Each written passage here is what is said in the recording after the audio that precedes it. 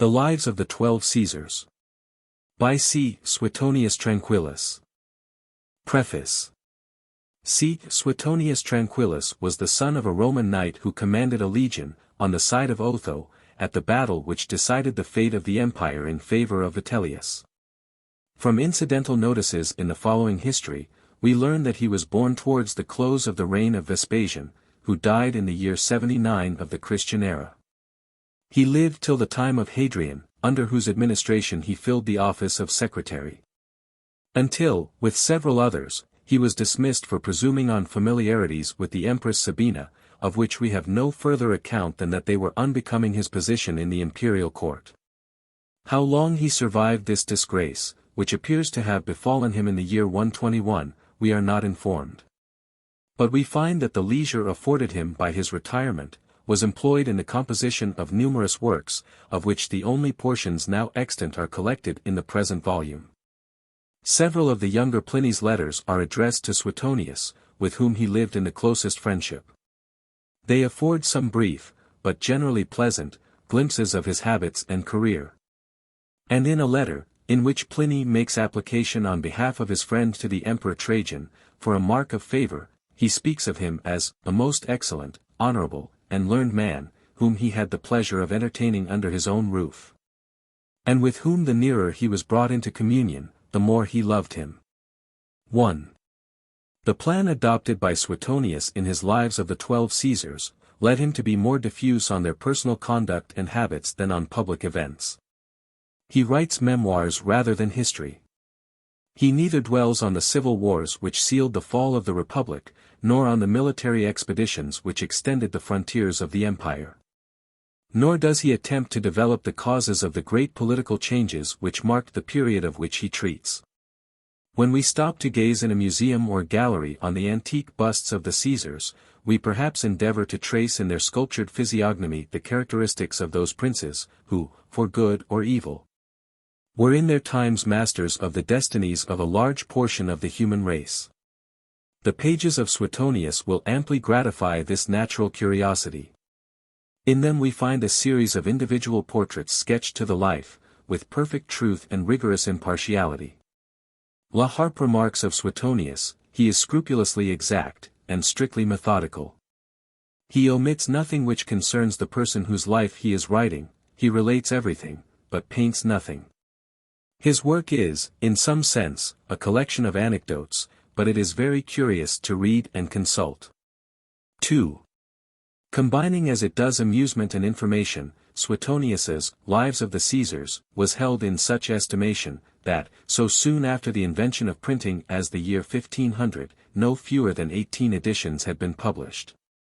And nearly 100 have since been added to the number.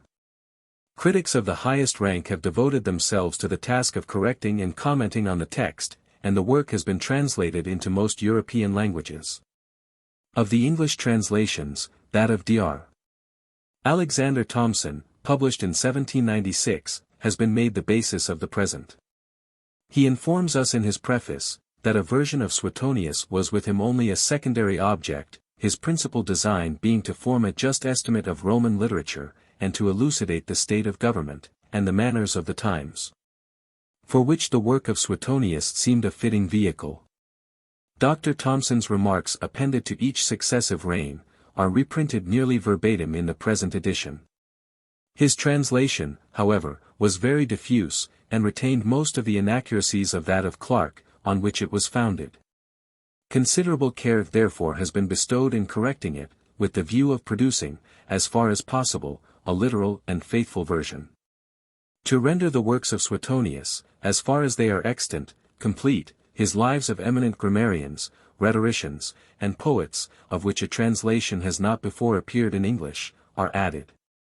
These lives abound with anecdote and curious information connected with learning and literary men during the period of which the author treats. T.F. How do you find this book?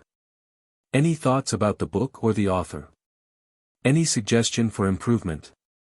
Please take a moment to share your thoughts in a comment. If you like it, share it with your friends who might enjoy it as well. Subscribe to keep in touch. Visit CompleteAudiobooks.com for more quality content. The 12 Caesars. Caius Julius Casar. Julius Caesar, the divine three, lost his father 4 when he was in the 16th year of his age 5.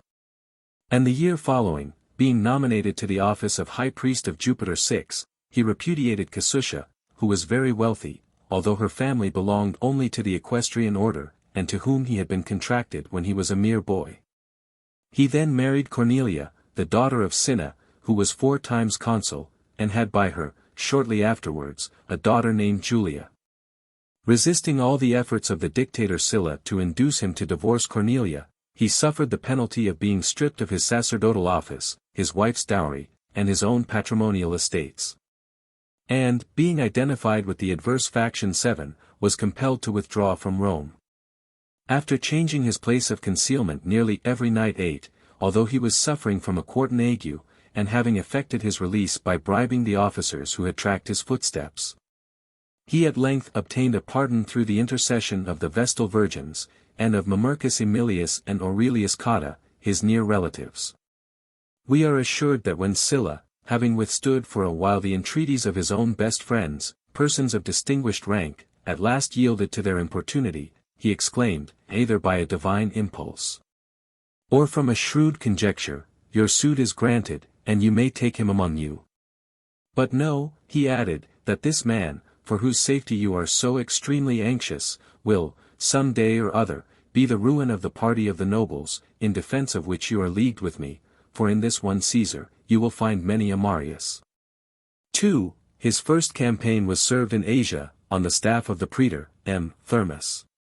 And being dispatched into Bithynia 9, to bring thence a fleet, he loitered so long at the court of Nicomedes, as to give occasion to reports of a criminal intercourse between him and that prince, which received additional credit from his hasty return to Bithynia, under the pretext of recovering a debt due to a freedman, his client.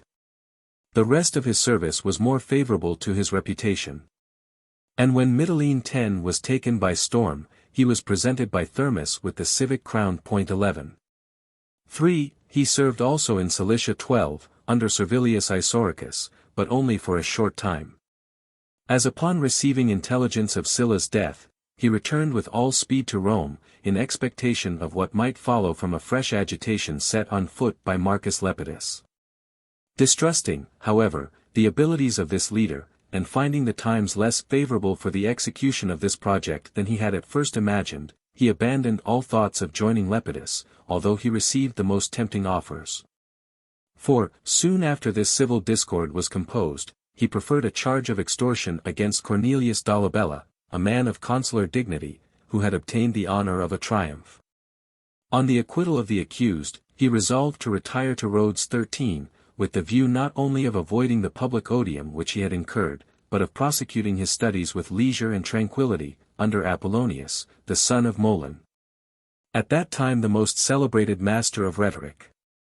While on his voyage thither, in the winter season, he was taken by pirates near the island of Pharmacusa 14, and detained by them, burning with indignation, for nearly 40 days, his only attendants being a physician and 2 chamberlains.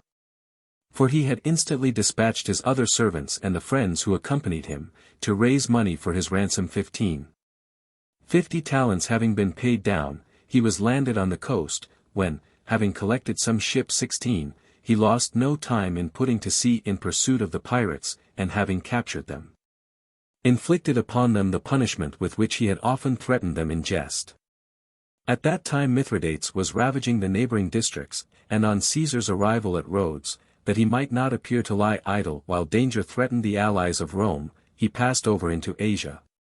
And having collected some auxiliary forces, and driven the king's governor out of the province, retained in their allegiance the cities which were wavering, and ready to revolt. V. Having been elected military tribune, the first honor he received from the suffrages of the people after his return to Rome, he zealously assisted those who took measures for restoring the tribunician authority, which had been greatly diminished during the usurpation of Sylla. He likewise, by an act, which Claudius at his suggestion propounded to the people, obtained the recall of Lucius Cinna, his wife's brother, and others with him, who having been the adherents of Lepidus in the civil disturbances, had after that consul's death fled to Sertorius 17. which law he supported by a speech. 6. During his quaestorship he pronounced funeral orations from the rostra, according to custom, in praise of his aunt Julia, and his wife Cornelia. In the panegyric on his aunt, he gives the following account of her own and his father's genealogy: on both sides, my aunt Julia derived her descent, by the mother, from a race of kings, and by her father, from the immortal gods. For the Martii Regis 18, her mother's family, deduced their pedigree from Ancus Martius, and the Julii, her fathers, from Venus, of which stock we are a branch. We therefore unite in our descent the sacred majesty of kings, the chiefest among men, and the divine majesty of gods, to whom kings themselves are subject. To supply the place of Cornelia, he married Pompeia, the daughter of Quintus Pompeius, and granddaughter of Lucius Sylla, but he afterwards divorced her, upon suspicion of her having been debauched by Publius Claudius. For so current was the report, that Claudius had found access to her disguised as a woman, during the celebration of a religious solemnity 19, that the Senate instituted an inquiry respecting the profanation of the sacred rites. 7. Farther, Spain 20 fell to his lot as quaestor. When there, as he was going the circuit of the province, by commission from the praetor, for the administration of justice, and had reached Gades, seeing a statue of Alexander the Great in the temple of Hercules, he sighed deeply, as if weary of his sluggish life, for having performed no memorable actions at an age 21 at which Alexander had already conquered the world. He, therefore, immediately sued for his discharge, with the view of embracing the first opportunity, which might present itself in the city, of entering upon a more exalted career. In the stillness of the night following, he dreamt that he lay with his own mother. But his confusion was relieved, and his hopes were raised to the highest pitch, by the interpreters of his dream, who expounded it as an omen that he should possess universal empire. For that the mother who in his sleep he had found submissive to his embraces, was no other than the earth, the common parent of all mankind. 8. Quitting therefore the province before the expiration of the usual term, he betook himself to the Latin colonies, which were then eagerly agitating the design of obtaining the freedom of Rome. And he would have stirred them up to some bold attempt, had not the consuls, to prevent any commotion, detained for some time the legions which had been raised for service in Cilicia. But this did not deter him from making, soon afterwards, a still greater effort within the precincts of the city itself. 9.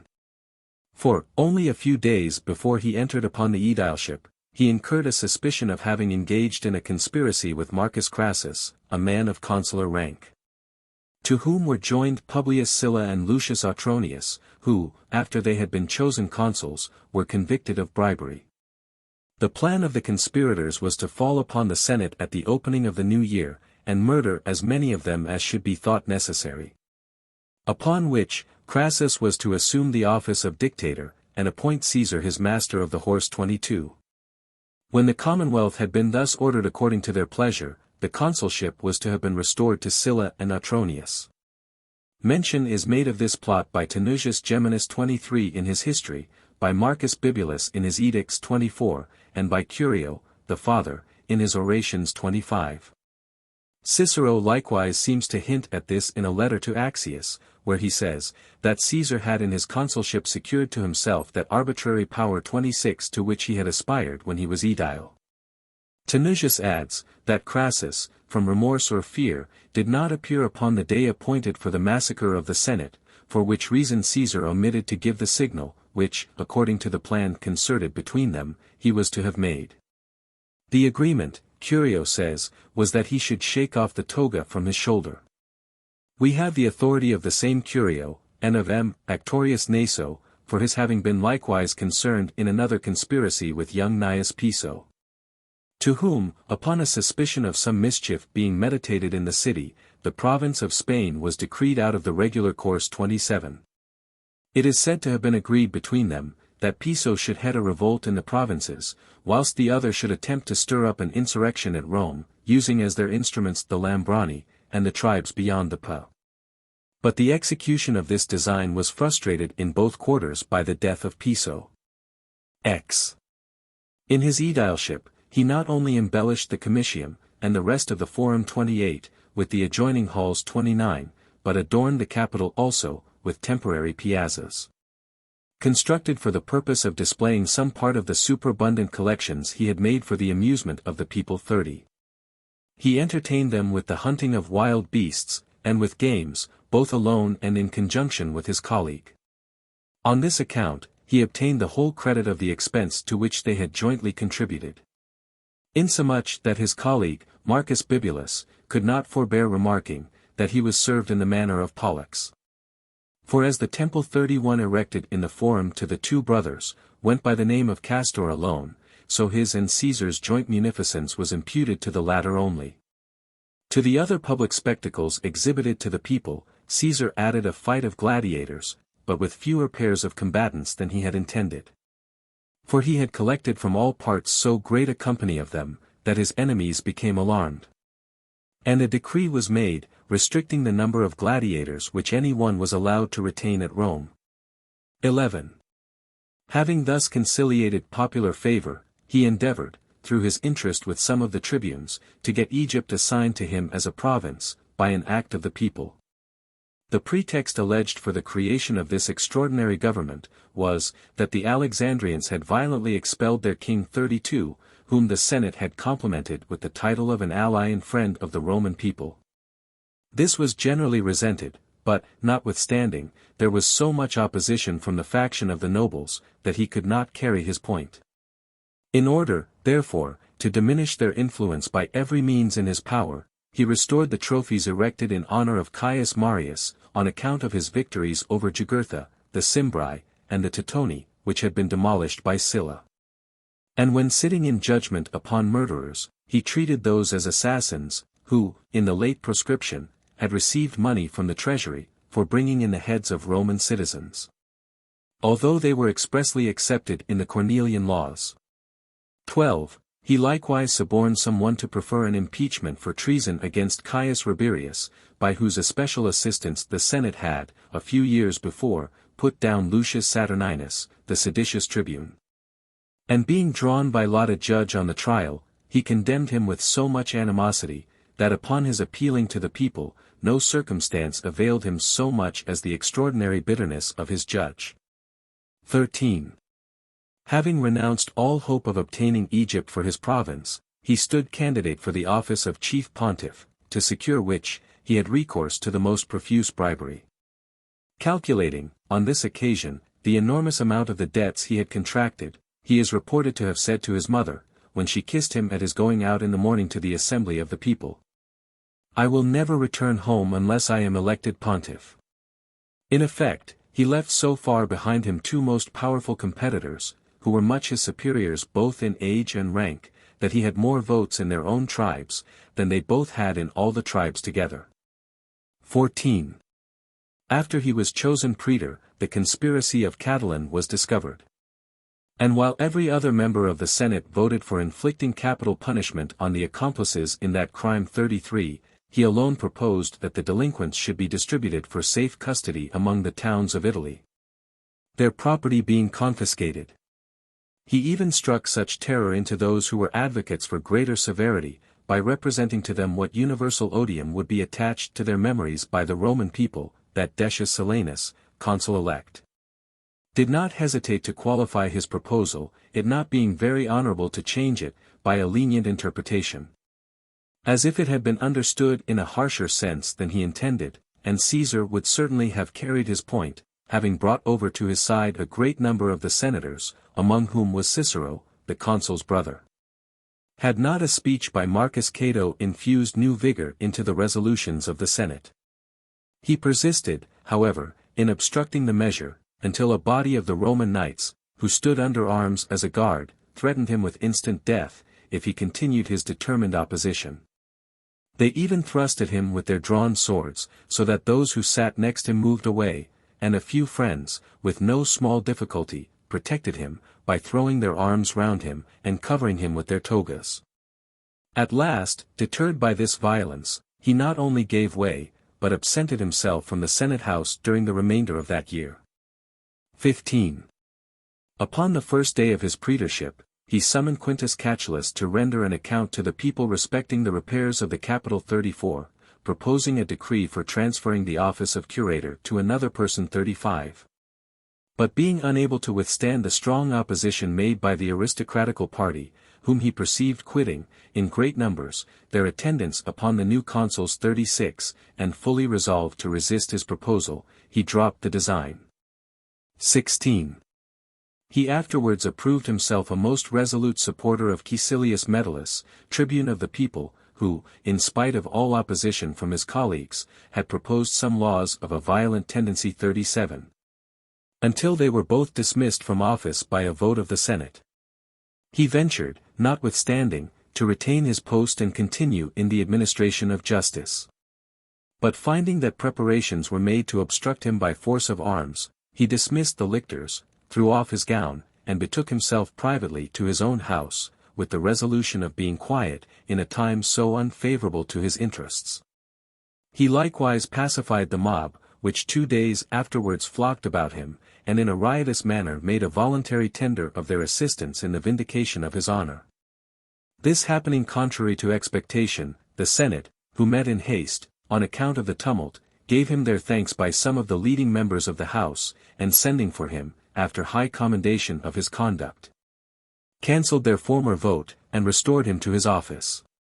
17. But he soon got into fresh trouble, being named amongst the accomplices of Catiline, both before Novius Niger the Quaestor, by Lucius Vettius the Informer, and in the Senate by Quintus Curius, to whom a reward had been voted, for having first discovered the designs of the conspirators. Curius affirmed that he had received his information from Catiline. Vettius even engaged to produce in evidence against him his own handwriting, given to Catiline. Caesar, feeling that this treatment was not to be borne, appealed to Cicero himself, whether he had not voluntarily made a discovery to him of some particulars of the conspiracy, and so balked Curius of his expected reward. He, therefore, obliged Vettius to give pledges for his behavior, seized his goods, and after heavily fining him, and seeing him almost torn in pieces before the rostra, threw him into prison.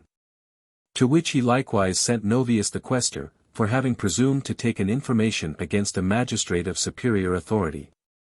18. At the expiration of his praetorship he obtained by lot the farther, Spain 38, and pacified his creditors, who were for detaining him, by finding sureties for his debts 39. Contrary, however, to both law and custom, he took his departure before the usual equipage and outfit were prepared. It is uncertain whether this precipitancy arose from the apprehension of an impeachment, with which he was threatened on the expiration of his former office, or from his anxiety to lose no time in relieving the allies, who implored him to come to their aid. He had no sooner established tranquillity in the province, than, without waiting for the arrival of his successor, he returned to Rome, with equal haste, to sue for a triumph 40, and the consulship. The day of election, however, being already fixed by proclamation, he could not legally be admitted a candidate, unless he entered the city as a private person 41. On this emergency he solicited a suspension of the laws in his favor. But such an indulgence being strongly opposed, he found himself under the necessity of abandoning all thoughts of a triumph, lest he should be disappointed of the consulship. 19. Of the 2 other competitors for the consulship, Lucius Lucius and Marcus Bibulus, he joined with the former, upon condition that Lucius, being a man of less interest but greater affluence, should promise money to the electors in their joint names. Upon which the party of the nobles, dreading how far he might carry matters in that high office, with a colleague disposed to concur in and second his measures, advised Bibulus to promise the voters as much as the other. And most of them contributed towards the expense, Cato himself admitting that bribery, under such circumstances, was for the public good 42. He was accordingly elected consul jointly with Bibulus. Actuated still by the same motives, the prevailing party took care to assign provinces of small importance to the new consuls, such as the care of the woods and roads. Caesar, incensed at this indignity, endeavored by the most assiduous and flattering attentions to gain to his side Gnaeus Pompey, at that time dissatisfied with the Senate for the backwardness they shewed to confirm his acts. After his victories over Mithridates, he likewise brought about a reconciliation between Pompey and Marcus Crassus, who had been at variance from the time of their joint consulship, in which office they were continually clashing. And he entered into an agreement with both, that nothing should be transacted in the government, which was displeasing to any of the three. XX.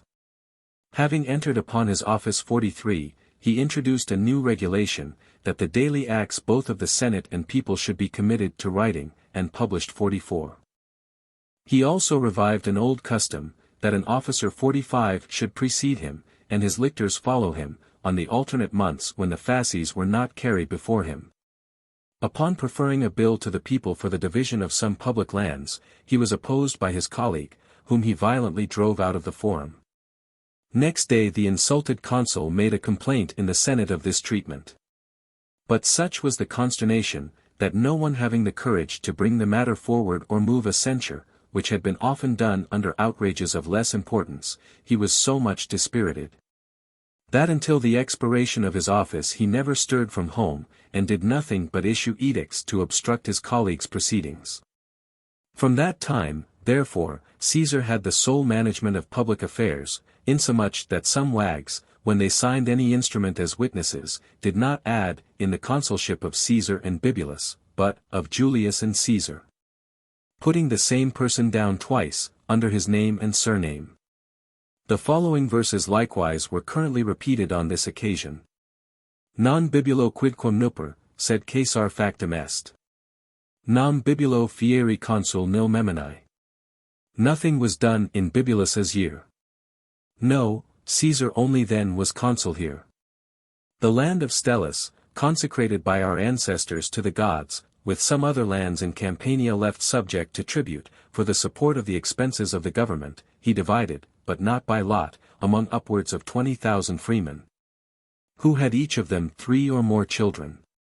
He eased the publicans, upon their petition, of a third part of the sum which they had engaged to pay into the public treasury, and openly admonished them not to bid so extravagantly upon the next occasion.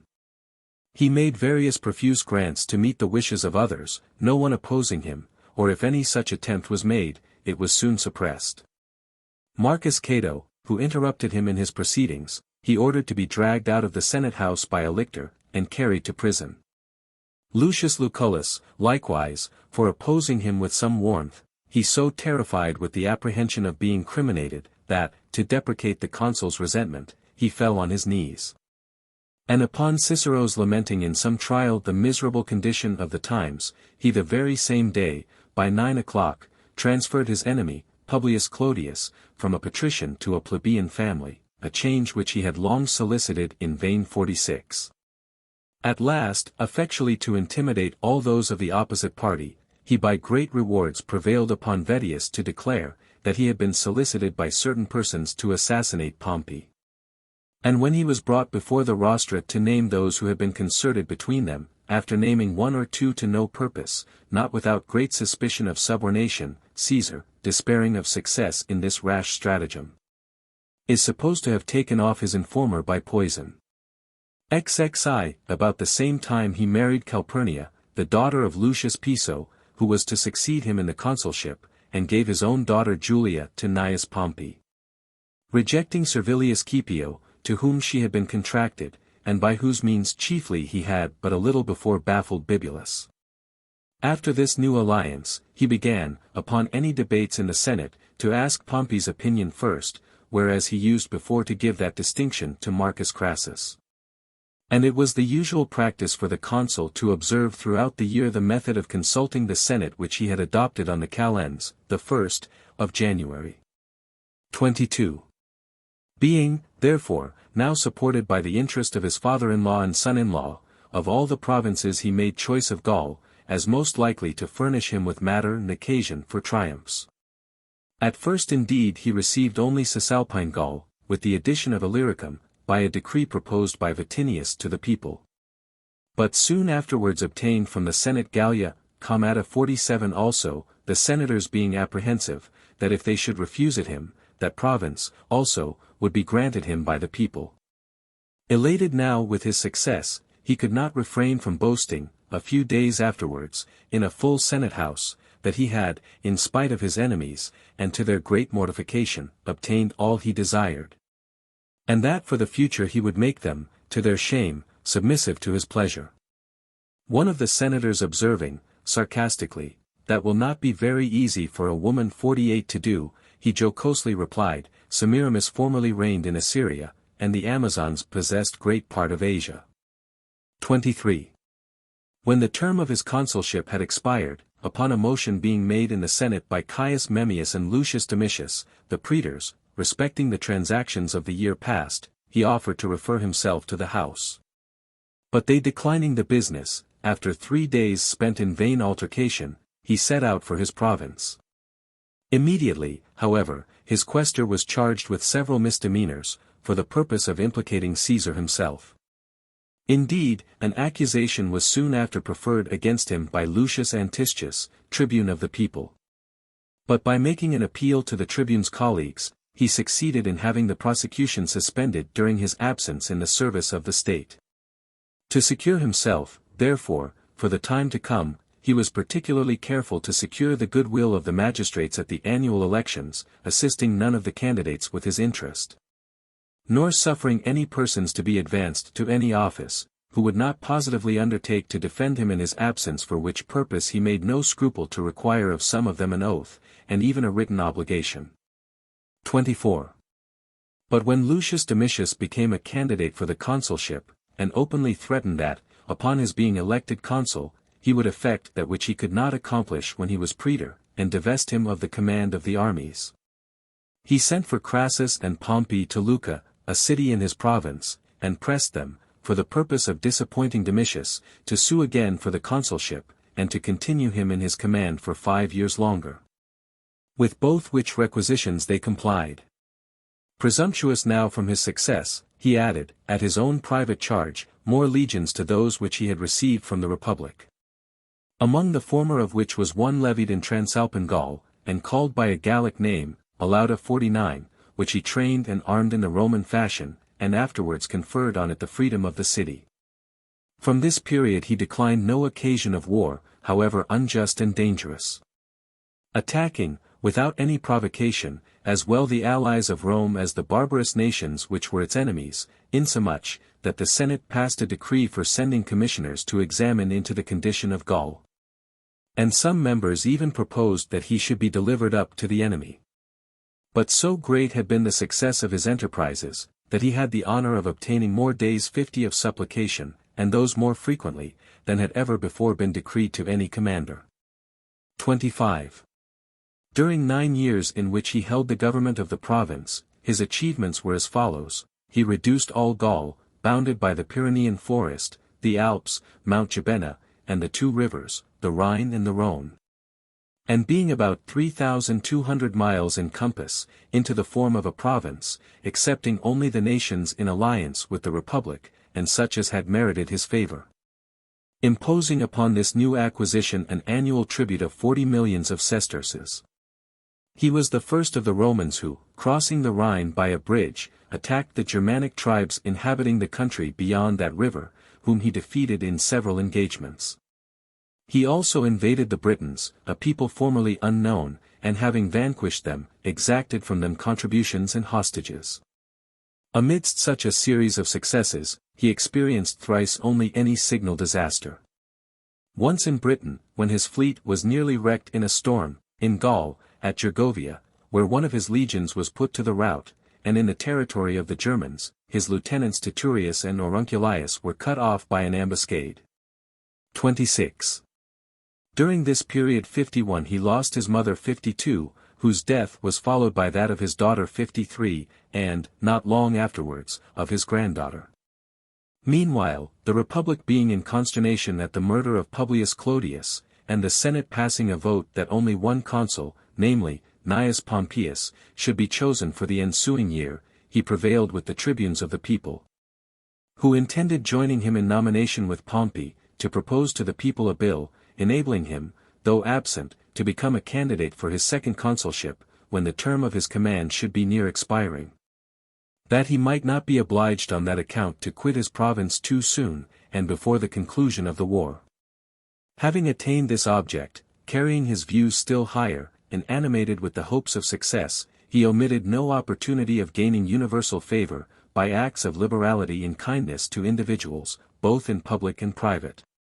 With money raised from the spoils of the war, he began to construct a new forum, the ground plot of which cost him above 100 millions of sesterces 54. He promised the people a public entertainment of gladiators, and a feast in memory of his daughter, such as no one before him had ever given. The more to raise their expectations on this occasion, although he had agreed with victuallers of all denominations for his feast, he made yet farther preparations in private houses. He issued an order, that the most celebrated gladiators, if at any time during the combat they incurred the displeasure of the public, should be immediately carried off by force, and reserved for some future occasion.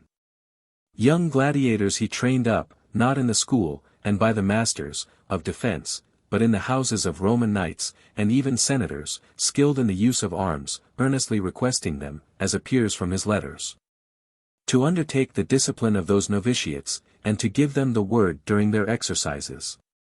He doubled the pay of the legions in perpetuity, allowing them likewise corn, when it was in plenty, without any restriction, and sometimes distributing to every soldier in his army a slave, and a portion of land. 27.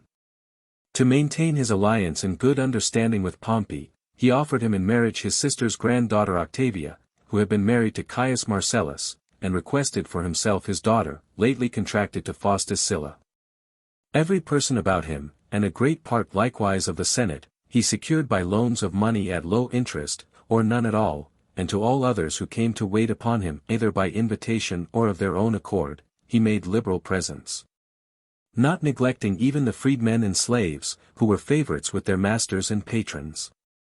He offered also singular and ready aid to all who were under prosecution, or in debt, and to prodigal youths.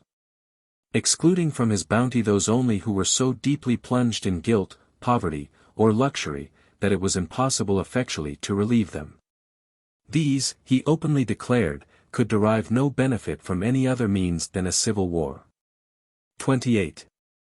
He endeavored with equal assiduity to engage in his interest princes and provinces in every part of the world, presenting some with thousands of captives, and sending to others the assistance of troops, at whatever time and place they desired, without any authority from either the Senate or people of Rome. He likewise embellished with magnificent public buildings the most powerful cities not only of Italy, Gaul, and Spain, but of Greece and Asia. Until all people being now astonished, and speculating on the obvious tendency of these proceedings, Claudius Marcellus, the consul, declaring first by proclamation, that he intended to propose a measure of the utmost importance to the state, made a motion in the Senate that some person should be appointed to succeed Caesar in his province, before the term of his command was expired. Because the war being brought to a conclusion, peace was restored, and the victorious army ought to be disbanded. He further moved, that Caesar being absent, his claims to be a candidate at the next election of consuls should not be admitted, as Pompey himself had afterwards abrogated that privilege by a decree of the people. The fact was, that Pompey, in his law relating to the choice of chief magistrates, had forgot to accept Caesar, in the article in which he declared all such as were not present incapable of being candidates for any office.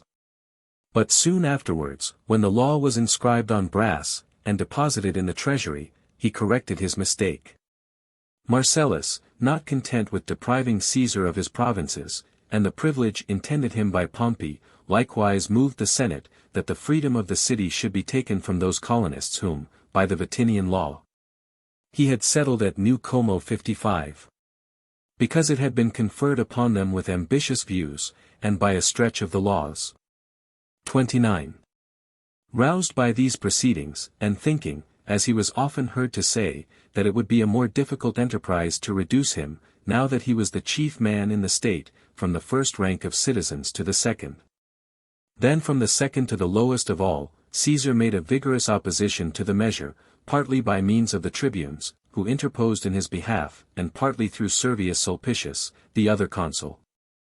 The following year likewise, when Caius Marcellus, who succeeded his cousin Marcus in the consulship, pursued the same course, Caesar, by means of an immense bribe, engaged in his defense Aemilius Paulus, the other consul, and Caius Curio, the most violent of the tribunes.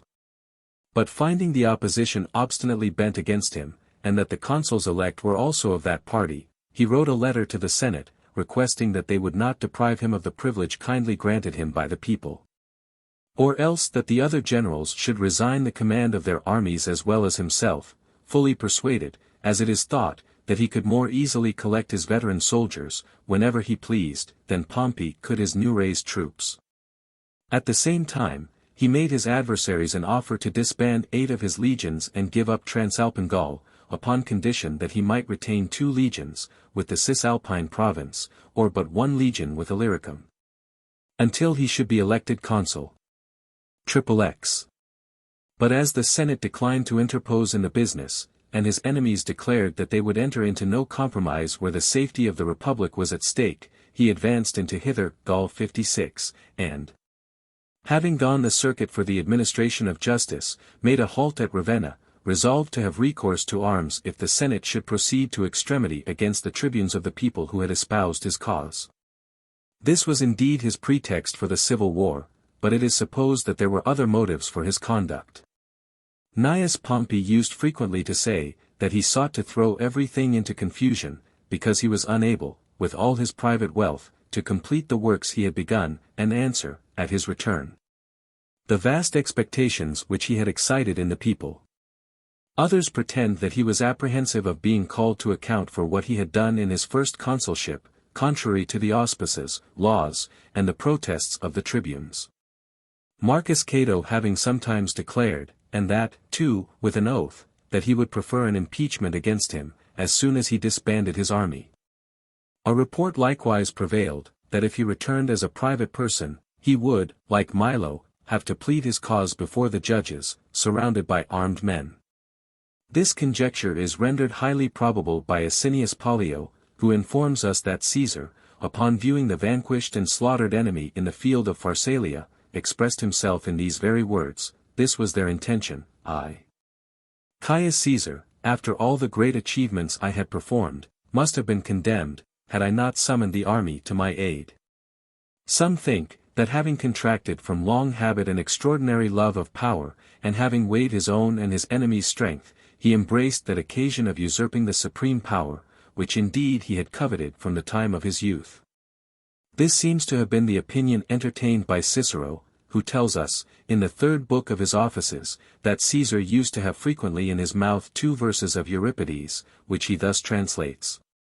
Nam si violandum est jus. Regnandi gratia.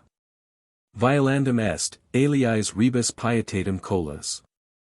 Be just, unless a kingdom tempts to break the laws. For sovereign power alone can justify the cause. 57. 31. When intelligence, therefore, was received, that the interposition of the tribunes in his favor had been utterly rejected, and that they themselves had fled from the city, he immediately sent forward some cohorts, but privately, to prevent any suspicion of his design. And, to keep up appearances, attended at a public spectacle, examined the model of a fencing school which he proposed to build, and, as usual, sat down to table with a numerous party of his friends. But after sunset, mules being put to his carriage from a neighboring mill, he set forward on his journey with all possible privacy, and a small retinue. The lights going out, he lost his way, and wandered about a long time, until at length, by the help of a guide, whom he found towards daybreak, he proceeded on foot through some narrow paths, and again reached the road. Coming up with his troops on the banks of the Rubicon, which was the boundary of his province 58, he halted for a while, and, revolving in his mind the importance of the step he was on the point of taking, he turned to those about him, and said, "We may still retreat. But if we pass this little bridge, nothing is left for us but to fight it out in arms." XXXI. While he was thus hesitating, the following incident occurred.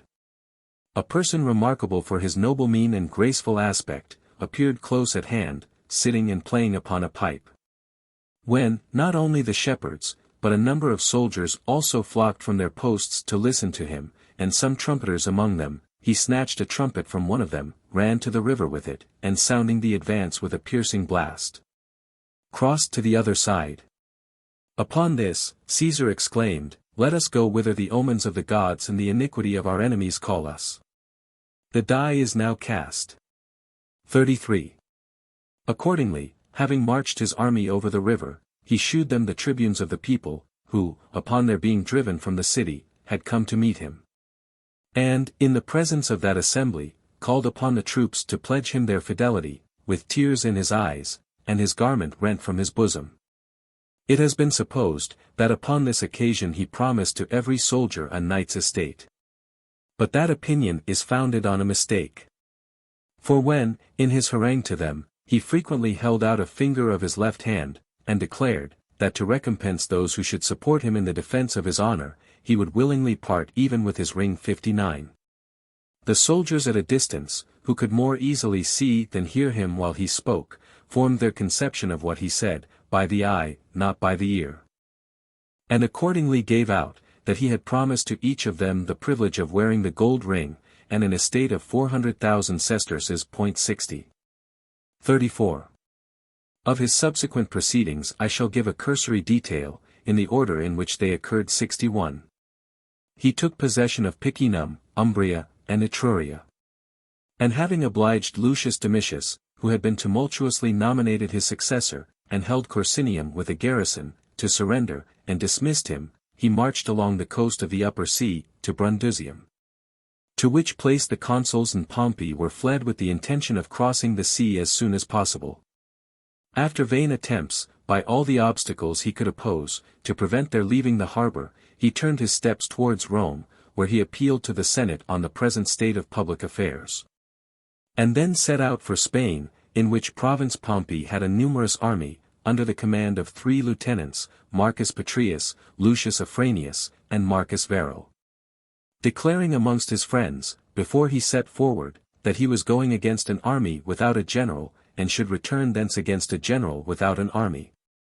Though his progress was retarded both by the siege of Marseilles, which shut her gates against him, and a very great scarcity of corn, yet in a short time he bore down all before him. 35.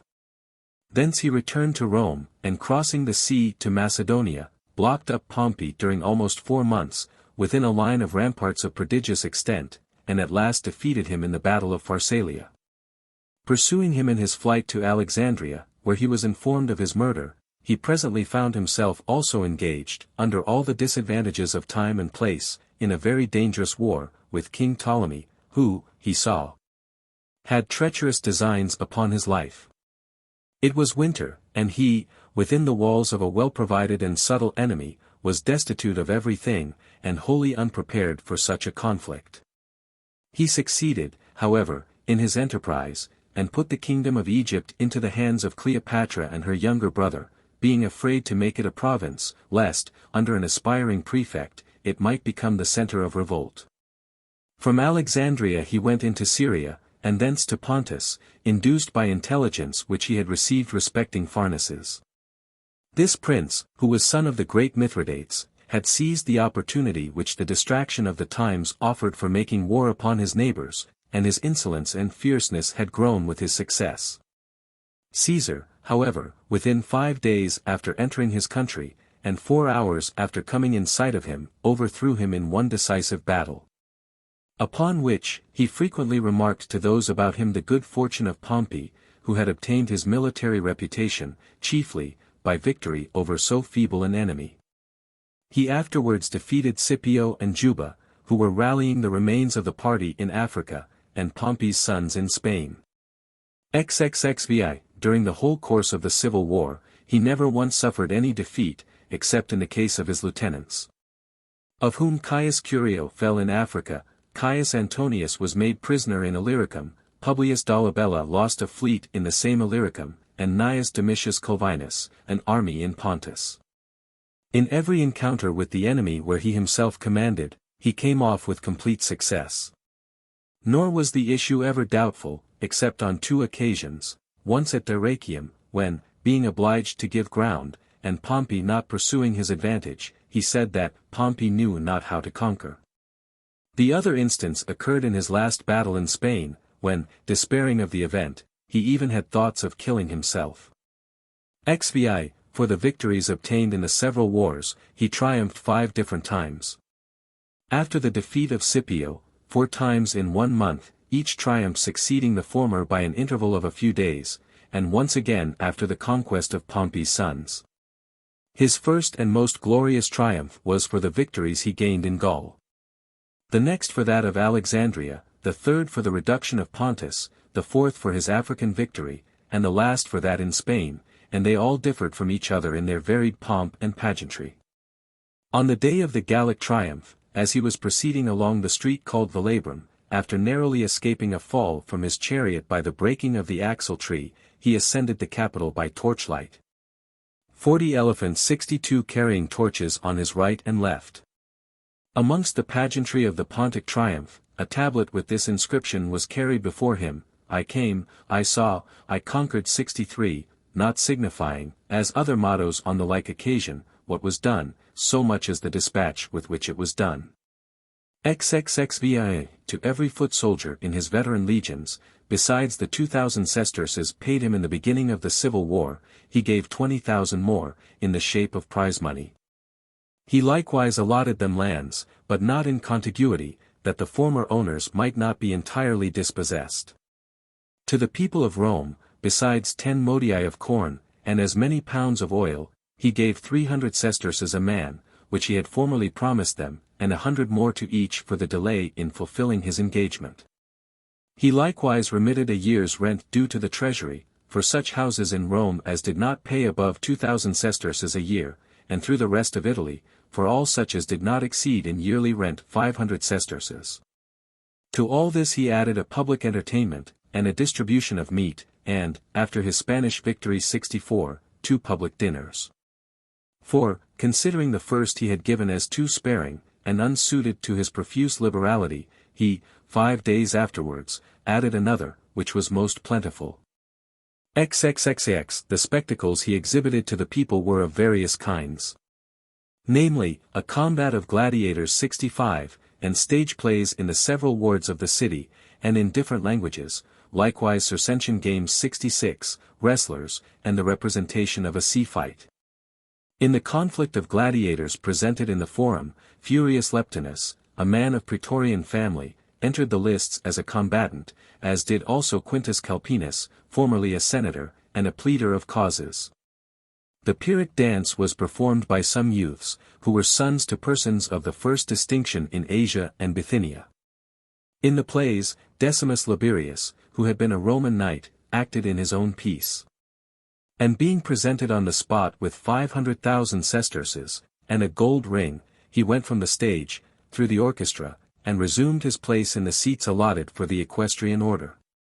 In the Circensian games, the circus being enlarged at each end, and a canal sunk round it, several of the young nobility drove chariots, drawn, some by 4, and others by 2 horses, and likewise rode races on single horses. The Trojan game was acted by 2 distinct companies of boys, one differing from the other in age and rank. The hunting of wild beasts was presented for 5 days successively. And on the last day a battle was fought by 500 foot, 20 elephants, and 30 horse on each side. To afford room for this engagement, the goals were removed, and in their space 2 camps were pitched, directly opposite to each other. Wrestlers likewise performed for 3 days successively, in a stadium provided for the purpose in the Campus Martius. A lake having been dug in the little Codita 67, ships of the Tyrian and Egyptian fleets, containing 2, 3, and 4 banks of oars, with a number of men on board, afforded an animated representation of a sea fight. To these various diversions there flocked such crowds of spectators from all parts, that most of the strangers were obliged to lodge in tents erected in the streets, or along the roads near the city. Several in the throng were squeezed to death, amongst whom were 2 senators. XL.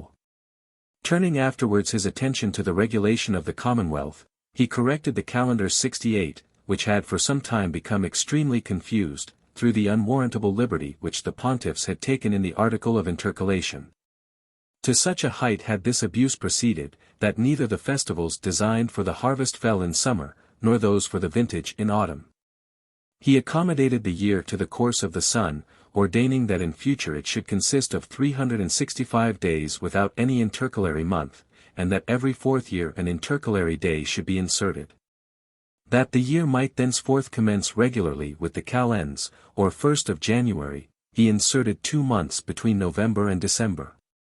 So that the year in which this regulation was made consisted of 15 months, including the month of intercalation, which, according to the division of time then in use, happened that year. XLI. He filled up the vacancies in the Senate, by advancing several plebeians to the rank of patricians, and also increased the number of praetors, aediles, quaestors, and inferior magistrates. Restoring, at the same time, such as had been degraded by the censors, or convicted of bribery at elections. The choice of magistrates he so divided with the people, that, excepting only the candidates for the consulship, they nominated one half of them, and he the other. The method which he practiced in those cases was, to recommend such persons as he had pitched upon, by bills dispersed through the several tribes to this effect, Caesar the dictator to such a tribe, naming it. I recommend to you, naming likewise the persons, that by the favor of your votes they may attain to the honors for which they sue. He likewise admitted to offices the sons of those who had been proscribed. The trial of causes he restricted to 2 orders of judges, the equestrian and senatorial, excluding the tribunes of the treasury who had before made a 3rd class. The revised census of the people he ordered to be taken neither in the usual manner or place, but street by street, by the principal inhabitants of the several quarters of the city. And he reduced the number of those who received corn at the public cost, from 320 to 150,000. To prevent any tumults on account of the census, he ordered that the praetor should every year fill up by lot the vacancies occasioned by death, from those who were not enrolled for the receipt of corn. 42. 80,000 citizens having been distributed into foreign colonies 69, he enacted, in order to stop the drain on the population, that no freeman of the city above 20, and under 40, years of age, who was not in the military service, should absent himself from Italy for more than 3 years at a time. That no senator's son should go abroad, unless in the retinue of some high officer, and as to those whose pursuit was tending flocks and herds, that no less than 1/3 of the number of their shepherds freeborn should be youths. He likewise made all those who practiced physic in Rome, and all teachers of the liberal arts, free of the city, in order to fix them in it, and induce others to settle there. With respect to debts, he disappointed the expectation which was generally entertained, that they would be totally cancelled. And ordered that the debtors should satisfy their creditors, according to the valuation of their estates, at the rate at which they were purchased before the commencement of the Civil War. Deducting from the debt what had been paid for interest either in money or by bonds, by virtue of which provision about 1/4 part of the debt was lost. He dissolved all the guilds, except such as were of ancient foundation. Crimes were punished with greater severity.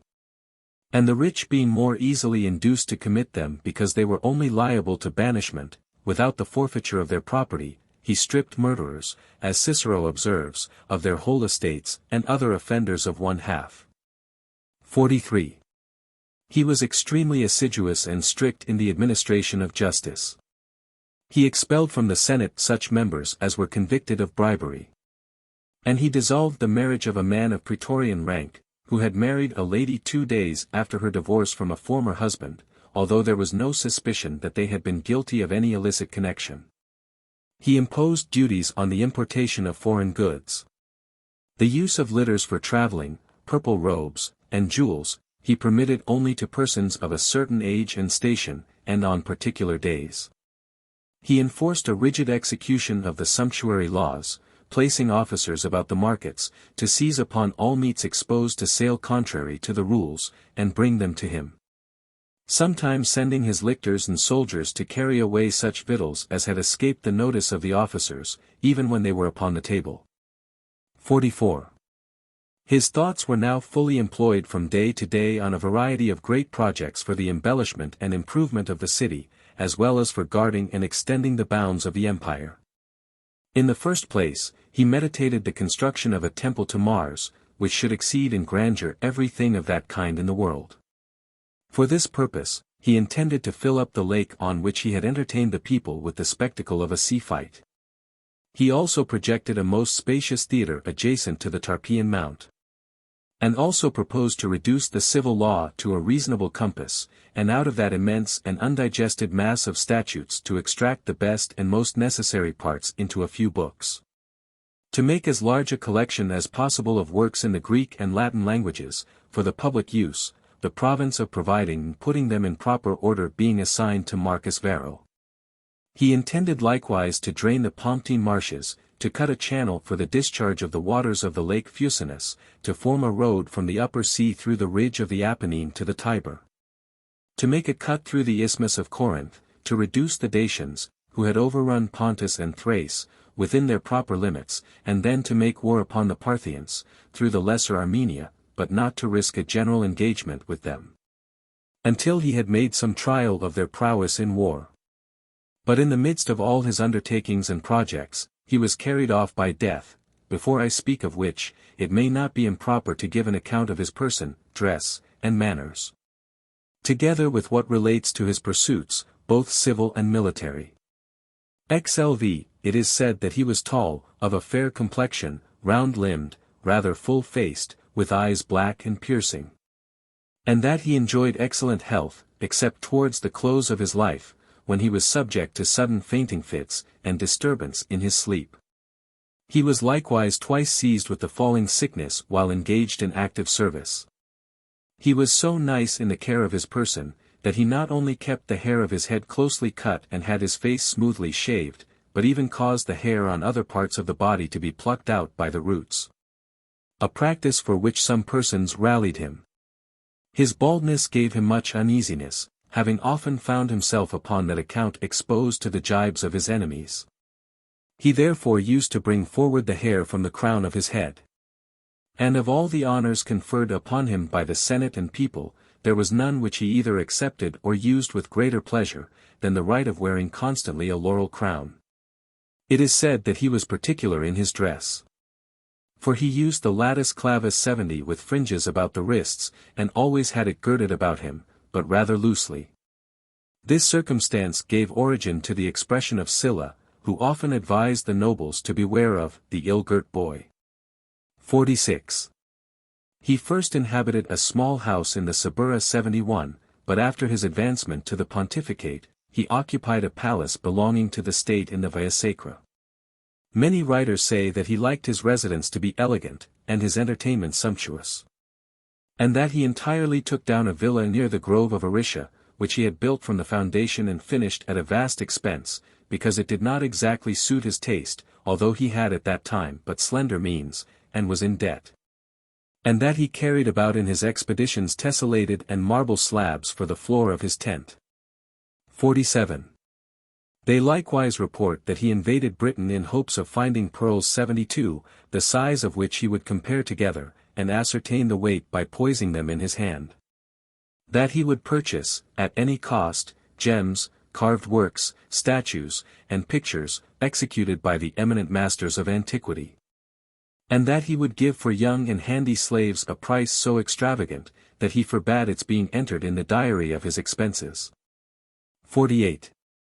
We are also told, that in the provinces he constantly maintained 2 tables, one for the officers of the army, and the gentry of the country, and the other for Romans of the highest rank, and provincials of the first distinction. He was so very exact in the management of his domestic affairs, both little and great, that he once threw a baker into prison for serving him with a finer sort of bread than his guests. And put to death a freedman, who was a particular favorite, for debauching the lady of a Roman knight, although no complaint had been made to him of the affair. 49. The only stain upon his chastity was his having cohabited with Nicomedes. And that indeed stuck to him all the days of his life, and exposed him to much bitter raillery. I will not dwell upon those well-known verses of Calvus Licinius. Whatever Bithynia and her lord possessed, her lord who Caesar in his lust caressed. 73. I pass over the speeches of Dolabella, and Curio, the father, in which the former calls him, the queen's rival, and the inner side of the royal couch, and the latter, the brothel of Nicomedes, and the Bithynian stew. I would likewise say nothing of the edicts of Bibulus, in which he proclaimed his colleague under the name of the Queen of Bithynia, adding, that he had formerly been in love with a king, but now coveted a kingdom. At which time, as Marcus Brutus relates, one Octavius, a man of a crazy brain, and therefore the more free in his raillery, after he had in a crowded assembly saluted Pompey by the title of king, addressed Caesar by that of queen. Caius Memmius likewise upbraided him with serving the king at table, among the rest of his catamites, in the presence of a large company, in which were some merchants from Rome, the names of whom he mentions. But Cicero was not content with writing in some of his letters, that he was conducted by the royal attendants into the king's bedchamber, lay upon a bed of gold with a covering of purple. And that the youthful bloom of this scion of Venus had been tainted in Bithynia, but upon Caesar's pleading the cause of Nyssa, the daughter of Nicomedes before the Senate, and recounting the king's kindnesses to him, replied, "Pray tell us no more of that. For it is well known what he gave you, and you gave him." To conclude, his soldiers in the Gallic triumph, amongst other verses, such as they jocularly sung on those occasions, following the general's chariot, recited these, which since that time have become extremely common. The Gauls to Caesar yield. Caesar to Nicomede. Lo! Caesar triumphs for his glorious deed. But Caesar's conqueror gains no victor's meed. 74. L. It is admitted by all that he was much addicted to women, as well as very expensive in his intrigues with them, and that he debauched many ladies of the highest quality, among whom were Posthumia, the wife of Servius Sulpicius; Lollia, the wife of Aulus Gabinius; Tertulla, the wife of Marcus Crassus; and Mutia, the wife of Gnaeus Pompey. For it is certain that the Curios, both father and son, and many others, made it a reproach to Pompey, that to gratify his ambition, he married the daughter of a man, upon whose account he had divorced his wife, after having had 3 children by her, and whom he used, with a deep sigh, to call Aegisthus. 75. But the mistress he most loved, was Servilia, the mother of Marcus Brutus, for whom he purchased, in his first consulship after the commencement of their intrigue, a pearl which cost him 6 millions of sesterces. And in the civil war, besides other presents, assigned to her, for a trifling consideration, some valuable farms when they were exposed to public auction. Many persons expressing their surprise at the lowness of the price, Cicero wittily remarked, "To let you know the real value of the purchase, between ourselves, Tertia was deducted, for Servilia was supposed to have prostituted her daughter Tertia to Caesar." 76. Lee. That he had intrigues likewise with married women in the provinces, appears from this distich, which was as much repeated in the Gallic triumph as the former. "Watch well your wives, ye cits, we bring a blade. A bald pate master of the wenching trade. Thy gold was spent on many a Gallic w.e. Exhausted now, thou comest to borrow more. 77. In the number of his mistresses were also some queens, such as Juno, a Moor, the wife of Bogoods, to whom and her husband he made, as Naso reports, many large presents. But his greatest favorite was Cleopatra, with whom he often revelled all night until the dawn of day, and would have gone with her through Egypt in dalliance, as far as Ethiopia, in her luxurious yacht, had not the army refused to follow him. He afterwards invited her to Rome, whence he sent her back loaded with honors and presents, and gave her permission to call by his name a son, who, according to the testimony of some Greek historians, resembled Caesar both in person and gait. Mark Antony declared in the Senate, that Caesar had acknowledged the child as his own, and that Caius Matius, Caius Oppius, and the rest of Caesar's friends knew it to be true. On which occasion, Oppius, as if it had been an imputation which he was called upon to refute, published a book to shew, that the child which Cleopatra fathered upon Caesar, was not his. Helvius Cinna, tribune of the people, admitted to several persons the fact, that he had a bill ready drawn, which Caesar had ordered him to get enacted in his absence, allowing him, with the hope of leaving issue, to take any wife he chose, and as many of them as he pleased, and to leave no room for doubt of his infamous character for unnatural lewdness and adultery. Curio, the father, says, in one of his speeches, he was every woman's man, and every man's woman. 53. It is acknowledged even by his enemies, that in regard to wine, he was abstemious. A remark is ascribed to Marcus Cato, that Caesar was the only sober man amongst all those who were engaged in the design to subvert the government. In the matter of diet, Caius Oppius informs us, that he was so indifferent, that when a person in whose house he was entertained, had served him with stale, instead of fresh, oil 78, and the rest of the company would not touch it. He alone ate very heartily of it, that he might not seem to tax the master of the house with rusticity or want of attention. But his abstinence did not extend to pecuniary advantages either in his military commands or civil offices. For we have the testimony of some writers, that he took money from the proconsul, who was his predecessor in Spain, and from the Roman allies in that quarter, for the discharge of his debts. And plundered at the point of the sword some towns of the Lusitanians, notwithstanding they attempted no resistance, and opened their gates to him upon his arrival before them. In Gaul, he rifled the chapels and temples of the gods, which were filled with rich offerings, and demolished cities oftener for the sake of their spoil, than for any ill they had done. By this means gold became so plentiful with him, that he exchanged it through Italy and the provinces of the empire for 3,000 sesterces the pound. In his first consulship he purloined from the capital 3,000 pounds weight of gold, and substituted for it the same quantity of gilt brass. He bartered likewise to foreign nations and princes, for gold, the titles of allies and kings. And squeezed out of Ptolemy alone near 6,000 talents, in the name of himself and Pompey. He afterwards supported the expense of the civil wars, and of his triumphs and public spectacles, by the most flagrant rapine and sacrilege. Lv. In eloquence and warlike achievements, he equalled at least, if he did not surpass, the greatest of men.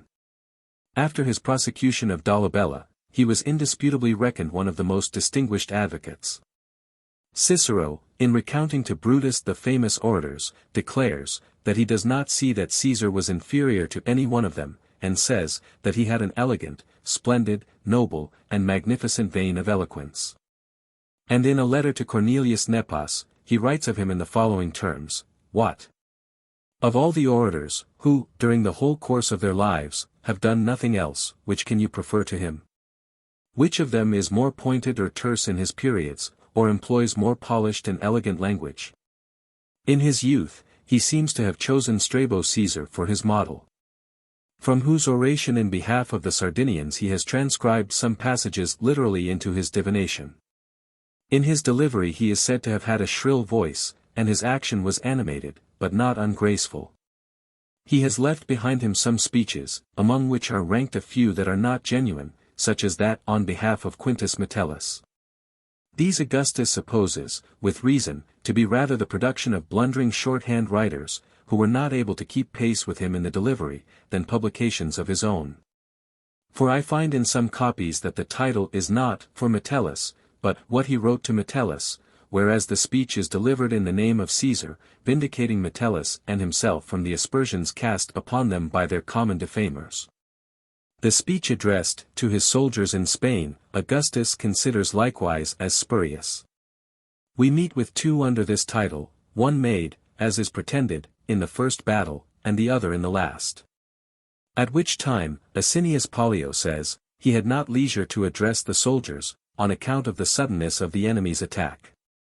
Lvi, he has likewise left commentaries of his own actions both in the war in Gaul, and in the civil war with Pompey.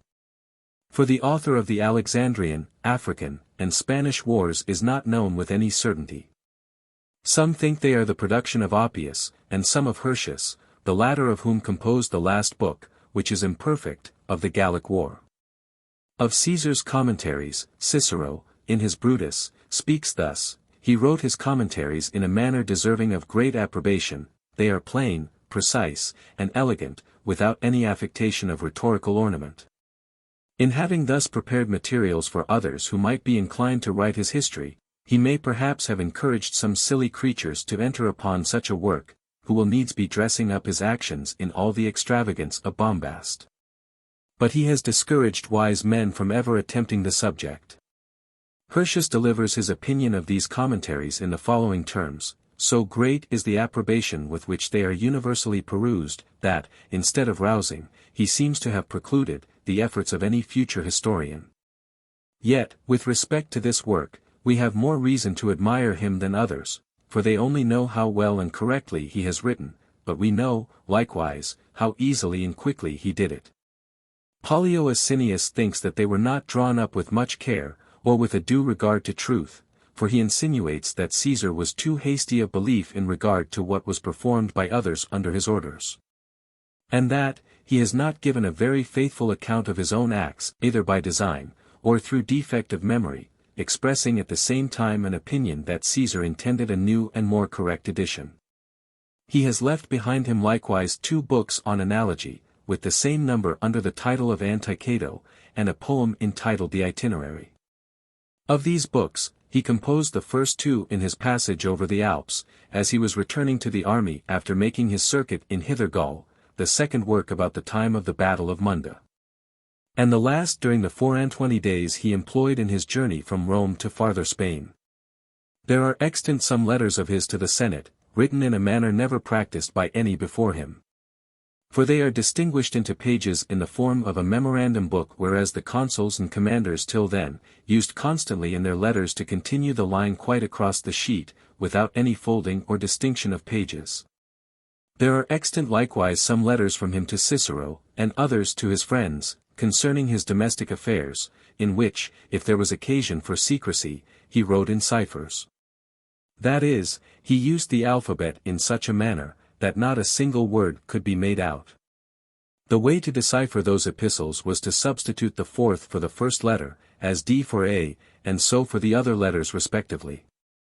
Some things likewise pass under his name, said to have been written by him when a boy, or a very young man, as the Encomium of Hercules, a tragedy entitled Oedipus, and a collection of apothegms.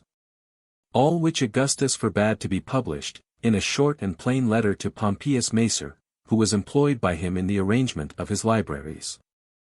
57. He was perfect in the use of arms, an accomplished rider, and able to endure fatigue beyond all belief. On a march, he used to go at the head of his troops, sometimes on horseback, but oftener on foot, with his head bare in all kinds of weather. He would travel post in a light carriage 79 without baggage, at the rate of 100 miles a day. And if he was stopped by floods in the rivers, he swam across, or floated on skins inflated with wind, so that he often anticipated intelligence of his movements. 80. 58. In his expeditions, it is difficult to say whether his caution or his daring was most conspicuous. He never marched his army by roads which were exposed to ambuscades, without having previously examined the nature of the ground by his scouts. Nor did he cross over to Britain, before he had carefully examined, in person 81, the navigation, the harbors, and the most convenient point of landing in the island. When intelligence was brought to him of the siege of his camp in Germany, he made his way to his troops, through the enemy's stations, in a Gaulish dress. He crossed the sea from Brundisium and Dyrrhachium, in the winter, through the midst of the enemy's fleets. And the troops, under orders to join him, being slow in their movements, notwithstanding repeated messages to hurry them, but to no purpose, he at last went privately, and alone, aboard a small vessel in the night time, with his head muffled up. Nor did he make himself known, or suffer the master to put about, although the wind blew strong against them, until they were ready to sink. Lix, he was never deterred from any enterprise, nor retarded in the prosecution of it, by superstition. 82. When a victim, which he was about to offer in sacrifice, made its escape, he did not therefore defer his expedition against Scipio and Juba. And happening to fall, upon stepping out of the ship, he gave a lucky turn to the omen, by exclaiming, "I hold thee fast, Africa." To chide the prophecies which were spread abroad, that the name of the Scipios was, by the decrees of fate, fortunate and invincible in that province, he retained in the camp a profligate wretch, of the family of the Cornelii, who, on account of his scandalous life, was surnamed Salutio. Lx, he not only fought pitched battles, but made sudden attacks when an opportunity offered, often at the end of a march, and sometimes during the most violent storms, when nobody could imagine he would stir. Nor was he ever backward in fighting, until towards the end of his life. He then was of opinion, that the oftener he had been crowned with success, the less he ought to expose himself to new hazards. and that nothing he could gain by a victory would compensate for what he might lose by a miscarriage. He never defeated the enemy without driving them from their camp, and giving them no time to rally their forces. When the issue of a battle was doubtful, he sent away all the horses, and his own first, that having no means of flight, they might be under the greater necessity of standing their ground. LXI. He rode a very remarkable horse, with feet almost like those of a man, the hoofs being divided in such a manner as to have some resemblance to toes. This horse he had bred himself, and the soothsayers having interpreted these circumstances into an omen that its owner would be master of the world, he brought him up with particular care, and broke him in himself. As the horse would suffer no one else to mount him. A statue of this horse was afterwards erected by Caesar's order before the temple of Venus Genetrix. LXII. He often rallied his troops, when they were giving way, by his personal efforts. Stopping those who fled, keeping others in their ranks, and seizing them by their throat turned them towards the enemy, although numbers were so terrified, that an eagle-bearer 83, thus stopped, made a thrust at him with the spearhead. And another, upon a similar occasion, left the standard in his hand. LXII. The following instances of his resolution are equally, and even more remarkable. After the battle of Pharsalia, having sent his troops before him into Asia, as he was passing the straits of the Hellespont in a ferry boat, he met with Lucius Cassius, one of the opposite party, with 10 ships of war. And so far from endeavoring to escape, he went alongside his ship, and calling upon him to surrender, Cassius humbly gave him his submission. 64. At Alexandria, in the attack of a bridge, being forced by a sudden sally of the enemy into a boat, and several others hurrying in with him, he leaped into the sea, and saved himself by swimming to the next ship, which lay at the distance of 200 paces. Holding up his left hand out of the water, for fear of wetting some papers which he held in it, and pulling his general's cloak after him with his teeth, lest it should fall into the hands of the enemy. LXV. He never valued a soldier for his moral conduct or his means, but for his courage only, and treated his troops with a mixture of severity and indulgence, for he did not always keep a strict hand over them, but only when the enemy was near. Then indeed he was so strict a disciplinarian, that he would give no notice of a march or a battle until the moment of action, in order that the troops might hold themselves in readiness for any sudden movement. And he would frequently draw them out of the camp without any necessity for it, especially in rainy weather, and upon holy days. Sometimes, giving them orders not to lose sight of him, he would suddenly depart by day or by night, and lengthen the marches in order to tire them out, as they followed him at a distance. 66. When at any time his troops were dispirited by reports of the great force of the enemy, he rallied their courage, not by denying the truth of what was said, or by diminishing the facts, but, on the contrary, by exaggerating every particular. Accordingly, when his troops were in great alarm at the expected arrival of King Juba, he called them together, and said, I have to inform you that in a very few days the king will be here, with 10 legions, 30,000 horse, 100,000 light-armed foot, and 300 elephants. Let none of you, therefore, presume to make further inquiry, or indulge in conjectures, but take my word for what I tell you, which I have from undoubted intelligence. Otherwise I shall put them aboard an old crazy vessel, and leave them exposed to the mercy of the winds, to be transported to some other country. LXVI. He neither noticed all their transgressions, nor punished them according to strict rule. But for deserters and mutineers he made the most diligent inquiry, and their punishment was most severe. Other delinquencies he would connive at. Sometimes, after a great battle ending in victory, he would grant them a relaxation from all kinds of duty, and leave them to revel at pleasure, being used to boast, that his soldiers fought nothing the worse for being well oiled. In his speeches, he never addressed them by the title of soldiers, but by the kinder phrase of fellow soldiers. And kept them in such splendid order, that their arms were ornamented with silver and gold, not merely for parade, but to render the soldiers more resolute to save them in battle, and fearful of losing them. He loved his troops to such a degree, that when he heard of the defeat of those under Tiberius, he neither cut his hair nor shaved his beard, until he had revenged it upon the enemy. by which means he engaged their devoted affection, and raised their valor to the highest pitch. 68. Upon his entering on the civil war, the centurions of every legion offered, each of them, to maintain a horseman at his own expense, and the whole army agreed to serve gratis, without either corn or pay. Those amongst them who were rich, charging themselves with the maintenance of the poor. No one of them, during the whole course of the war, deserted to the enemy. And many of those who were made prisoners, though they were offered their lives, upon condition of bearing arms against him, refused to accept the terms. They endured want, and other hardships, not only when they were besieged themselves, but when they besieged others, to such a degree, that Pompey, when blocked up in the neighborhood of Dyrrachium, upon seeing a sort of bread made of an herb, which they lived upon, said, I have to do with wild beasts, and ordered it immediately to be taken away. Because, if his troops should see it, their spirit might be broken by perceiving the endurance and determined resolution of the enemy. With what bravery they fought, one instance affords sufficient proof. Which is, that after an unsuccessful engagement at Dyrrachium, they called for punishment, insomuch that their general found it more necessary to comfort than to punish them. In other battles, in different quarters, they defeated with ease immense armies of the enemy, although they were much inferior to them in number. In short, one cohort of the 6th legion held out a fort against 4 legions belonging to Pompey, during several hours.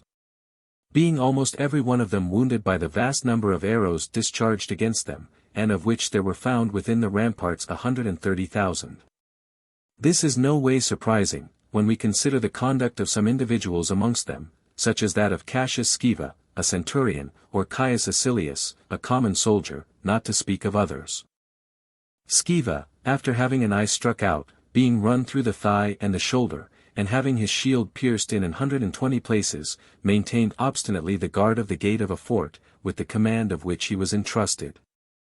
Acilius, in the sea fight at Marseilles, having seized a ship of the enemy's with his right hand, and that being cut off, in imitation of that memorable instance of resolution in Cynaegirus amongst the Greeks, boarded the enemy's ship, bearing down all before him with the boss of his shield. LXAX they never once mutinied during all the 10 years of the Gallic War, but were sometimes refractory in the course of the Civil War. However, they always returned quickly to their duty, and that not through the indulgence, but in submission to the authority, of their general, for he never yielded to them when they were insubordinate, but constantly resisted their demands. He disbanded the whole 9th legion with ignominy at Placentia, although Pompey was still in arms, and would not receive them again into his service, until they had not only made repeated and humble entreaties, but until the ringleaders in the mutiny were punished. 70. When the soldiers of the 10th legion at Rome demanded their discharge and rewards for their service, with violent threats and no small danger to the city, although the war was then raging in Africa, he did not hesitate, contrary to the advice of his friends, to meet the legion and disband it. But addressing them by the title of Quirites, instead of soldiers, he by this single word so thoroughly brought them round and changed their determination, that they immediately cried out, they were his soldiers, and followed him to Africa. Although he had refused their service, he nevertheless punished the most mutinous among them, with the loss of 1/3 of their share in the plunder, and the land destined for them. LXXI, in the service of his clients, while yet a young man, he evinced great zeal and fidelity. He defended the cause of a noble youth, Macintha, against King Hiempsal, so strenuously, that in a scuffle which took place upon the occasion, he seized by the beard the son of King Juba. And upon Macintha's being declared tributary to Hiempsal, while the friends of the adverse party were violently carrying him off, he immediately rescued him by force, kept him concealed in his house a long time, and when, at the expiration of his praetorship, he went to Spain, he took him away in his litter, in the midst of his lictors bearing the fasces, and others who had come to attend and take leave of him. 72. He always treated his friends with such kindness and good nature, that when Caius Oppius, in travelling with him through a forest, was suddenly taken ill, he resigned to him the only place there was to shelter them at night, and lay upon the ground in the open air. When he had placed himself at the head of affairs, he advanced some of his faithful adherents, though of mean extraction, to the highest offices. And when he was censured for this partiality, he openly said, "Had I been assisted by robbers and cutthroats in the defense of my honor, I should have made them the same recompense." 73. The resentment he entertained against any one was never so implacable that he did not very willingly renounce it when opportunity offered. Although Caius Memmius had published some extremely virulent speeches against him, and he had answered him with equal acrimony, yet he afterwards assisted him with his vote and interest, when he stood candidate for the consulship. When c. Calvus, after publishing some scandalous epigrams upon him, endeavored to effect a reconciliation by the intercession of friends, he wrote to him, of his own accord, the first letter. And when Valerius Catullus, who had, as he himself observed, fixed such a stain upon his character in his verses upon Mamurra as never could be obliterated, he begged his pardon, invited him to supper the same day, and continued to take up his lodging with his father occasionally, as he had been accustomed to do. Lxxiv. His temper was also naturally averse to severity in retaliation.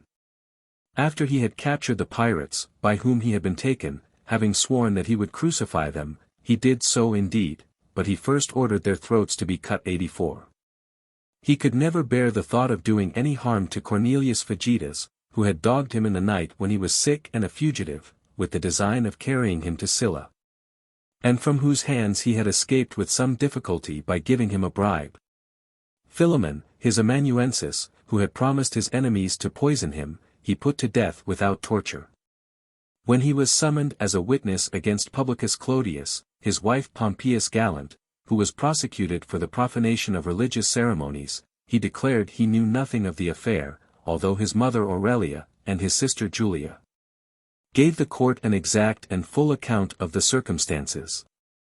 And being asked why then he had divorced his wife, "Because," he said, "my family should not only be free from guilt, but even from the suspicion of it." 75. Both in his administration and his conduct towards the vanquished party in the civil war, he showed a wonderful moderation and clemency. For while Pompey declared that he would consider those as enemies who did not take arms in defense of the Republic, he desired it to be understood, that he should regard those who remained neuter as his friends. With regard to all those to whom he had, on Pompey's recommendation, given any command in the army, he left them at perfect liberty to go over to him, if they pleased. When some proposals were made at Illyria 85 for a surrender, which gave rise to a free communication between the two camps, and Afranius and Petreius, upon a sudden change of resolution, had put to the sword all Caesar's men who were found in the camp, he scorned to imitate the base treachery which they had practiced against himself. On the field of Pharsalia, he called out to the soldiers to spare their fellow citizens, and afterwards gave permission to every man in his army to save an enemy. None of them, so far as appears, lost their lives but in battle, excepting only Afranius, Faustus, and young Lucius Caesar, and it is thought that even they were put to death without his consent. Afranius and Faustus had borne arms against him, after obtaining their pardon. And Lucius Caesar had not only in the most cruel manner destroyed with fire and sword his freedmen and slaves, but cut to pieces the wild beasts which he had prepared for the entertainment of the people. And finally, a little before his death, he permitted all whom he had not before pardoned, to return into Italy, and to bear offices both civil and military. He even replaced the statues of Sylla and Pompey, which had been thrown down by the populace. And after this, whatever was devised or uttered, he chose rather to check than to punish it. Accordingly, having detected certain conspiracies and nocturnal assemblies, he went no farther than to intimate by a proclamation that he knew of them. And as to those who indulged themselves in the liberty of reflecting severely upon him, he only warned them in a public speech not to persist in their offense. He bore with great moderation a virulent libel written against him by Aulus Caecina, and the abusive lampoons of Pythalas, most highly reflecting on his reputation. 76. His other words and actions, however, so far outweigh all his good qualities, that it is thought he abused his power, and was justly cut off. For he not only obtained excessive honors, such as the consulship every year, the dictatorship for life, and the censorship, but also the title of Emperor 86, and the surname of Father of his country 87, besides having his statue amongst the kings 88. And a lofty couch in the theatre. He even suffered some honors to be decreed to him, which were unbefitting the most exalted of mankind. Such as a gilded chair of state in the Senate house and on his tribunal, a consecrated chariot, and banners in the Circensian procession, temples, altars, statues among the gods, a bed of state in the temples, a priest. And a college of priests dedicated to himself, like those of Pan. And that one of the months should be called by his name. There were, indeed, no honors which he did not either assume himself, or grant to others, at his will and pleasure. In his third and fourth consulship, he used only the title of the office, being content with the power of dictator, which was conferred upon him with the consulship. And in both years he substituted other consuls in his room, during the 3 last months, so that in the intervals he held no assemblies of the people, for the election of magistrates, excepting only tribunes and aediles of the people. And appointed officers, under the name of prefects, instead of the praetors, to administer the affairs of the city during his absence. The office of consul having become vacant, by the sudden death of one of the consuls the day before the calends of January, the January 1st, he conferred it on a person who requested it of him, for a few hours. Assuming the same license, and regardless of the customs of his country, he appointed magistrates to hold their offices for terms of years. He granted the insignia of the consular dignity to 10 persons of praetorian rank. He admitted into the Senate some men who had been made free of the city, and even natives of Gaul, who were semi-barbarians. He likewise appointed to the management of the mint, and the public revenue of the state, some servants of his own household. And entrusted the command of 3 legions, which he left at Alexandria, to an old catamite of his, the son of his freedman Rufinus. LXXVI, he was guilty of the same extravagance in the language he publicly used, as Titus Ampius informs us. According to whom he said, the Republic is nothing but a name, without substance or reality. Sylla was an ignorant fellow to abdicate the dictatorship. Men ought to consider what is becoming when they talk with me, and look upon what I say as a law. To such a pitch of arrogance did he proceed, that when a soothsayer announced to him the unfavorable omen, that the entrails of a victim offered for sacrifice were without a heart, he said, the entrails will be more favorable when I please. And it ought not to be regarded as a prodigy that a beast should be found wanting a heart. 78. But what brought upon him the greatest odium, and was thought an unpardonable insult, was his receiving the whole body of the conscript fathers sitting, before the temple of Venus Genetrix, when they waited upon him with a number of decrees, conferring on him the highest dignities. Some say that, on his attempting to rise, he was held down by Cornelius Bulbus, others, that he did not attempt to rise at all, but frowned on Caius Trebatius, who suggested to him that he should stand up to receive the Senate. This behavior appeared the more intolerable in him, because, when one of the tribunes of the people, Pontius Aquila, would not rise up to him, as he passed by the tribune's seat during his triumph, he was so much offended, that he cried out, "Well then, you tribune, Aquila, oust me from the government." And for some days afterwards, he never promised a favor to any person, without this proviso, if Pontius Aquila will give me leave. LXXX, to this extraordinary mark of contempt for the Senate, he added another affront still more outrageous. For when, after the sacred rites of the Latin festival, he was returning home, amidst the immoderate and unusual acclamations of the people, a man in the crowd put a laurel crown, encircled with a white fillet 89, on one of his statues. Upon which, the tribunes of the people, Epidius Marullus, and Caecicius Flavus, ordered the fillet to be removed from the crown, and the man to be taken to prison. Caesar, being much concerned either that the idea of royalty had been suggested to so little purpose, or, as was said, that he was thus deprived of the merit of refusing it, reprimanded the tribunes very severely, and dismissed them from their office. From that day forward, he was never able to wipe off the scandal of affecting the name of king, although he replied to the populace, when they saluted him by that title, I am Caesar, and no king. And at the feast of the Lupercalia 90, when the consul Antony placed a crown upon his head in the rostra several times, he has often put it away, and sent it to the capital for Jupiter, the best and the greatest. A report was very current, that he had a design of withdrawing to Alexandria or Ilium, whither he proposed to transfer the imperial power, to drain Italy by new levies, and to leave the government of the city to be administered by his friends. To this report it was added, that in the next meeting of the Senate, Lucius Cotta, one of the 1591, would make a motion, that as there was in the Sibylline books a prophecy, that the Parthians would never be subdued but by a king, Caesar should have that title conferred upon him. LXXX, for this reason the conspirators precipitated the execution of their design 92, that they might not be obliged to give their assent to the proposal. Instead, therefore, of caballing any longer separately, in small parties, they now united their counsels.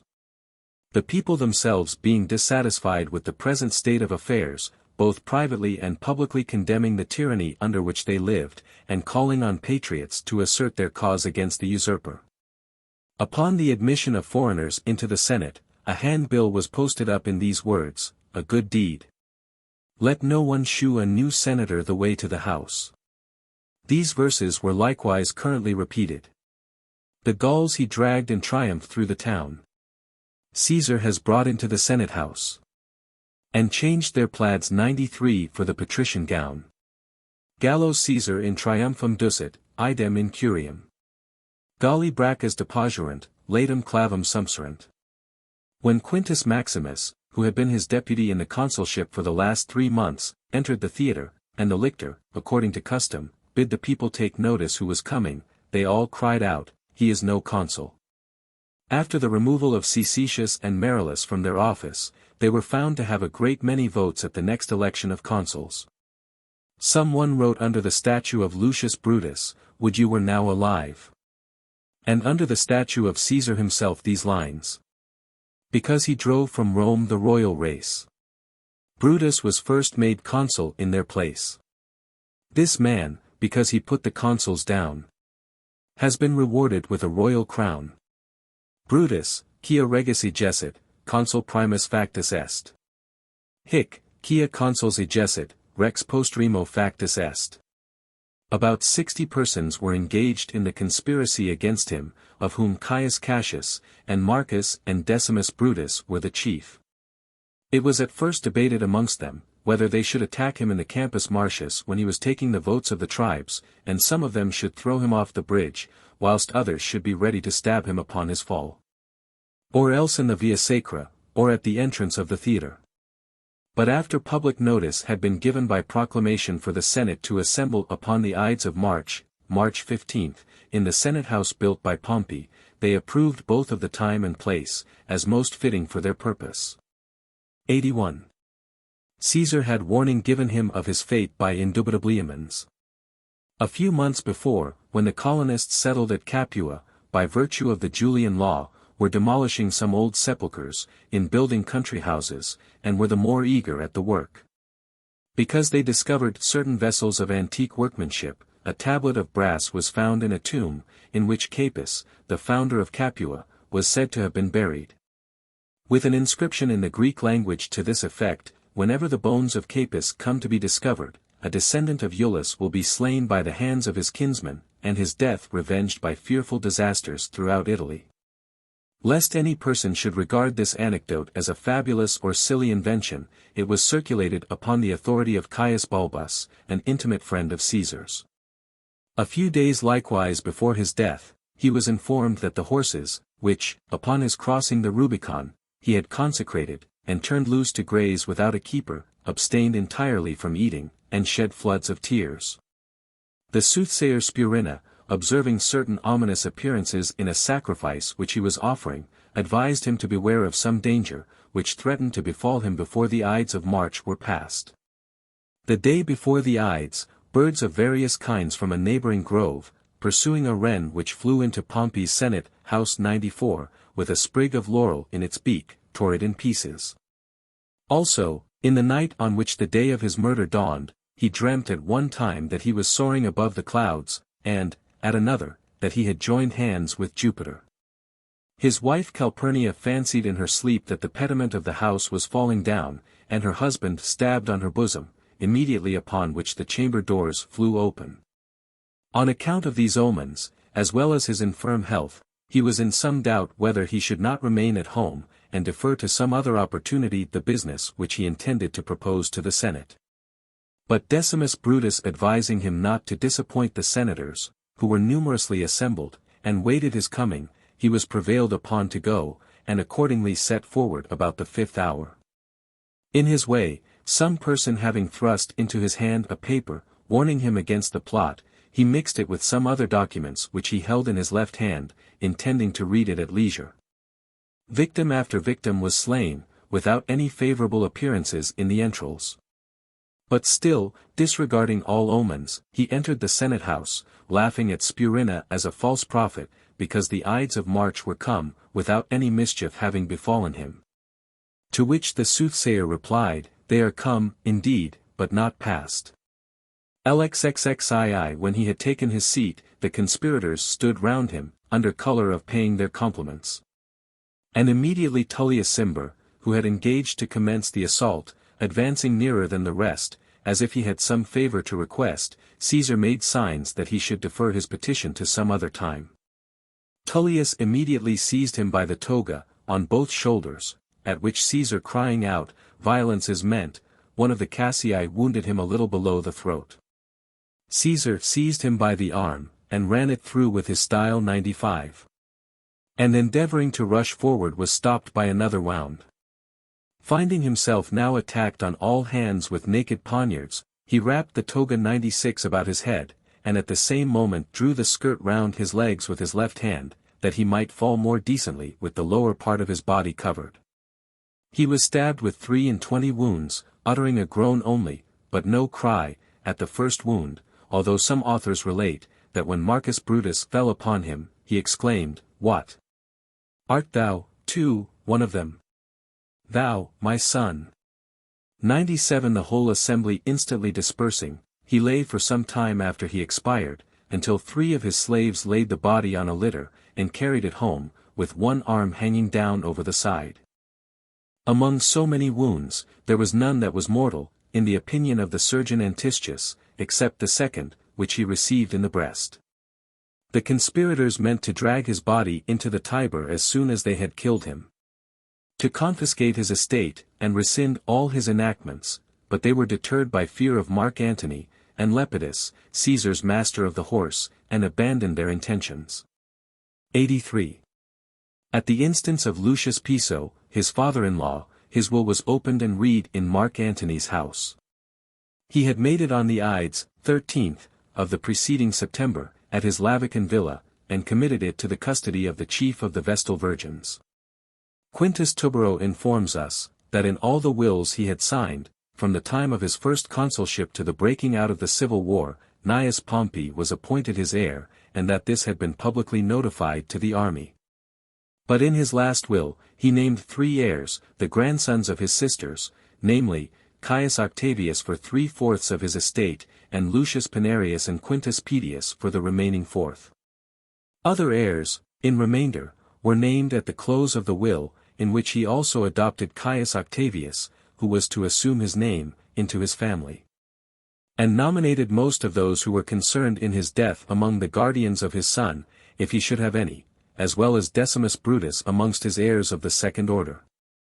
Be bequeathed to the Roman people his gardens near the Tiber, and 300 sesterces each man. 84. Notice of his funeral having been solemnly proclaimed, a pile was erected in the Campus Martius, near the tomb of his daughter Julia. And before the rostra was placed a gilded tabernacle, on the model of the temple of Venus Genetrix, within which was an ivory bed, covered with purple and cloth of gold. At the head was a trophy, with the blood-stained robe in which he was slain. It being considered that the whole day would not suffice for carrying the funeral oblations in solemn procession before the corpse, directions were given for every one, without regard to order, to carry them from the city into the Campus Martius, by what way they pleased. To raise pity and indignation for his murder, in the plays acted at the funeral, a passage was sung from Pacuvius's tragedy, entitled, The Trial for Arms. That ever I, unhappy man, should save. Wretches, who thus have brought me to the grave. 98. And some lines also from Vitellius's tragedy of Electra, to the same effect. Instead of a funeral panegyric, the consul Antony ordered a herald to proclaim to the people the decree of the Senate, in which they had bestowed upon him all honors, divine and human. With the oath by which they had engaged themselves for the defense of his person, and to these he added only a few words of his own. The magistrates and others who had formerly filled the highest offices, carried the bier from the rostra into the forum. While some proposed that the body should be burnt in the sanctuary of the temple of Jupiter Capitolinus, and others in Pompey's senate house. On a sudden, 2 men, with swords by their sides, and spears in their hands, set fire to the bier with lighted torches. The throng around immediately heaped upon it dry faggots, the tribunals and benches of the adjoining courts, and whatever else came to hand. Then the musicians and players stripped off the dresses they wore on the present occasion, taken from the wardrobe of his triumph at spectacles, rent them, and threw them into the flames. The legionaries, also, of his veteran bands, cast in their armor, which they had put on in honor of his funeral. Most of the ladies did the same by their ornaments, with the bully 99, and mantles of their children. In this public mourning there joined a multitude of foreigners, expressing their sorrow according to the fashion of their respective countries, but especially the Jews 100, who for several nights together frequented the spot where the body was burnt. LXXXV The populace ran from the funeral, with torches in their hands, to the houses of Brutus and Cassius, and were repelled with difficulty. Going in quest of Cornelius Cinna, who had in a speech, the day before, reflected severely upon Caesar, and mistaking for him Helvius Cinna, who happened to fall into their hands, they murdered the latter, and carried his head about the city on the point of a spear. They afterwards erected in the forum a column of Numidian marble, formed of one stone nearly 20 feet high, and inscribed upon it these words, "To the Father of his country." At this column they continued for a long time to offer sacrifices, make vows, and decide controversies, in which they swore by Caesar. 86. Some of Caesar's friends entertained a suspicion, that he neither desired nor cared to live any longer, on account of his declining health, and for that reason slighted all the omens of religion, and the warnings of his friends. Others are of opinion, that thinking himself secure in the late decree of the Senate, and their oaths, he dismissed his Spanish guards who attended him with drawn swords. Others again suppose, that he chose rather to face at once the dangers which threatened him on all sides, than to be forever on the watch against them. Some tell us that he used to say, the Commonwealth was more interested in the safety of his person than himself, for that he had for some time been satiated with power and glory. But that the Commonwealth, if any thing should befall him, would have no rest, and, involved in another civil war, would be in a worse state than before. 87. This, however, was generally admitted, that his death was in many respects such as he would have chosen. For, upon reading the account delivered by Xenophon, how Cyrus in his last illness gave instructions respecting his funeral, Caesar deprecated a lingering death, and wished that his own might be sudden and speedy. And the day before he died, the conversation at supper, in the house of Marcus Lepidus, turning upon what was the most eligible way of dying, he gave his opinion in favor of a death that is sudden and unexpected. 88. He died in the 56th year of his age, and was ranked amongst the gods, not only by a formal decree, but in the belief of the vulgar. For during the first games which Augustus, his heir, consecrated to his memory, a comet blazed for 7 days together, rising always about 11 o'clock. And it was supposed to be the soul of Caesar, now received into heaven, for which reason, likewise, he is represented on his statue with a star on his brow. The Senate house in which he was slain, was ordered to be shut up 101, and a decree made that the Ides of March should be called parricidal, and the Senate should never more assemble on that day. 89. Scarcely any of those who were accessory to his murder, survived him more than 3 years, or died a natural death 102.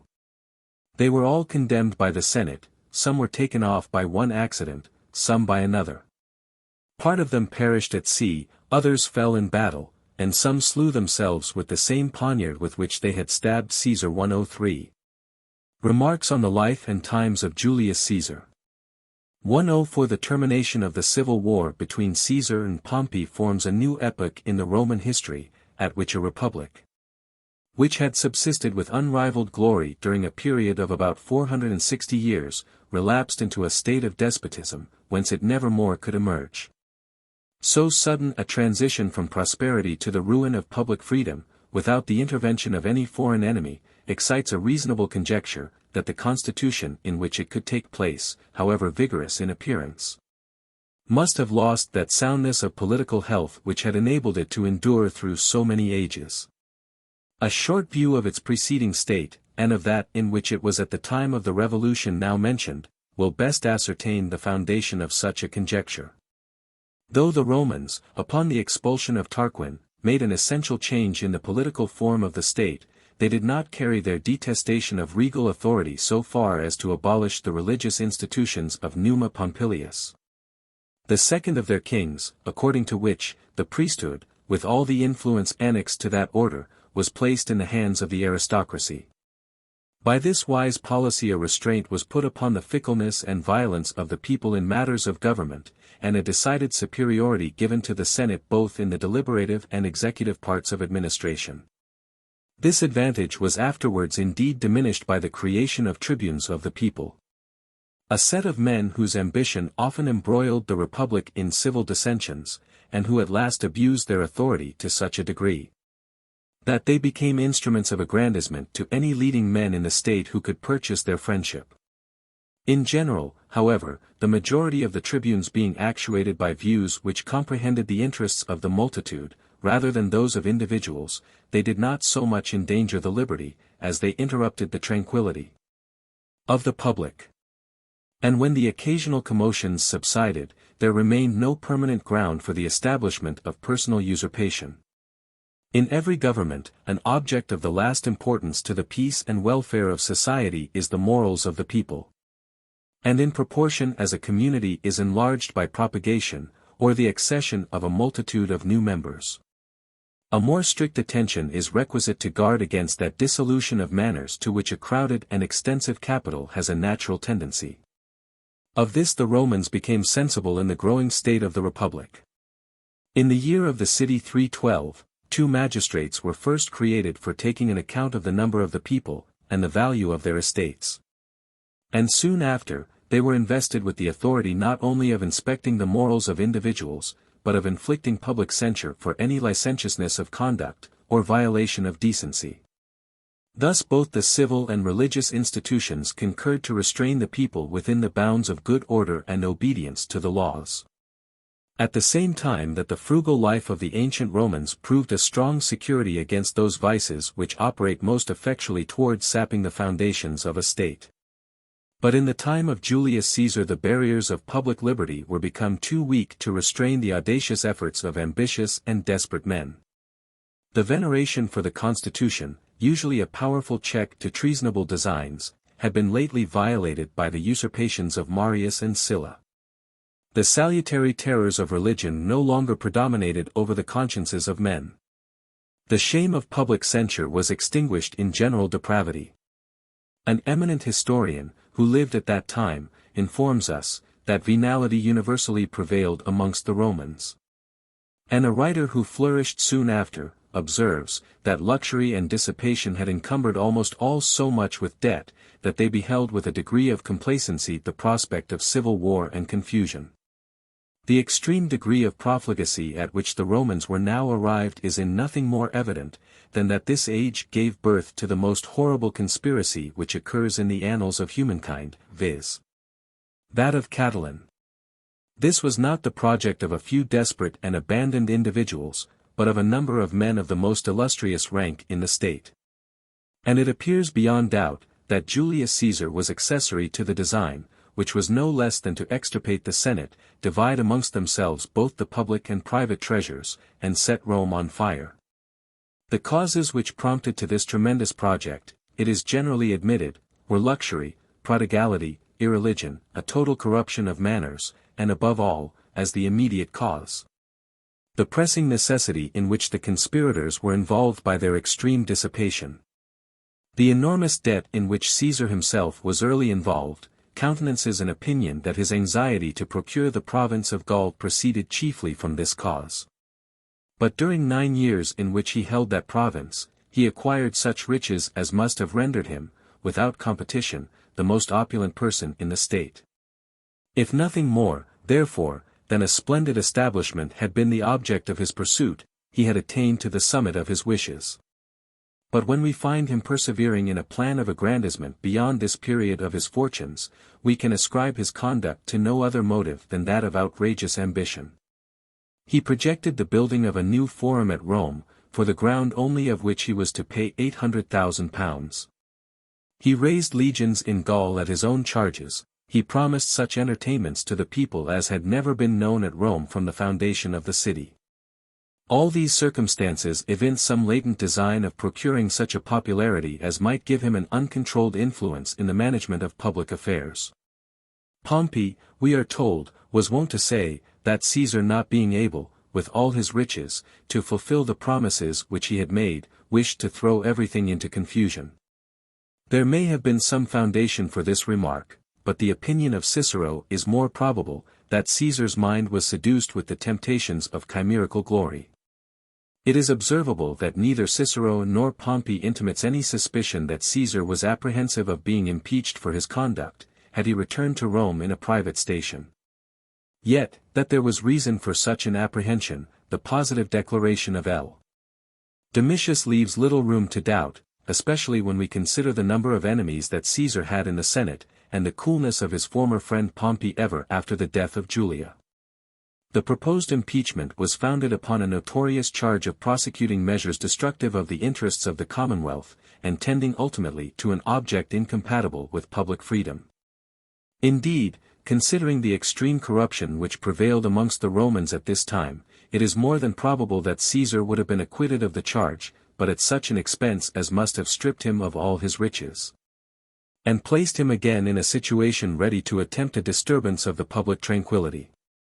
For it is said, that he purchased the friendship of Curio, at the commencement of the civil war, with a bribe little short of 500,000 sterling.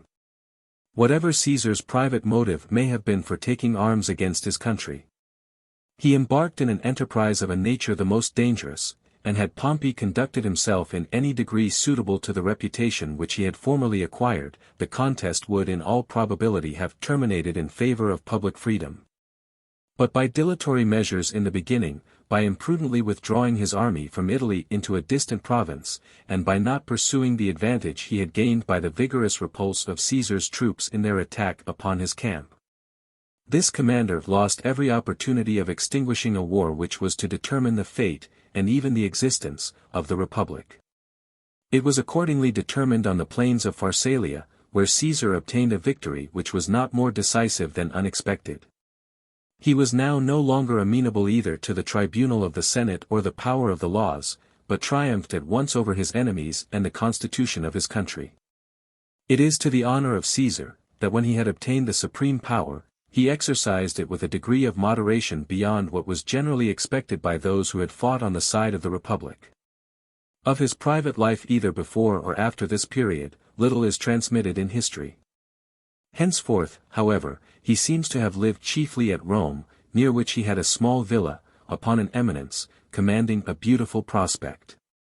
His time was almost entirely occupied with public affairs, in the management of which, though he employed many agents, he appears to have had none in the character of actual minister.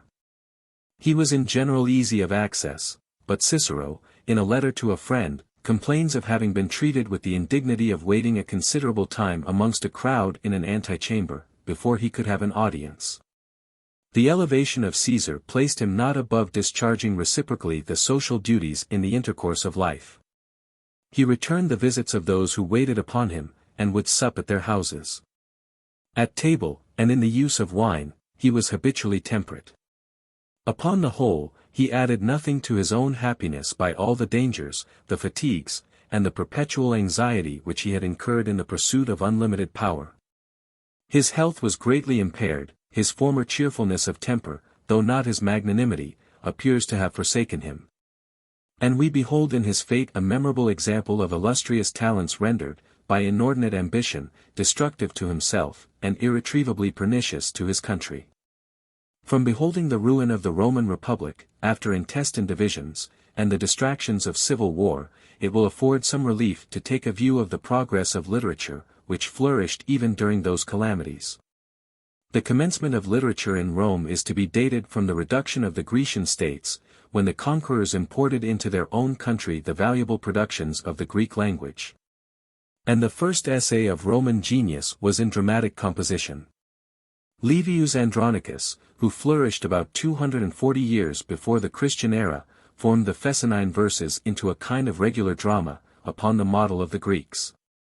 He was followed some time after by Ennius, who, besides dramatic and other compositions, wrote the annals of the Roman Republic in heroic verse. His style, like that of Andronicus, was rough and unpolished, in conformity to the language of those times, but for grandeur of sentiment and energy of expression, he was admired by the greatest poets in the subsequent ages. Other writers of distinguished reputation in the dramatic department were Naevius, Pacuvius, Plautus, Afranius, Caecilius, Terence, Axius, etc. Axius and Pacuvius are mentioned by Quintilian as writers of extraordinary merit. Of 25 comedies written by Plautus, the number transmitted to posterity is 19, and of 108 which Terence is said to have translated from Menander, there now remain only 6. Excepting a few inconsiderable fragments, the writings of all the other authors have perished. The early period of Roman literature was distinguished for the introduction of satire by Lucilius, an author celebrated for writing with remarkable ease, but whose compositions, in the opinion of Horace, though Quintilian thinks otherwise, were debased with a mixture of feculency. Whatever may have been their merit, they also have perished, with the works of a number of orators, who adorned the advancing state of letters in the Roman Republic. It is observable, that during this whole period, of near 2 centuries and a half, there appeared not one historian of eminence sufficient to preserve his name from oblivion. Julius Caesar himself is one of the most eminent writers of the age in which he lived. His commentaries on the Gallic and civil wars are written with a purity, precision, and perspicuity, which command approbation. They are elegant without affectation, and beautiful without ornament. Of the 2 books which he composed on analogy, and those under the title of Anticato, scarcely any fragment is preserved.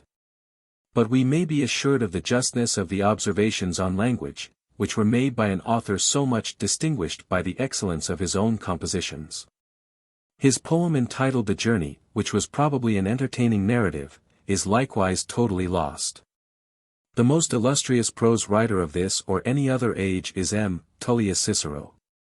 And as his life is copiously related in biographical works, it will be sufficient to mention his writings. From his earliest years, he applied himself with unremitting assiduity to the cultivation of literature, and, whilst he was yet a boy, wrote a poem, called Glaucus Pontius, which was extant in Plutarch's time. Amongst his juvenile productions was a translation into Latin verse, of a treatise on the phenomena of the heavens, of which many fragments are still extant. He also published a poem of the heroic kind, in honor of his countryman C. Marius, who was born at Arpinum, the birthplace of Cicero. This production was greatly admired by Atticus. And old Scaevola was so much pleased with it, that in an epigram written on the subject, he declares that it would live as long as the Roman name and learning subsisted. From a little specimen which remains of it, describing a memorable omen given to Marina from an oak at Arpinum, there is reason to believe that his poetical genius was scarcely inferior to his oratorical, had it been cultivated with equal industry. He published another poem called Limon, of which Donatus has preserved 4 lines in the Life of Terence, in praise of the elegance and purity of that poet's style. He composed in the Greek language, and in the style and manner of Isocrates, a commentary or memoirs of the transactions of his consulship. This he sent to Atticus, with a desire, if he approved it, to publish it in Athens and the cities of Greece. He sent a copy of it likewise to Posidonius of Rhodes, and requested of him to undertake the same subject in a more elegant and masterly manner. But the latter returned for answer, that, instead of being encouraged to write by the perusal of his tract, he was quite deterred from attempting it. Upon the plan of those memoirs, he afterwards composed a Latin poem in 3 books, in which he carried down the history to the end of his exile, but did not publish it for several years, from motives of delicacy.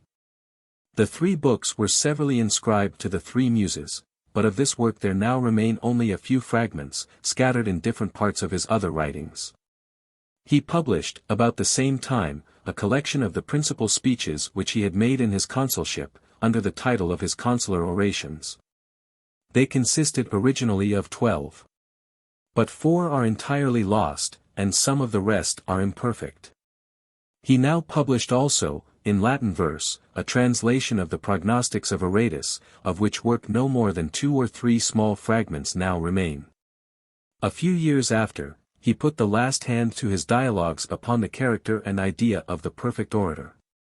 This admirable work remains entire, a monument both of the astonishing industry and transcendent abilities of its author. At his Cuman villa, he next began a treatise on politics, or on the best state of a city, and the duties of a citizen. He calls it a great and a laborious work, yet worthy of his pains, if he could succeed in it.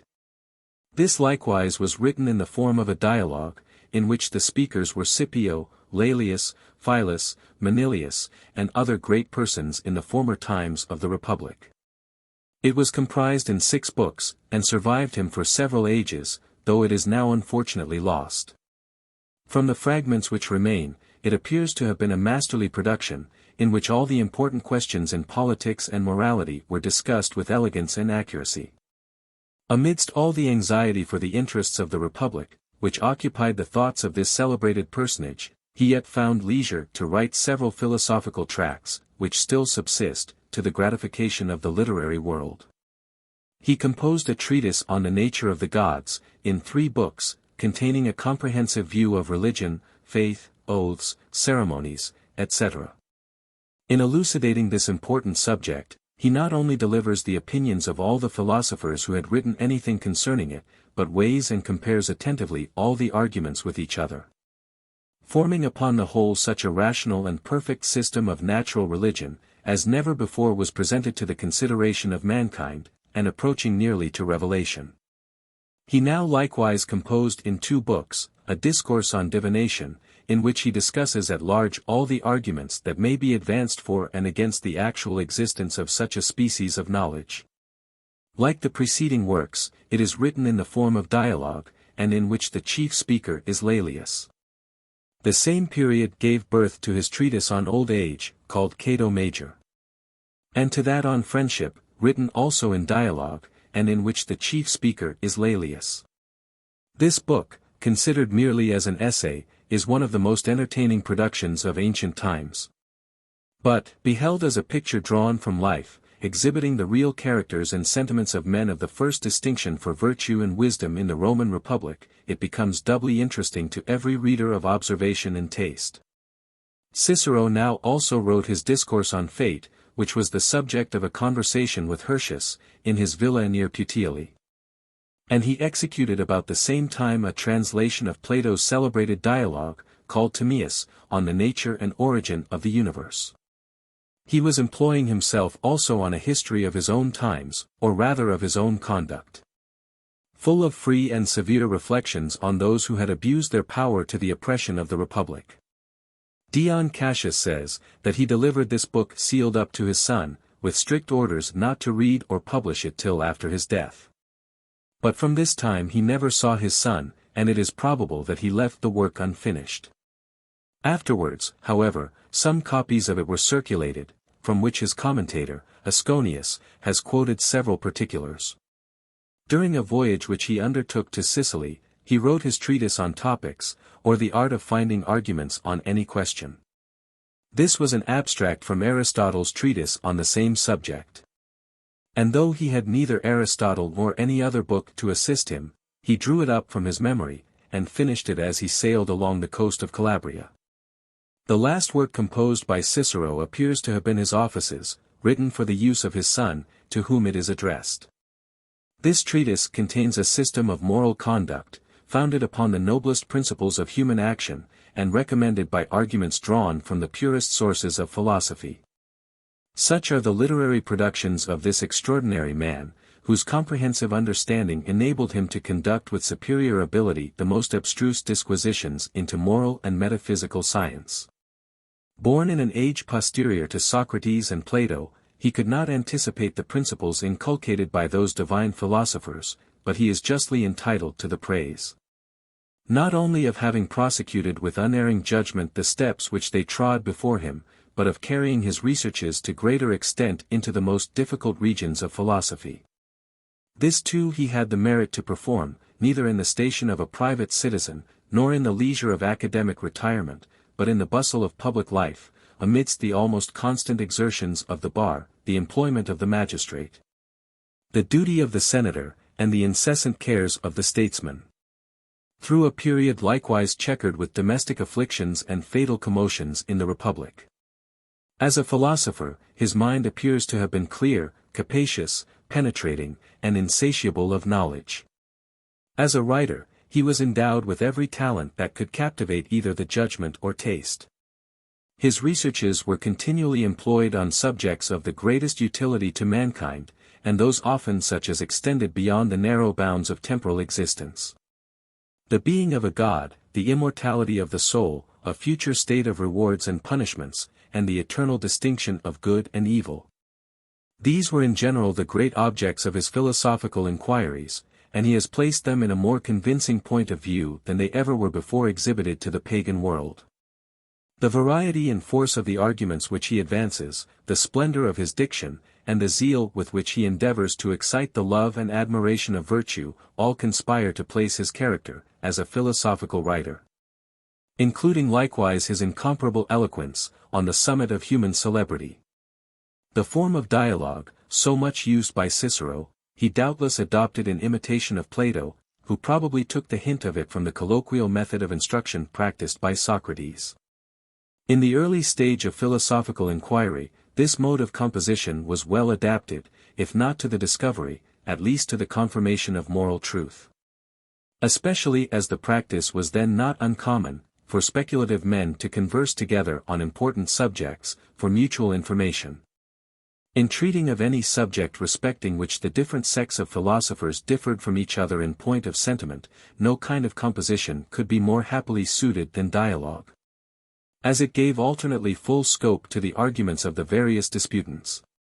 It required, however, that the writer should exert his understanding with equal impartiality and acuteness on the different sides of the question, as otherwise he might betray a cause under the appearance of defending it. In all the dialogues of Cicero, he manages the arguments of the several disputants in a manner not only the most fair and interesting, but also such as leads to the most probable and rational conclusion. After enumerating the various tracts composed and published by Cicero, we have now to mention his letters, which, though not written for publication, deserve to be ranked among the most interesting remains of Roman literature. The number of such as are addressed to different correspondents is considerable, but those to Atticus alone, his confidential friend, amount to upwards of 400, among which are many of great length. They are all written in the genuine spirit of the most approved epistolary composition, uniting familiarity with elevation, and ease with elegance. They display in a beautiful light the author's character in the social relations of life.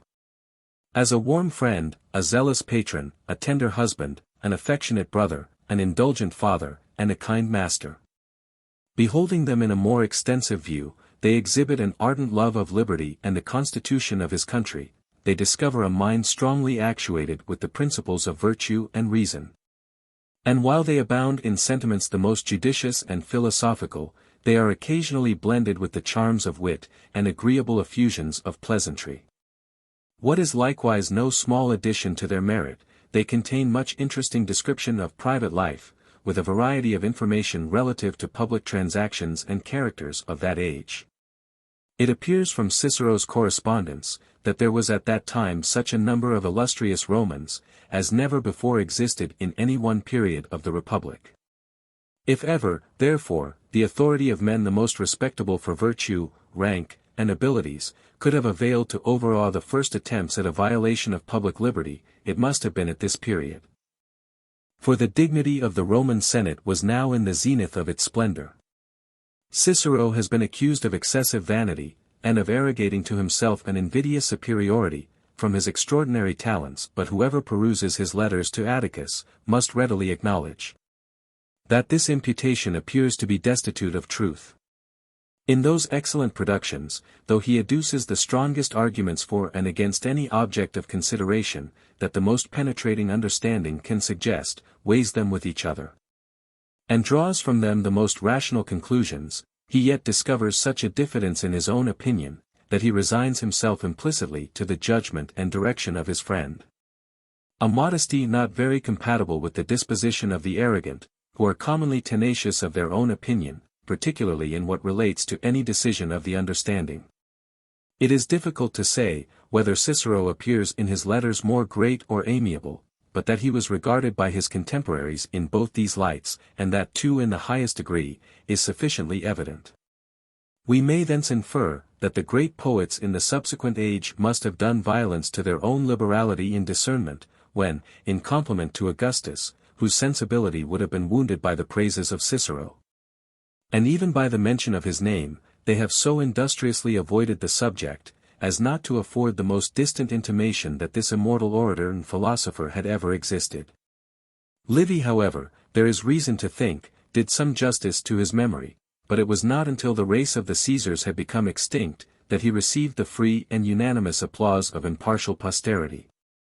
Such was the admiration which Quintilian entertained of his writings, that he considered the circumstance or being delighted with them, as an indubitable proof of judgment and taste in literature. Ilse Prophesis Siet, Cui Cicero Vald Placebit. 105. In this period is likewise to be placed Terentius Varro, the celebrated Roman grammarian, and the Nestor of ancient learning. The first mention made of him is, that he was lieutenant to Pompey in his piratical wars, and obtained in that service a naval crown. In the civil wars he joined the side of the Republic, and was taken by Caesar, by whom he was likewise proscribed, but obtained a remission of the sentence. Of all the ancients, he has acquired the greatest fame for his extensive erudition. And we may add, that he displayed the same industry in communicating, as he had done in collecting it. His works originally amounted to no less than 500 volumes, which have all perished, except a treatise de lingua latina, and one de re rustica. Of the former of these, which is addressed to Cicero, 3 books at the beginning are also lost. It appears from the introduction of the 4th book, that they all related to etymology. The first contained such observations as might be made against it, the second, such as might be made in its favor, and the third, observations upon it. He next proceeds to investigate the origin of Latin words. In the 4th book, he traces those which relate to place, in the 5th, those connected with the idea of time. And in the 6th, the origin of both these classes, as they appear in the writings of the poets. The 7th book is employed on declension, in which the author enters upon a minute and extensive inquiry, comprehending a variety of acute and profound observations on the formation of Latin nouns, and their respective natural declinations from the nominative case. In the 8th, he examines the nature and limits of usage and analogy in language, and in the 9th and last book on the subject, takes a general view of what is the reverse of analogy, viz. Anomaly. The precision and perspicuity which Varro displays in this work merit the highest encomiums, and justify the character given him in his own time, of being the most learned of the Latin grammarians. To the loss of the first 3 books, are to be added several chasms in the others, but fortunately they happen in such places as not to affect the coherency of the author's doctrine, though they interrupt the illustration of it. It is observable that this great grammarian makes use of quam for quum, haes for his, and generally quaes for quibus. This practice having become rather obsolete at the time in which he wrote, we must impute his continuance of it to his opinion of its propriety, upon its established principles of grammar, and not to any prejudice of education, or an affectation of singularity. As Varro makes no mention of Caesar's treatise on analogy, and had commenced author long before him, it is probable that Caesar's production was of a much later date. And thence we may infer, that those 2 writers differed from each other, at least with respect to some particulars on that subject. This author's treatise De Re Rustica was undertaken at the desire of a friend, who, having purchased some lands, requested of Varro the favor of his instructions relative to farming, and the economy of a country life, in its various departments.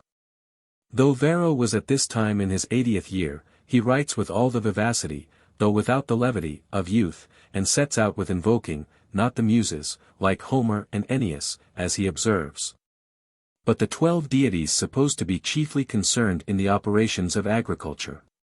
It appears from the account which he gives, that upwards of 50 Greek authors had treated of this subject in prose, besides Hesiod and Menecrates the Ephesian, who both wrote in verse.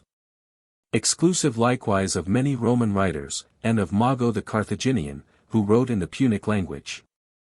Varro's work is divided into 3 books, the first of which treats of agriculture, the second, of rearing of cattle, and the third, of feeding animals for the use of the table. In the last of these, we meet with a remarkable instance of the prevalence of habit and fashion over human sentiment, where the author delivers instructions relative to the best method of fattening rats. We find from Quintilian, that Varro likewise composed satires in various kinds of verse.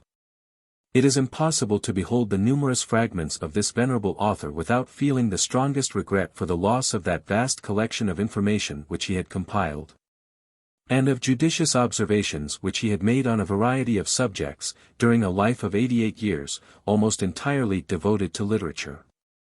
The remark of St. Augustine is well founded, that it is astonishing how Varro, who read such a number of books, could find time to compose so many volumes. And how he who composed so many volumes, could be at leisure to peruse such a variety of books, and to gain so much literary information. Catullus is said to have been born at Verona, of respectable parents, his father and himself being in the habit of intimacy with Julius Caesar. He was brought to Rome by Malleus, to whom several of his epigrams are addressed. The gentleness of his manners, and his application to study, we are told, recommended him to general esteem, and he had the good fortune to obtain the patronage of Cicero. When he came to be known as a poet, all these circumstances would naturally contribute to increase his reputation for ingenuity, and accordingly we find his genius applauded by several of his contemporaries. It appears that his works are not transmitted entire to posterity, but there remain sufficient specimens by which we may be enabled to appreciate his poetical talents. Quintilian, and Dium the grammarian, have ranked Catullus amongst the iambic writers, while others have placed him amongst the lyric. He has properly a claim to each of these stations. But his versification being chiefly iambic, the former of the arrangements seems to be the most suitable. The principal merit of Catullus's iambics consists in a simplicity of thought and expression. The thoughts, however, are often frivolous, and, what is yet more reprehensible, the author gives way to gross obscenity, in vindication of which, he produces the following couplet, declaring that a good poet ought to be chaste in his own person, but that his verses need not be so. Nam castum esse dicit pium potam. Ipsum, versiculos nihil necess est. This sentiment has been frequently cited by those who were inclined to follow the example of Catullus. But if such a practice be in any case admissible, it is only where the poet personates a profligate character, and the instances in which it is adopted by Catullus are not of that description. It had perhaps been a better apology to have pleaded the manners of the times, for even Horace, who wrote only a few years after, has suffered his compositions to be occasionally debased by the same kind of blemish. Much has been said of this poet's invective against Caesar, which produced no other effect than an invitation to sup at the dictator's house. It was indeed scarcely entitled to the honor of the smallest resentment. If any could be shown, it must have been for the freedom used by the author, and not for any novelty in his lampoon. There are 2 poems on this subject, viz. the 29th and 57th, in each of which Caesar is joined with Mamurra, a Roman knight, who had acquired great riches in the Gallic War. For the honor of Catullus's gratitude, we should suppose that the latter is the one to which historians allude, but, as poetical compositions, they are equally unworthy of regard. The 57th is nothing more than a broad repetition of the raillery, whether well or ill-founded, with which Caesar was attacked on various occasions, and even in the Senate, after his return from Bithynia.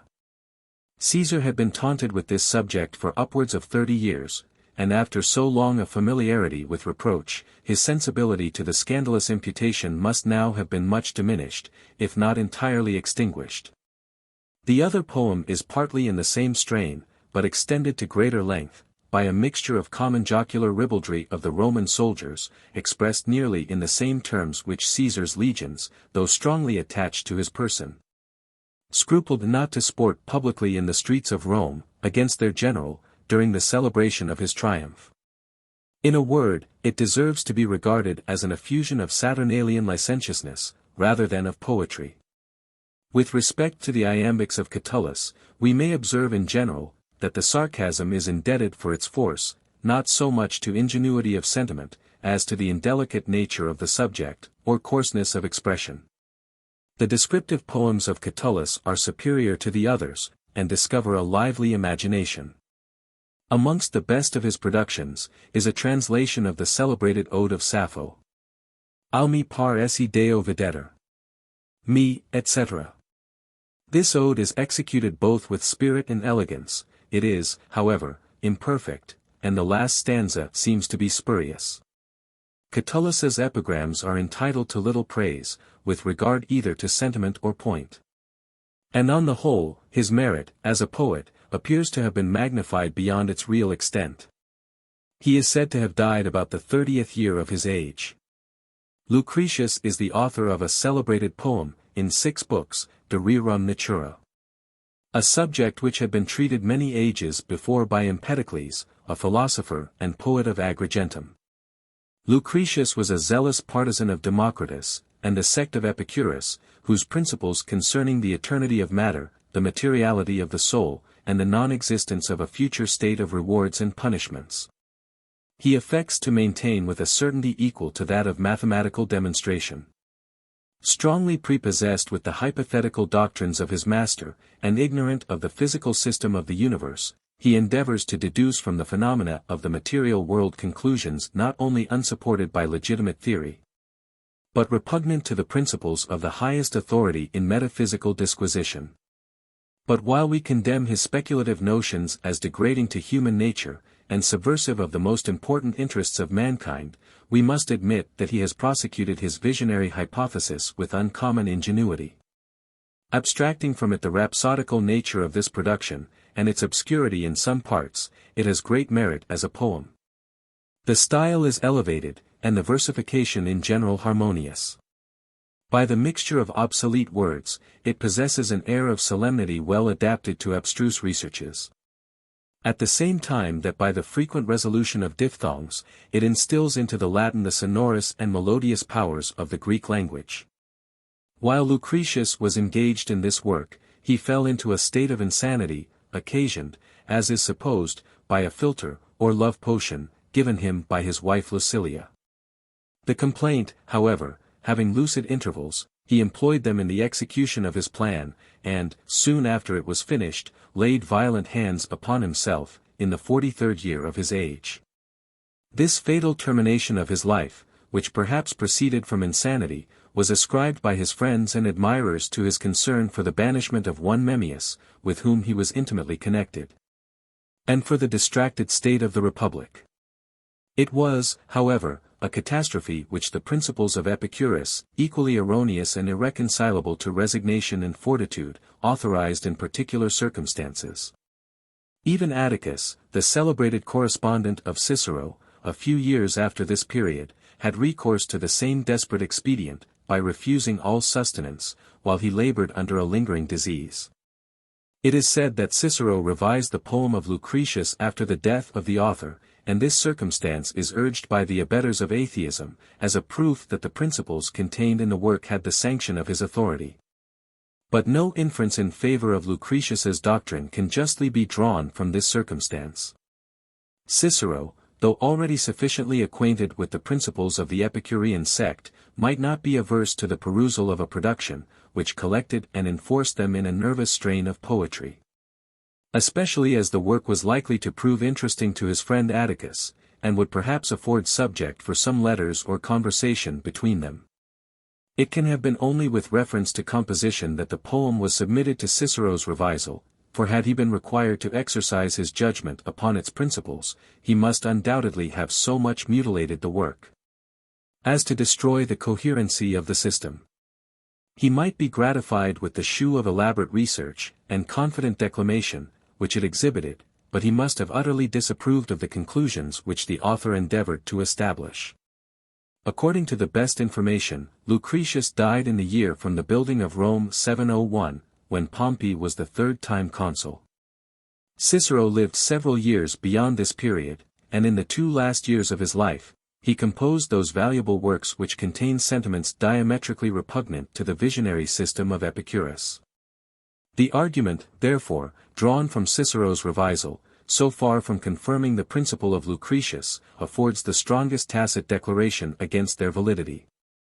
Because a period sufficient for mature consideration had elapsed, before Cicero published his own admirable system of philosophy.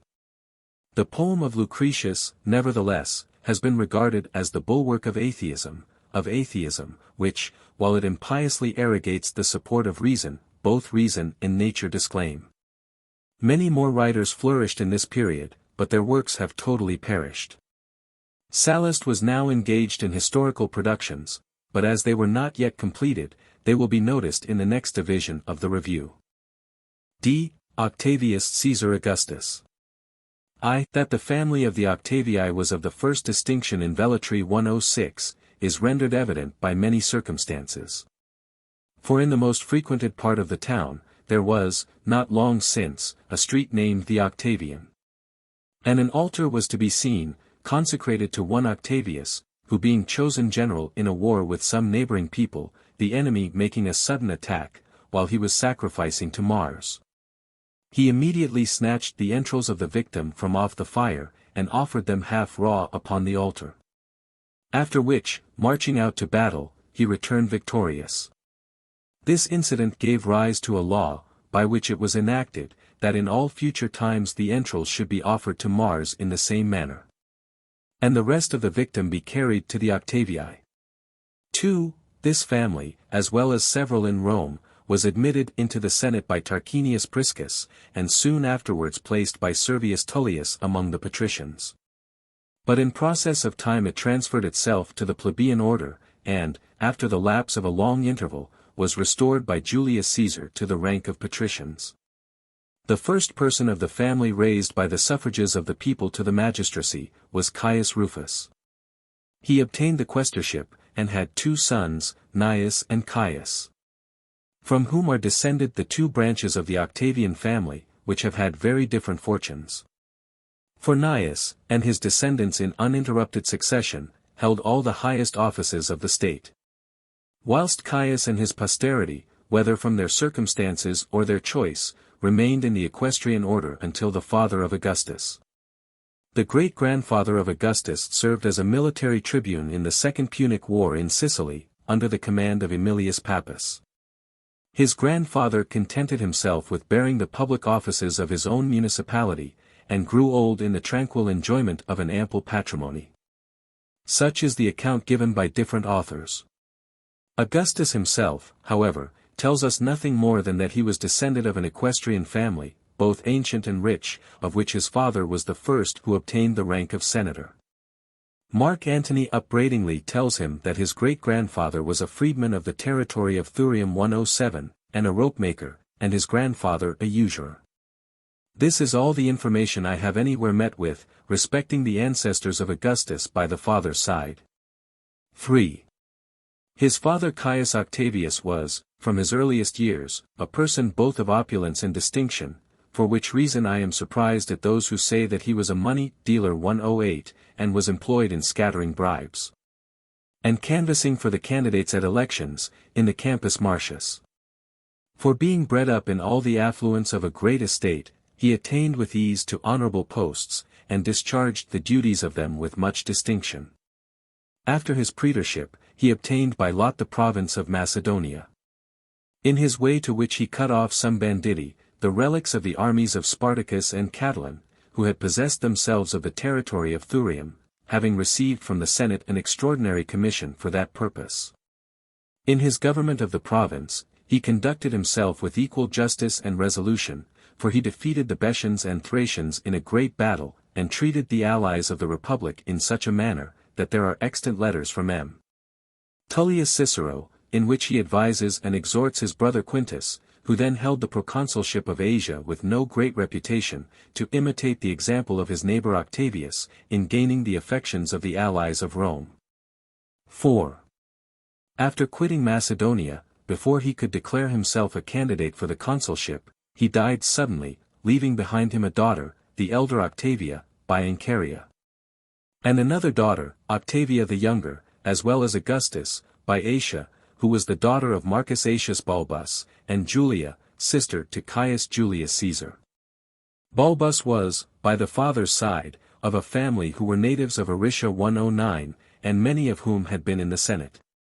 By the mother's side he was nearly related to Pompey the Great. And after he had borne the office of praetor, was one of the 20 commissioners appointed by the Julian law to divide the land in Campania among the people. But Mark Antony, treating with contempt Augustus's descent even by the mother's side, says that his great-grandfather was of African descent, and at one time kept a perfumer's shop, and at another, a bakehouse, in Aricia. And Cassius of Parma, in a letter, taxes Augustus with being the son not only of a baker, but a usurer. These are his words: "Thou art a lump of thy mother's meal, which a money-changer of Nerulum taking from the newest bakehouse of Aricia, kneaded into some shape, with his hands all discolored by the fingering of money." V.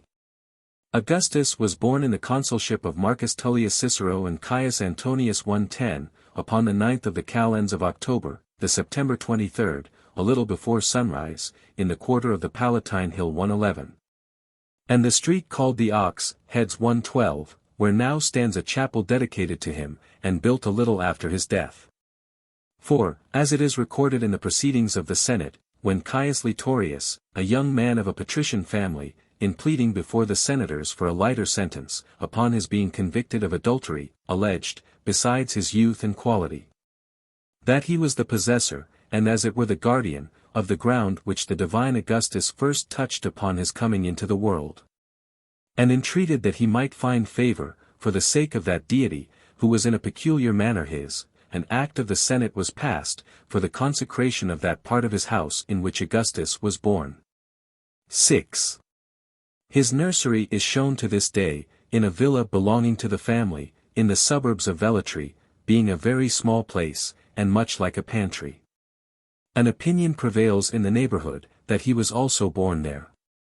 Into this place no person presumes to enter, unless upon necessity, and with great devotion, from a belief, for a long time prevalent, that such as rashly enter it are seized with great horror and consternation. Which a short while since was confirmed by a remarkable incident.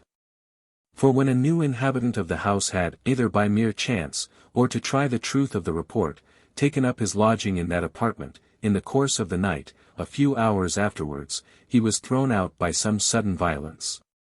He knew not how, and was found in a state of stupefaction, with the coverlet of his bed, before the door of the chamber. 7. While he was yet an infant, the surname of Thurinus was given him, in memory of the birthplace of his family, or because, soon after he was born, his father Octavius had been successful against the fugitive slaves, in the country near Thurium. That he was surnamed Thurinus, I can affirm upon good foundation, for when a boy, I had a small bronze statue of him, with that name upon it in iron letters, nearly effaced by age, which I presented to the Emperor 113. By whom it is now revered amongst the other tutelary deities in his chamber. He is also often called Thurinus contemptuously, by Mark Antony in his letters, to which he makes only this reply: I am surprised that my former name should be made a subject of reproach. He afterwards assumed the name of Caius Caesar, and then of Augustus, the former in compliance with the will of his great uncle, and the latter upon a motion of Munatius Plancus in the Senate. For when some proposed to confer upon him the name of Romulus, as being, in a manner, a second founder of the city, it was resolved that he should rather be called Augustus, a surname not only new, but of more dignity. Because places devoted to religion, and those in which anything is consecrated by augury, are denominated August, either from the word Augustus, signifying augmentation, or ab avium gestu, gustuv, from the flight and feeding of birds. As appears from this verse of Ennius. When glorious Rome by August augury was built. 114. 8. He lost his father when he was only 4 years of age, and, in his 12th year, pronounced a funeral oration in praise of his grandmother Julia. For years afterwards, having assumed the robe of manhood, he was honored with several military rewards by Caesar in his African triumph, although he took no part in the war, on account of his youth. Upon his uncle's expedition to Spain against the sons of Pompey, he was followed by his nephew, although he was scarcely recovered from a dangerous sickness. And after being shipwrecked at sea, and traveling with very few attendants through roads that were infested with the enemy, he at last came up with him. This activity gave great satisfaction to his uncle, who soon conceived an increasing affection for him, on account of such indications of character. After the subjugation of Spain, while Caesar was meditating an expedition against the Dacians and Parthians, he was sent before him to Apollonia, where he applied himself to his studies. Until receiving intelligence that his uncle was murdered, and that he was appointed his heir, he hesitated for some time whether he should call to his aid the legion stationed in the neighborhood, but he abandoned the design as rash and premature. However, returning to Rome, he took possession of his inheritance, although his mother was apprehensive that such a measure might be attended with danger, and his stepfather, Marcius Philippus, a man of consular rank, very earnestly dissuaded him from it. From this time, collecting together a strong military force, he first held the government in conjunction with Mark Antony and Marcus Lepidus, then with Antony only, for nearly 12 years. And at last in his own hands during a period of 44. 9. Having thus given a very short summary of his life, I shall prosecute the several parts of it, not in order of time, but arranging his acts into distinct classes, for the sake of perspicuity. He was engaged in 5 civil wars, namely those of Medina, Philippi, Perugia, Sicily, and Actium, the first and last of which were against Antony, and the second against Brutus and Cassius. The third against Lucius Antonius, the triumvir's brother, and the fourth against Sextus Pompeius, the son of Gnaeus Pompeius. X. The motive which gave rise to all these wars was the opinion he entertained that both his honor and interest were concerned in revenging the murder of his uncle, and maintaining the state of affairs he had established. Immediately after his return from Apollonia, he formed the design of taking forcible and unexpected measures against Brutus and Cassius. But they having foreseen the danger and made their escape, he resolved to proceed against them by an appeal to the laws in their absence, and impeach them for the murder. In the meantime, those whose province it was to prepare the sports in honor of Caesar's last victory in the civil war, not daring to do it, he undertook it himself. And that he might carry into effect his other designs with greater authority, he declared himself a candidate in the room of a tribune of the people who happened to die at that time, although he was of a patrician family, and had not yet been in the Senate. But the consul, Mark Antony, from whom he had expected the greatest assistance, opposing him in his suit, and even refusing to do him so much as common justice, unless gratified with a large bribe, he went over to the party of the nobles, to whom he perceived Sylla to be odious, chiefly for endeavoring to drive Decius Brutus, whom he besieged in the town of Medina, out of the province, which had been given him by Caesar, and confirmed to him by the Senate. At the instigation of persons about him, he engaged some ruffians to murder his antagonist. But the plot being discovered, and dreading a similar attempt upon himself, he gained over Caesar's veteran soldiers, by distributing among them all the money he could collect. Being now commissioned by the Senate to command the troops he had gathered, with the rank of praetor, and in conjunction with Hirtius and Pansa, who had accepted the consulship, to carry assistance to Decius Brutus, he put an end to the war by 2 battles in 3 months. Antony writes, that in the former of these he ran away, and 2 days afterwards made his appearance without his general's cloak and his horse. In the last battle, however, it is certain that he performed the part not only of a general, but a soldier, for, in the heat of the battle, when the standard-bearer of his legion was severely wounded, he took the eagle upon his shoulders, and carried it a long time. 11. In this war 115, Hirtius being slain in battle, and Pansa dying a short time afterwards of a wound, a report was circulated that they both were killed through his means, in order that, when Antony fled, the republic having lost its consuls, he might have the victorious armies entirely at his own command. The death of Pansa was so fully believed to have been caused by undue means, that Glyco, his surgeon, was placed in custody, on a suspicion of having poisoned his wound. And to this, Aquilius Niger adds, that he killed Hirtius, the other consul, in the confusion of the battle, with his own hands. 12. But upon intelligence that Antony, after his defeat, had been received by Marcus Lepidus, and that the rest of the generals and armies had all declared for the Senate, he, without any hesitation, deserted from the party of the nobles, alleging as an excuse for his conduct, the actions and sayings of several amongst them. For some said, he was a mere boy, and others threw out, that he ought to be promoted to honors, and cut off, to avoid the making any suitable acknowledgment either to him or the veteran legions. And the more to testify his regret for having before attached himself to the other faction, he fined the Nursini in a large sum of money, which they were unable to pay, and then expelled them from the town, for having inscribed upon a monument, erected at the public charge to their countrymen who were slain in the battle of Medina, that they fell in the cause of liberty. 13. Having entered into a confederacy with Antonine Lepidus, he brought the war at Philippi to an end in 2 battles, although he was at that time weak, and suffering from sickness 116. In the first battle he was driven from his camp, and with some difficulty made his escape to the wing of the army commanded by Antony. And now, intoxicated with success, he sent the head of Brutus 117 to be cast at the foot of Caesar's statue, and treated the most illustrious of the prisoners not only with cruelty, but with abusive language. Insomuch that he is said to have answered one of them who humbly entreated that at least he might not remain unburied, that will be in the power of the birds. 2 others, father and son, who begged for their lives, he ordered to cast lots which of them should live, or settle it between themselves by the sword. And was a spectator of both their deaths, for the father offering his life to save his son, and being accordingly executed, the son likewise killed himself upon the spot.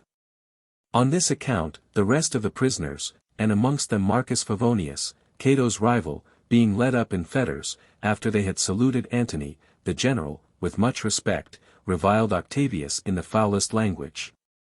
After this victory, dividing between them the offices of the state, Mark Antony 118 undertook to restore order in the east, while Caesar conducted the veteran soldiers back to Italy, and settled them in colonies on the lands belonging to the municipalities. But he had the misfortune to please neither the soldiers nor the owners of the lands. One party complaining of the injustice done them, in being violently ejected from their possessions, and the other, that they were not rewarded according to their merit. 119. 14. At this time he obliged Lucius Antony, who, presuming upon his own authority as consul, and his brother's power, was raising new commotions, to fly to Perugia, and forced him, by famine, to surrender at last. Although not without having been exposed to great hazards, both before the war and during its continuance. For a common soldier having got into the seats of the equestrian order in the theatre, at the public spectacles, Caesar ordered him to be removed by an officer. And a rumor being then spread by his enemies, that he had put the man to death by torture, the soldiers flocked together so much enraged, that he narrowly escaped with his life. The only thing that saved him, was the sudden appearance of the man, safe and sound, no violence having been offered him. And whilst he was sacrificing under the walls of Perugia, he nearly fell into the hands of a body of gladiators, who sallied out of the town. 15. After the taking of Perugia 120, he sentenced a great number of the prisoners to death, making only one reply to all who implored pardon, or endeavored to excuse themselves: "You must die." Some authors write, that 300 of the 2 orders, selected from the rest, were slaughtered, like victims, before an altar raised to Julius Caesar, upon the Ides of March, April 15, 121. Nay, there are some who relate, that he entered upon the war with no other view, than that his secret enemies, and those whom fear more than affection kept quiet, might be detected, by declaring themselves, now they had an opportunity, with Lucius Antony at their head. And that having defeated them, and confiscated their estates, he might be enabled to fulfill his promises to the veteran soldiers. 16. He soon commenced the Sicilian War, but it was protracted by various delays during a long period. 122. At one time for the purpose of repairing his fleets, which he lost twice by storm, even in the summer. At another, while patching up a peace, to which he was forced by the clamors of the people, in consequence of a famine occasioned by Pompey's cutting off the supply of corn by sea. But at last, having built a new fleet, and obtained 20,000 manumitted slaves. 123, who were given him for the ore, he formed the Julian harbour at Baiae, by letting the sea into the Lucrine and Avernian lakes. And having exercised his forces there during the whole winter, he defeated Pompey betwixt Mylae and Naulochus. Although just as the engagement commenced, he suddenly fell into such a profound sleep, that his friends were obliged to wake him to give the signal. This, I suppose, gave occasion for Antony's reproach: "You were not able to take a clear view of the fleet, when drawn up in line of battle, but lay stupidly upon your back, gazing at the sky.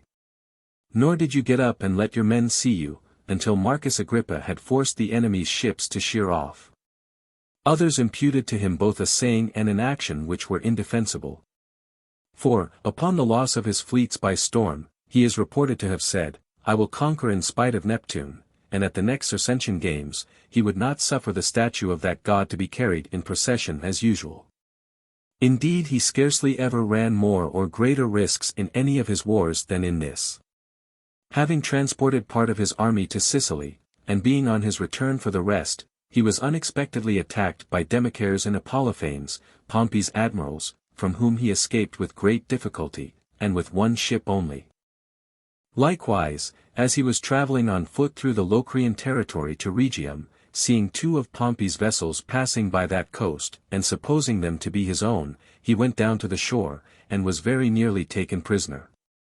On this occasion, as he was making his escape by some byways, a slave belonging to Aemilius Paulus, who accompanied him, owing him a grudge for the proscription of Paulus, the father of Aemilius, and thinking he had now an opportunity of revenging it, attempted to assassinate him.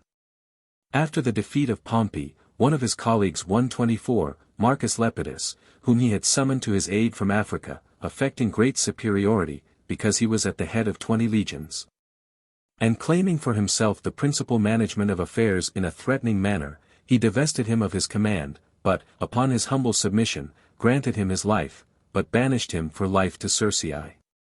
17. The alliance between him and Antony, which had always been precarious, often interrupted, and ill-cemented by repeated reconciliations, he at last entirely dissolved. And to make it known to the world how far Antony had degenerated from patriotic feelings, he caused a will of his, which had been left at Rome, and in which he had nominated Cleopatra's children, amongst others, as his heirs, to be opened and read in an assembly of the people. Yet upon his being declared an enemy, he sent to him all his relations and friends, among whom were Caius Sosius and Titus Domitius, at that time consuls. He likewise spoke favourably in public of the people of Bologna, for joining in the association with the rest of Italy to support his cause, because they had, in former times, been under the protection of the family of the Antonii. And not long afterwards 125 he defeated him in a naval engagement near Actium, which was prolonged to so late an hour, that, after the victory, he was obliged to sleep on board his ship. From Actium he went to the Isle of Samoa to winter. But being alarmed with the accounts of a mutiny amongst the soldiers he had selected from the main body of his army sent to Brundisium after the victory, who insisted on their being rewarded for their service and discharged, he returned to Italy. In his passage thither, he encountered two violent storms, the first between the promontories of Peloponnesus and Aetolia, and the other about the Ceraunian mountains. In both which a part of his Liburnian squadron was sunk, the spars and rigging of his own ship carried away, and the rudder broken in pieces. He remained only 27 days at Brundisium, until the demands of the soldiers were settled, and then went, by way of Asia and Syria, to Egypt, where laying siege to Alexandria, whither Antony had fled with Cleopatra. He made himself master of it in a short time. He drove Antony to kill himself, after he had used every effort to obtain conditions of peace, and he saw his corpse 126. Cleopatra he anxiously wished to save for his triumph.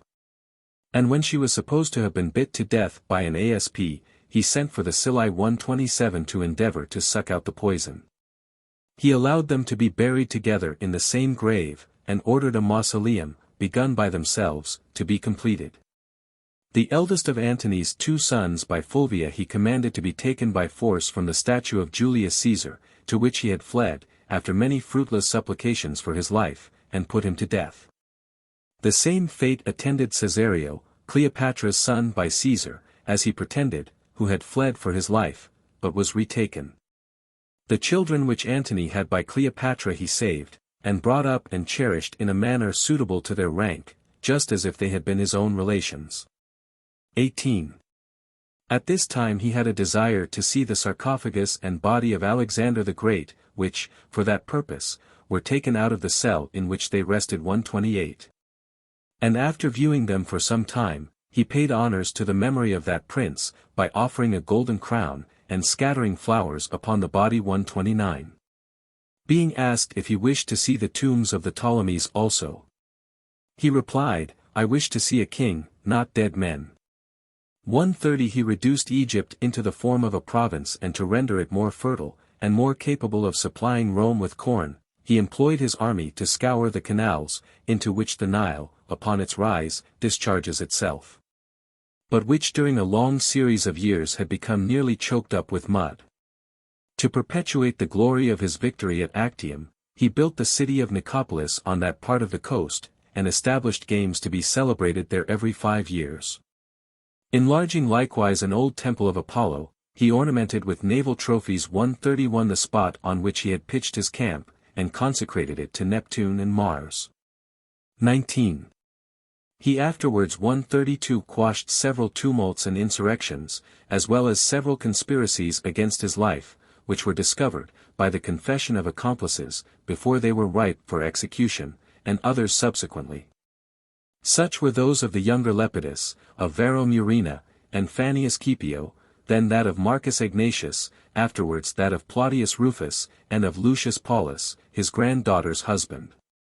And besides these, another of Lucius Audacius, an old feeble man, who was under prosecution for forgery, as also of Asinius Epicatus, a Parthenian mongrel 133, and at last that of Telephus, a lady's prompter 134. For he was in danger of his life from the plots and conspiracies of some of the lowest of the people against him. Audacius and Epicatus had formed the design of carrying off to the armies his daughter Julia, and his grandson Agrippa, from the islands in which they were confined. Telephus, wildly dreaming that the government was destined to him by the fates, proposed to fall both upon Octavius and the Senate. Nay, Unce, a soldier's servant belonging to the army in Illyricum, having passed the porters unobserved, was found in the night time standing before his chamber door, armed with a hunting dagger. Whether the person was really disordered in the head, or only counterfeited madness, is uncertain, for no confession was obtained from him by torture. XX He conducted in person only 2 foreign wars, the Dalmatian, whilst he was yet but a youth, and, after Antony's final defeat, the Cantabrian. He was wounded in the former of these wars. In one battle he received a contusion in the right knee from a stone, and in another, he was much hurt in one leg and both arms, by the fall of a fridge 135. His other wars he carried on by his lieutenants, but occasionally visited the army, in some of the wars of Pannonia and Germany, or remained at no great distance, proceeding from Rome as far as Ravenna, Milan, or Aquileia. 21. He conquered, however, partly in person, and partly by his lieutenants, Cantabria 136, Aquitania and Pannonia 137, Dalmatia, with all Illyricum and Rhaetia 138, besides the 2 Alpine nations, the Vindelici and the Salassii 139. He also checked the incursions of the Dacians, by cutting off 3 of their generals with vast armies, and drove the Germans beyond the river Elbe. Removing 2 other tribes who submitted, the Ubii and Sicambri, into Gaul, and settling them in the country bordering on the Rhine. Other nations also, which broke into revolt, he reduced to submission. But he never made war upon any nation without just and necessary cause. And was so far from being ambitious either to extend the empire, or advance his own military glory, that he obliged the chiefs of some barbarous tribes to swear in the temple of Mars the Avenger 140. That they would faithfully observe their engagements, and not violate the peace which they had implored. Of some he demanded a new description of hostages, their women, having found from experience that they cared little for their men when given as hostages, but he always afforded them the means of getting back their hostages whenever they wished it. Even those who engaged most frequently and with the greatest perfidy in their rebellion, he never punished more severely than by selling their captives, on the terms of their not serving in any neighboring country, nor being released from their slavery before the expiration of 30 years. By the character which he thus acquired, for virtue and moderation, he induced even the Indians and Scythians, nations before known to the Romans by report only, to solicit his friendship, and that of the Roman people, by ambassadors. The Parthians readily allowed his claim to Armenia, restoring at his demand, the standards which they had taken from Marcus Crassus and Mark Antony, and offering him hostages besides. Afterwards, when a contest arose between several pretenders to the crown of that kingdom, they refused to acknowledge any one who was not chosen by him. 22. The temple of Janus Quirinus, which had been shut twice only, from the era of the building of the city to his own time, he closed thrice in a much shorter period, having established universal peace both by sea and land. He twice entered the city with the honors of an ovation 141, namely, after the war of Philippi, and again after that of Sicily. He had also 3 curule triumphs 142 for his several victories in Dalmatia, at Actium, and Alexandria, each of which lasted 3 days. XCI, in all his wars, he never received any signal or ignominious defeat, except twice in Germany, under his lieutenants Laulius and Varus. The former indeed had in it more of dishonor than disaster. But that of Varus threatened the security of the empire itself, 3 legions, with the commander, his lieutenants, and all the auxiliaries, being cut off. Upon receiving intelligence of this disaster, he gave orders for keeping a strict watch over the city, to prevent any public disturbance, and prolonged the appointments of the prefects in the provinces, that the allies might be kept in order by experience of persons to whom they were used. He made a vow to celebrate the great games in honor of Jupiter, Optimus, Maximus, if he would be pleased to restore the state to more prosperous circumstances. This had formerly been resorted to in the Cimbrian and Marsian wars. In short, we are informed that he was in such consternation at this event, that he let the hair of his head and beard grow for several months, and sometimes knocked his head against the doorposts, crying out, "O, Quintilius Varus! Give me back my legions!" And ever after, he observed the anniversary of this calamity, as a day of sorrow and mourning. 24. In military affairs he made many alterations, introducing some practices entirely new, and reviving others, which had become obsolete. He maintained the strictest discipline among the troops, and would not allow even his lieutenants the liberty to visit their wives, except reluctantly, and in the winter season only. A Roman knight having cut off the thumbs of his 2 young sons, to render them incapable of serving in the wars, he exposed both him and his estate to public sale.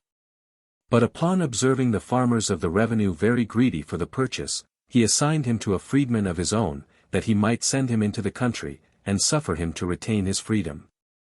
The 10th legion becoming mutinous, he disbanded it with ignominy, and did the same by some others which petulantly demanded their discharge, withholding from them the rewards usually bestowed on those who had served their stated time in the wars. The cohorts which yielded their ground in time of action, he decimated, and fed with barley. Centurions, as well as common sentinels, who deserted their posts when on guard, he punished with death. For other misdemeanors he inflicted upon them various kinds of disgrace, such as obliging them to stand all day before the praetorium, sometimes in their tunics only, and without their belts, sometimes to carry poles 10 feet long, or sods of turf. XXV, after the conclusion of the civil wars, he never, in any of his military harangues, or proclamations, addressed them by the title of fellow soldiers, but as soldiers only. Nor would he suffer them to be otherwise called by his sons or stepsons, when they were in command. Judging the former epithet to convey the idea of a degree of condescension inconsistent with military discipline, the maintenance of order, and his own majesty, and that of his house. Unless at Rome, in case of incendiary fires, or under the apprehension of public disturbances during a scarcity of provisions, he never employed in his army slaves who had been made freedmen, except upon 2 occasions. On one, for the security of the colonies bordering upon Illyricum, and on the other, to guard the banks of the river Rhine. Although he obliged persons of fortune, both male and female, to give up their slaves, and they received their manumission at once, yet he kept them together under their own standard, unmixed with soldiers who were better born, and armed likewise after different fashion. Military rewards, such as trappings, collars, and other decorations of gold and silver, he distributed more readily than camp or mural crowns, which were reckoned more honorable than the former. These he bestowed sparingly, without partiality, and frequently even on common soldiers. He presented Agrippa, after the naval engagement in the Sicilian War, with a sea-green banner. Those who shared in the honors of a triumph, although they had attended him in his expeditions, and taken part in his victories, he judged it improper to distinguish by the usual rewards for service, because they had a right themselves to grant such rewards to whom they pleased. He thought nothing more derogatory to the character of an accomplished general than precipitancy and rashness. On which account he had frequently in his mouth those proverbs: "Spud bradios," hasten slowly, and "Asphiles gar est, amanen, he erases stradielides." The cautious captain's better than the bold. And, that is done fast enough, which is done well enough. He was wont to say also, that a battle or a war ought never to be undertaken, unless the prospect of gain overbalanced the fear of loss. For, said he, men who pursue small advantages with no small hazard, resemble those who fish with a golden hook, the loss of which, if the line should happen to break, could never be compensated by all the fish they might take. 26. He was advanced to public offices before the age at which he was legally qualified for them, and to some, also, of a new kind, and for life. He seized the consulship in the 20th year of his age, quartering his legions in a threatening manner near the city, and sending deputies to demand it for him in the name of the army. When the Senate demurred, a centurion, named Cornelius, who was at the head of the chief deputation, throwing back his cloak, and shewing the hilt of his sword, had the presumption to say in the Senate house, "This will make him consul. If ye will not." His second consulship he filled 9 years afterwards, his third, after the interval of only 1 year, and held the same office every year successively until the 11th. From this period, although the consulship was frequently offered him, he always declined it, until, after a long interval, not less than 17 years, he voluntarily stood for the 12th, and 2 years after that, for a 13th. That he might successively introduce into the forum, on their entering public life, his 2 sons, Caius and Lucius, while he was invested with the highest office in the state. In his 5 consulships from the 6th to the 11th, he continued in office throughout the year, but in the rest, during only 9, 6, 4, or 3 months, and in his second no more than a few hours. For having sat for a short time in the morning, upon the calends of January 1st, in his curule chair 143, before the temple of Jupiter Capitolinus, he abdicated the office, and substituted another in his room. Nor did he enter upon them all at Rome, but upon the 4th in Asia, the 5th in the Isle of Samos, and the 8th and 9th at Tarragona. 144. 27.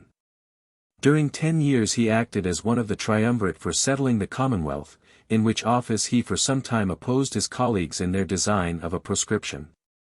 But after it was begun, he prosecuted it with more determined rigor than either of them.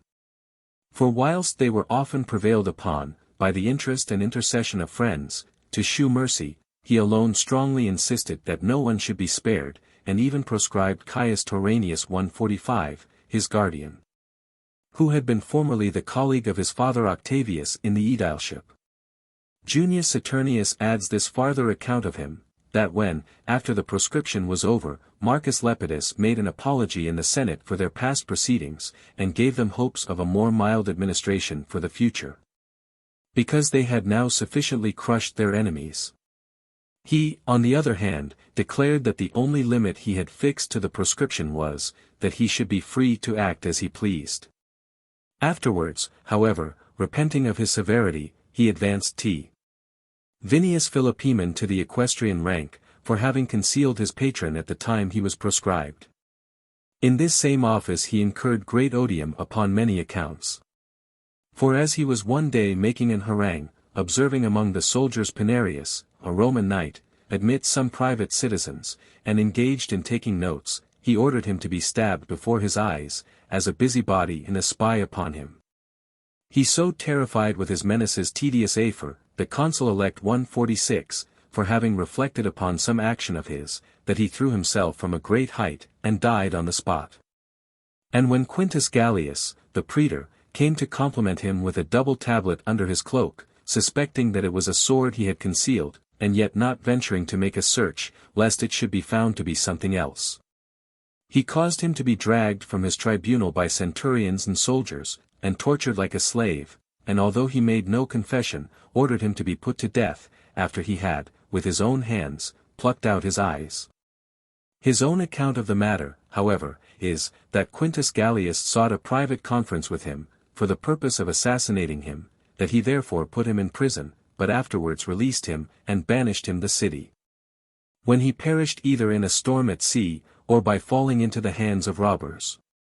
He accepted of the tribunician power for life, but more than once chose a colleague in that office for 2 lustra 147 successively.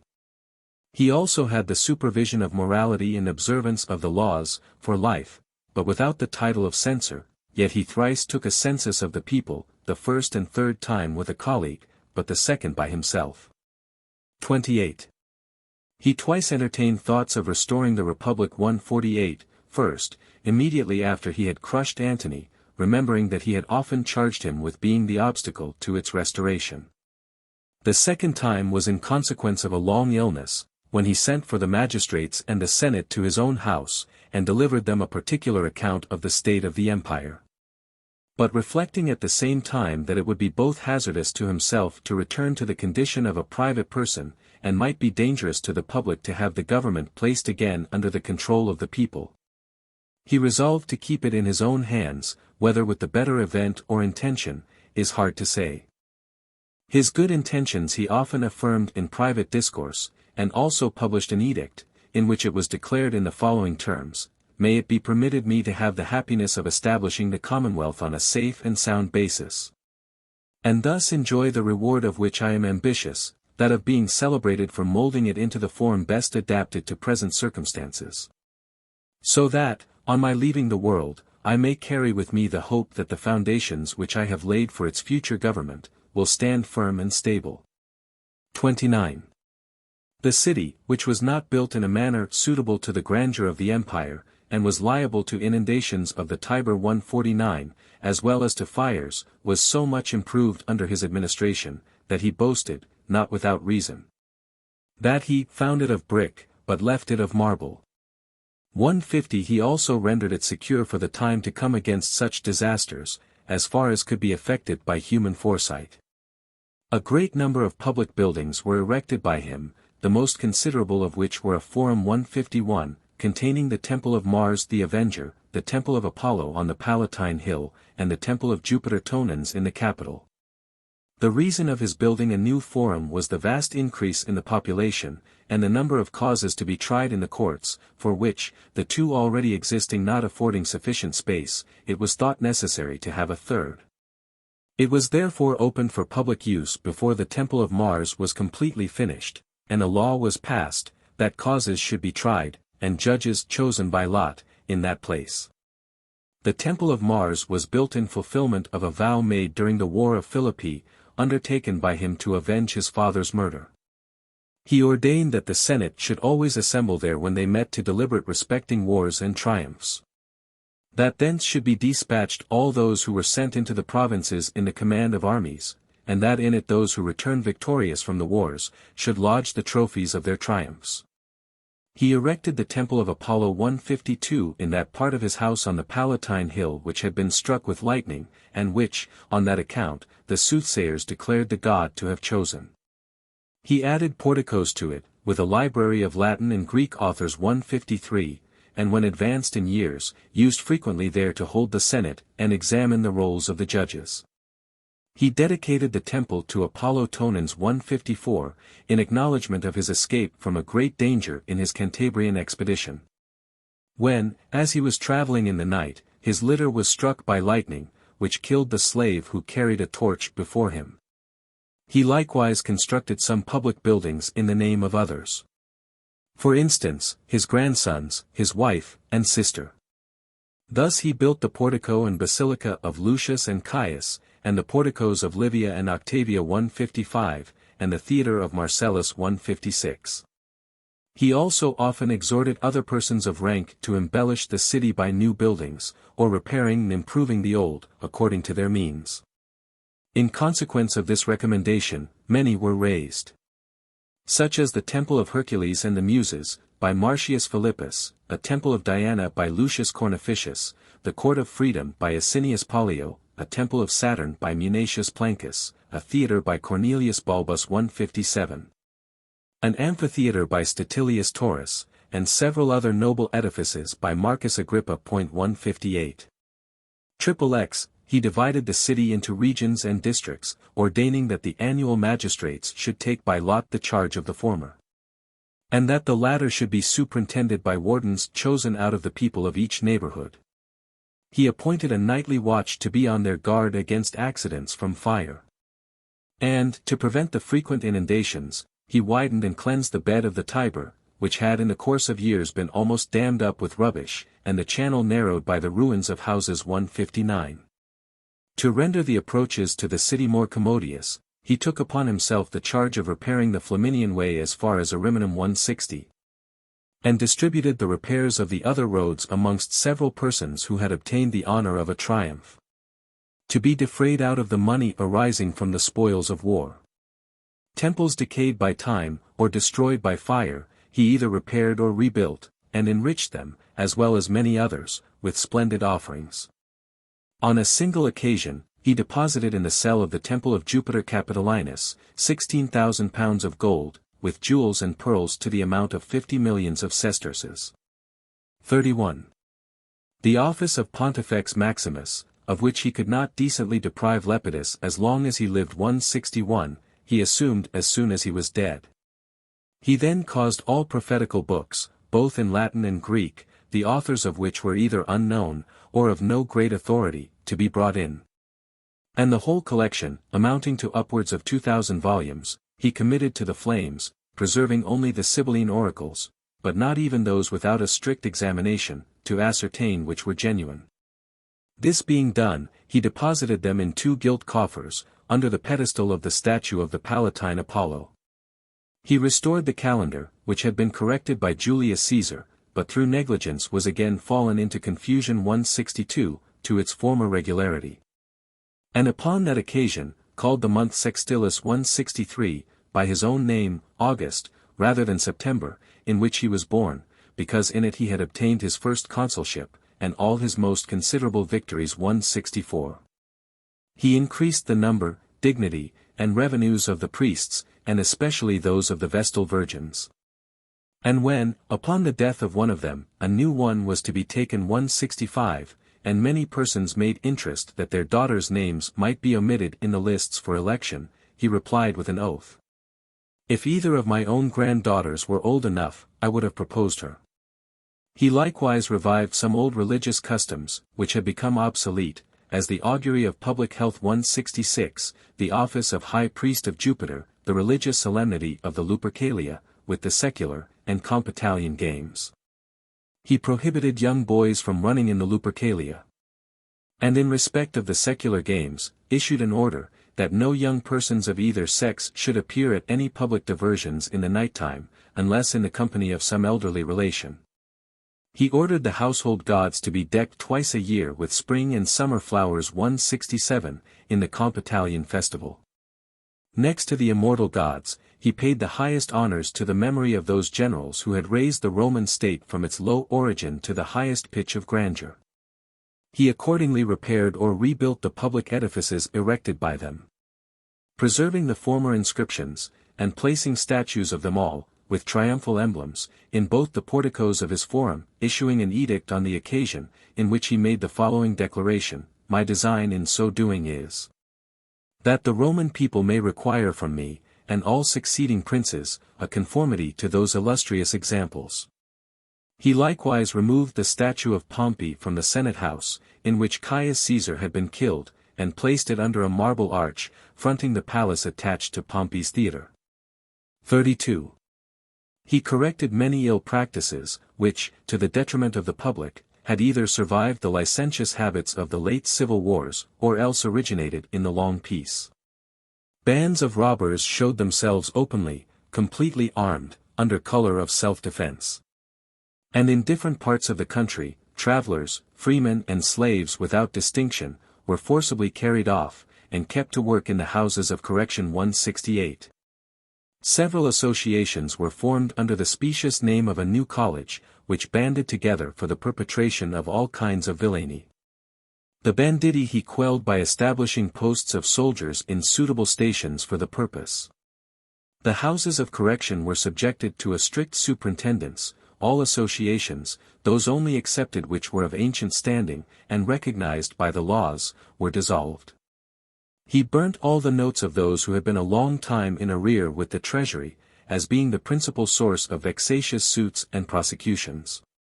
Places in the city claimed by the public, where the right was doubtful, he adjudged to the actual possessors. He struck out of the list of criminals the names of those over whom prosecutions had been long impending, where nothing further was intended by the informers than to gratify their own malice, by seeing their enemies humiliated. Laying it down as a rule, that if any one chose to renew a prosecution, he should incur the risk of the punishment which he sought to inflict. And that crimes might not escape punishment, nor business be neglected by delay, he ordered the courts to sit during the 30 days which were spent in celebrating honorary games.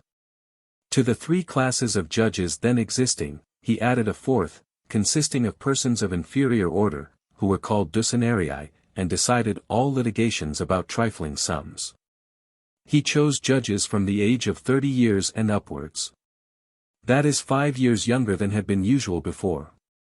And a great many declining the office, he was with much difficulty prevailed upon to allow each class of judges a 12-months vacation in turn, and the courts to be shut during the months of November and December. 169. 33.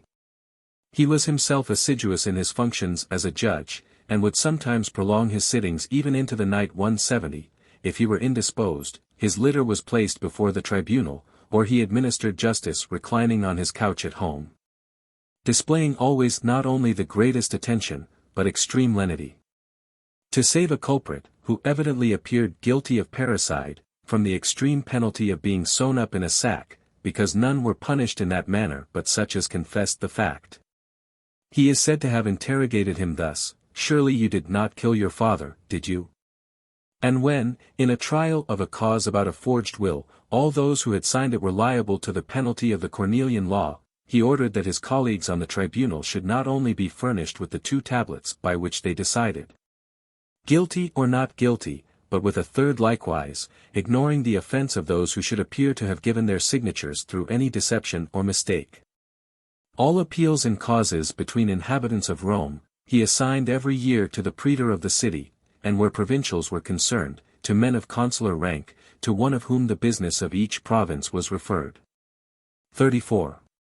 Some laws he abrogated, and he made some new ones, such as the sumptuary law, that relating to adultery and the violation of chastity, the law against bribery in elections, and likewise that for the encouragement of marriage. Having been more severe in his reform of this law than the rest, he found the people utterly averse to submit to it, unless the penalties were abolished or mitigated, besides allowing an interval of 3 years after a wife's death, and increasing the premiums on marriage. The equestrian order clamored loudly, at a spectacle in the theatre, for its total repeal, whereupon he sent for the children of Germanicus, and shewed them partly sitting upon his own lap, and partly on their father's. Intimating by his looks and gestures, that they ought not to think it a grievance to follow the example of that young man. But finding that the force of the law was eluded, by marrying girls under the age of puberty, and by frequent change of wives, he limited the time for consummation after espousals, and imposed restrictions on divorce. 35. By 2 separate scrutinies he reduced to their former number and splendor the Senate, which had been swamped by a disorderly crowd. For they were now more than 1,000, and some of them very mean persons, who, after Caesar's death, had been chosen by dint of interest and bribery, so that they had the nickname of Orsini among the people 171. The first of these scrutinies was left to themselves, each senator naming another, but the last was conducted by himself and Agrippa. On this occasion he is believed to have taken his seat as he presided, with a coat of mail under his tunic, and a sword by his side, and with 10 of the stoutest men of senatorial rank, who were his friends, standing round his chair. Quintus Cremutius 172 relates that no senator was suffered to approach him, except singly, and after having his bosom searched, for secreted daggers. Some he obliged to have the grace of declining the office. These he allowed to retain the privileges of wearing the distinguishing dress, occupying the seats at the solemn spectacles, and of feasting publicly, reserved to the senatorial order 173. That those who were chosen and approved of, might perform their functions under more solemn obligations, and with less inconvenience, he ordered that every senator, before he took his seat in the house, should pay his devotions with an offering of frankincense and wine, at the altar of that God in whose temple the Senate then assembled 174, and that their stated meetings should be only twice in the month, namely, on the calends and ides. And that in the months of September and October 175, a certain number only, chosen by lot, such as the law required to give validity to a decree, should be required to attend. For himself, he resolved to choose every 6 months a new council, with whom he might consult previously upon such affairs as he judged proper at any time to lay before the full Senate. He also took the votes of the senators upon any subject of importance, not according to custom, nor in regular order, but as he pleased, that every one might hold himself ready to give his opinion, rather than a mere vote of assent. 36. He also made several other alterations in the management of public affairs, among which were these following: that the acts of the Senate should not be published 176. That the magistrates should not be sent into the provinces immediately after the expiration of their office. That the proconsuls should have a certain sum assigned them out of the treasury for mules and tents, which used before to be contracted for by the government with private persons. That the management of the treasury should be transferred from the city quaestors to the praetors, or those who had already served in the latter office. And that the decemviri should call together the court of 100, which had been formerly summoned by those who had filled the office of quaestor. 37. To augment the number of persons employed in the administration of the state, he devised several new offices, such as surveyors of the public buildings, of the roads, the aqueducts, and the bed of the Tiber. For the distribution of corn to the people, the prefecture of the city, a triumvirate for the election of the senators, and another for inspecting the several troops of the equestrian order, as often as it was necessary. He revived the office of censor 177, which had been long disused, and increased the number of praetors. He likewise required that whenever the consulship was conferred on him, he should have 2 colleagues instead of 1. But his proposal was rejected, all the senators declaring by acclamation that he abetted his high majesty quite enough in not filling the office alone, and consenting to share it with another. 38.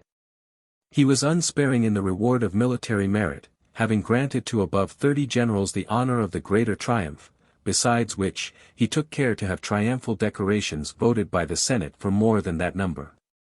That the sons of senators might become early acquainted with the administration of affairs, he permitted them, at the age when they took the garb of manhood 178, to assume also the distinction of the senatorian robe, with its broad border, and to be present at the debates in the Senate House. When they entered the military service, he not only gave them the rank of military tribunes in the legions, but likewise the command of the auxiliary horse. And that all might have an opportunity of acquiring military experience, he commonly joined 2 sons of senators in command of each troop of horse. He frequently reviewed the troops of the equestrian order, reviving the ancient custom of a cavalcade 179, which had been long laid aside. But he did not suffer any one to be obliged by an accuser to dismount while he passed in review, as had formerly been the practice. As for such as were infirm with age, or any way deformed, he allowed them to send their horses before them, coming on foot to answer to their names, when the muster roll was called over soon afterwards.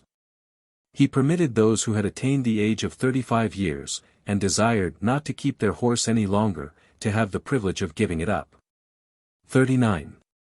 With the assistance of 10 senators, he obliged each of the Roman knights to give an account of his life. In regard to those who fell under his displeasure, some were punished, others had a mark of infamy set against their names.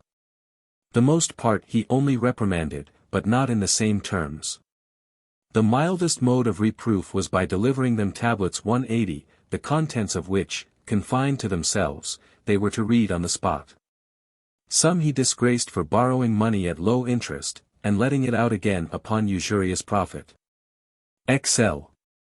In the election of tribunes of the people, if there was not a sufficient number of senatorian candidates, he nominated others from the equestrian order, granting them the liberty, after the expiration of their office, to continue in whichsoever of the 2 orders they pleased.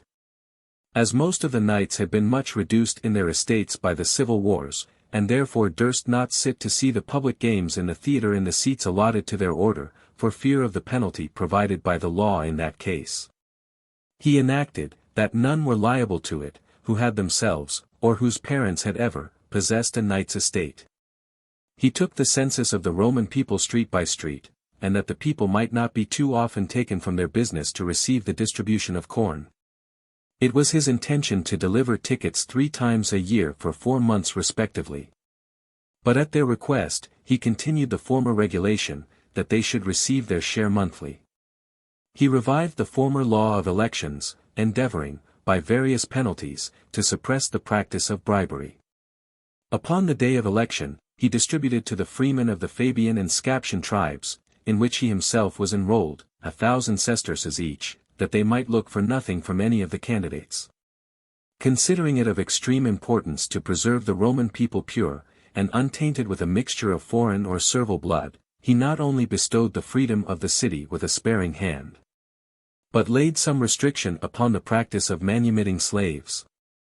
When Tiberius interceded with him for the freedom of Rome in behalf of a Greek client of his, he wrote to him for answer, I shall not grant it, unless he comes himself, and satisfies me that he has just grounds for the application. And when Livia begged the freedom of the city for a tributary Gaul, he refused it, but offered to release him from payment of taxes, saying, I shall sooner suffer some loss in my exchequer, than that the citizenship of Rome be rendered too common.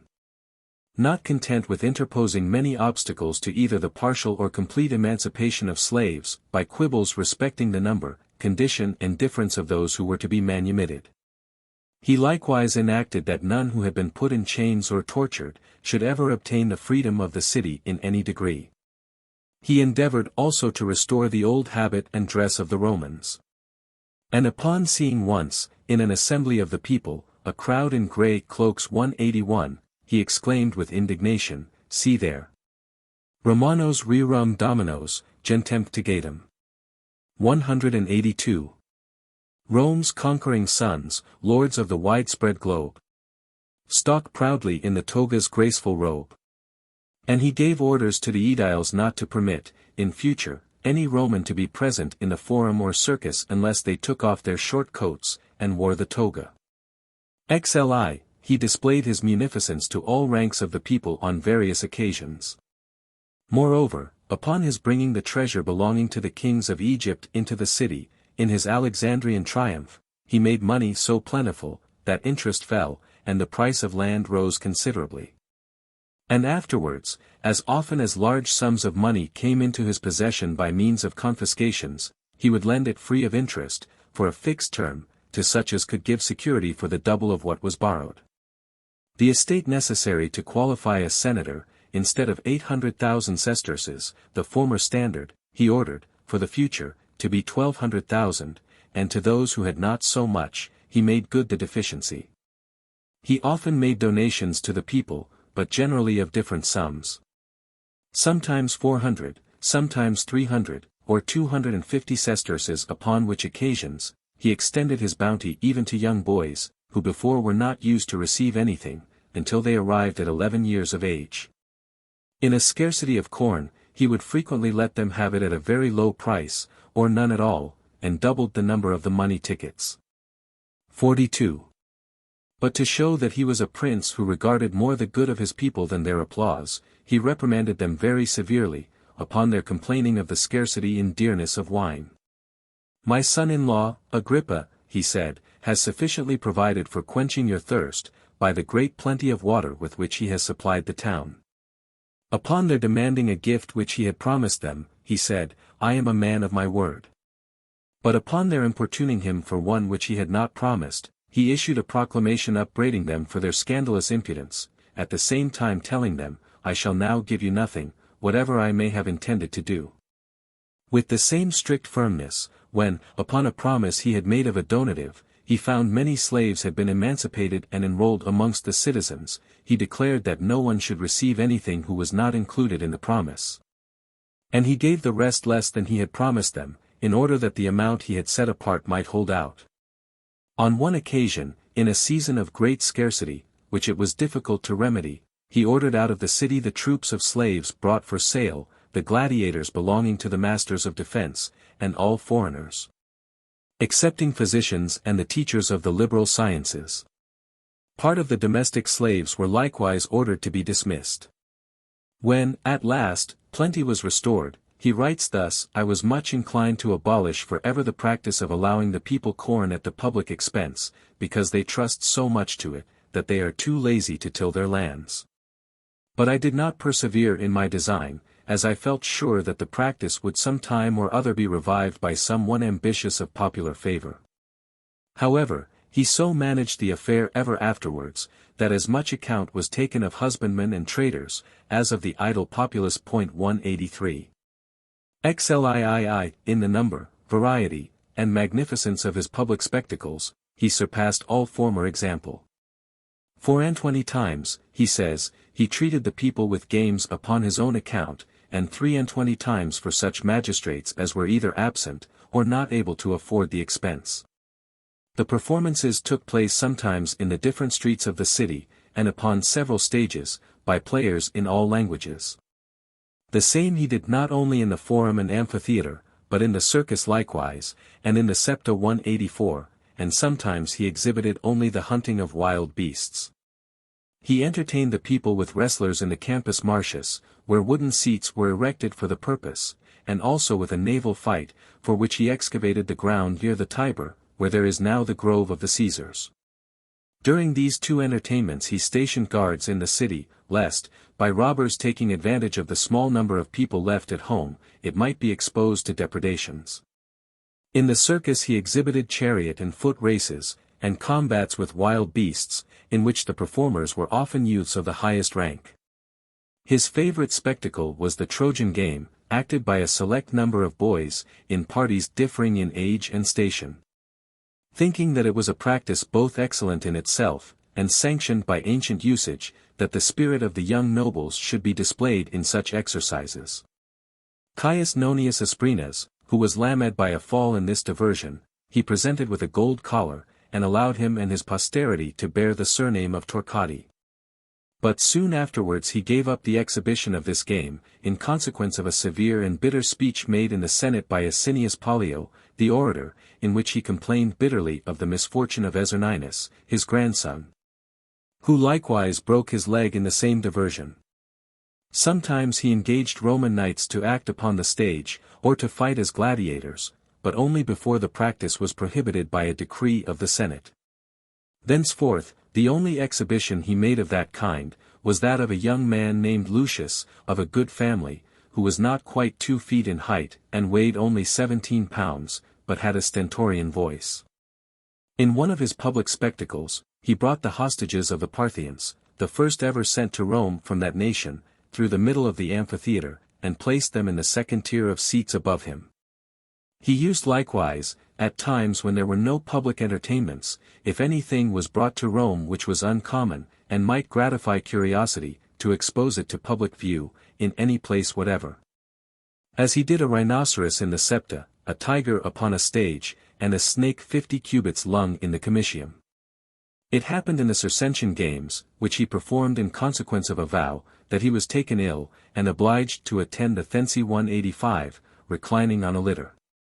Another time, in the games celebrated for the opening of the theatre of Marcellus, the joints of his curule chair happening to give way, he fell on his back. And in the games exhibited by his grandsons, when the people were in such consternation, by an alarm raised that the theatre was falling, that all his efforts to reassure them and keep them quiet, failed, he moved from his place, and seated himself in that part of the theatre which was thought to be exposed to most danger. XLIV, he corrected the confusion and disorder with which the spectators took their seats at the public games, after an affront which was offered to a senator at Puteoli, for whom, in a crowded theatre, no one would make room. He therefore procured a decree of the Senate, that in all public spectacles of any sort, and in any place whatever, the first tier of benches should be left empty for the accommodation of senators. He would not even permit the ambassadors of free nations, nor of those which were allies of Rome, to sit in the orchestra, having found that some manumitted slaves had been sent under that character.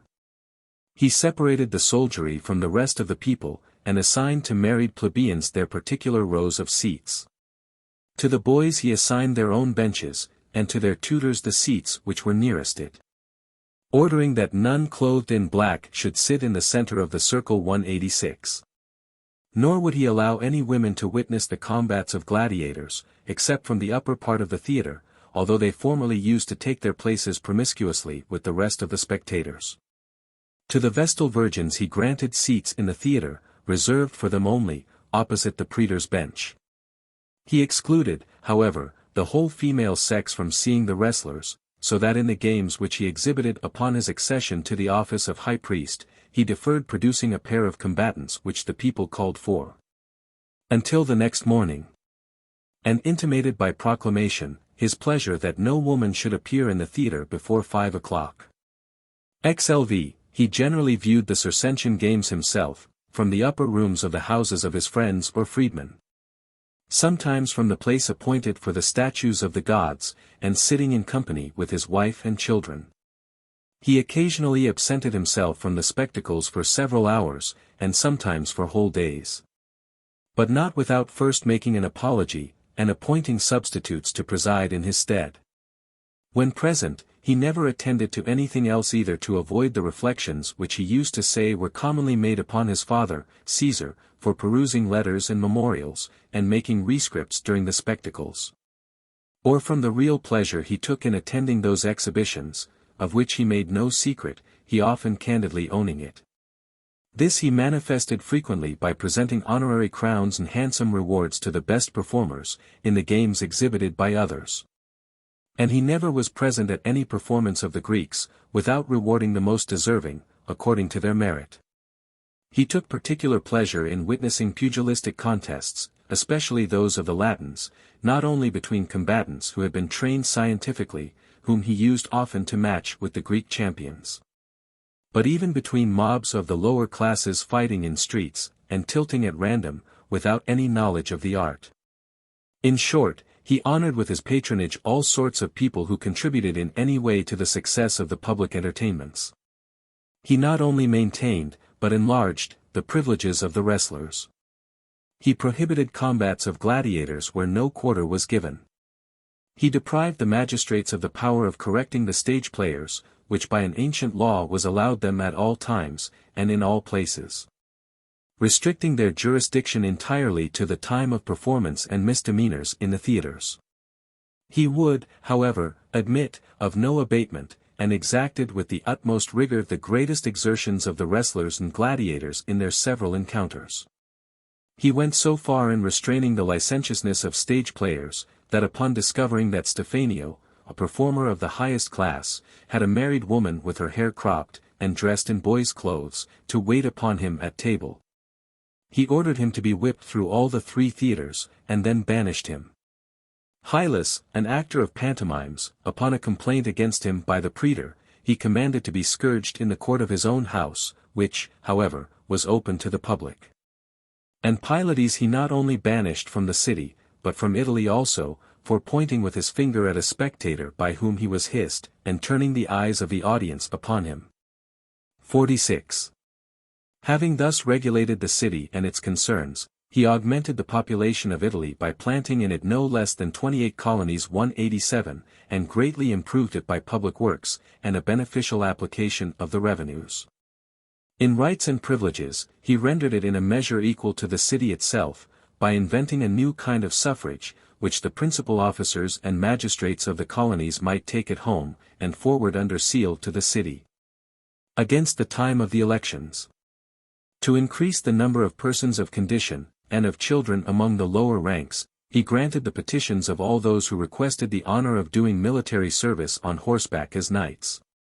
Provided their demands were seconded by the recommendation of the town in which they lived.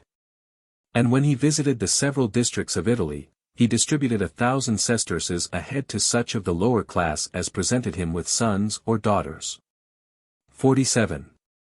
The more important provinces, which could not with ease or safety be entrusted to the government of annual magistrates, he reserved for his own administration, the rest he distributed by lot amongst the proconsuls, but sometimes he made exchanges.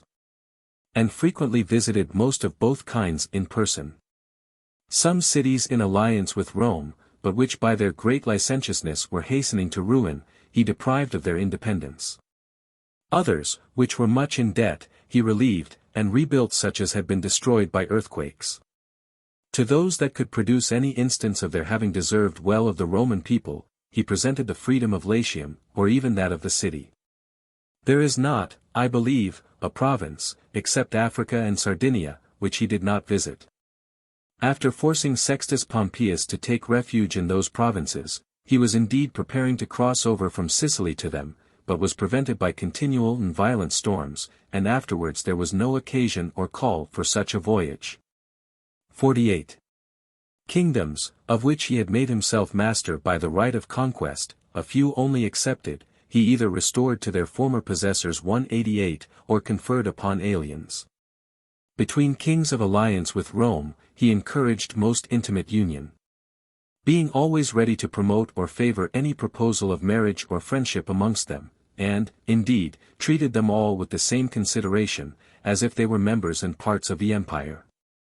To such of them as were minors or lunatics he appointed guardians, until they arrived at age, or recovered their senses, and the sons of many of them he brought up and educated with his own. 49. With respect to the army, he distributed the legions and auxiliary troops throughout the several provinces, he stationed a fleet at Misenum, and another at Ravenna, for the protection of the upper and lower seas 189. A certain number of the forces were selected, to occupy the posts in the city, and partly for his own bodyguard, but he dismissed the Spanish guard, which he retained about him till the fall of Antony. And also the Germans, whom he had amongst his guards, until the defeat of Varus. Yet he never permitted a greater force than 3 cohorts in the city, and had no, praetorian, camps 190. The rest he quartered in the neighborhood of the nearest towns, in winter and summer camps. All the troops throughout the empire he reduced to one fixed model with regard to their pay and their pensions. Determining these according to their rank in the army, the time they had served, and their private means, so that after their discharge, they might not be tempted by age or necessities to join the agitators for a revolution. For the purpose of providing a fund always ready to meet their pay and pensions, he instituted a military exchequer, and appropriated new taxes to that object.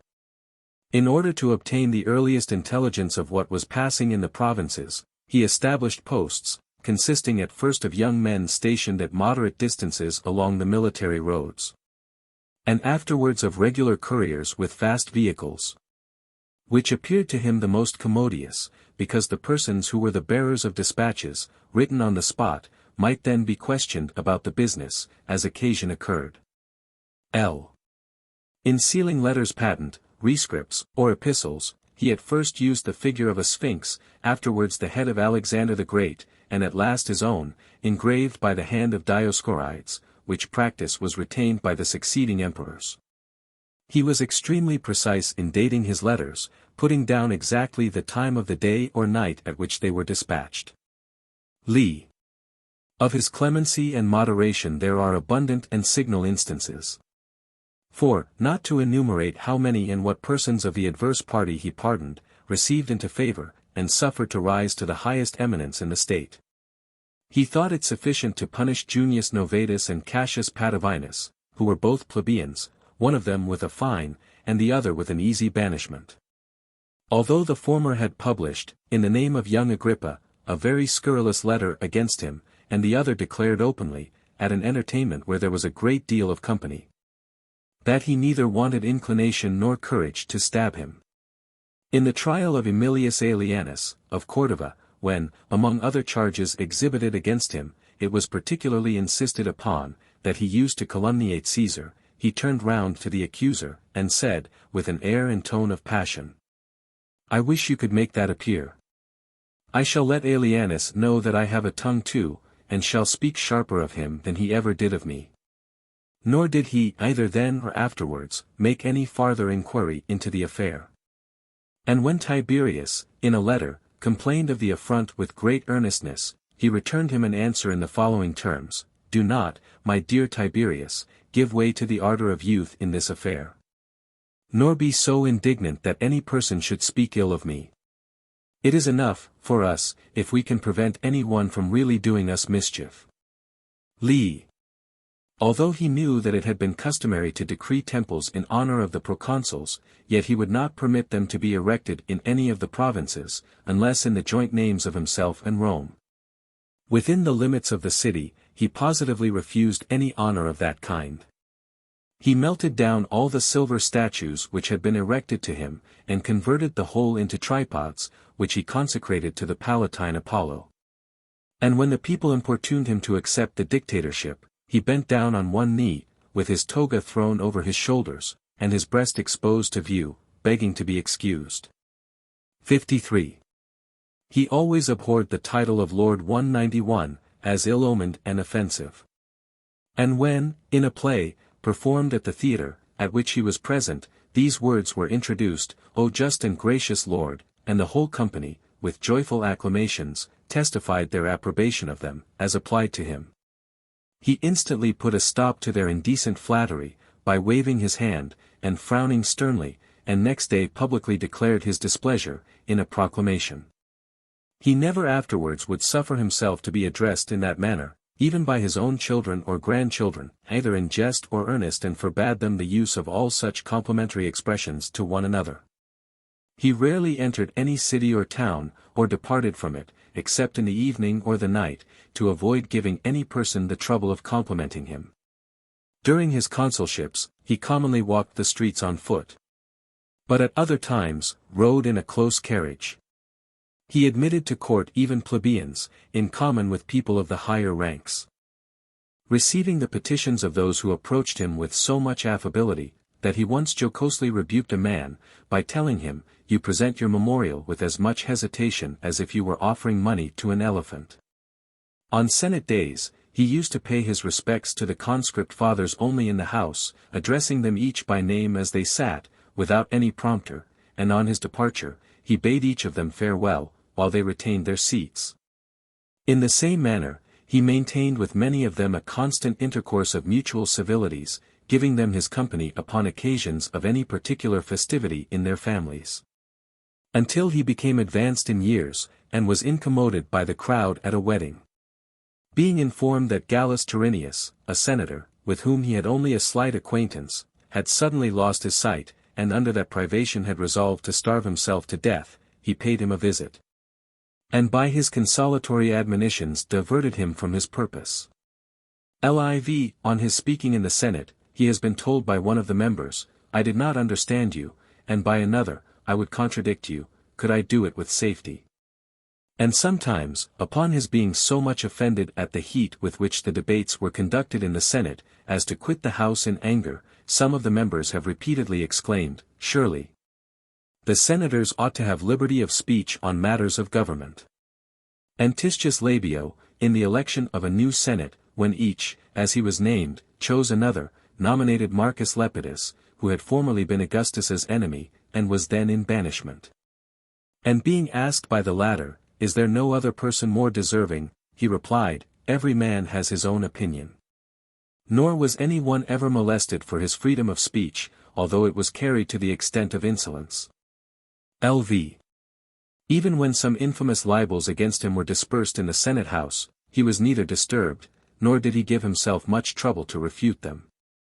He would not so much as order an inquiry to be made after the authors, but only proposed, that, for the future, those who published libels or lampoons, in a borrowed name, against any person, should be called to account. Lvi.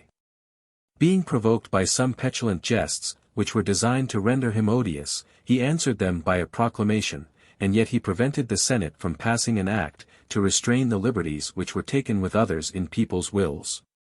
Whenever he attended at the election of magistrates, he went round the tribes, with the candidates of his nomination, and begged the votes of the people in the usual manner.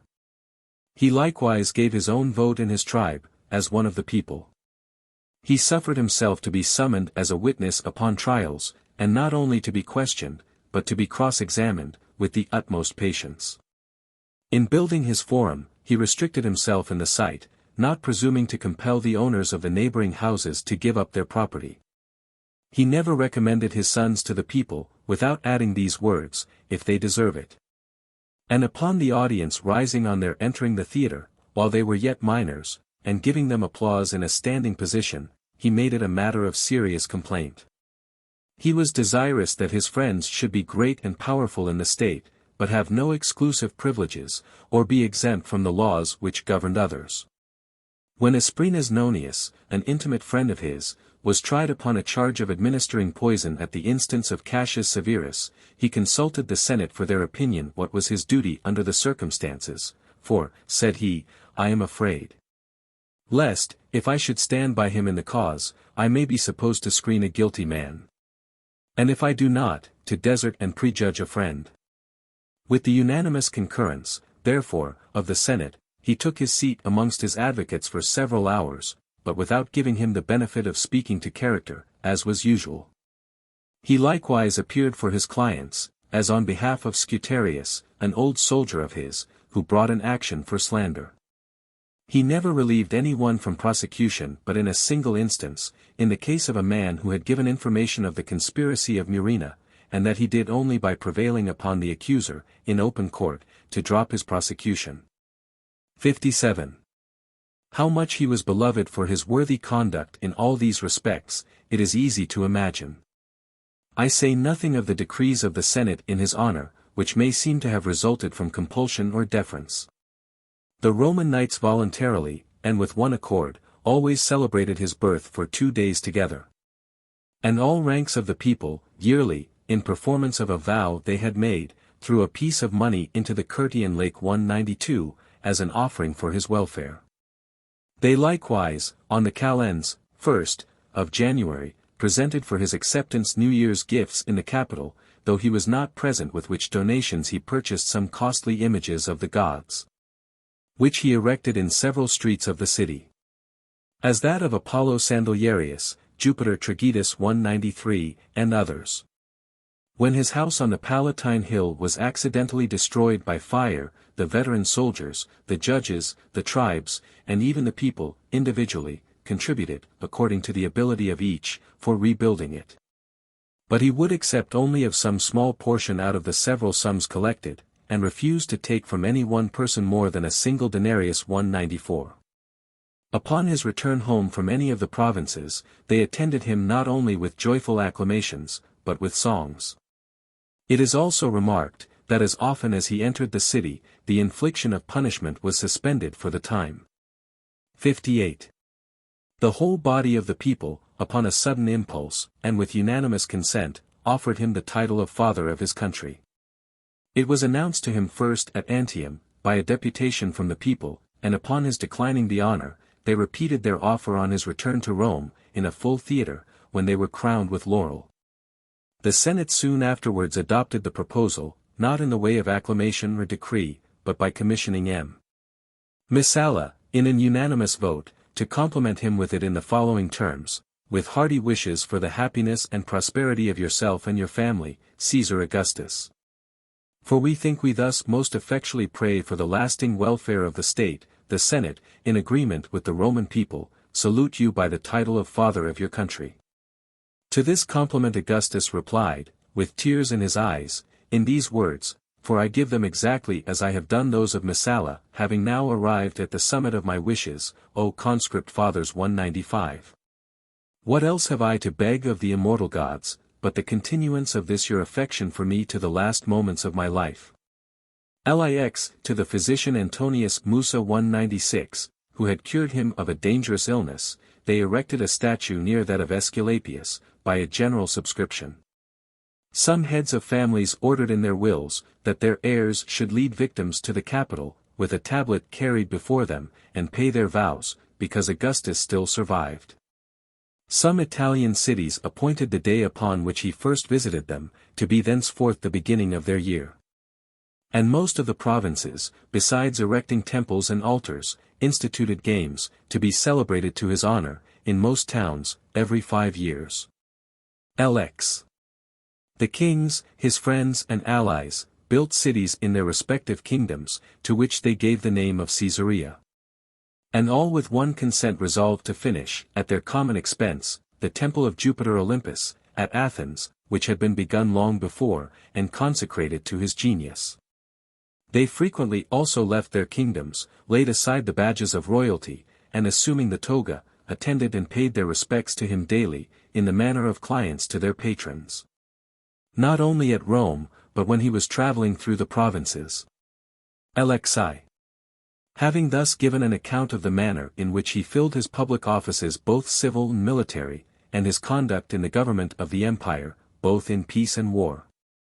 I shall now describe his private and domestic life, his habits at home and among his friends and dependents, and the fortune attending him in those scenes of retirement, from his youth to the day of his death. He lost his mother in his first consulship, and his sister Octavia, when he was in the 54th year of his age 197. He behaved towards them both with the utmost kindness whilst living, and after their decease paid the highest honors to their memory. Lxii, he was contracted when very young to the daughter of Publius Servilius Isauricus. But upon his reconciliation with Antony after their first rupture 198, the armies on both sides insisting on a family alliance between them, he married Antony's stepdaughter Claudia, the daughter of Fulvia by Publius Claudius. Although at that time she was scarcely marriageable. And upon a difference arising with his mother-in-law Fulvia, he divorced her untouched, and a pure virgin. Soon afterwards he took to wife Scribonia, who had before been twice married to men of consular rank 199, and was a mother by one of them. With her likewise he parted 200, being quite tired out, as he himself writes, with the perverseness of her temper, and immediately took Livia Drusilla, though then pregnant, from her husband Tiberius Nero. And she had never any rival in his love and esteem. Lxi, by Scribonia he had a daughter named Julia, but no children by Livia, although extremely desirous of issue. She, indeed, conceived once, but miscarried. He gave his daughter Julia in the first instance to Marcellus, his sister's son, who had just completed his minority, and, after his death, to Marcus Agrippa, having prevailed with his sister to yield her son-in-law to his wishes. For at that time Agrippa was married to one of the Marcellus, and had children by her. Agrippa dying also, he for a long time thought of several matches for Julia in even the equestrian order, and at last resolved upon selecting Tiberius for his stepson. And he obliged him to part with his wife at that time pregnant, and who had already brought him a child. Mark Antony writes, that he first contracted Julia to his son, and afterwards to Cotiso, king of the GD 201, demanding at the same time the king's daughter in marriage for himself. 64. He had 3 grandsons by Agrippa and Julia, namely, Caius, Lucius, and Agrippa, and 2 granddaughters, Julia and Agrippina. Julia he married to Lucius Paulus, the censor's son, and Agrippina to Germanicus, his sister's grandson. Caius and Lucius he adopted at home, by the ceremony of purchase 202 from their father, advanced them, while yet very young, to offices in the state, and when they were consuls elect, sent them to visit the provinces and armies. In bringing up his daughter and granddaughters, he accustomed them to domestic employments, and even spinning, and obliged them to speak and act everything openly before the family, that it might be put down in the diary. He so strictly prohibited them from all converse with strangers, that he once wrote a letter to Lucius Vinicius, a handsome young man of a good family, in which he told him, "You have not behaved very modestly in making a visit to my daughter at Baiae." He usually instructed his grandsons himself in reading, swimming, and other rudiments of knowledge, and he labored nothing more than to perfect them in the imitation of his handwriting. He never supped but he had them sitting at the foot of his couch, nor ever travelled but with them in a chariot before him, or riding beside him. Lxv. But in the midst of all his joy and hopes in his numerous and well-regulated family, his fortune failed him. The two Julius, his daughter and granddaughter, abandoned themselves to such courses of lewdness and debauchery, that he banished them both. Caius and Lucius he lost within the space of 18 months. The former dying in Lycia, and the latter at Marseilles. His third grandson Agrippa, with his stepson Tiberius, he adopted in the Forum, by a law passed for the purpose by the sections 203. But he soon afterwards discarded Agrippa for his coarse and unruly temper, and confined him at Sarentum. He bore the death of his relations with more patience than he did their disgrace, for he was not overwhelmed by the loss of Caius and Lucius. But in the case of his daughter, he stated the facts to the Senate in a message read to them by the quaestor, not having the heart to be present himself. Indeed, he was so much ashamed of her infamous conduct, that for some time he avoided all company, and had thoughts of putting her to death. It is certain that when one Phoebe, a freedwoman and confidant of hers, hanged herself about the same time, he said, "I had rather be the father of Phoebe than of Julia." In her banishment he would not allow her the use of wine, nor any luxury in dress. Nor would he suffer her to be waited upon by any male servant, either freeman or slave, without his permission, and having received an exact account of his age, stature, complexion, and what marks or scars he had about him. At the end of 5 years he removed her from the island, where she was confined, to the continent 204, and treated her with less severity, but could never be prevailed upon to recall her. When the Roman people interposed on her behalf several times with much importunity, all the reply he gave was, "I wish you had all such daughters and wives as she is." He likewise forbade a child, of which his granddaughter Julia was delivered after sentence had passed against her, to be either owned as a relation, or brought up. Agrippa, who was equally intractable, and whose folly increased every day, he transported to an island 205, and placed a guard of soldiers about him, procuring at the same time an act of the Senate for his confinement there during life. Upon any mention of him and the two Julius, he would say, with a heavy sigh, "Eighth, ophalon agamos t eminai, agonos t apolatai. Would I were wifeless, or had childless died." 206. Nor did he usually call them by any other name than that of his 3 imposthumes or cancers. Lxvi, he was cautious in forming friendships, but clung to them with great constancy. Not only rewarding the virtues and merits of his friends according to their deserts, but bearing likewise with their faults and vices, provided that they were of a venial kind. For amongst all his friends, we scarcely find any who fell into disgrace with him, except Salvidianus Rufus, whom he raised to the consulship, and Cornelius Gallus, whom he made prefect of Egypt, both of them men of the lowest extraction. One of these, being engaged in plotting a rebellion, he delivered over to the Senate, for condemnation, and the other, on account of his ungrateful and malicious temper, he forbade his house, and his living in any of the provinces. When, however, Gallus, being denounced by his accusers, and sentenced by the Senate, was driven to the desperate extremity of laying violent hands upon himself, he commended, indeed, the attachment to his person of those who manifested so much indignation, but he shed tears, and lamented his unhappy condition, that I alone, said he, cannot be allowed to resent the misconduct of my friends in such a way only as I would wish. The rest of his friends of all orders flourished during their whole lives, both in power and wealth, in the highest ranks of their several orders, notwithstanding some occasional lapses.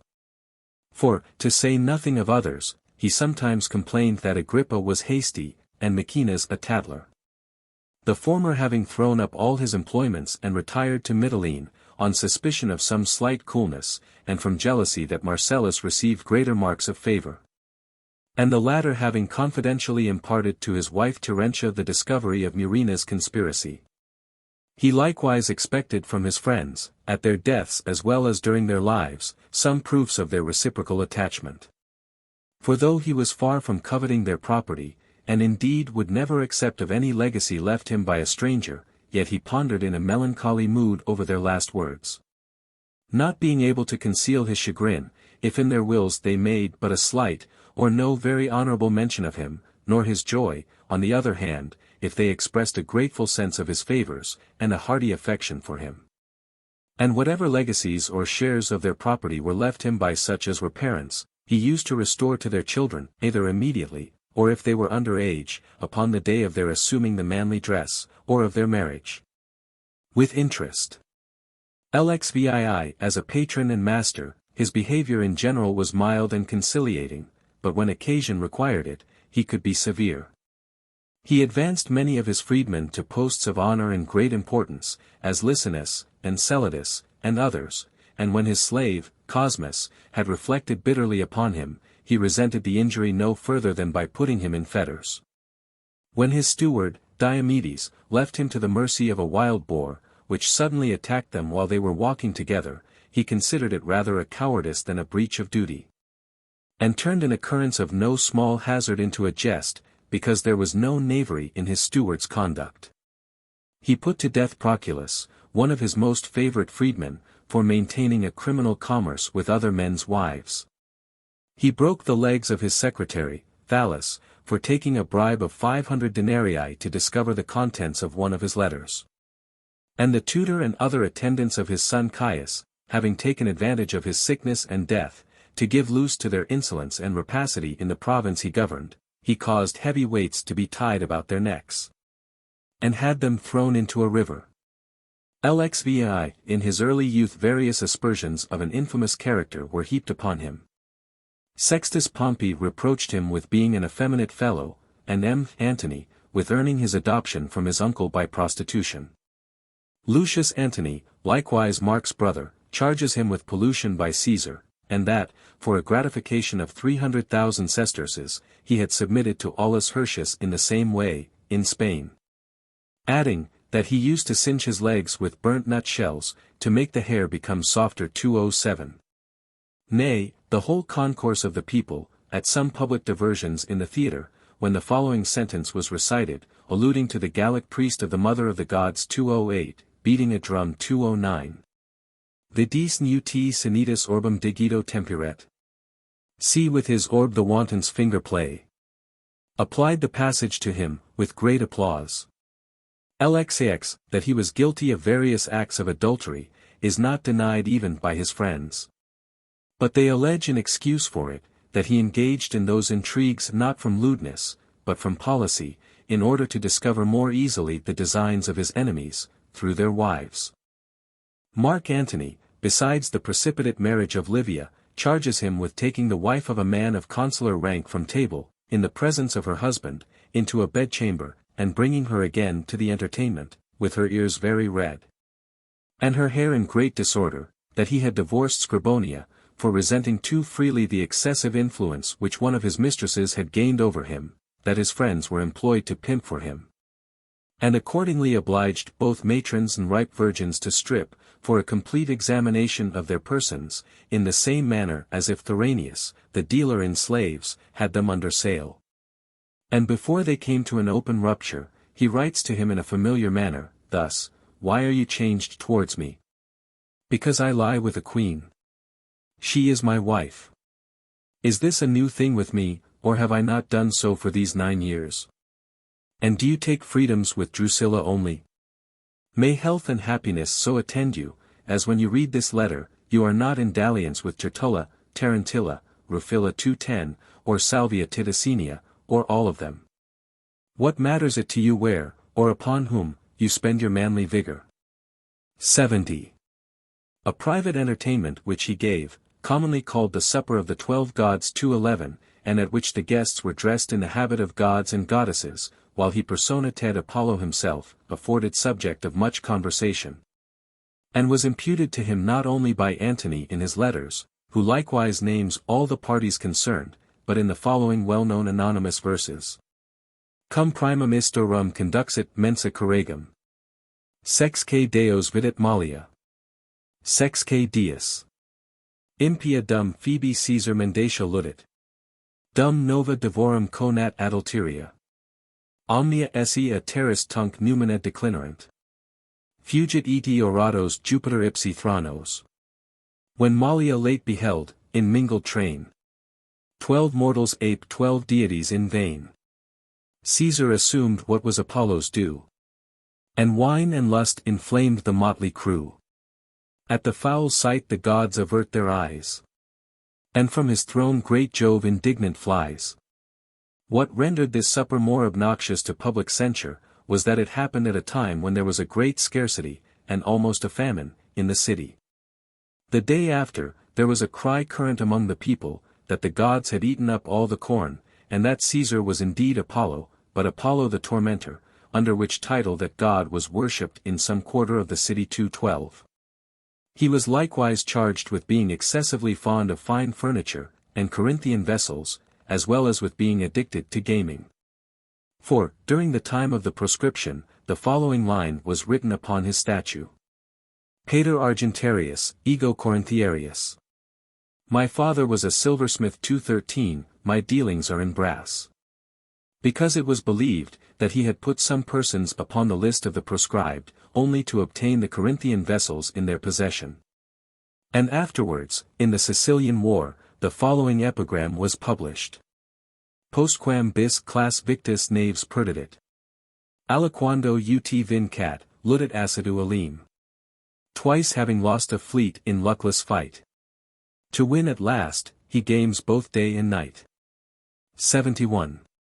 With respect to the charge or imputation of loathsome impurity before mentioned, he very easily refuted it by the chastity of his life, at the very time when it was made, as well as ever afterwards. His conduct likewise gave the lie to that of luxurious extravagance in his furniture, when, upon the taking of Alexandria, he reserved for himself nothing of the royal treasures but a porcelain cup. And soon afterwards melted down all the vessels of gold, even such as were intended for common use. But his amorous propensities never left him, and, as he grew older, as is reported, he was in the habit of debauching young girls, who were procured for him, from all quarters, even by his own wife. To the observations on his gaming, he paid not the smallest regard, but played in public, but purely for his diversion, even when he was advanced in years. And not only in the month of December 214, but at other times, and upon all days, whether festivals or not. This evidently appears from a letter under his own hand, in which he says, I supped, my dear Tiberius, with the same company. We had, besides, Vinicius, and Silvius the father. We gamed at supper like old fellows, both yesterday and today.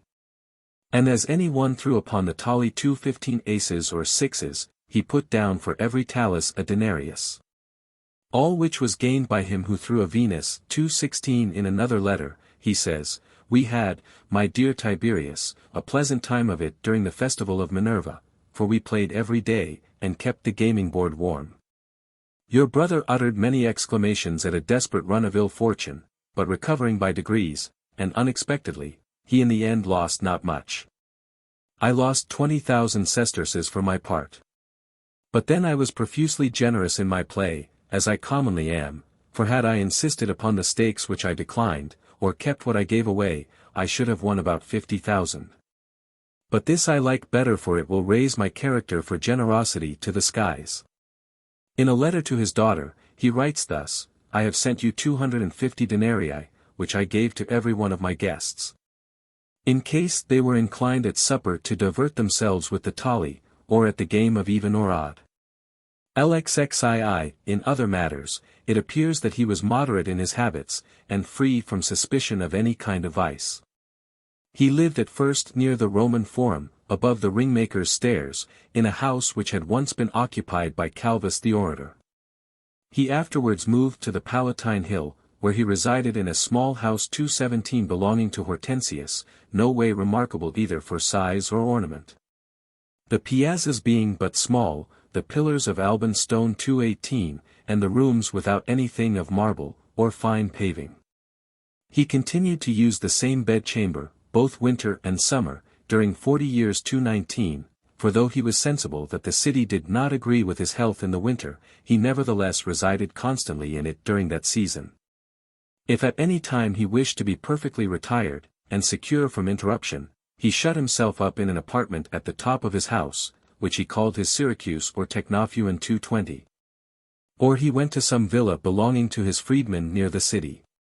But when he was indisposed, he commonly took up his residence in the house of Maecenas 221. Of all the places of retirement from the city, he chiefly frequented those upon the sea-coast, and the islands of Campania 222, or the towns nearest the city, such as Lanuvium, Praeneste, and Tiber 223. Where he often used to sit for the administration of justice, in the porticos of the Temple of Hercules.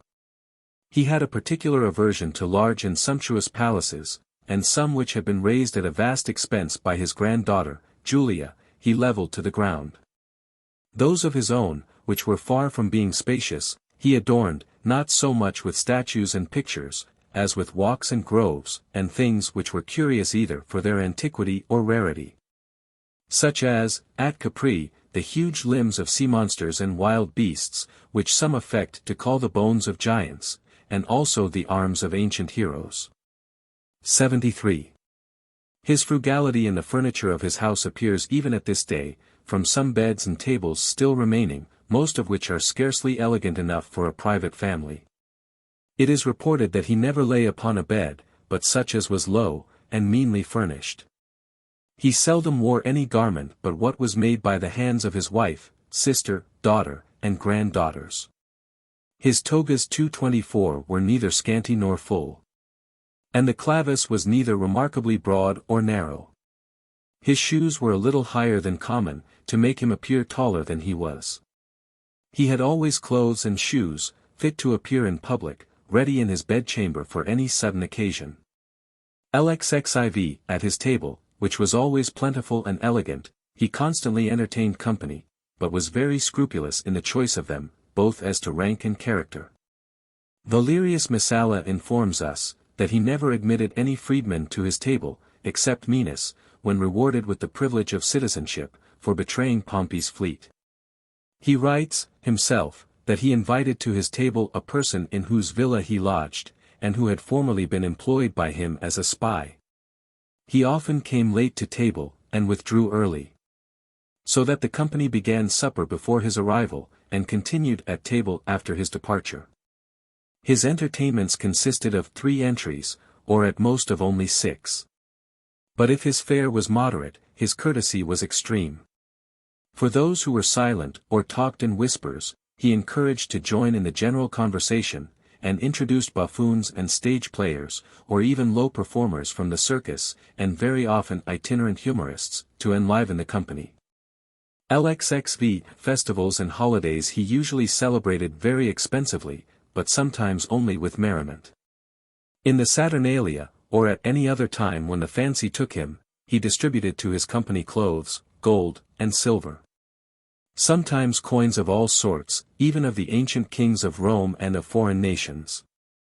Sometimes nothing but towels, sponges, rakes, and tweezers, and other things of that kind, with tickets on them, which were enigmatical, and had a double meaning 225. He used likewise to sell by lot among his guests articles of very unequal value, and pictures with their fronts reversed, and so, by the unknown quality of the lot, disappoint or gratify the expectation of the purchasers. This sort of traffic went round the whole company, every one being obliged to buy something, and to run the chance of loss or gain with the rest. Lxxvi, he ate sparingly, for I must not omit even this, and commonly used a plain diet. He was particularly fond of coarse bread, small fishes, new cheese made of cow's milk 226, and green figs of the sort which bear fruit twice a year 227. He did not wait for supper, but took food at any time, and in any place, when he had an appetite. The following passages relative to this subject, I have transcribed from his letters. I ate a little bread and some small dates, in my carriage. Again. In returning home from the palace in my litter, I ate an ounce of bread, and a few raisins. Again. No Jew, my dear Tiberius, ever keeps such strict fast upon the Sabbath 228, as I have today, for while in the bath, and after the first hour of the night, I only ate 2 biscuits, before I began to be rubbed with oil. From this great indifference about his diet, he sometimes supped by himself, before his company began, or after they had finished, and would not touch a morsel at table with his guests. Lxxvi, he was by nature extremely sparing in the use of wine. Cornelius Nepos says, that he used to drink only 3 times at supper in the camp at Medina, and when he indulged himself the most, he never exceeded a pint, or if he did, his stomach rejected it. Of all wines, he gave the preference to the Rhaetian 229, but scarcely ever drank any in the daytime. Instead of drinking, he used to take a piece of bread dipped in cold water, or a slice of cucumber, or some leaves of lettuce, or a green, sharp, juicy apple. 78. After a slight repast at noon, he used to seek repose 2:30, dressed as he was, and with his shoes on, his feet covered, and his hand held before his eyes. After supper he commonly withdrew to his study, a small closet, where he sat late, until he had put down in his diary all or most of the remaining transactions of the day, which he had not before registered. He would then go to bed, but never slept above 7 hours at most, and that not without interruption, for he would wake 3 or 4 times during that time.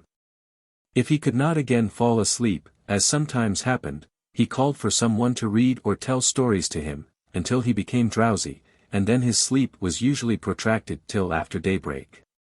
He never liked to lie awake in the dark, without somebody to sit by him.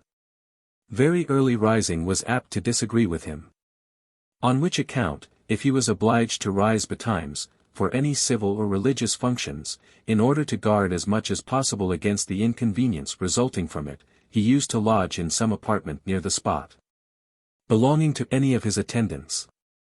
If at any time a fit of drowsiness seized him in passing along the streets, his litter was set down while he snatched a few moments' sleep.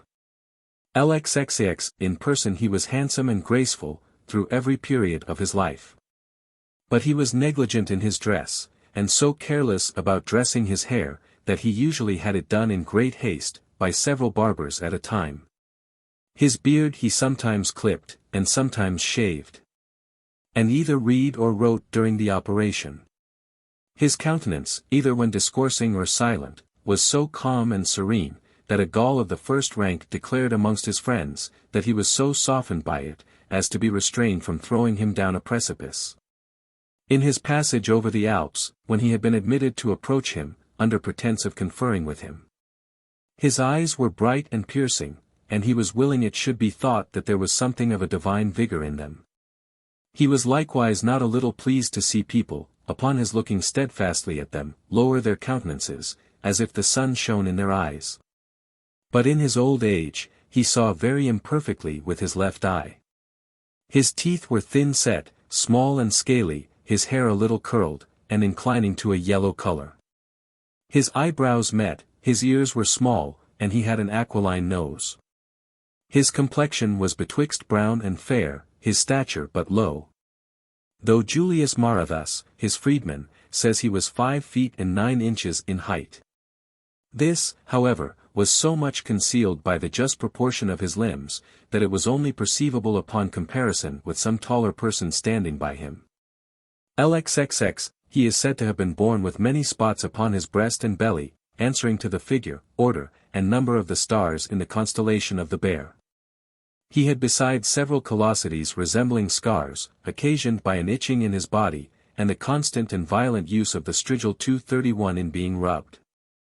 He had a weakness in his left hip, thigh, and leg, insomuch that he often halted on that side, but he received much benefit from the use of sand and reeds. He likewise sometimes found the forefinger of his right hand so weak, that when it was benumbed and contracted with cold, to use it in writing, he was obliged to have recourse to a circular piece of horn. He had occasionally a complaint in the bladder, but upon voiding some stones in his urine, he was relieved from that pain. 81. During the whole course of his life, he suffered, at times, dangerous fits of sickness, especially after the conquest of Cantabria. When his liver being injured by a defluxion upon it, he was reduced to such a condition, that he was obliged to undergo a desperate and doubtful method of cure, for warm applications having no effect. Antonius Musa 232 directed the use of those which were cold. He was likewise subject to fits of sickness at stated times every year, for about his birth, day 233 he was commonly a little indisposed. In the beginning of spring, he was attacked with an inflation of the midriff. And when the wind was southerly, with a cold in his head. By all these complaints, his constitution was so shattered, that he could not easily bear either heat or cold. 82. In winter, he was protected against the inclemency of the weather by a thick toga, for tunics, a shirt, a flannel stomacher, and swathings upon his legs and thighs 234. In summer, he lay with the doors of his bedchamber open, and frequently in a piazza, refreshed by a bubbling fountain, and a person standing by to fan him. He could not bear even the winter's sun. And at home, never walked in the open air without a broad-brimmed hat on his head. He usually travelled in a litter, and by night, and so slow, that he was 2 days in going to Praeneste or Tiber. And if he could go to any place by sea, he preferred that mode of travelling. He carefully nourished his health against his many infirmities, avoiding chiefly the free use of the bath, but he was often rubbed with oil, and sweated in a stove. After which he was washed with tepid water, warmed either by a fire, or by being exposed to the heat of the sun. When, upon account of his nerves, he was obliged to have recourse to sea water, or the waters of Albula 235, he was contented with sitting over a wooden tub, which he called by a Spanish name Durita, and plunging his hands and feet in the water by turns. LXXXI, as soon as the civil wars were ended, he gave up riding and other military exercises in the Campus Martius, and took to playing at ball, or football. But soon afterwards used no other exercise than that of going abroad in his litter, or walking. Towards the end of his walk, he would run leaping, wrapped up in a short cloak or cape. For amusement he would sometimes angle, or play with dice, pebbles, or nuts, with little boys, collected from various countries, and particularly Moors and Syrians, for their beauty or amusing talk. But dwarfs, and such as were in any way deformed, he held in abhorrence, as lusus naturae, nature's abortions, and of evil omen. 84. From early youth he devoted himself with great diligence and application to the study of eloquence, and the other liberal arts. In the war of Medina, notwithstanding the weighty affairs in which he was engaged, he is said to have read, written, and declaimed every day. He never addressed the Senate, the people, or the army, but in a premeditated speech, though he did not want the talent of speaking extempore on the spur of the occasion. And lest his memory should fail him, as well as to prevent the loss of time in getting up his speeches, it was his general practice to recite them. In his intercourse with individuals, and even with his wife Livia, upon subjects of importance he wrote on his tablets all he wished to express, lest, if he spoke extempore, he should say more or less than was proper. He delivered himself in a sweet and peculiar tone, in which he was diligently instructed by a master of elocution. But when he had a cold, he sometimes employed a herald to deliver his speeches to the people. 85. He composed many tracts in prose on various subjects, some of which he read occasionally in the circle of his friends, as to an auditory. Among these was his Rescript to Brutus respecting Cato. Most of the pages he read himself, although he was advanced in years, but becoming fatigued, he gave the rest to Tiberius to finish. He likewise read over to his friends his Exhortations to Philosophy, and the History of his own life, which he continued in 13 books, as far as the Cantabrian War, but no farther. He likewise made some attempts at poetry. There is extant one book written by him in hexameter verse, of which both the subject and title is Sicily. There is also a book of epigrams, no larger than the last, which he composed almost entirely while he was in the bath. These are all his poetical compositions, for though he begun a tragedy with great zest, becoming dissatisfied with the style, he obliterated the whole, and his friends saying to him, "What is your Ajax doing?" He answered, "My Ajax has met with a sponge." 236. 86. He cultivated a style which was neat and chaste, avoiding frivolous or harsh language, as well as obsolete words, which he calls disgusting. His chief object was to deliver his thoughts with all possible perspicuity. To attain this end, and that he might nowhere perplex, or retard the reader or hearer, he made no scruple to add prepositions to his verbs, or to repeat the same conjunction several times. Which, when omitted, occasion some little obscurity, but give a grace to the style. Those who used affected language, or adopted obsolete words, he despised, as equally faulty, though in different ways. He sometimes indulged himself in jesting, particularly with his friend Maecenas, whom he rallied upon all occasions for his fine phrases. 237, and bantered by imitating his way of talking. Nor did he spare Tiberius, who was fond of obsolete and far-fetched expressions. He charges Mark Antony with insanity, writing rather to make men stare, than to be understood. And by way of sarcasm upon his depraved and fickle taste in the choice of words, he writes to him thus, "And are you yet in doubt, whether Cimber Annius or Veranius Flaccus be more proper for your imitation? Whether you will adopt words which Sallustius Crispus has borrowed from the Origins of Cato? Or do you think that the verbose empty bombast of Asiatic orators is fit to be transfused into our language?" And in a letter where he commends the talent of his granddaughter, Agrippina, he says, "But you must be particularly careful, both in writing and speaking, to avoid affectation." 87. In ordinary conversation, he made use of several peculiar expressions, as appears from letters in his own handwriting. In which, now and then, when he means to intimate that some persons would never pay their debts, he says, "They will pay at the Greek calends." And when he advised patience in the present posture of affairs, he would say, "Let us be content with our Cato." To describe anything in haste, he said, "It was sooner done than asparagus is cooked." He constantly puts Bacillus for stultus, Pulligatius for pullus, Vasarosus for seritus, Vapides e habira for male, and Betazer for languer, which is commonly called laconizer. Likewise simus for summus, domos for domus in the genitive singular. 238. With respect to the last two peculiarities, lest any person should imagine that they were only slips of his pen, and not customary with him, he never varies. I have likewise remarked this singularity in his handwriting. He never divides his words, so as to carry the letters which cannot be inserted at the end of a line to the next, but puts them below the other, enclosed by a bracket. 88.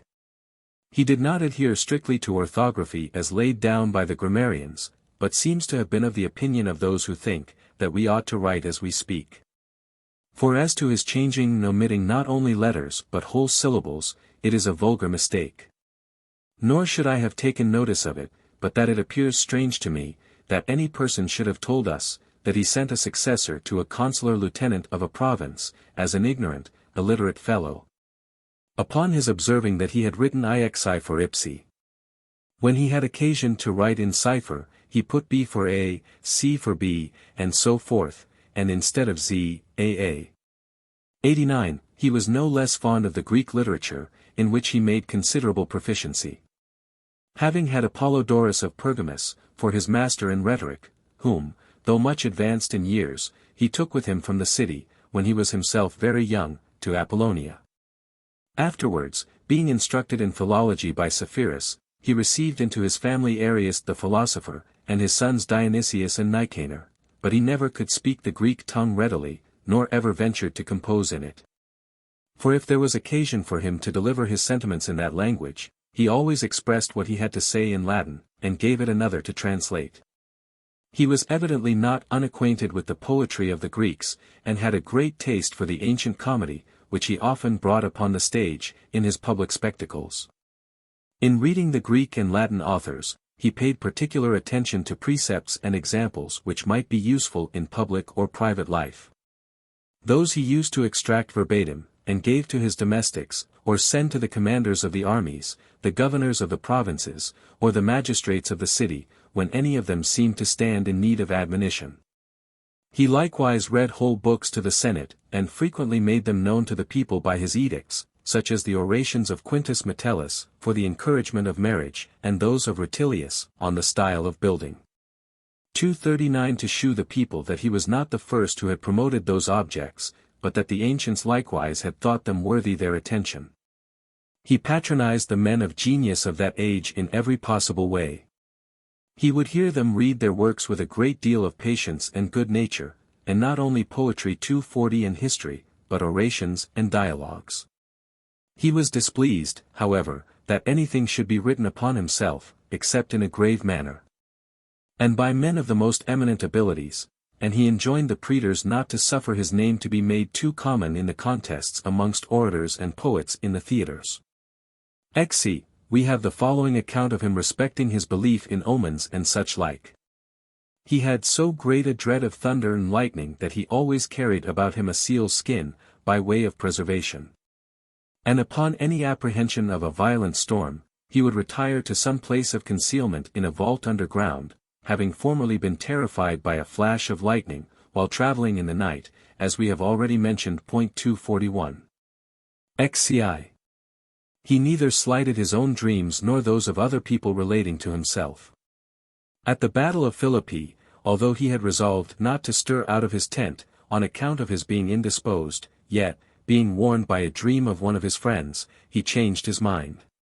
And well it was that he did so, for in the enemy's attack, his couch was pierced and cut to pieces, on the supposition of his being in it. He had many frivolous and frightful dreams during the spring. But in the other parts of the year, they were less frequent and more significative. Upon his frequently visiting a temple near the capital, which he had dedicated to Jupiter Tonans, he dreamt that Jupiter Capitolinus complained that his worshippers were taken from him, and that upon this he replied, he had only given him the thunderer for his porter. 242. He therefore immediately suspended little bells round the summit of the temple, because such commonly hung at the gates of great houses. In consequence of a dream, too, he always, on a certain day of the year, begged alms of the people, reaching out his hand to receive the dole which they offered him. 92. Some signs and omens he regarded as infallible. If in the morning his shoe was put on wrong, the left instead of the right, that boded some disaster. If when he commenced a long journey, by sea or land, there happened to fall a mizzling rain, he held it to be a good sign of a speedy and happy return. He was much affected likewise with anything out of the common course of nature. A palm tree 243 which chanced to grow up between some stones in the court of his house, he transplanted into a court where the images of the household gods were placed, and took all possible care to make it thrive in the island of Capri. Some decayed branches of an old ilex, which hung drooping to the ground, recovered themselves upon his arrival. At which he was so delighted, that he made an exchange with the Republic 244 of Naples, of the island of Inaria, Ischia, for that of Capri. He likewise observed certain days, as never to go from home the day after the Nundii 245, nor to begin any serious business upon the Nones 246, avoiding nothing else in it, as he writes to Tiberius, than its unlucky name. 93. With regard to the religious ceremonies of foreign nations, he was a strict observer of those which had been established by ancient custom, but others he held in no esteem. For, having been initiated at Athens, and coming afterwards to hear a cause at Rome, relative to the privileges of the priests of the Attic series, when some of the mysteries of their sacred rites were to be introduced in the pleadings, he dismissed those who sat upon the bench as judges with him, as well as the bystanders, and beard the argument upon those points himself. But, on the other hand, he not only declined, in his progress through Egypt, to go out of his way to pay a visit to Apis, but he likewise commended his grandson Caius for not paying his devotions at Jerusalem in his passage through Judea. 247. Xiv. Since we are upon this subject, it may not be improper to give an account of the omens, before and at his birth, as well as afterwards, which gave hopes of his future greatness, and the good fortune that constantly attended him. A part of the wall of Velletri having in former times been struck with thunder, the response of the soothsayers was, that a native of that town would some time or other arrive at supreme power.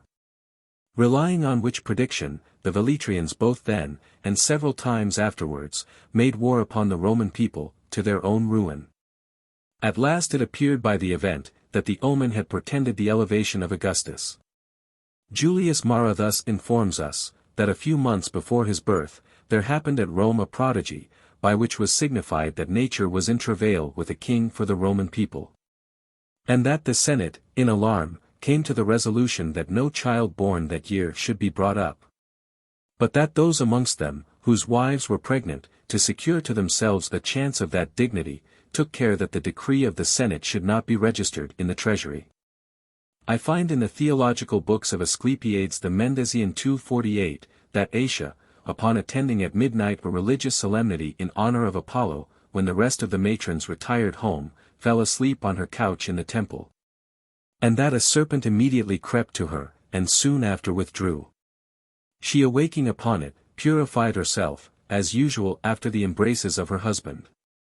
And instantly there appeared upon her body a mark in the form of a serpent, which she never after could efface, and which obliged her, during the subsequent part of her life, to decline the use of the public baths. Augustus, it was added, was born in the 10th month after, and for that reason was thought to be the son of Apollo. The same Asia, before her delivery, dreamed that her bowels stretched to the stars, and expanded through the whole circuit of heaven and earth. His father Octavius, likewise, dreamt that a sunbeam issued from his wife's womb. Upon the day he was born, the Senate being engaged in a debate on Catilin's conspiracy, and Octavius, in consequence of his wife's being in childbirth, coming late into the house, it is a well-known fact, that Publius Nigidius, upon hearing the occasion of his coming so late, and the hour of his wife's delivery, declared that the world had got a master.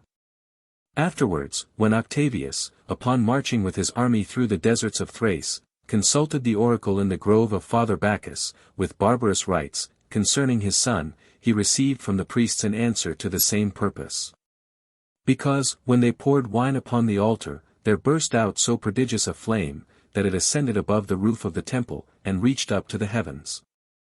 A circumstance which had never happened to any one but Alexander the Great, upon his sacrificing at the same altars.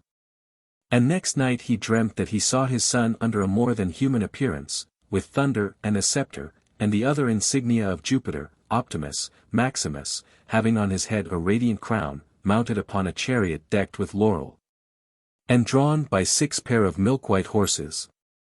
Whilst he was yet an infant, as Caius Drusus relates, being laid in his cradle by his nurse, and in a low place, the next day he was not to be found, and after he had been sought for a long time, he was at last discovered upon a lofty tower, lying with his face towards the rising sun. 249. When he first began to speak, he ordered the frogs that happened to make a troublesome noise, upon an estate belonging to the family near the town, to be silent, and there goes a report that frogs never croaked there since that time.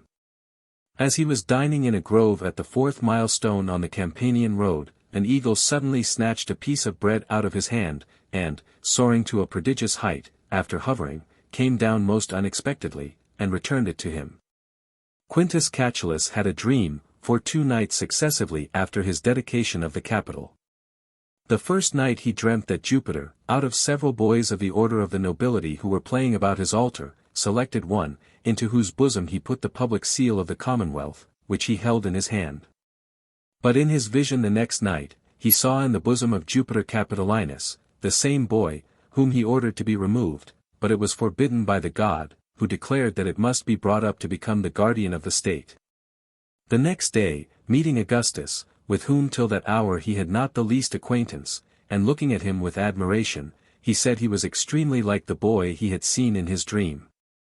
Some give a different account of Catulus's first dream, namely, that Jupiter, upon several noble lads requesting of him that they might have a guardian, had pointed to one amongst them, to whom they were to prefer their requests. And putting his fingers to the boy's mouth to kiss, he afterwards applied them to his own. Marcus Cicero, as he was attending Caius Caesar to the Capitol, happened to be telling some of his friends a dream which he had the preceding night, in which he saw a comely youth, let down from heaven by a golden chain, who stood at the door of the Capitol, and had a whip put into his hands by Jupiter. And immediately upon sight of Augustus, who had been sent for by his uncle Caesar to the sacrifice, and was as yet perfectly unknown to most of the company, he affirmed that it was the very boy he had seen in his dream. When he assumed the manly toga, his senatorian tunic becoming loose in the seam on each side, fell at his feet.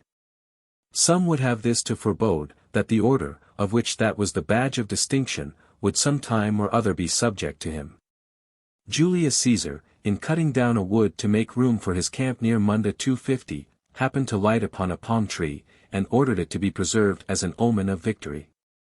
From the root of this tree there put out immediately a sucker, which, in a few days, grew to such a height as not only to equal, but overshadow it, and afford room for many nests of wild pigeons which built in it. Though that species of bird particularly avoids a hard and rough leaf. It is likewise reported, that Caesar was chiefly influenced by this prodigy, to prefer his sister's grandson before all others for his successor. In his retirement at Apollonia, he went with his friend Agrippa to visit Theogenes, the astrologer, in his gallery on the roof. Agrippa, who first consulted the fates, having great and almost incredible fortunes predicted of him, Augustus did not choose to make known his nativity, and persisted for some time in the refusal, from a mixture of shame and fear, lest his fortunes should be predicted as inferior to those of Agrippa. Being persuaded, however, after much importunity, to declare it, Theogenes started up from his seat, and paid him adoration. Not long afterwards, Augustus was so confident of the greatness of his destiny, that he published his horoscope, and struck a silver coin, bearing upon it the sign of Capricorn, under the influence of which he was born. 95. After the death of Caesar, upon his return from Apollonia, as he was entering the city, on a sudden, in a clear and bright sky, a circle resembling the rainbow surrounded the body of the sun. And, immediately afterwards, the tomb of Julia, Caesar's daughter, was struck by lightning. In his first consulship, whilst he was observing the auguries, 12 vultures presented themselves, as they had done to Romulus. And when he offered sacrifice, the livers of all the victims were folded inward in the lower part. A circumstance which was regarded by those present, who had skill in things of that nature, as an indubitable prognostic of great and wonderful fortune. XCVI, he certainly had a presentiment of the issue of all his wars. When the troops of the triumviri were collected about Bologna, an eagle, which sat upon his tent, and was attacked by 2 crows, beat them both, and struck them to the ground, in the view of the whole army. Who thence inferred that discord would arise between the 3 colleagues, which would be attended with the like event, and it accordingly happened. At Philippi, he was assured of success by a Thessalian, upon the authority, as he pretended, of the divine Caesar himself, who had appeared to him while he was travelling in a by-road. At Perugia, the sacrifice not presenting any favourable intimations, but the contrary, he ordered fresh victims. The enemy, however, carrying off the sacred things in a sudden sally, it was agreed amongst the augurs, that all the dangers and misfortunes which had threatened the sacrificer would fall upon the heads of those who had got possession of the entrails. And, accordingly, so it happened. The day before the sea fight near Sicily, as he was walking upon the shore, a fish leaped out of the sea, and laid itself at his feet. At Actium, while he was going down to his fleet to engage the enemy, he was met by an ass with a fellow driving it. The name of the man was Eutychus, and that of the animal, Nichon 251. After the victory, he erected a brazen statue to each, in a temple built upon the spot where he had encamped. XCVI, his death, of which I shall now speak, and his subsequent deification, were intimated by divers manifest prodigies. As he was finishing the census amidst a great crowd of people in the Campus Martius, an eagle hovered round him several times, and then directed its course to a neighboring temple, where it settled upon the name of Agrippa, and at the first letter. Upon observing this, he ordered his colleague Tiberius to put up the vows, which it is usual to make on such occasions, for the succeeding lustrum. For he declared he would not meddle with what it was probable he should never accomplish, though the tables were ready drawn for it. About the same time, the first letter of his name, in an inscription upon one of his statues, was struck out by lightning, which was interpreted as a presage that he would live only 100 days longer, the letter C denoting that number. And that he would be placed amongst the gods, as Caesar, which is the remaining part of the word Caesar, signifies, in the Tuscan language, a god. 252. Being, therefore, about dispatching Tiberius to Illyricum, and designing to go with him as far as Beneventum, but being detained by several persons who applied to him respecting causes they had depending, he cried out. And it was afterwards regarded as an omen of his death, not all the business in the world shall detain me at home one moment longer. And setting out upon his journey, he went as far as Astura. 253. Whence, contrary to his custom, he put to sea in the night time, as there was a favourable wind. XCVI, his malady proceeded from diarrhea. Notwithstanding which, he went round the coast of Campania, and the adjacent islands, and spent 4 days in that of Capri, where he gave himself up entirely to repose and relaxation. Happening to sail by the Bay of Puteoli, the passengers and mariners aboard a ship of Alexandria 254, just then arrived, clad all in white, with chaplets upon their heads, and offering incense, loaded him with praises and joyful acclamations. Crying out, "By you we live, by you we sail securely, by you enjoy our liberty and our fortunes." At which being greatly pleased, he distributed to each of those who attended him, 40 gold pieces, requiring from them an assurance on oath, not to employ the sum given them in any other way, than the purchase of Alexandrian merchandise. And during several days afterwards, he distributed togae 255 and pullia, among other gifts, on condition that the Romans should use the Greek, and the Greeks the Roman dress and language. He likewise constantly attended to see the boys perform their exercises, according to an ancient custom still continued at Capri. He gave them likewise an entertainment in his presence, and not only permitted, but required from them the utmost freedom in jesting, and scrambling for fruit, victuals, and other things which he threw amongst them. In a word, he indulged himself in all the ways of amusement he could contrive. He called an island near Capri, Apergopolis, the city of the Doolittles, from the indolent life which several of his party led there. A favourite of his, one Mascabas 256, he used to call Tistes, as if he had been the planter of the island. And observing from his room a great company of people with torches, assembled at the tomb of this Mascabas, who died the year before, he uttered very distinctly this verse, which he made extempore. Tista de tumbo, Isoro pyrumenon. Blazing with lights I see the founder's tomb. Then turning to Thrasyllus, a companion of Tiberius, who reclined on the other side of the table, he asked him, who knew nothing about the matter, what poet he thought was the author of that verse. And on his hesitating to reply, he added another. Oras feci Mascaban Timomenon. Honored with torches Mascabas you see. And put the same question to him concerning that likewise. The latter replying, that, whoever might be the author, they were excellent verses. 257, he set up a great laugh, and fell into an extraordinary vein of jesting upon it. Soon afterwards, passing over to Naples, although at that time greatly disordered in his bowels by the frequent returns of his disease, he sat out the exhibition of the gymnastic games which were performed in his honor every 5 years. And proceeded with Tiberius to the place intended. But on his return, his disorder increasing, he stopped at Nola, sent for Tiberius back again, and had a long discourse with him in private, after which, he gave no further attention to business of any importance. 99.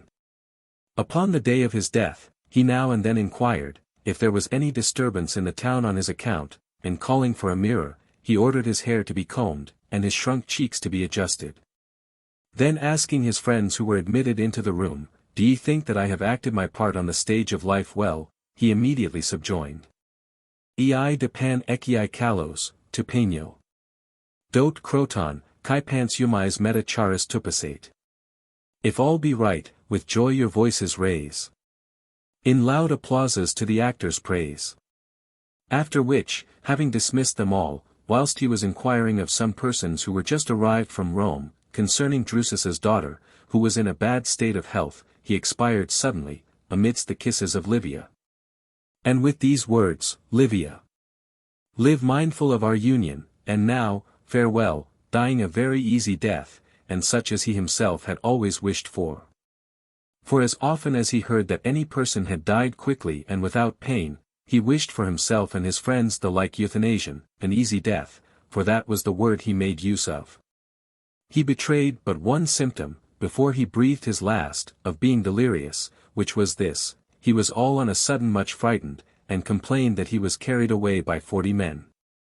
But this was rather a presage, than any delirium, for precisely that number of soldiers belonging to the praetorian cohort, carried out his corpse. c. He expired in the same room in which his father Octavius had died, when the two Sextuses, Pompey and Appuleius, were consuls, upon the 14th of the calends of September, the August 19th, at the 9th hour of the day. Being 76 years of age, wanting only 35 days 258. His remains were carried by the magistrates of the municipal 259 towns and colonies, from Nola to Bovilii 260, and in the night time, because of the season of the year. During the intervals, the body lay in some basilica, or great temple, of each town.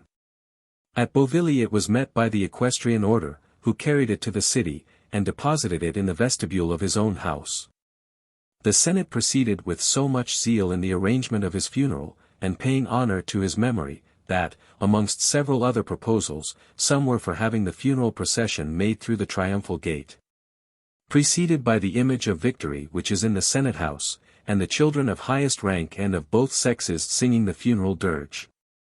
Others proposed, that on the day of the funeral, they should lay aside their gold rings, and wear rings of iron, and others, that his bones should be collected by the priests of the principal colleges. One likewise proposed to transfer the name of August to September, because he was born in the latter, but died in the former. Another moved, that the whole period of time, from his birth to his death, should be called the Augustan age, and be inserted in the calendar under that title. But at last it was judged proper to be moderate in the honors paid to his memory. 2 funeral orations were pronounced in his praise, one before the temple of Julius, by Tiberius, and the other before the rostra, under the old shops, by Drusus, Tiberius's son. The body was then carried upon the shoulders of senators into the Campus Martius, and there burnt. A man of praetorian rank affirmed upon oath, that he saw his spirit ascend from the funeral pile to heaven. The most distinguished persons of the equestrian order, barefooted, and with their tunics loose, gathered up his relics 261, and deposited them in the mausoleum, which had been built in his 6th consulship between the Flaminian Way and the bank of the Tiber 262. At which time likewise he gave the groves and walks about it for the use of the people. Ci. He had made a will a year and 4 months before his death, upon the 3rd of the nones of April, the 11th of April, in the consulship of Lucius Plancus, and Caius Silius. It consisted of 2 skins of parchment, written partly in his own hand, and partly by his freedmen Polybius and Hilarion, and had been committed to the custody of the Vestal Virgins, by whom it was now produced, with 3 codicils under seal, as well as the will. All these were opened and read in the Senate. He appointed as his direct heirs, Tiberius for 2/3 of his estate, and Livia for the other 1/3, both of whom he desired to assume his name. The heirs in remainder were Drusus, Tiberius's son, for 1/3, and Germanicus with his 3 sons for the residue. In the 3rd place, failing them, were his relations, and several of his friends.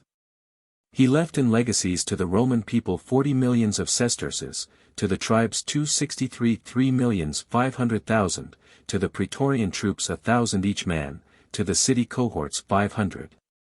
And to the legions and soldiers 300 each, which several sums he ordered to be paid immediately after his death, having taken due care that the money should be ready in his exchequer. For the rest he ordered different times of payment. In some of his bequests he went as far as 20,000 sesterces, for the payment of which he allowed a 12-month, alleging for this procrastination the scantiness of his estate.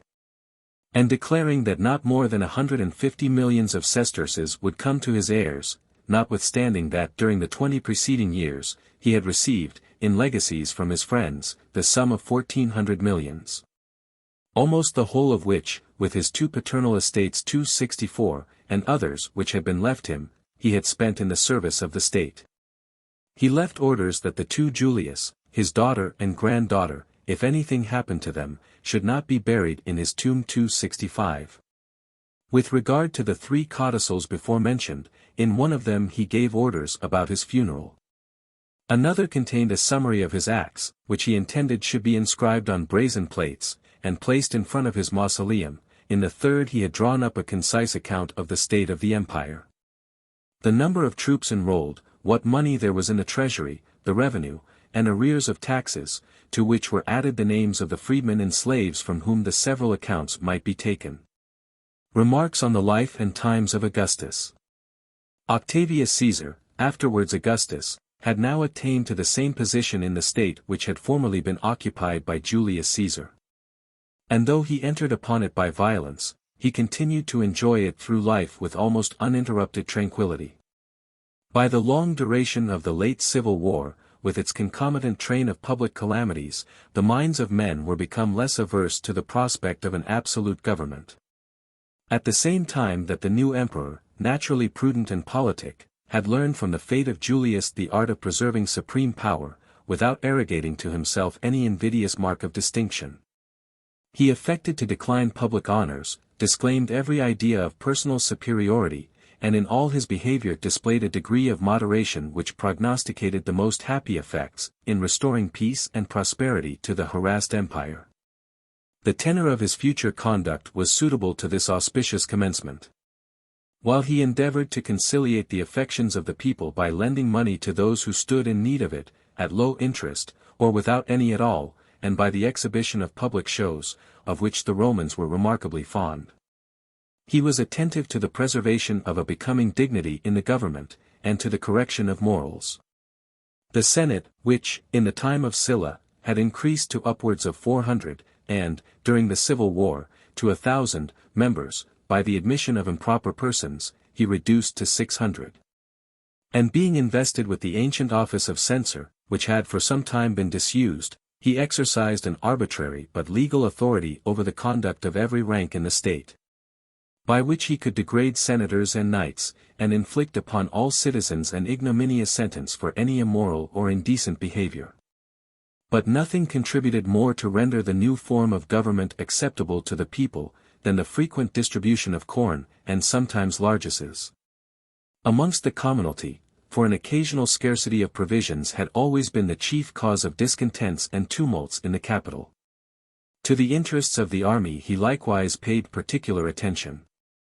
It was by the assistance of the legions that he had risen to power.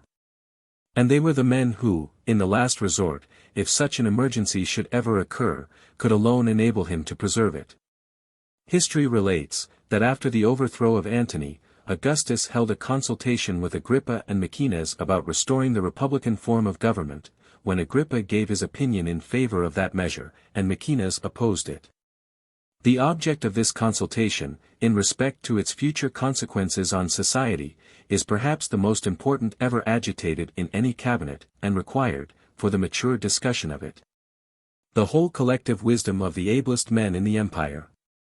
But this was a resource which could scarcely be adopted, either with security to the public quiet, or with unbiased judgment in the determination of the question. The bare agitation of such a point would have excited immediate and strong anxiety for its final result. While the friends of a republican government, who were still far more numerous than those of the other party, would have strained every nerve to procure a determination in their own favor. And the Praetorian Guards, the surest protection of Augustus, finding their situation rendered precarious by such an unexpected occurrence, would have readily listened to the secret propositions and intrigues of the Republicans for securing their acquiescence to the decision on the popular side. If, when the subject came into debate, Augustus should be sincere in the declaration to abide by the resolution of the council, it is beyond all doubt that the restoration of a republican government would have been voted by a great majority of the assembly. If, on the contrary, he should not be sincere, which is the more probable supposition, and should incur the suspicion of practicing secretly with members for a decision according to his wish. He would have rendered himself obnoxious to the public odium, and given rise to discontents which might have endangered his future security. But to submit this important question to the free and unbiased decision of a numerous assembly, it is probable, neither suited the inclination of Augustus, nor perhaps, in his opinion, consisted with his personal safety. With a view to the attainment of unconstitutional power, he had formerly deserted the cause of the Republic when its affairs were in a prosperous situation. And now, when his end was accomplished, there could be little ground to expect, that he should voluntarily relinquish the prize for which he had spilt the best blood of Rome, and contended for so many years. Ever since the final defeat of Antony in the Battle of Actium, he had governed the Roman state with uncontrolled authority. And though there is in the nature of unlimited power an intoxicating quality, injurious both to public and private virtue, yet all history contradicts the supposition of its being endued with any which is unpalatable to the general taste of mankind. There were two chief motives by which Augustus would naturally be influenced in a deliberation on this important subject, namely, the love of power, and the personal danger which he might incur from relinquishing it. Either of these motives might have been a sufficient inducement for retaining his authority, but when they both concurred, as they seem to have done upon this occasion, their united force was irresistible. The argument, so far as relates to the love of power, rests upon a ground, concerning the solidity of which, little doubt can be entertained, but it may be proper to inquire, in a few words, into the foundation of that personal danger which he dreaded to incur, on returning to the station of a private citizen.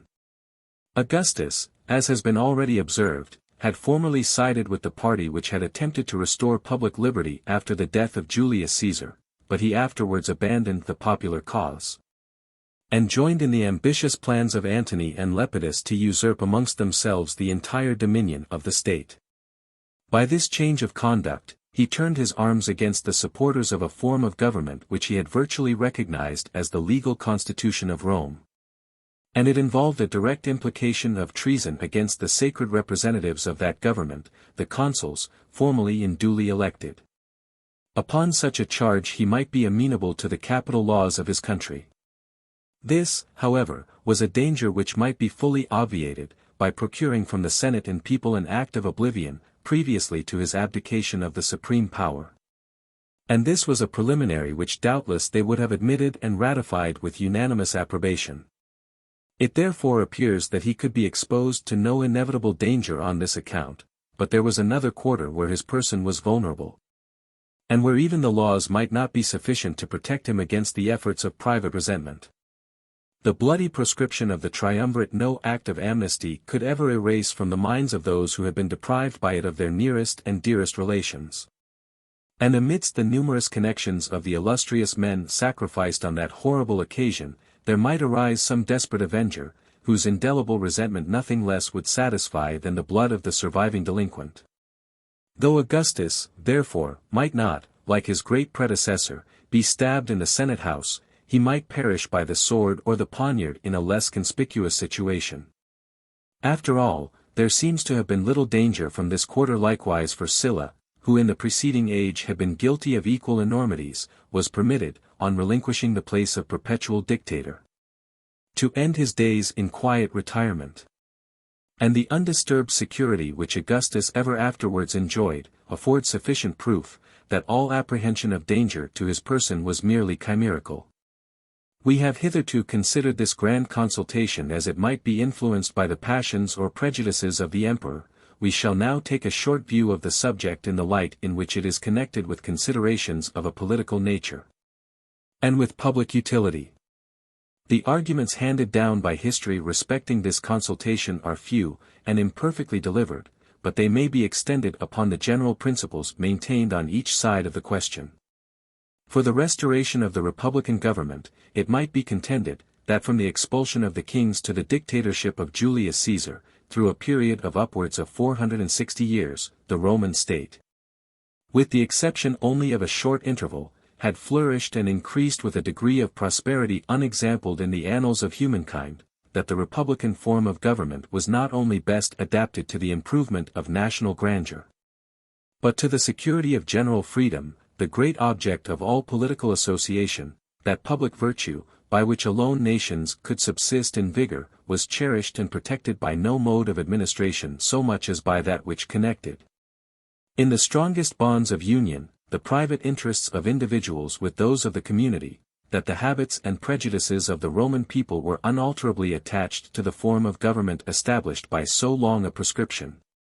And they would never submit, for any length of time, to the rule of one person, without making every possible effort to recover their liberty, that though despotism, under a mild and wise prince, might in some respects be regarded as preferable to a constitution which was occasionally exposed to the inconvenience of faction and popular tumults, yet it was a dangerous experiment to abandon the government of the nation to the contingency of such a variety of characters as usually occurs in the succession of princes. And, upon the whole, that the interests of the people were more safely entrusted in the hands of annual magistrates elected by themselves, than in those of any individual whose power was permanent, and subject to no legal control. In favor of despotic government it might be urged, that though Rome had subsisted long and gloriously under a republican form of government, yet she had often experienced such violent shocks from popular tumults or the factions of the great, as had threatened her with imminent destruction, that a republican government was only accommodated to a people amongst whom the division of property gave to no class of citizens such a degree of preeminence as might prove dangerous to public freedom, that there was required in that form of political constitution a simplicity of life and strictness of manners which are never observed to accompany a high degree of public prosperity, that in respect of all these considerations, such a form of government was utterly incompatible with the present circumstances of the Romans, that by the conquest of so many foreign nations, by the lucrative governments of provinces, the spoils of the enemy in war, and the rapine too often practiced in time of peace, so great had been the aggrandizement of particular families in the preceding age, that though the form of the ancient constitution should still remain inviolate, the people would no longer live under a free republic, but an aristocratical usurpation, which was always productive of tyranny, that nothing could preserve the commonwealth from becoming a prey to some daring confederacy, but the firm and vigorous administration of one person, invested with the whole executive power of the state, unlimited and uncontrolled, in fine, that as Rome had been nursed to maturity by the government of 6 princes successively, so it was only by a similar form of political constitution that she could now be saved from aristocratical tyranny on one hand, or, on the other, from absolute anarchy. On whichever side of the question the force of argument may be thought to preponderate, there is reason to believe that Augustus was guided in his resolution more by inclination and prejudice than by reason. It is related, however, that hesitating between the opposite opinions of his 2 counselors, he had recourse to that of Virgil, who joined with Maecenas in advising him to retain the imperial power, as being the form of government most suitable to the circumstances of the times. It is proper in this place to give some account of the 2 ministers above mentioned, Agrippa and Maecenas, who composed the cabinet of Augustus at the settlement of his government, and seemed to be the only persons employed by him in a ministerial capacity during his whole reign. Vipsanius Agrippa was of obscure extraction, but rendered himself conspicuous by his military talents. He obtained a victory over Sextus Pompey, and in the battles of Philippi and Actium, where he displayed great valor, he contributed not a little to establish the subsequent power of Augustus. In his expeditions afterwards into Gaul and Germany, he performed many signal achievements, for which he refused the honors of a triumph. The expenses which others would have lavished on that frivolous spectacle, he applied to the more laudable purpose of embellishing Rome with magnificent buildings, one of which, the Pantheon, still remains. In consequence of a dispute with Marcellus, the nephew of Augustus, he retired to Mytilene, whence, after an absence of 2 years, he was recalled by the emperor. He first married Pomponia, the daughter of the celebrated Atticus, and afterwards one of the Marcellus, the nieces of Augustus. While this lady, by whom he had children, was still living, the emperor prevailed upon his sister Octavia to resign to him her son-in-law, and gave him in marriage his own daughter Julia. So strong was the desire of Augustus to be united with him in the closest alliance. The high degree of favor in which he stood with the emperor was soon after evinced by a farther mark of esteem, for during a visit to the Roman provinces of Greece and Asia, in which Augustus was absent 2 years, he left the government of the empire to the care of Agrippa. While this minister enjoyed, and indeed seems to have merited, all the partiality of Augustus, he was likewise a favorite with the people. He died at Rome, in the 61st year of his age, universally lamented. And his remains were deposited in the tomb which Augustus had prepared for himself. Agrippa left by Julia 3 sons, Caius, Lucius, and posthumous Agrippa, with 2 daughters, Agrippina and Julia. c. Silnius Maecenas was of Tuscan extraction, and derived his descent from the ancient kings of that country. Though in the highest degree of favor with Augustus, he never aspired beyond the rank of the equestrian order. And though he might have held the government of extensive provinces by deputies, he was content with enjoying the prefecture of the city in Italy, a situation, however, which must have been attended with extensive patronage. He was of a gay and social disposition. In principle he is said to have been of the Epicurean sect, and in his dress and manners to have bordered on effeminacy. With respect to his political talents, we can only speak from conjecture. But from his being the confidential minister of a prince of so much discernment as Augustus, during the infancy of a new form of government in an extensive empire, we may presume that he was endowed with no common abilities for that important station. The liberal patronage which he displayed towards men of genius and talents, will render his name forever celebrated in the annals of learning. It is to be regretted that history has transmitted no particulars of this extraordinary personage, of whom all we know is derived chiefly from the writings of Virgil and Horace. But from the manner in which they address him, amidst the familiarity of their intercourse, there is the strongest reason to suppose, that he was not less amiable and respectable in private life, than illustrious in public situation. "O my glory!" is the emphatic expression employed by them both.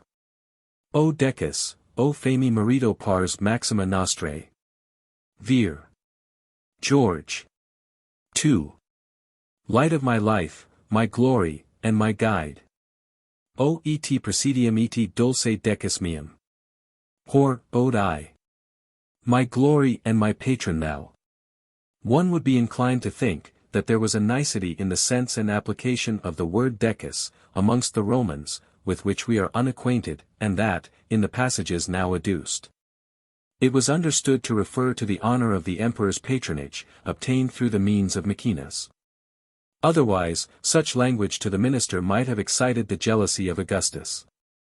But whatever foundation there may be for this conjecture, the compliment was compensated by the superior adulation which the poets appropriated to the emperor, whose deification is more than insinuated, in sublime intimations, by Virgil. Tuc adeo quem mox quae sint habitura deorum. Concilia, incertum est, urbis non visera, Caesar. Terrorumque velis curum. Et maximus orbis. Octorem frugam, tempestatumque potentem. Accipiat, singens materna tempora merto. And deus immensi venias maris, ac tua nati. Numina sola callant, tibi serviat ultima thuli. Tec sibi genrum tethys emat omnibus undis. Gr. I. 1. 25, 6.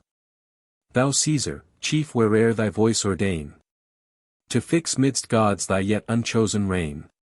Wilt thou o'er cities fix thy guardian sway, while earth and all her realms thy nod obey? The world's vast orb shall own thy genial power, giver of fruits, fair sun, and favoring shower.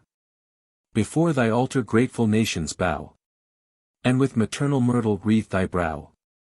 O'er boundless ocean shall thy power prevail, thee her sole lord the world of waters hail. Rule where the sea remotest Thule laves, while Tethys dowers thy bride with all her waves. Sotheby. Horace has elegantly adopted the same strain of compliment. Te multa pris, te prosequitur mero. Diffuso pateris, e laribus tuum. Missit numen, uti Graecia Castoris. Eti magni mimer Hercules. Carm. 4, 5. To thee he chants the sacred song. To thee the rich libation pours. Thee placed his household gods among. With solemn daily prayer adores. So Castor and great Hercules of old were with her gods by grateful Greece enrolled. The panegyric bestowed upon Augustus by the great poets of that time, appears to have had a farther object than the mere gratification of vanity. It was the ambition of this emperor to reign in the hearts as well as over the persons of his subjects, and with this view he was desirous of endearing himself to their imagination. Both he and Maecenas had a delicate sensibility to the beauties of poetical composition, and judging from their own feelings, they attached a high degree of influence to the charms of poetry. Impressed with these sentiments, it became an object of importance, in their opinion, to engage the Muses in the service of the imperial authority.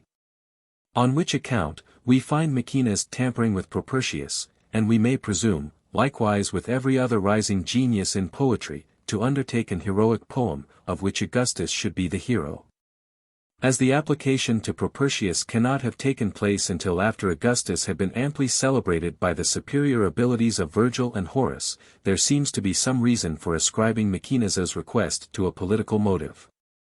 Caius and Lucius, the emperor's grandsons by his daughter Julia, were still living, and both young. As one of them, doubtless, was intended to succeed to the government of the empire, prudence justified the adoption of every expedient that might tend to secure a quiet succession to the heir, upon the demise of Augustus. As a subsidiary resource, therefore, the expedient above mentioned was judged highly plausible, and the Roman cabinet indulged the idea of endeavoring to confirm imperial authority by the support of poetical renown. Lampoons against the government were not uncommon even in the time of Augustus. An elegant panegyric on the emperor served to counteract their influence upon the minds of the people. The idea was, perhaps, novel in the time of Augustus. But the history of later ages affords examples of its having been adopted, under different forms of government, with success. The Roman Empire, in the time of Augustus, had attained to a prodigious magnitude. And, in his testament, he recommended to his successors never to exceed the limits which he had prescribed to its extent. On the east it stretched to the Euphrates, on the south to the cataracts of the Nile, the deserts of Africa, and Mount Atlas.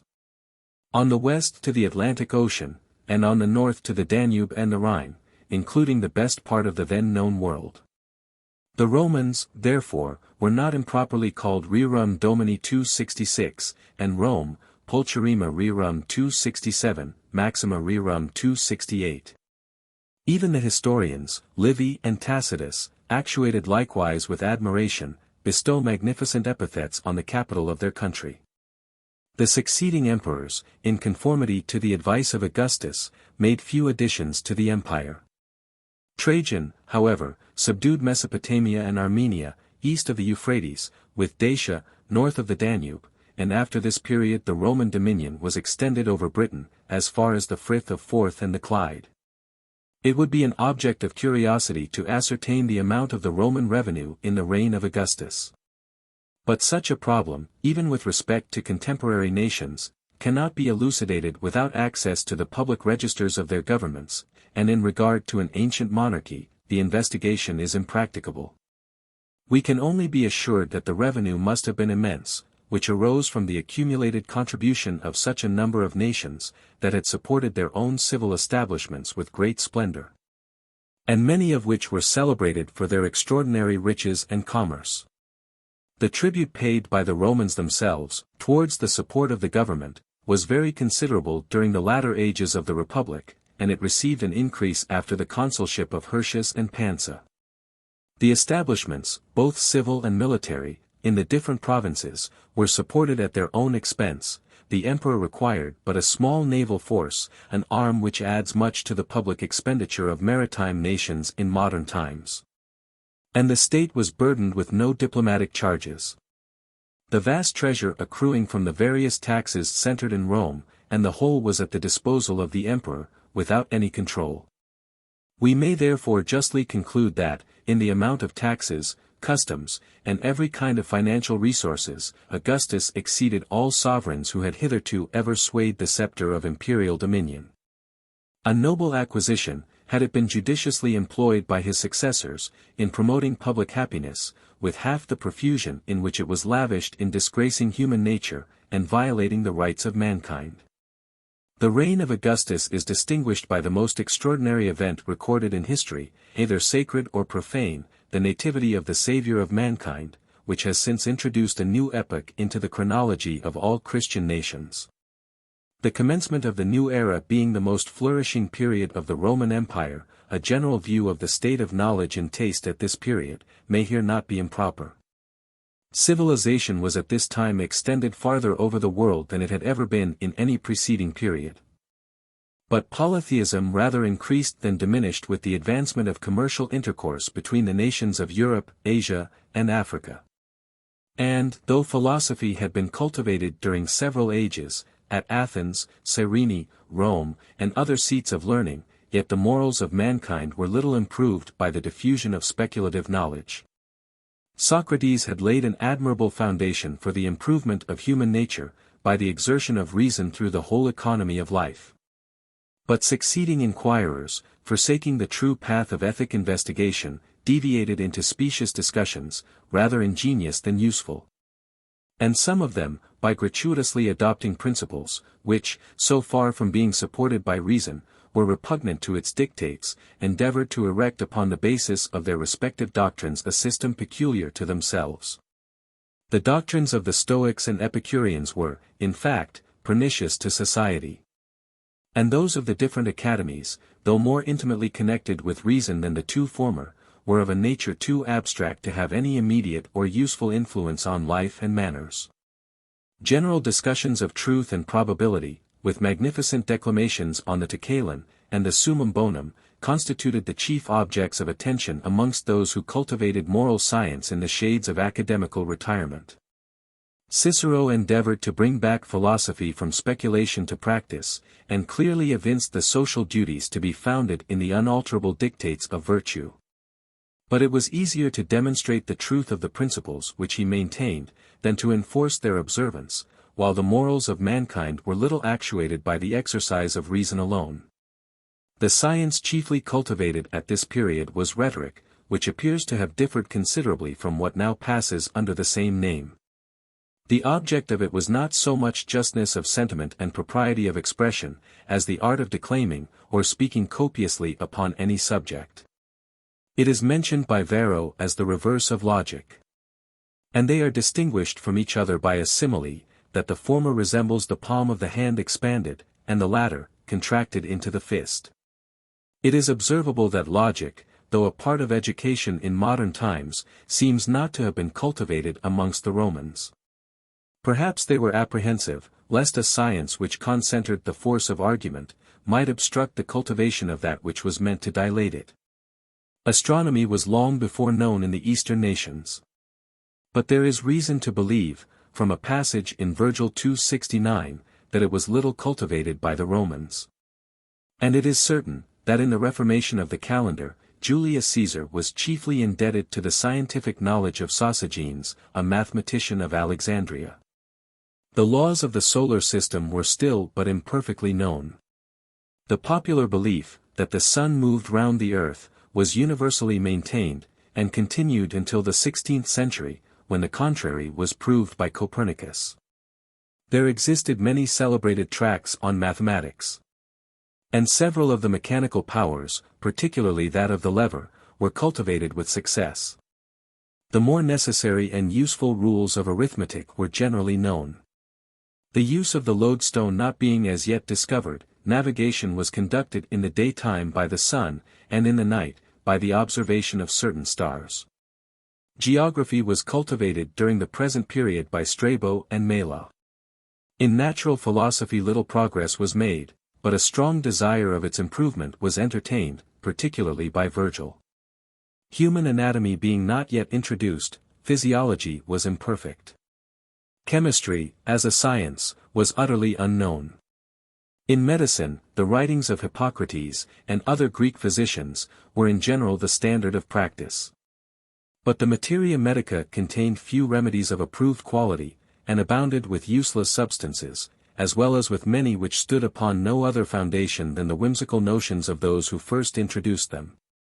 Architecture flourished, through the elegant taste of Vitruvius, and the patronage of the emperor.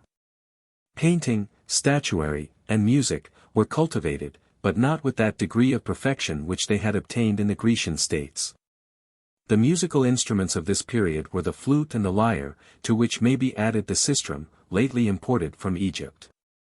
But the chief glory of the period is its literature, of which we proceed to give some account. At the head of the writers of this age, stands the emperor himself, with his minister Maecenas, but the works of both have almost totally perished. It appears from the historian now translated, that Augustus was the author of several productions in prose, besides some in verse.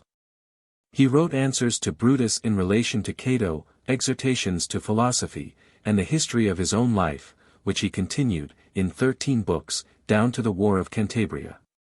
A book of his, written in hexameter verse, under the title of Sicily, was extant in the time of Suetonius, as was likewise a book of epigrams.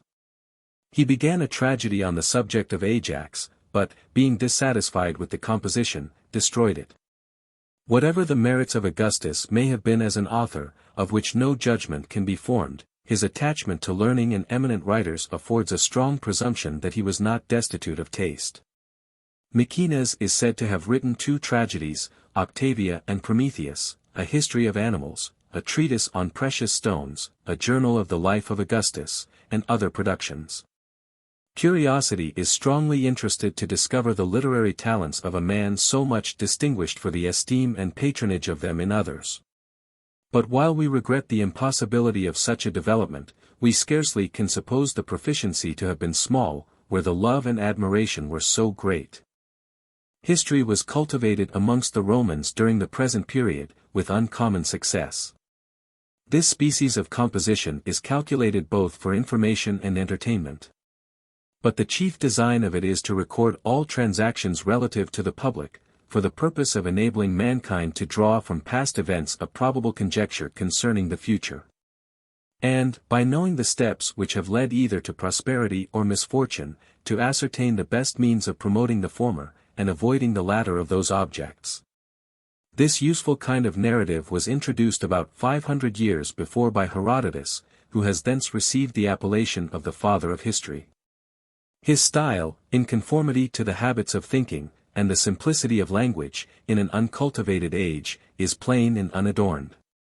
Yet, by the happy modulation of the Ionic dialect, it gratified the ear, and afforded to the states of Greece a pleasing mixture of entertainment, enriched not only with various information, often indeed fabulous or unauthentic, but with the rudiments, indirectly interspersed, of political wisdom.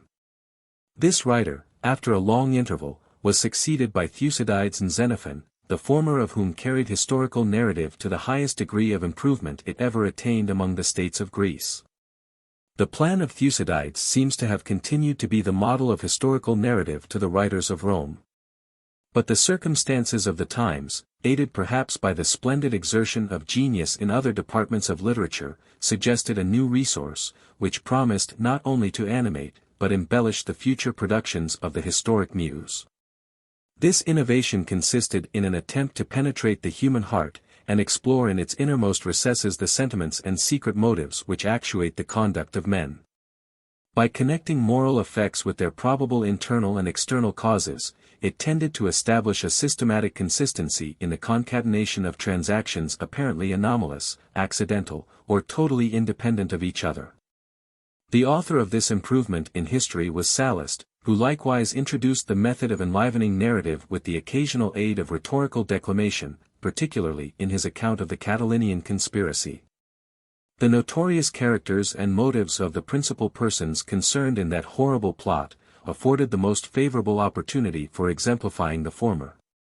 While the latter, there is reason to infer from the facts which must have been at that time publicly known, were founded upon documents of unquestionable authority. Nay, it is probable that Sallust was present in the Senate during the debate respecting the punishment of the Catiline conspirators. His detail of which is agreeable to the characters of the several speakers, but in detracting, by invidious silence, or too faint representation, from the merits of Cicero on that important occasion. He exhibits a glaring instance of the partiality which too often debases the narratives of those who record the transactions of their own time. He had married Terentia, the divorced wife of Cicero. And there subsisted between the two husbands a kind of rivalship from that cause, to which was probably added some degree of animosity, on account of their difference in politics, during the late dictatorship of Julius Caesar, by whom Sallust was restored to the Senate, whence he had been expelled for licentiousness, and was appointed governor of Numidia. Accepting the injustice with which Sallust treats Cicero, he is entitled to high commendation. In both his remaining works, The Conspiracy of Catiline, and The War of Jugurtha, there is a peculiar air of philosophical sentiment, which, joined to the elegant conciseness of style, and animated description of characters, gives to his writings a degree of interest, superior to that which is excited in any preceding work of the historical kind. In the occasional use of obsolete words, and in labored exordiums to both his histories, he is liable to the charge of affectation, but it is an affectation of language which supports solemnity without exciting disgust, and of sentiment which not only exalts human nature, but animates to virtuous exertions. It seems to be the desire of Sallust to atone for the dissipation of his youth by a total change of conduct. And whoever peruses his exordiums with the attention which they deserve, must feel a strong persuasion of the justness of his remarks, if not the incentives of a resolution to be governed by his example. It seems to be certain, that from the first moment of his Reformation, he incessantly practiced the industry which he so warmly recommends. He composed a history of Rome, of which nothing remains but a few fragments. Sallust, during his administration of Numidia, is said to have exercised great oppression. On his return to Rome he built a magnificent house, and bought delightful gardens, the name of which, with his own, is to this day perpetuated on the spot which they formerly occupied. Sallust was born at Amiternum, in the country of the Sabines, and received his education at Rome. He incurred great scandal by an amour with Fausta, the daughter of Sylla, and wife of Milo, who, detecting the criminal intercourse, is said to have beat him with stripes, and extorted from him a large sum of money. He died, according to tradition, in the 51st year of his age. Cornelius Nepos was born at Hostilia, near the banks of the Po. Of his parentage we meet with no account, but from his respectable connections early in life, it is probable that he was of good extraction. Among his most intimate friends were Cicero and Atticus. Some authors relate that he composed 3 books of chronicles, with a biographical account of all the most celebrated sovereigns, generals, and writers of antiquity. The language of Cornelius Nepos is pure, his style perspicuous, and he holds a middle and agreeable course between diffuseness and brevity. He has not observed the same rule with respect to the treatment of every subject. For the account of some of the lives is so short, that we might suspect them to be mutilated, did they not contain evident marks of their being completed in miniature. The great extent of his plan induced him, as he informs us, to adopt this expedient. Sed plura persequi, tum magnitudo voluminis prohibit, tum festinatio, utea explicem, quae exorsus sum. 270.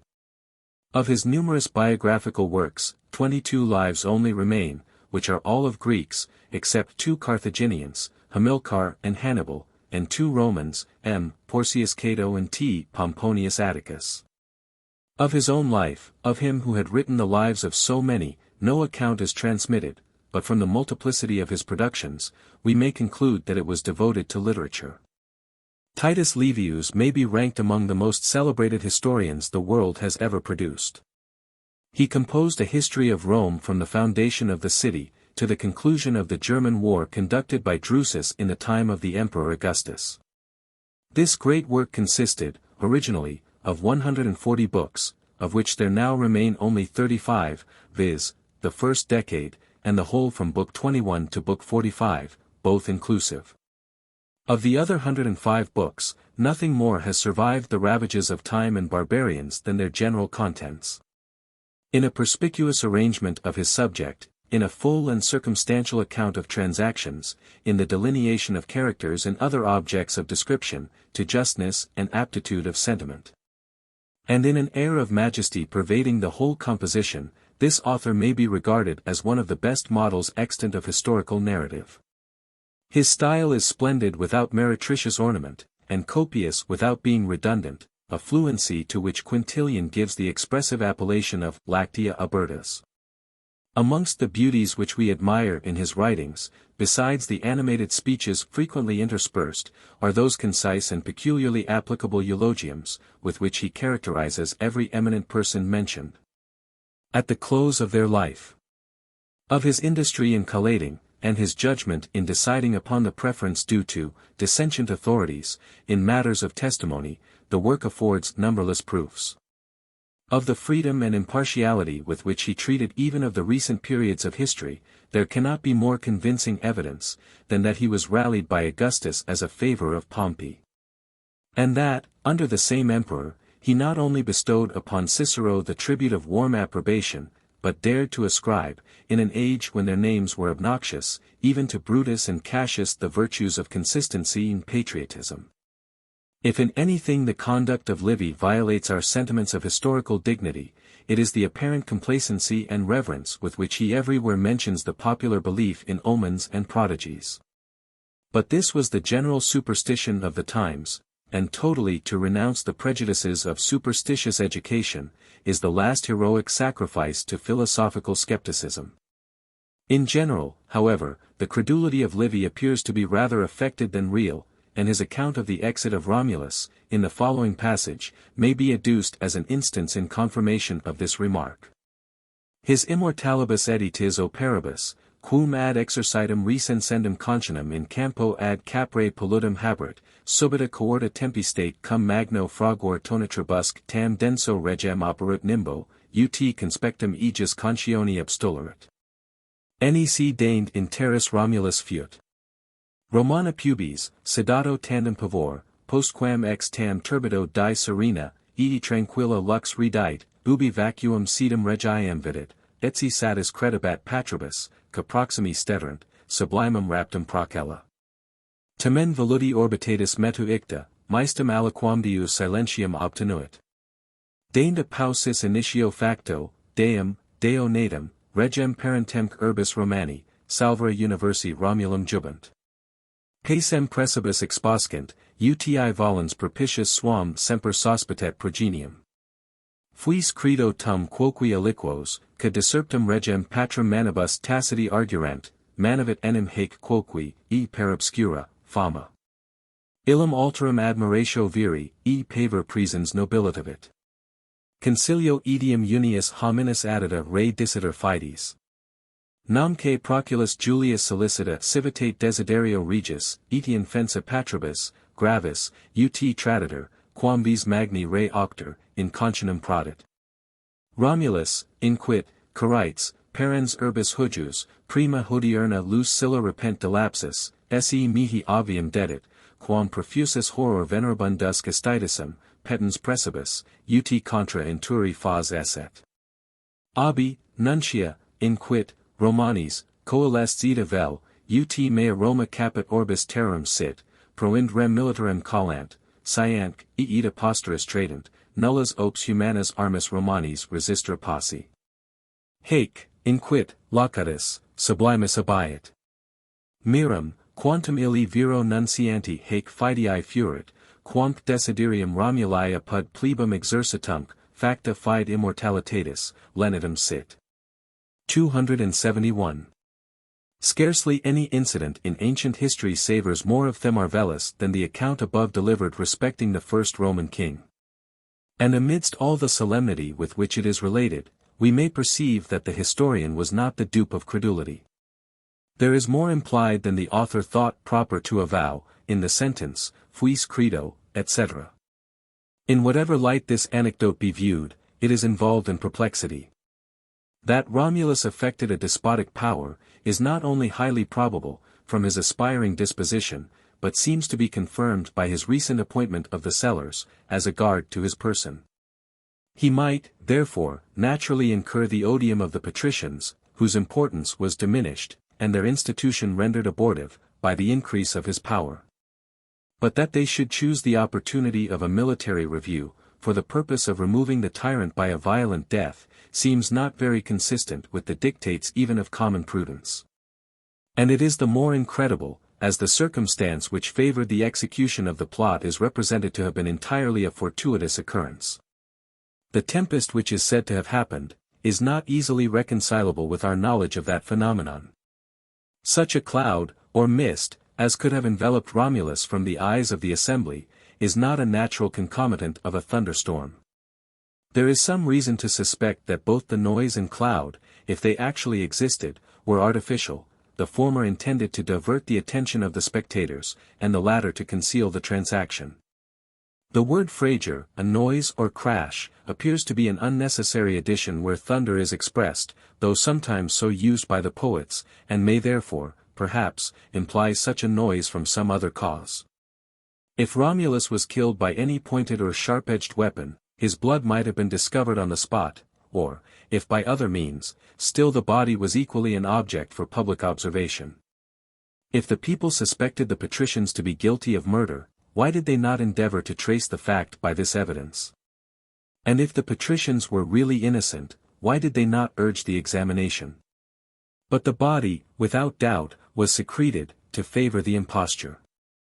The whole narrative is strongly marked with circumstances calculated to affect credulity with ideas of national importance. And, to countenance the design, there is evidently a chasm in the Roman history immediately preceding this transaction and intimately connected with it. Livy was born at Patavium 272, and has been charged by Asinius Pollio and others with the provincial dialect of his country. The objections to his Patavinity, as it is called, relate chiefly to the spelling of some words. In which, however, there seems to be nothing so peculiar, as either to occasion any obscurity or merit reprehension. Livy and Sallust being the only two existing rivals in Roman history, it may not be improper to draw a short comparison between them, in respect of their principal qualities, as writers. With regard to language, there is less apparent affectation in Livy than in Sallust. The narrative of both is distinguished by an elevation of style. The elevation of Sallust seems to be often supported by the dignity of assumed virtue. That of Livy by a majestic air of historical, and sometimes national, importance. In delineating characters, Sallust infuses more expression, and Livy more fullness, into the features. In the speeches ascribed to particular persons, these writers are equally elegant and animated. So great was the fame of Livy in his own lifetime, that people came from the extremity of Spain and Gaul, for the purpose only of beholding so celebrated a historian, who was regarded, for his abilities, as a prodigy.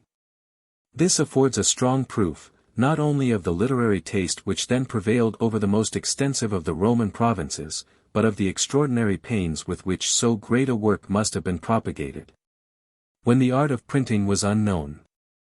In the 15th century, on the revival of learning in Europe, the name of this great writer recovered its ancient veneration. And Alfonso of Aragon, with a superstition characteristic of that age, requested of the people of Padua, where Livy was born, and is said to have been buried, to be favored by them with the hand which had written so admirable a work. The celebrity of Virgil has proved the means of ascertaining his birth with more exactness than is common in the biographical memoirs of ancient writers. He was born at Andes, a village in the neighborhood of Mantua, on the 15th of October, 70 years before the Christian era. His parents were of moderate condition, but by their industry acquired some territorial possessions, which descended to their son. The first 7 years of his life was spent at Cremona, whence he went to Mediolanum, now Milan, at that time the seat of the liberal arts, denominated, as we learn from Pliny the Younger, Novae Athenae. From this place he afterwards moved to Naples, where he applied himself with great assiduity to Greek and Roman literature, particularly to the physical and mathematical sciences, for which he expressed a strong predilection in the second book of his Georgics.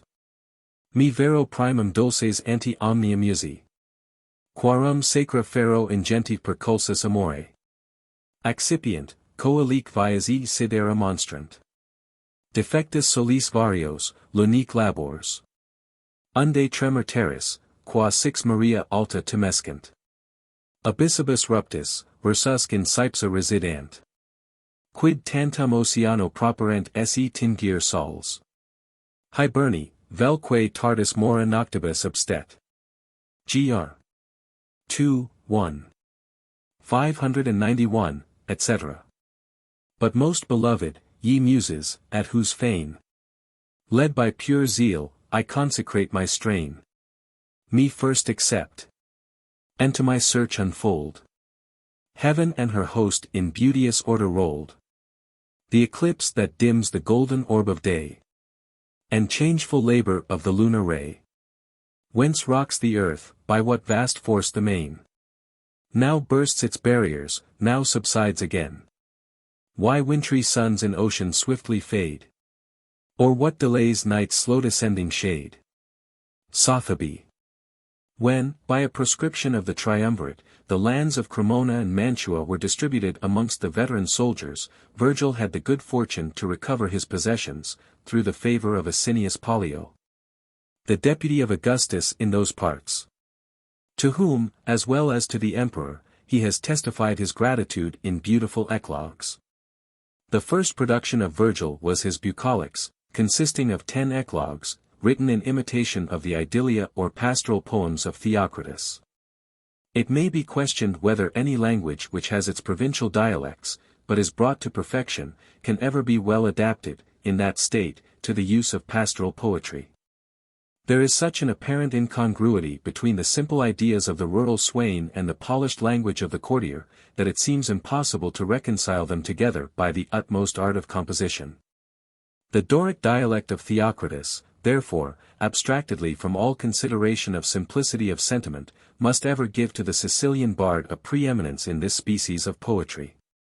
The greater part of the Bucolics of Virgil may be regarded as poems of a peculiar nature, into which the author has happily transfused, in elegant versification, the native manners and ideas, without any mixture of the rusticity of pastoral life. With respect to the fourth eclogue, addressed to Pollio, it is avowedly of a nature superior to that of pastoral subjects. Caecilides musi, Paulo majora canimus. Sicilian muse, be ours a loftier strain. Virgil engaged in bucolic poetry at the request of Asinius Pollio, whom he highly esteemed, and for one of whose sons in particular, with Cornelius Gallus, a poet likewise, he entertained the warmest affection. He has celebrated them all in these poems, which were begun, we are told, in the 29th year of his age, and completed in 3 years. They were held in so great esteem amongst the Romans, immediately after their publication, that it is said they were frequently recited upon the stage for the entertainment of the audience. Cicero, upon hearing some lines of them, perceived that they were written in no common strain of poetry, and desired that the whole eclogue might be recited, which being done, he exclaimed, Magni spes altera Romi. Another hope of mighty Rome. 273.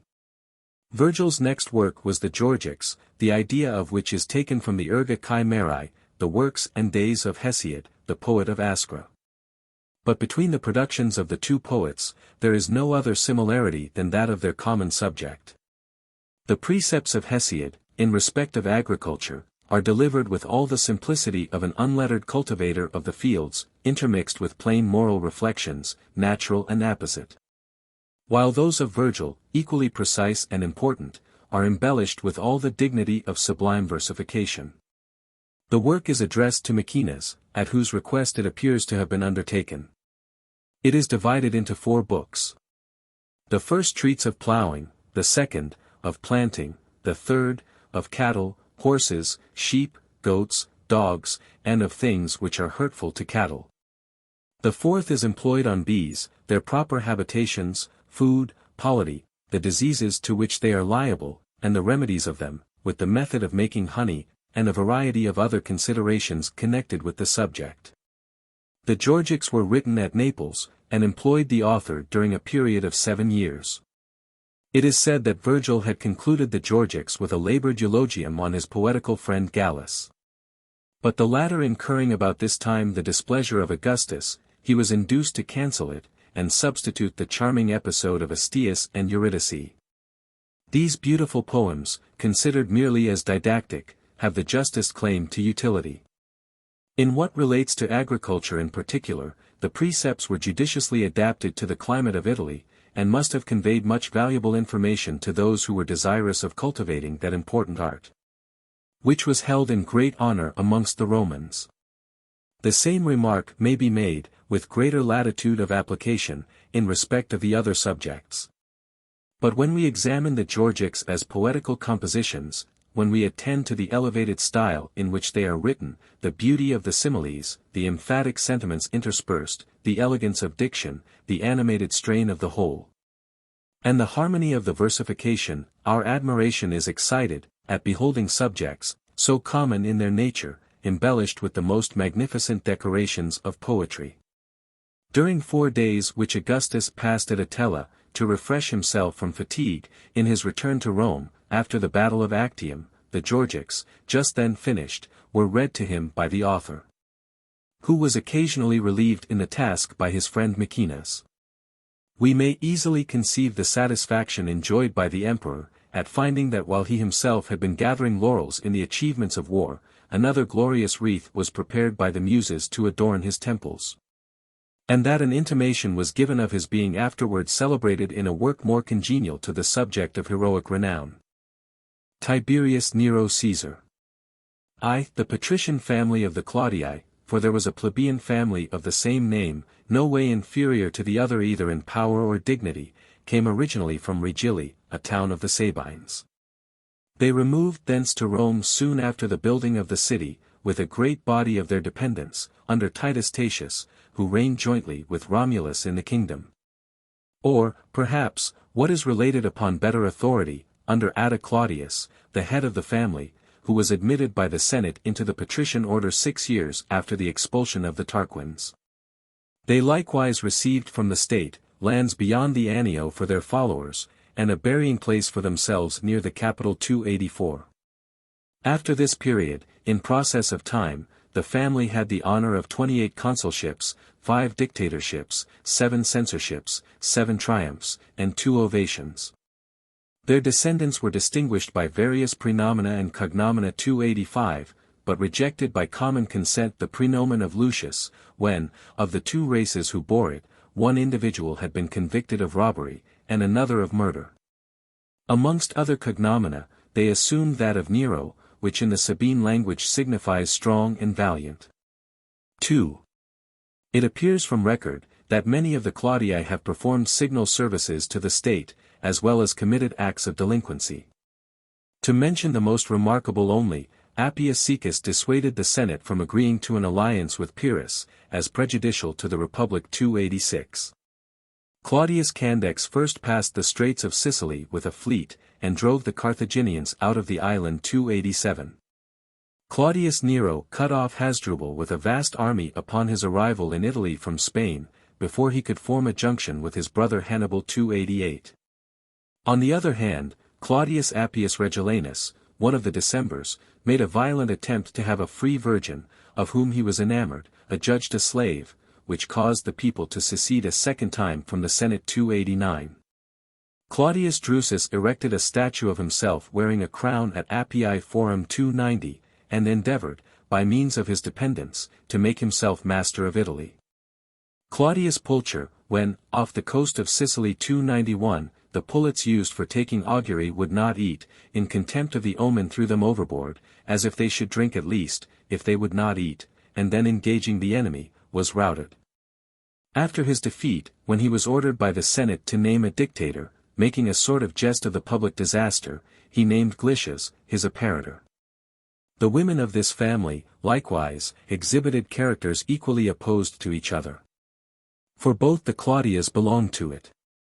She, who, when the ship freighted with things sacred to the Idaean mother of the gods 292, stuck fast in the shallows of the Tiber, got it off, by praying to the goddess with a loud voice, "Follow me, if I am chaste."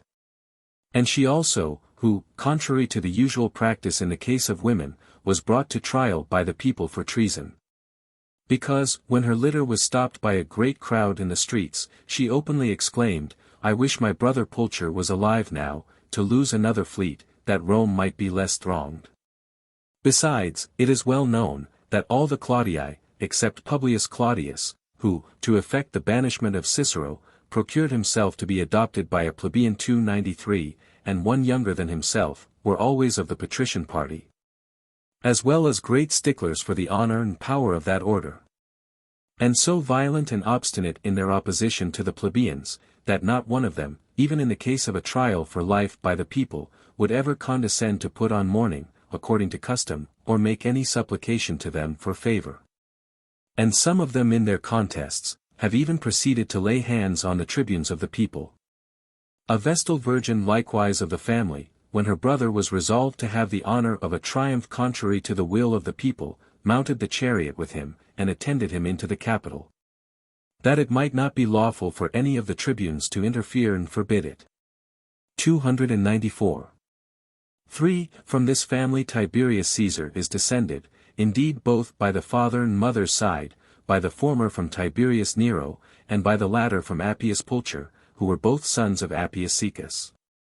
He likewise belonged to the family of the Livii, by the adoption of his mother's grandfather into it. Which family, although plebeian, made a distinguished figure, having had the honor of 8 consulships, 2 censorships, 3 triumphs, 1 dictatorship, and the office of master of the horse. And was famous for eminent men, particularly, Salinator and the Drusi. Salinator, in his censorship 295, branded all the tribes, for their inconstancy in having made him consul a second time, as well as censor, although they had condemned him to a heavy fine after his first consulship. Drusus procured for himself and his posterity a new surname, by killing in single combat Drusus, the enemy's chief. He is likewise said to have recovered, when pro-praetor in the province of Gaul, the gold which was formerly given to the Senans, at the siege of the capital, and had not, as is reported, been forced from them by Camillus. His great-great-grandson, who, for his extraordinary services against the Gracchi, was styled the patron of the Senate, left a son, who, while plotting in a sedition of the same description, was treacherously murdered by the opposite party. 296. 4. But the father of Tiberius Caesar, being quaestor to Caius Caesar, and commander of his fleet in the war of Alexandria, contributed greatly to its success. He was therefore made one of the high priests in the room of Publius Scipio 297. And was sent to settle some colonies in Gaul, and amongst the rest, those of Narbonne and Arles 298. After the assassination of Caesar, however, when the rest of the senators, for fear of public disturbances, were for having the affair buried in oblivion, he proposed a resolution for rewarding those who had killed the tyrant. Having filled the office of praetor 299, and at the end of the year a disturbance breaking out amongst the triumviri, he kept the badges of his office beyond the legal time. And following Lucius Antonius the consul, brother of the triumvir, to Perugia 300, though the rest submitted, yet he himself continued firm to the party, and escaped first to Praeneste, and then to Naples. Whence, having in vain invited the slaves to liberty, he fled over to Sicily.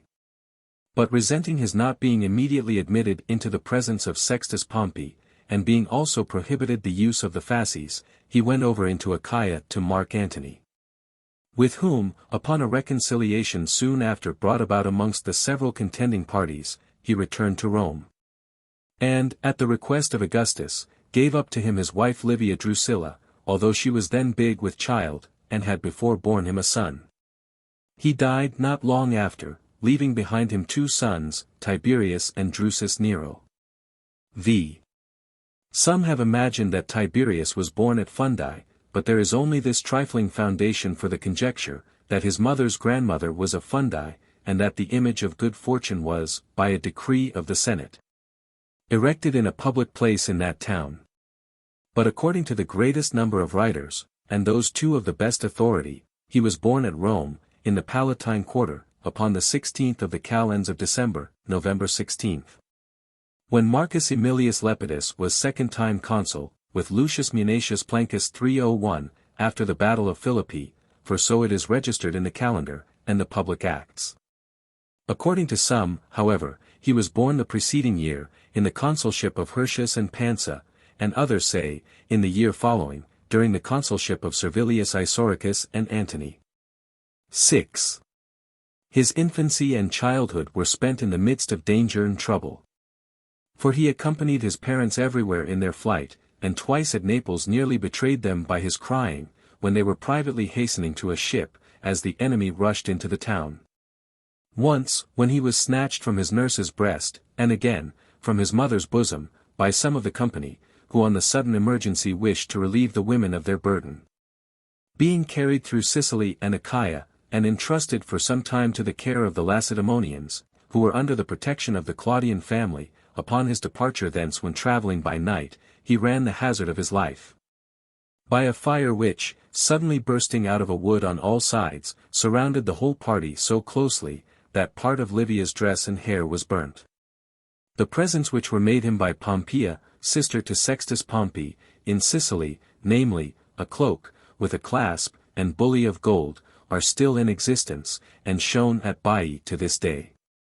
After his return to the city, being adopted by Marcus Gallius, a senator, in his will, he took possession of the estate, but soon afterwards declined the use of his name, because Gallius had been of the party opposed to Augustus. When only 9 years of age, he pronounced a funeral oration in praise of his father upon the rostra. And afterwards, when he had nearly attained the age of manhood, he attended the chariot of Augustus, in his triumph for the victory at Actium, riding on the left-hand horse, whilst Marcellus, Octavius' son, rode that on the right. He likewise presided at the games celebrated on account of that victory, and in the Trojan games intermixed with the Circensian, he commanded a troop of the biggest boys. 7. After assuming the manly habit, he spent his youth, and the rest of his life until he succeeded to the government, in the following manner: he gave the people an entertainment of gladiators, in memory of his father. And another for his grandfather Drusus, at different times and in different places, the first in the Forum, the second in the amphitheatre. Some gladiators who had been honourably discharged, being induced to engage again, by a reward of 100,000 sesterces. He likewise exhibited public sports, at which he was not present himself. All these he performed with great magnificence, at the expense of his mother and father-in-law. He married Agrippina, the daughter of Marcus Agrippa, and granddaughter of Caecilius Atticus, a Roman knight, the same person to whom Cicero has addressed so many epistles. After having by her his son Drusus, he was obliged to part with her 302, though she retained his affection, and was again pregnant, to make way for marrying Augustus's daughter Julia. But this he did with extreme reluctance. For, besides having the warmest attachment to Agrippina, he was disgusted with the conduct of Julia, who had made indecent advances to him during the lifetime of her former husband. And that she was a woman of loose character, was the general opinion. At divorcing Agrippina he felt the deepest regret. And upon meeting her afterwards, he looked after her with eyes so passionately expressive of affection, that care was taken she should never again come in his sight. At first, however, he lived quietly and happily with Julia. But a rupture soon ensued, which became so violent, that after the loss of their son, the pledge of their union, who was born at Aquileia and died in infancy 303, he never would sleep with her more. He lost his brother Drusus in Germany, and brought his body to Rome, travelling all the way on foot before it. 8. When he first applied himself to civil affairs, he defended the several causes of King Archelaus, the Trallians, and the Thessalians, before Augustus, who sat as judge at the trials. He addressed the Senate on behalf of the Laodiceans, the Thyatirians, and Chians, who had suffered greatly by an earthquake, and implored relief from Rome. He prosecuted Fannius Caepio, who had been engaged in a conspiracy with Vero Murena against Augustus, and procured sentence of condemnation against him. Amidst all this, he had besides to superintend 2 departments of the administration, that of supplying the city with corn, which was then very scarce, and that of clearing the houses of correction 304 throughout Italy. The masters of which had fallen under the odious suspicion of seizing and keeping confined, not only travellers, but those whom the fear of being obliged to serve in the army had driven to seek refuge in such places. 9. He made his first campaign, as a military tribune, in the Cantabrian War 305.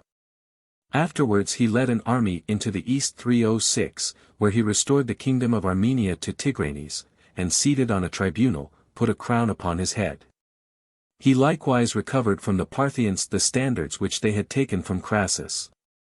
He next governed, for nearly a year, the province of Gallia Comata, which was then in great disorder, on account of the incursions of the barbarians, and the feuds of the chiefs. He afterwards commanded in the several wars against the Rhaetians, Vindelians, Pannonians, and Germans. In the Rhaetian and Vindelian wars, he subdued the nations in the Alps, and in the Pannonian wars the Brussi, and the Dalmatians. In the German war, he transplanted into Gaul 40,000 of the enemy who had submitted, and assigned them lands near the banks of the Rhine.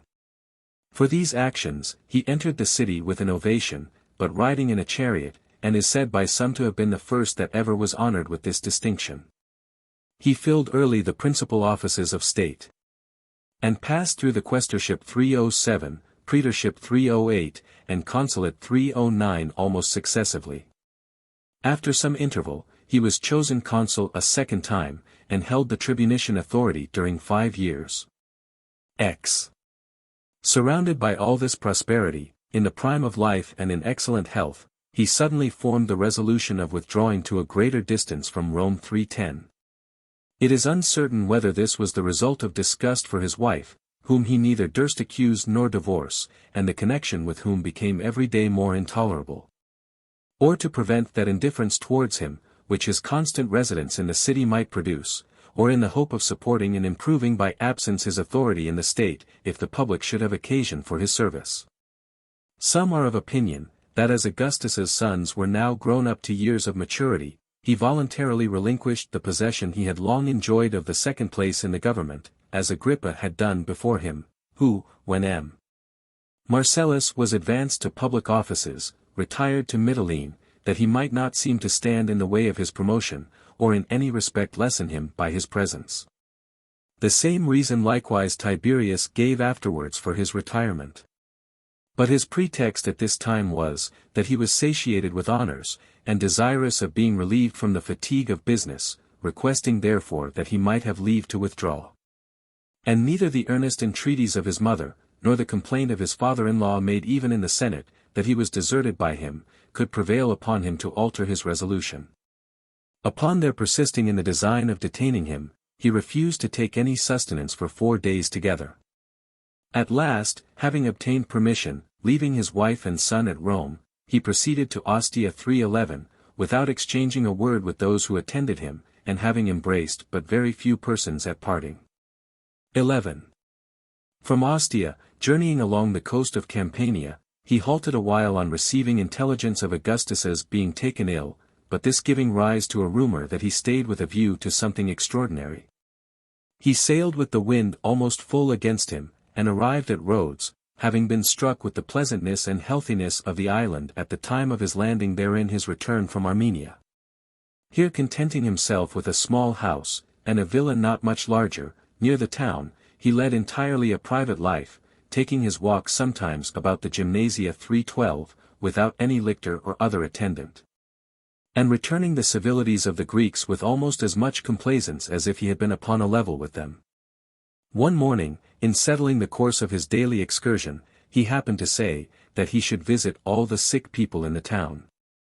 This being not rightly understood by those about him, the sick were brought into a public portico, and ranged in order, according to their several distempers. Being extremely embarrassed by this unexpected occurrence, he was for some time irresolute how he should act. But at last he determined to go round them all, and make an apology for the mistake even to the meanest amongst them, and such as were entirely unknown to him. One instance only is mentioned, in which he appeared to exercise his tribunician authority.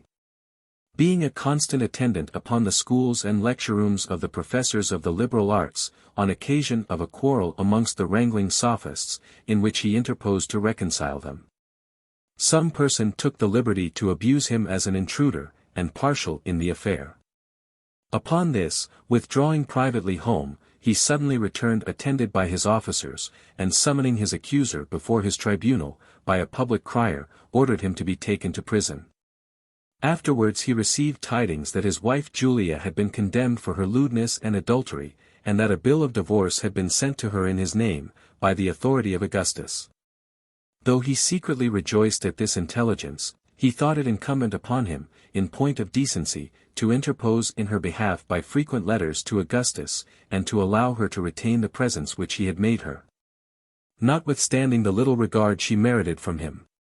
When the period of his tribunician authority expired 313, declaring at last that he had no other object in his retirement than to avoid all suspicion of rivalship with Caius and Lucius, he petitioned that, since he was now secure in that respect, as they were come to the age of manhood, and would easily maintain themselves in possession of the second place in the state, he might be permitted to visit his friends, whom he was very desirous of seeing.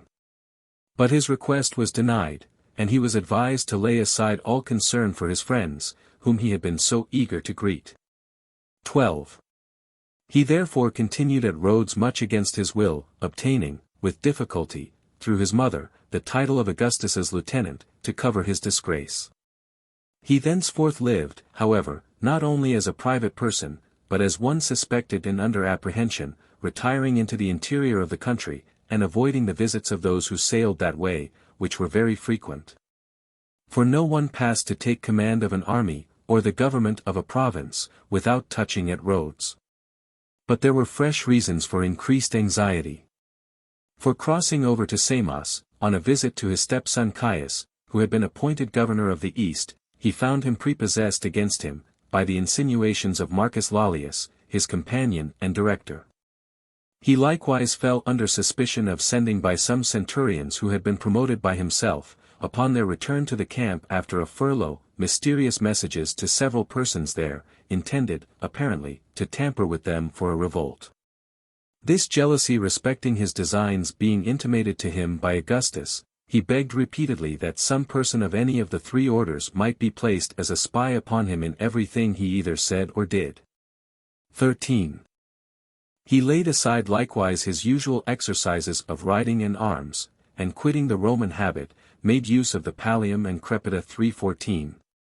In this condition he continued almost 2 years, becoming daily an object of increasing contempt and odium, insomuch that the people of Nimes pulled down all the images and statues of him in their town. And upon mention being made of him at table, one of the company said to Caius, "I will sail over to Rhodes immediately, if you desire me, and bring you the head of the exile," for that was the appellation now given him.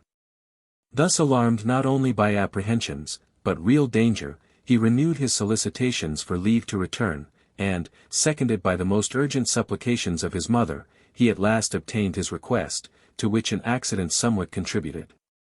Augustus had resolved to determine nothing in the affair, but with the consent of his eldest son.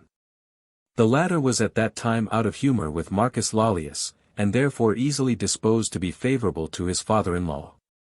Caius thus acquiescing, he was recalled, but upon condition that he should take no concern whatever in the administration of affairs. 14.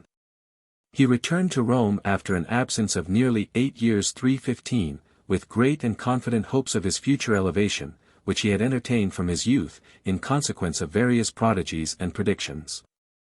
For Livia, when pregnant with him, being anxious to discover, by different modes of divination, whether her offspring would be a son, amongst others, took an egg from a hen that was sitting, and kept it warm with her own hands, and those of her maids, by turns, until a fine cock-chicken, with a large comb, was hatched. Scribonius, the astrologer, predicted great things of him when he was a mere child. "He will come in time," said the prophet, "to be even a king, but without the usual badge of royal dignity, the rule of the Caesars being as yet unknown." When he was making his first expedition, and leading his army through Macedonia into Syria, the altars which had been formerly consecrated at Philippi by the victorious legions, blazed suddenly with spontaneous fires. Soon after, as he was marching to Illyricum, he stopped to consult the oracle of Georion, near Padua. And having drawn a lot by which he was desired to throw golden tali into the fountain of Aponus 316, for an answer to his inquiries, he did so, and the highest numbers came up. And those very tali are still to be seen at the bottom of the fountain. A few days before his leaving Rhodes, an eagle, a bird never before seen in that island, perched on the top of his house.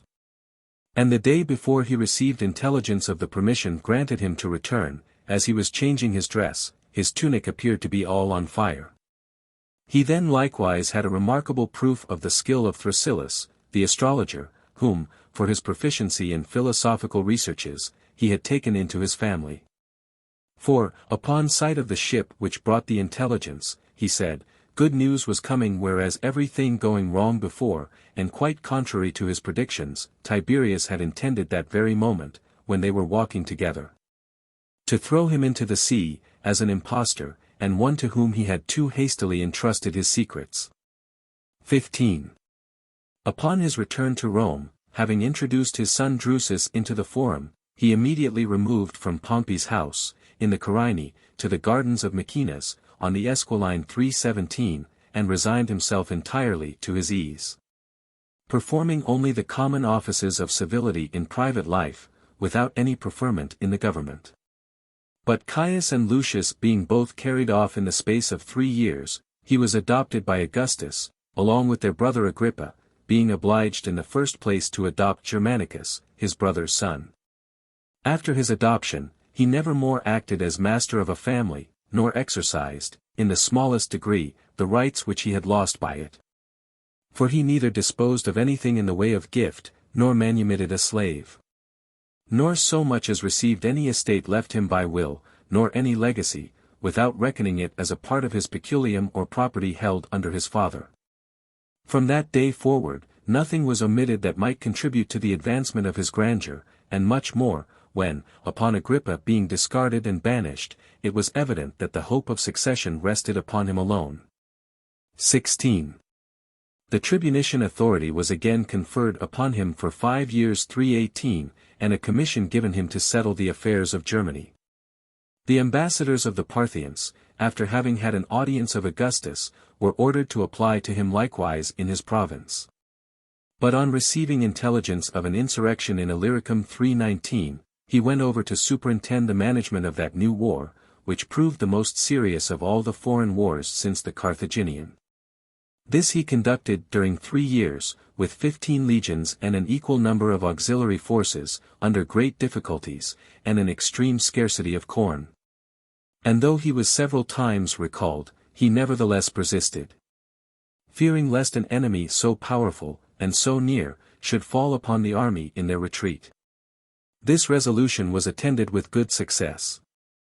For he at last reduced to complete subjection all Illyricum, lying between Italy in the kingdom of Naricum, Thrace, Macedonia, the river Danube, and the Adriatic Gulf. 17. The glory he acquired by these successes received an increase from the conjuncture in which they happened. For almost about that very time 320 Quintilius Varus was cut off with 3 legions in Germany. And it was generally believed that the victorious Germans would have joined the Pannonians, had not the war of Illyricum been previously concluded. A triumph, therefore, besides many other great honors, was decreed him. Some proposed that the surname of Pannonicus, others that of Invincible, and others, of O Pius, should be conferred on him, but Augustus interposed, engaging for him that he would be satisfied with that to which he would succeed at his death. He postponed his triumph, because the state was at that time under great affliction for the disaster of Varus and his army. Nevertheless, he entered the city in a triumphal robe, crowned with laurel, and mounting a tribunal in the Septa, sat with Augustus between the 2 consuls, whilst the Senate gave their attendance standing. Whence, after he had saluted the people, he was attended by them in procession to the several temples. 18. Next year he went again to Germany, where finding that the defeat of Varus was occasioned by the rashness and negligence of the commander, he thought proper to be guided in everything by the advice of a council of war. Whereas, at other times, he used to follow the dictates of his own judgment, and considered himself alone as sufficiently qualified for the direction of affairs. He likewise used more cautions than usual. Having to pass the Rhine, he restricted the whole convoy within certain limits, and stationing himself on the bank of the river, would not suffer the wagons to cross the river, until he had searched them at the waterside. to see that they carried nothing but what was allowed or necessary. Beyond the Rhine, such was his way of living, that he took his meals sitting on the bare ground 321, and often passed the night without a tent.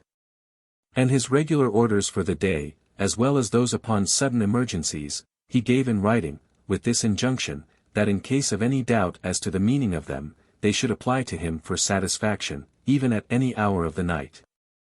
19. He maintained the strictest discipline amongst the troops, reviving many old customs relative to punishing and degrading offenders.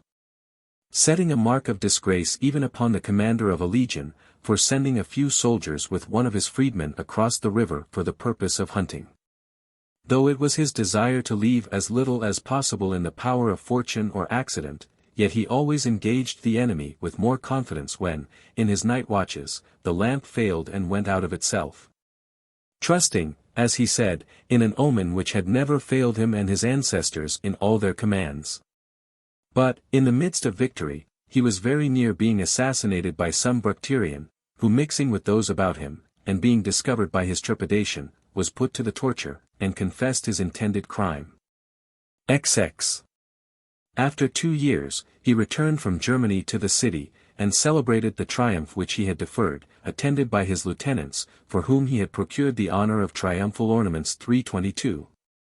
Before he turned to ascend the Capitol, he alighted from his chariot, and knelt before his father, who sat by, to superintend the solemnity. Otho, the Pannonian chief, he sent to Ravenna, loaded with rich presents, in gratitude for his having suffered him and his army to retire from a position in which he had so enclosed them, that they were entirely at his mercy.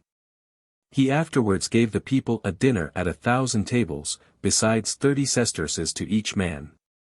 He likewise dedicated the Temple of Concord 323, and that of Castor and Pollux, which had been erected out of the spoils of the war, in his own and his brother's name. 21.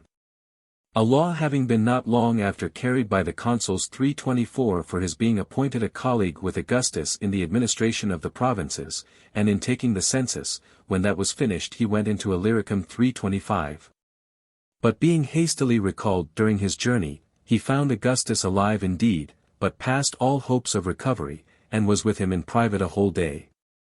I know, it is generally believed, that upon Tiberius's quitting the room, after their private conference, those who were in waiting overheard Augustus say, "Ah! Unhappy Roman people, to be ground by the jaws of such a slow devourer." Nor am I ignorant of its being reported by some, that Augustus so openly and undisguisedly condemned the sourness of his temper, that sometimes, upon his coming in, he would break off any jocular conversation in which he was engaged. And that he was only prevailed upon by the importunity of his wife to adopt him, or actuated by the ambitious view of recommending his own memory from a comparison with such a successor. Yet I must hold to this opinion, that a prince so extremely circumspect and prudent as he was, did nothing rashly, especially in an affair of so great importance. But that, upon weighing the vices and virtues of Tiberius with each other, he judged the latter to preponderate, and this the rather since he swore publicly, in an assembly of the people, that he adopted him for the public good. Besides, in several of his letters, he extols him as a consummate general, and the only security of the Roman people. Of such declarations I subjoin the following instances: Farewell, my dear Tiberius, and may success attend you, whilst you are warring for me and the Muses 326. Farewell, my most dear, and, as I hope to prosper, most gallant man, and accomplished general. Again. The disposition of your summer quarters. In truth, my dear Tiberius, I do not think, that amidst so many difficulties, and with an army so little disposed for action, any one could have behaved more prudently than you have done. All those likewise who were with you, acknowledge that this verse is applicable to you. Unus homo nobis vigilando restitut rem. 327. One man by vigilance restored the state. Whenever, he says, anything happens that requires more than ordinary consideration, or I am out of humor upon any occasion, I still, by Hercules, long for my dear Tiberius. And those lines of Homer frequently occur to my thoughts. Tu d espamenoio kai ek pyros athomenoio. Ampho nastaeswomen, ape peri oid noesai. 328. Bold from his prudence, I could even aspire to dare with him the burning rage of fire. When I hear and read that you are much impaired by the continued fatigues you undergo, may the gods confound me if my whole frame does not tremble. So I beg you to spare yourself, lest, if we should hear of your being ill, the news prove fatal both to me and your mother, and the Roman people should be in peril for the safety of the empire. It matters nothing whether I be well or no, if you be not well. I pray heaven preserve you for us, and bless you with health both now and ever, if the gods have any regard for the Roman people. 22. He did not make the death of Augustus public, until he had taken off young Agrippa. He was slain by a tribune who commanded his guard, upon reading a written order for that purpose, respecting which order, it was then a doubt, whether Augustus left it in his last moments, to prevent any occasion of public disturbance after his decease, or Livia issued it, in the name of Augustus, and whether with the knowledge of Tiberius or not. When the tribune came to inform him that he had executed his command, he replied, I commanded you no such thing, and you must answer for it to the Senate. Avoiding, as it seems, the odium of the act for that time. And the affair was soon buried in silence. 23. Having summoned the Senate to meet by virtue of his tribunician authority, and begun a mournful speech, he drew a deep sigh, as if unable to support himself under his affliction. And wishing that not his voice only, but his very breath of life, might fail him, gave his speech to his son Drusus to read. Augustus's will was then brought in, and read by a freedman. None of the witnesses to it being admitted, but such as were of the senatorian order, the rest owning their handwriting without doors. The will began thus, Since my ill fortune has deprived me of my 2 sons, Caius and Lucius, let Tiberius Caesar be heir to 2/3 of my estate. These words countenanced the suspicion of those who were of opinion, that Tiberius was appointed successor more out of necessity than choice, since Augustus could not refrain from prefacing his will in that manner. 24. Though he made no scruple to assume and exercise immediately the imperial authority, by giving orders that he should be attended by the guards, who were the security and badge of the supreme power. Yet he affected, by a most impudent piece of acting, to refuse it for a long time, one while sharply reprehending his friends who entreated him to accept it, as little knowing what a monster the government was. Another while keeping in suspense the Senate, when they implored him and threw themselves at his feet, by ambiguous answers, and a crafty kind of dissimulation. Insomuch that some were out of patience, and one cried out, during the confusion, either let him accept it, or decline it at once. And a second told him to his face, others are slow to perform what they promise, but you are slow to promise what you actually perform. At last, as if forced to it, and complaining of the miserable and burdensome service imposed upon him, he accepted the government, not, however, without giving hopes of his resigning it some time or other.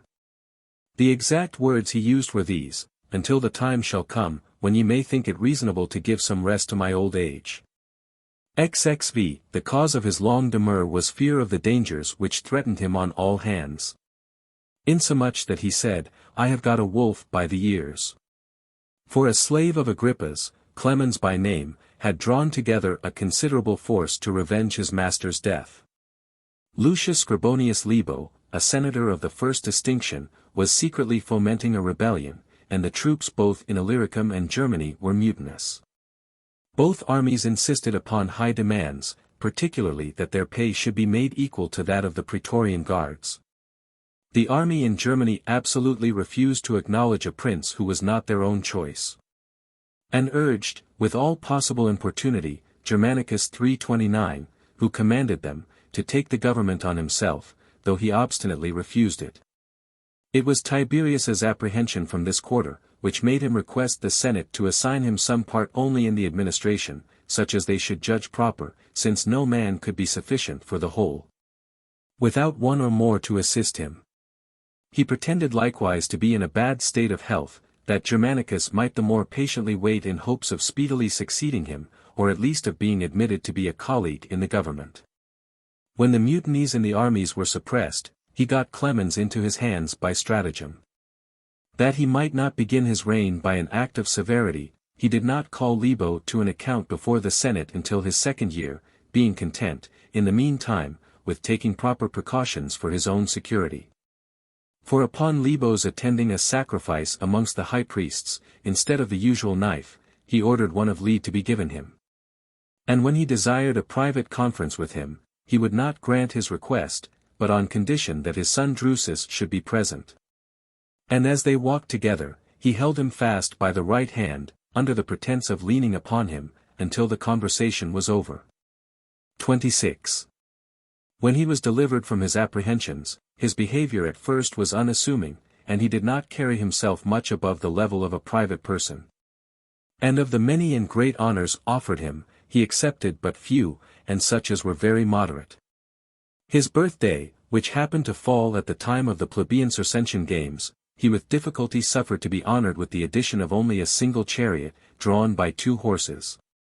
He forbade temples, flamens, or priests to be appointed for him, as likewise the erection of any statues or effigies for him, without his permission.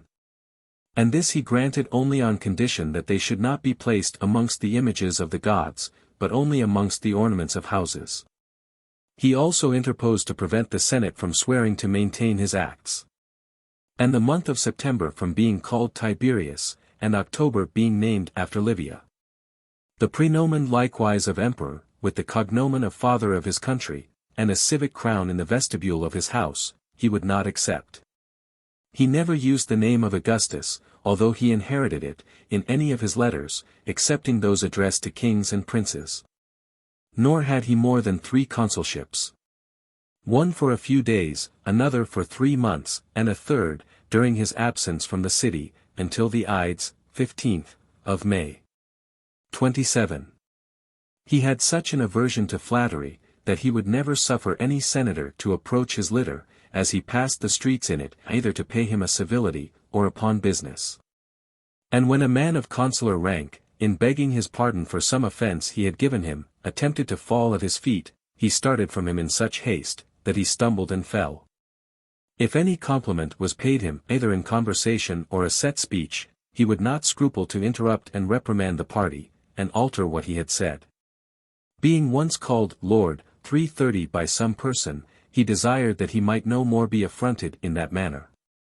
When another, to excite veneration, called his occupations sacred, and a third had expressed himself thus, "By your authority I have waited upon the Senate," he obliged them to change their phrases. In one of them adopting persuasion, instead of authority, and in the other, laborious, instead of sacred. 18. He remained unmoved at all the aspersions, scandalous reports, and lampoons, which were spread against him or his relations. Declaring, in a free state, both the tongue and the mind ought to be free. Upon the Senate's desiring that some notice might be taken of those offences, and the persons charged with them, he replied, "We have not so much time upon our hands, that we ought to involve ourselves in more business. If you once make an opening 331 for such proceedings, you will soon have nothing else to do. All private quarrels will be brought before you under that pretence."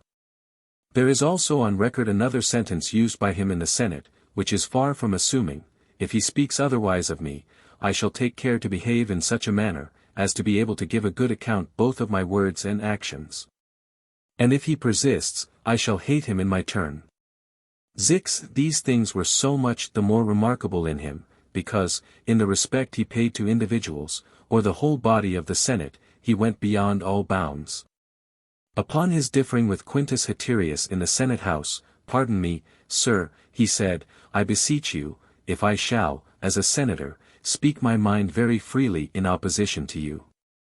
Afterwards, addressing the Senate in general, he said, "Conscript fathers, I have often said it both now and at other times, that a good and useful prince, whom you have invested with so great and absolute power, ought to be a slave to the Senate. To the whole body of the people, and often to individuals likewise, nor am I sorry that I have said it. I have always found you good, kind, and indulgent masters, and still find you so." XXX, he likewise introduced a certain show of liberty, by preserving to the Senate and magistrates their former majesty and power. All affairs, whether of great or small importance, public or private, were laid before the Senate. Taxes and monopolies, the erecting or repairing edifices, levying and disbanding soldiers, the disposal of the legions and auxiliary forces in the provinces, the appointment of generals for the management of extraordinary wars, and the answers to letters from foreign princes, were all submitted to the Senate. He compelled the commander of a troop of horse, who was accused of robbery attended with violence, to plead his cause before the Senate. He never entered the Senate house but unattended. And being once brought thither in a litter, because he was indisposed, he dismissed his attendants at the door. XXXI When some decrees were made contrary to his opinion, he did not even make any complaint. And though he thought that no magistrates after their nomination should be allowed to absent themselves from the city, but reside in it constantly, to receive their honors in person, a praetor-elect obtained liberty to depart under the honorary title of a legate at large. Again, when he proposed to the Senate, that the Trebians might have leave granted them to divert some money which had been left them by will for the purpose of building a new theatre, to that of making a road, he could not prevail to have the will of the testator set aside. And when, upon a division of the house, he went over to the minority, nobody followed him. All other things of a public nature were likewise transacted by the magistrates, and in the usual forms. The authority of the consuls remaining so great, that some ambassadors from Africa applied to them, and complained, that they could not have their business dispatched by Caesar, to whom they had been sent. And no wonder, since it was observed that he used to rise up as the consuls approached, and give them the way. 32. He reprimanded some persons of consular rank in command of armies, for not writing to the Senate an account of their proceedings, and for consulting him about the distribution of military rewards, as if they themselves had not a right to bestow them as they judged proper. He commended a praetor, who, on entering office, revived an old custom of celebrating the memory of his ancestors, in a speech to the people. He attended the corpses of some persons of distinction to the funeral pile. He displayed the same moderation with regard to persons and things of inferior consideration. The magistrates of Rhodes, having dispatched to him a letter on public business, which was not subscribed, he sent for them, and without giving them so much as one harsh word, desired them to subscribe it, and so dismissed them. Diogenes, the grammarian, who used to hold public disquisitions, at Rhodes every Sabbath day, once refused him admittance upon his coming to hear him out of course, and sent him a message by a servant, postponing his admission until the next 7th day. Diogenes afterwards coming to Rome, and waiting at his door to be allowed to pay his respects to him, he sent him word to come again at the end of 7 years. To some governors, who advised him to load the provinces with taxes, he answered, "It is the part of a good shepherd to shear, not flay, his sheep." 33. He assumed the sovereignty 332 by slow degrees, and exercised it for a long time with great variety of conduct, though generally with a due regard to the public good. At first he only interposed to prevent ill management. Accordingly, he rescinded some decrees of the Senate. And when the magistrates sat for the administration of justice, he frequently offered his service as assessor, either taking his place promiscuously amongst them, or seating himself in a corner of the tribunal. If a rumor prevailed, that any person under prosecution was likely to be acquitted by his interest, he would suddenly make his appearance, and from the floor of the court, or the praetor's bench, remind the judges of the laws, and of their oaths, and the nature of the charge brought before them. He likewise took upon himself the correction of public morals, where they tended to decay, either through neglect, or evil custom. XXXIV. He reduced the expense of the plays and public spectacles, by diminishing the allowances to actors, and curtailing the number of gladiators. He made grievous complaints to the Senate, that the price of Corinthian vessels was become enormous, and that 3 mullets had been sold for 30,000 sesterces, upon which he proposed that a new sumptuary law should be enacted. That the butchers and other dealers in viands should be subject to an assize, fixed by the Senate yearly, and the aediles commissioned to restrain eating houses and taverns, so far as not even to permit the sale of any kind of pastry. And to encourage frugality in the public by his own example, he would often, at his solemn feasts, have at his tables victuals which had been served up the day before, and were partly eaten, and half a bore, affirming, "It has all the same good bits that the whole had." He published an edict against the practice of people's kissing each other when they met, and would not allow New Year's gifts 333 to be presented after the calends, the 1st of January was passed. He had been in the habit of returning these offerings fourfold, and making them with his own hand. But being annoyed by the continual interruption to which he was exposed during the whole month, by those who had not the opportunity of attending him on the festival, he returned none after that day. 35. Married women guilty of adultery, though not prosecuted publicly, he authorized the nearest relations to punish by agreement among themselves, according to ancient custom.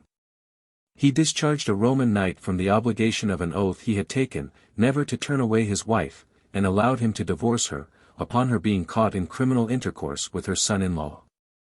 Women of ill fame, divesting themselves of the rights and dignity of matrons, had now begun a practice of professing themselves prostitutes, to avoid the punishment of the laws. And the most profligate young men of the senatorian and equestrian orders, to secure themselves against a decree of the Senate, which prohibited their performing on the stage, or in the amphitheatre, voluntarily subjected themselves to an infamous sentence, by which they were degraded. All those he banished, that none for the future might evade by such artifices the intention and efficacy of the law. He stripped a senator of the broad stripes on his robe, upon information of his having removed to his gardens before the calends, the 1st of July, in order that he might afterwards hire a house cheaper in the city. He likewise dismissed another from the office of quaestor, for repudiating, the day after he had been lucky in drawing his lot, a wife whom he had married only the day before. 36. He suppressed all foreign religions, and the Egyptian 334 and Jewish rites, obliging those who practiced that kind of superstition, to burn their vestments, and all their sacred utensils. He distributed the Jewish youths, under the pretense of military service, among the provinces noted for an unhealthy climate. And dismissed from the city all the rest of that nation as well as those who were proselytes to that religion 335, under pain of slavery for life, unless they complied. He also expelled the astrologers. But upon their suing for pardon, and promising to renounce their profession, he revoked his decree. XVI, but, above all things, he was careful to keep the public peace against robbers, burglars, and those who were disaffected to the government. He therefore increased the number of military stations throughout Italy, and formed a camp at Rome for the praetorian cohorts, which, till then, had been quartered in the city. He suppressed with great severity all tumults of the people on their first breaking out, and took every precaution to prevent them. Some persons having been killed in a quarrel which happened in a theatre, he banished the leaders of the parties, and the players about whom the disturbance had arisen. Nor could all the entreaties of the people afterwards prevail upon him to recall them. 336. The people of Pollentia having refused to permit the removal of the corpse of a centurion of the first rank from the forum, until they had extorted from his heirs a sum of money for a public exhibition of gladiators. He detached a cohort from the city, and another from the kingdom of Claudius 337. Who concealing the cause of their march, entered the town by different gates, with their arms suddenly displayed, and trumpets sounding, and having seized the greatest part of the people, and the magistrates, they were imprisoned for life. He abolished everywhere the privileges of all places of refuge. The Cyzicenans having committed an outrage upon some Romans, he deprived them of the liberty they had obtained for their good services in the Mithridatic War. Disturbances from foreign enemies he quelled by his lieutenants, without ever going against them in person, nor would he even employ his lieutenants, but with much reluctance, and when it was absolutely necessary.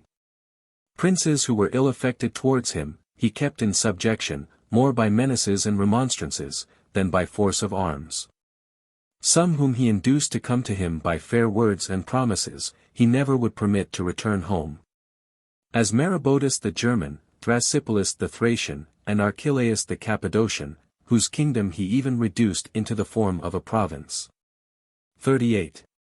He never set foot outside the gates of Rome, for 2 years together, from the time he assumed the supreme power, and after that period, went no farther from the city than to some of the neighboring towns.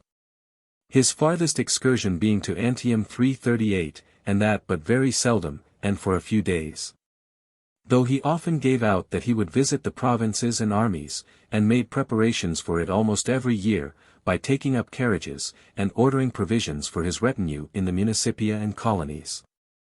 At last he suffered vows to be put up for his good journey and safe return, insomuch that he was called jocosely by the name of Callipydes, who is famous in a Greek proverb, for being in a great hurry to go forward, but without ever advancing a cubit. XXXAX. But after the loss of his 2 sons, of whom Germanicus died in Syria, and Drusus at Rome, he withdrew into Campania 339, at which time opinion and conversation were almost general, that he never would return, and would die soon. And both nearly turned out to be true. For indeed he never more came to Rome. And a few days after leaving it, when he was at a villa of his called the Cave, near Terracina 340, during supper a great many huge stones fell from above, which killed several of the guests and attendants, but he almost hopelessly escaped. XL. After he had gone round Campania, and dedicated the Capitol at Capua, and a temple to Augustus at Nola 341, which he made the pretext of his journey, he retired to Capri. Being greatly delighted with the island, because it was accessible only by a narrow beach, being on all sides surrounded with rugged cliffs, of a stupendous height, and by a deep sea. But immediately, the people of Rome being extremely clamorous for his return, on account of a disaster at Fidini 342, where upwards of 20,000 persons had been killed by the fall of the amphitheatre, during a public spectacle of gladiators. He crossed over again to the continent, and gave all people free access to him. So much the more, because, at his departure from the city, he had caused it to be proclaimed that no one should address him, and had declined admitting any persons to his presence, on the journey. XLI. Returning to the island, he so far abandoned all care of the government, that he never filled up the decurii of the knights, never changed any military tribunes or prefects or governors of provinces, and kept Spain and Syria for several years without any consular lieutenants. He likewise suffered Armenia to be seized by the Parthians, Moesia by the Dacians and Sarmatians, and Gaul to be ravaged by the Germans, to the great disgrace, and no less danger, of the empire. 42. But having now the advantage of privacy, and being remote from the observation of the people of Rome, he abandoned himself to all the vicious propensities which he had long but imperfectly concealed, and of which I shall here give a particular account from the beginning. While a young soldier in the camp, he was so remarkable for his excessive inclination to wine, that, for Tiberius, they called him Biberius, for Claudius, Claudius, and for Nero, Nero. And after he succeeded to the empire, and was invested with the office of reforming the morality of the people, he spent a whole night and 2 days together in feasting and drinking with Pomponius Flaccus and Lucius Piso. To one of whom he immediately gave the province of Syria, and to the other the prefecture of the city, declaring them, in his letters patent, to be very pleasant companions, and friends fit for all occasions. He made an appointment to sup with Cestius Gallus, a lewd and prodigal old fellow, who had been disgraced by Augustus, and reprimanded by himself but a few days before in the Senate house, upon condition that he should not recede in the least from his usual method of entertainment, and that they should be attended at table by naked girls. He preferred a very obscure candidate for the quaestorship, before the most noble competitors, only for taking off, in pledging him at table, an amphora of wine at a draught 343. He presented Asellius Sabinus with 200,000 sesterces, for writing a dialogue, in the way of dispute, betwixt the truffle and the fig-pecker, the oyster and the thrush. He likewise instituted a new office to administer to his voluptuousness, to which he appointed Titus Caesonius Priscus, a Roman knight. 43. In his retreat at Capri 344, he also contrived an apartment containing couches, and adapted to the secret practice of abominable lewdness, where he entertained companies of girls and catamites, and assembled from all quarters inventors of unnatural copulations, whom he called spintrii, who defiled one another in his presence, to inflame by the exhibition the languid appetite. He had several chambers set round with pictures and statues in the most lascivious attitudes, and furnished with the books of Elephantis, that none might want a pattern for the execution of any lewd project that was prescribed him. He likewise contrived recesses in woods and groves for the gratification of lust, where young persons of both sexes prostituted themselves in caves and hollow rocks, in the disguise of little Pans and Nymphs 345. So that he was publicly and commonly called, by an abuse of the name of the island, Caprinius. 346. XLIV. But he was still more infamous, if possible, for an abomination not fit to be mentioned or heard, much less credited. 347, when a picture, painted by Parrhasius, in which the artist had represented Atalanta in the act of submitting to Meleager's lust in a most unnatural way, was bequeathed to him, with this proviso, that if the subject was offensive to him, he might receive in lieu of it 1,000,000 of sesterces. He not only chose the picture, but hung it up in his bedchamber. It is also reported that, during a sacrifice, he was so captivated with the form of a youth who held a censer, that, before the religious rites were well over, he took him aside and abused him. As also a brother of his who had been playing the flute, and soon afterwards broke the legs of both of them, for upbraiding one another with their shame. XLV. How much he was guilty of a most foul intercourse with women even of the first quality 348, appeared very plainly by the death of one Melonia, who, being brought to his bed, but resolutely refusing to comply with his lust, he gave her up to the common informers. Even when she was upon her trial, he frequently called out to her, and asked her, "Do you repent?" until she, quitting the court, went home, and stabbed herself, openly upbraiding the vile old lecher for his gross obscenity 349. Hence there was an allusion to him in a farce, which was acted at the next public sports, and was received with great applause, and became a common topic of ridicule 350, that the old goat. 46. He was so niggardly and covetous, that he never allowed to his attendants, in his travels and expeditions, any salary, but their diet only. Once, indeed, he treated them liberally, at the instigation of his stepfather, when, dividing them into 3 classes, according to their rank, he gave the first 6, the second 4, and the third 200,000 sesterces. Which last class he called not friends, but Greeks. XLVI, during the whole time of his government, he never erected any noble edifice, for the only things he did undertake, namely, building the temple of Augustus, and restoring Pompey's theatre, he left at last, after many years, unfinished. Nor did he ever entertain the people with public spectacles, and he was seldom present at those which were given by others, lest any thing of that kind should be requested of him. Especially after he was obliged to give freedom to the comedian Actius. Having relieved the poverty of a few senators, to avoid further demands, he declared that he should for the future assist none, but those who gave the Senate full satisfaction as to the cause of their necessity. Upon this, most of the needy senators, from modesty and shame, declined troubling him. Amongst these was Hortalus, grandson to the celebrated orator Quintus Hortensius, who, marrying, by the persuasion of Augustus, had brought up 4 children upon a very small estate. XLVI, he displayed only 2 instances of public munificence. One was an offer to lend gratis, for 3 years, 100 millions of sesterces to those who wanted to borrow, and the other, when, some large houses being burnt down upon Mount Celius, he indemnified the owners.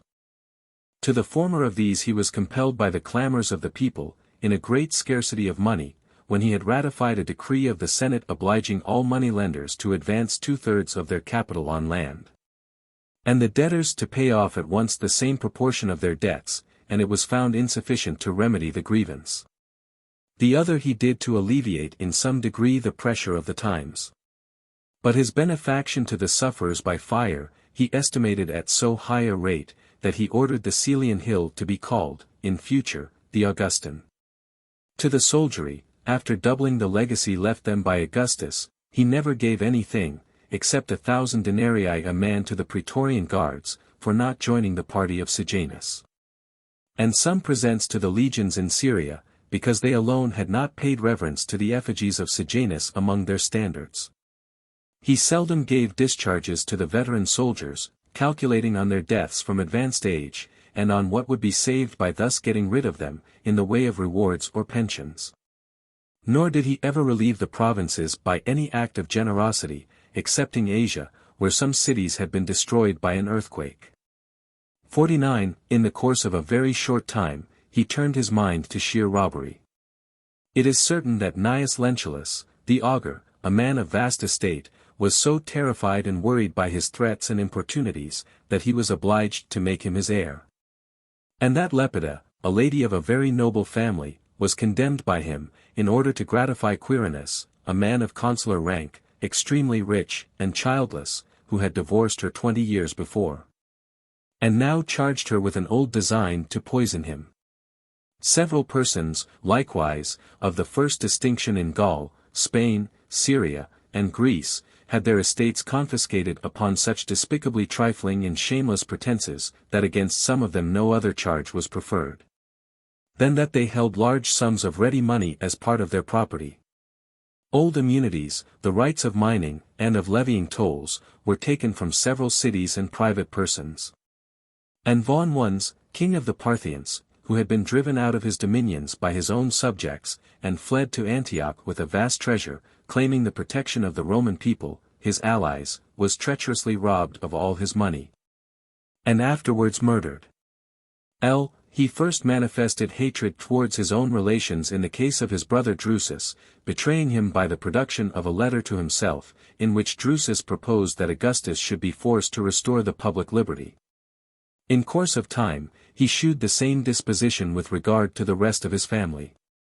So far was he from performing any office of kindness or humanity to his wife, when she was banished, and, by her father's order, confined to one town, that he forbade her to stir out of the house, or converse with any men. He even wronged her of the dowry given her by her father, and of her yearly allowance, by a quibble of law, because Augustus had made no provision for them on her behalf in his will. Being harassed by his mother, Livia, who claimed an equal share in the government with him, he frequently avoided seeing her, and all long and private conferences with her, lest it should be thought that he was governed by her counsels, which, notwithstanding, he sometimes sought, and was in the habit of adopting. He was much offended at the Senate, when they proposed to add to his other titles that of the son of Livia, as well as Augustus. He, therefore, would not suffer her to be called the mother of her country, nor to receive any extraordinary public distinction. Nay, he frequently admonished her not to meddle with weighty affairs, and such as did not suit her sex. Especially when he found her present at a fire which broke out near the temple of Vesta 351, and encouraging the people and soldiers to use their utmost exertions, as she had been used to do in the time of her husband.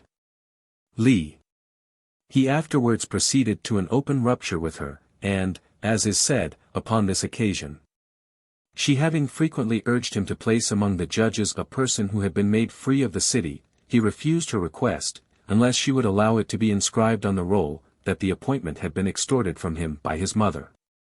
Enraged at this, Livia brought forth from her chapel some letters from Augustus to her, complaining of the sourness and insolence of Tiberius's temper, and these she read. So much was he offended at these letters having been kept so long, and now produced with so much bitterness against him, that some considered this incident as one of the causes of his going into seclusion, if not the principal reason for his so doing. In the whole years she lived during his retirement, he saw her but once, and that for a few hours only. When she fell sick shortly afterwards, he was quite unconcerned about visiting her in her illness. And when she died, after promising to attend her funeral, he deferred his coming for several days, so that the corpse was in a state of decay and putrefaction before the interment.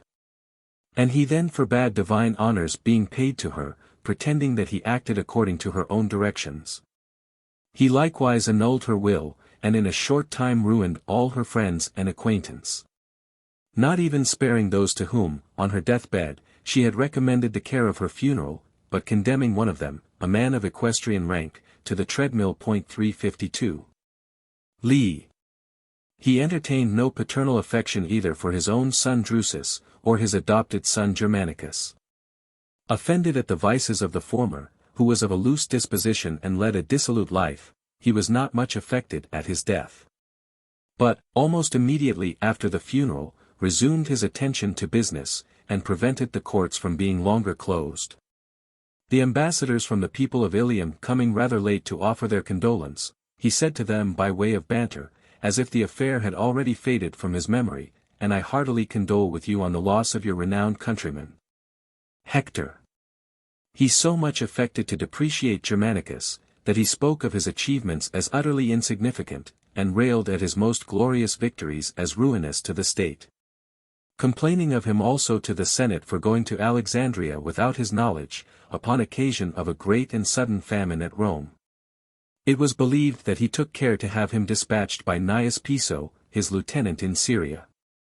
This person was afterwards tried for the murder, and would, as was supposed, have produced his orders, had they not been contained in a private and confidential dispatch. The following words therefore were posted up in many places, and frequently shouted in the night, "Give us back our Germanicus." This suspicion was afterwards confirmed by the barbarous treatment of his wife and children. 53. His daughter-in-law Agrippina, after the death of her husband, complaining upon some occasion with more than ordinary freedom, he took her by the hand, and addressed her in a Greek verse to this effect: "My dear child, do you think yourself injured because you are not empress?" Nor did he ever vouchsafe to speak to her again. Upon her refusing once at supper to taste some fruit which he presented to her, he declined inviting her to his table, pretending that she in effect charged him with a design to poison her, whereas the whole was a contrivance of his own. He was to offer the fruit, and she to be privately cautioned against eating what would infallibly cause her death. At last, having her accused of intending to flee for refuge to the statue of Augustus, or to the army, he banished her to the island of Pandataria 353. Upon her reviling him for it, he caused a centurion to beat out one of her eyes. And when she resolved to starve herself to death, he ordered her mouth to be forced open, and meat to be crammed down her throat. But she persisting in her resolution, and dying soon afterwards, he persecuted her memory with the basest aspersions, and persuaded the Senate to put her birthday amongst the number of unlucky days in the calendar. He likewise took credit for not having caused her to be strangled and her body cast upon the Gemonian steps, and suffered a decree of the Senate to pass, thanking him for his clemency, and an offering of gold to be made to Jupiter Capitolinus on the occasion. Liv. He had by Germanicus 3 grandsons, Nero, Drusus, and Caius, and by his son Drusus one, named Tiberius. Of these, after the loss of his sons, he commended Nero and Drusus, the 2 eldest sons of Germanicus, to the Senate. And at their being solemnly introduced into the forum, distributed money among the people. But when he found that on entering upon the new year they were included in the public vows for his own welfare, he told the Senate, that such honors ought not to be conferred but upon those who had been proved, and were of more advanced years. By thus betraying his private feelings towards them, he exposed them to all sorts of accusations. And after practicing many artifices to provoke them to rail at and abuse him, that he might be furnished with a pretense to destroy them, he charged them with it in a letter to the Senate. At the same time accusing them, in the bitterest terms, of the most scandalous vices. Upon their being declared enemies by the Senate, he starved them to death, Nero in the island of Ponza, and Drusus in the vaults of the Palladium. It is thought by some, that Nero was driven to a voluntary death by the executioners shewing him some halters and hooks, as if he had been sent to him by order of the Senate.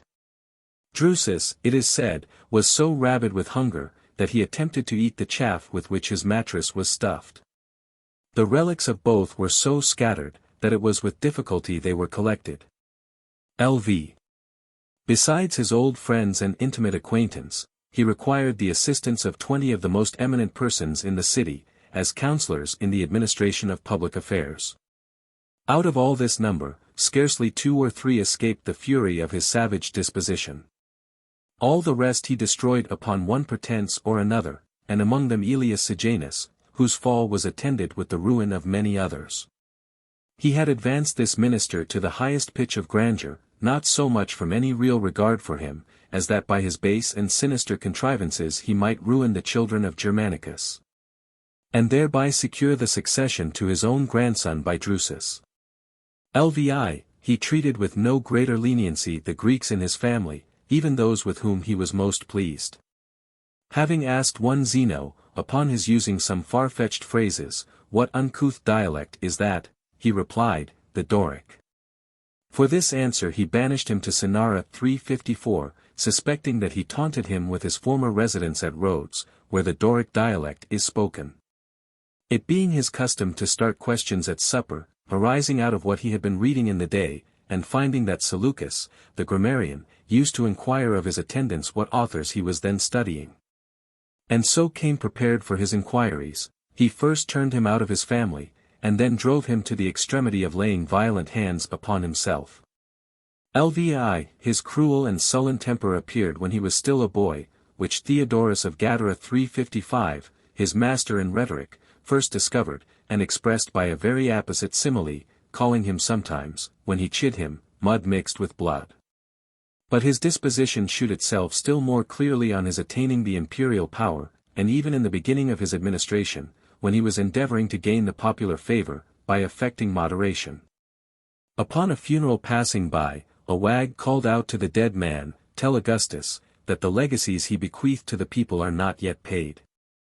The man being brought before him, he ordered that he should receive what was due to him, and then be led to execution, that he might deliver the message to his father himself. Not long afterwards, when one Pompey, a Roman knight, persisted in his opposition to something he proposed in the Senate, he threatened to put him in prison, and told him, "Of a Pompey I shall make a Pompeian of you."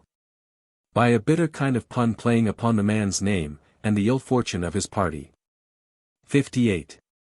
About the same time, when the praetor consulted him, whether it was his pleasure that the tribunals should take cognizance of accusations of treason, he replied, the laws ought to be put in execution. And he did put them in execution most severely. Some person had taken off the head of Augustus from one of his statues, and replaced it by another 356. The matter was brought before the Senate, and because the case was not clear, the witnesses were put to the torture. The party accused being found guilty, and condemned, this kind of proceeding was carried so far, that it became capital for a man to beat his slave, or change his clothes, near the statue of Augustus. To carry his head stamped upon the coin, or cut in the stone of a ring, into a necessary house, or the stews, or to reflect upon anything that had been either said or done by him. In fine, a person was condemned to death, for suffering some honors to be decreed to him in the colony where he lived, upon the same day on which they had formerly been decreed to Augustus. Lix. He was besides guilty of many barbarous actions, under the pretense of strictness and reformation of manners, but more to gratify his own savage disposition. Some verses were published, which displayed the present calamities of his reign, and anticipated the future. 357. Asper et amitis, provider vis omnia dicam. Dispirim sit mater amare potest. Non es eques, quer. Non sunt tibi milia centum. Omnia si quaeras, eti rhodos exilium est. Aurea mutasti Saturni secula, Caesar. Incolumi nam te, feria semper erunt. Fastit et vinum, quia jam sidit ist crurum. Tam bibit hunc avide, quam bibit antimarum. Ad spice felicem sibi, non tibi, Romul, Sullum. Eti Mariam, si vis, ad spice, sed reducum. Nec non Antoni Civilia bellum aventis. Nec semel infectas ad spice quita manus. Eti dic, Roma perit, regnabit sanguine multo. Ad regnum quisquis venit ab exilio. Obdurate wretch. Too fierce, too fell to move. The least kind yearnings of a mother's love. No knight thou art, as having no estate. Long sufferedst thou in Rhodes and exile's fate. No more the happy golden age we see. The irons come, and sure to last with thee. Instead of wine he thirsted for before. He wallows now in floods of human gore. Reflect, ye Romans, on the dreadful times, made such by Marius, and by Sylla's crimes. Reflect how Antony's ambitious rage, twice scarred with horror a distracted age. And say, alas! Rome's blood in streams will flow. When banished miscreants rule this world below. At first he would have it understood, that these satirical verses were drawn forth by the resentment of those who were impatient under the discipline of reformation, rather than that they spoke their real sentiments. And he would frequently say, let them hate me, so long as they do but approve my conduct. 358 At length, however, his behavior showed that he was sensible they were too well founded. LX. A few days after his arrival at Capri, a fisherman coming up to him unexpectedly, when he was desirous of privacy, and presenting him with a large mullet, he ordered the man's face to be scrubbed with the fish. Being terrified at the thought of his having been able to creep upon him from the back of the island, over such rugged and steep rocks. The man, while undergoing the punishment, expressing his joy that he had not likewise offered him a large crab which he had also taken, he ordered his face to be farther lacerated with its claws. He put to death one of the Praetorian guards, for having stolen a peacock out of his orchard. In one of his journeys, his litter being obstructed by some bushes, he ordered the officer whose duty it was to ride on and examine the road, a centurion of the first cohorts, to be laid on his face upon the ground, and scourged almost to death. LXI Soon afterwards, he abandoned himself to every species of cruelty, never wanting occasions of one kind or another, to serve as a pretext. He first fell upon the friends and acquaintance of his mother, then those of his grandsons, and his daughter-in-law, and lastly those of Sejanus, after whose death he became cruel in the extreme. From this it appeared, that he had not been so much instigated by Sejanus, as supplied with occasions of gratifying his savage temper, when he wanted them. Though in a short memoir which he composed of his own life, he had the effrontery to write, I have punished Sejanus, because I found him bent upon the destruction of the children of my son Germanicus, one of these he put to death. When he began to suspect Sejanus. And another, after he was taken off. It would be tedious to relate all the numerous instances of his cruelty, suffice it to give a few examples, in their different kinds. Not a day passed without the punishment of some person or other, not excepting holidays, or those appropriated to the worship of the gods. Some were tried even on New Year's Day. Of many who were condemned, their wives and children shared the same fate, and for those who were sentenced to death, the relations were forbid to put on mourning. Considerable rewards were voted for the prosecutors, and sometimes for the witnesses also. The information of any person, without exception, was taken, and all offences were capital, even speaking a few words, though without any ill intention. A poet was charged with abusing Agamemnon, and a historian 359, for calling Brutus and Cassius the last of the Romans. The two authors were immediately called to account, and their writing suppressed. Though they had been well received some years before, and read in the hearing of Augustus. Some, who were thrown into prison, were not only denied the solace of study, but debarred from all company and conversation. Many persons, when summoned to trial, stabbed themselves at home, to avoid the distress and ignominy of a public condemnation, which they were certain would ensue. Others took poison in the Senate house. The wounds were bound up, and all who had not expired, were carried, half dead, and panting for life, to prison. Those who were put to death, were thrown down the Gemonian stairs, and then dragged into the Tiber. In one day, 20 were treated in this manner, and amongst them women and boys. Because, according to an ancient custom, it was not lawful to strangle virgins, the young girls were first deflowered by the executioner, and afterward strangled. Those who were desirous to die, were forced to live. For he thought death so slight a punishment, that upon hearing that Cornelius, one of the accused, who was under prosecution, had killed himself, he exclaimed, Cornelius has escaped me. In calling over his prisoners, when one of them requested the favor of a speedy death, he replied, You are not yet restored to favor. A man of consular rank writes in his annals, that at table, where he himself was present with a large company, he was suddenly asked aloud by a dwarf who stood by amongst the buffoons, why Peconius, who was under a prosecution for treason, lived so long. Tiberius immediately reprimanded him for his pertness, but wrote to the Senate a few days after, to proceed without delay to the punishment of Peconius. 62. Exasperated by information he received respecting the death of his son Drusus, he carried his cruelty still farther. He imagined that he had died of a disease occasioned by his intemperance. But finding that he had been poisoned by the contrivance of his wife Livilla 360 and Sejanus, he spared no one from torture and death.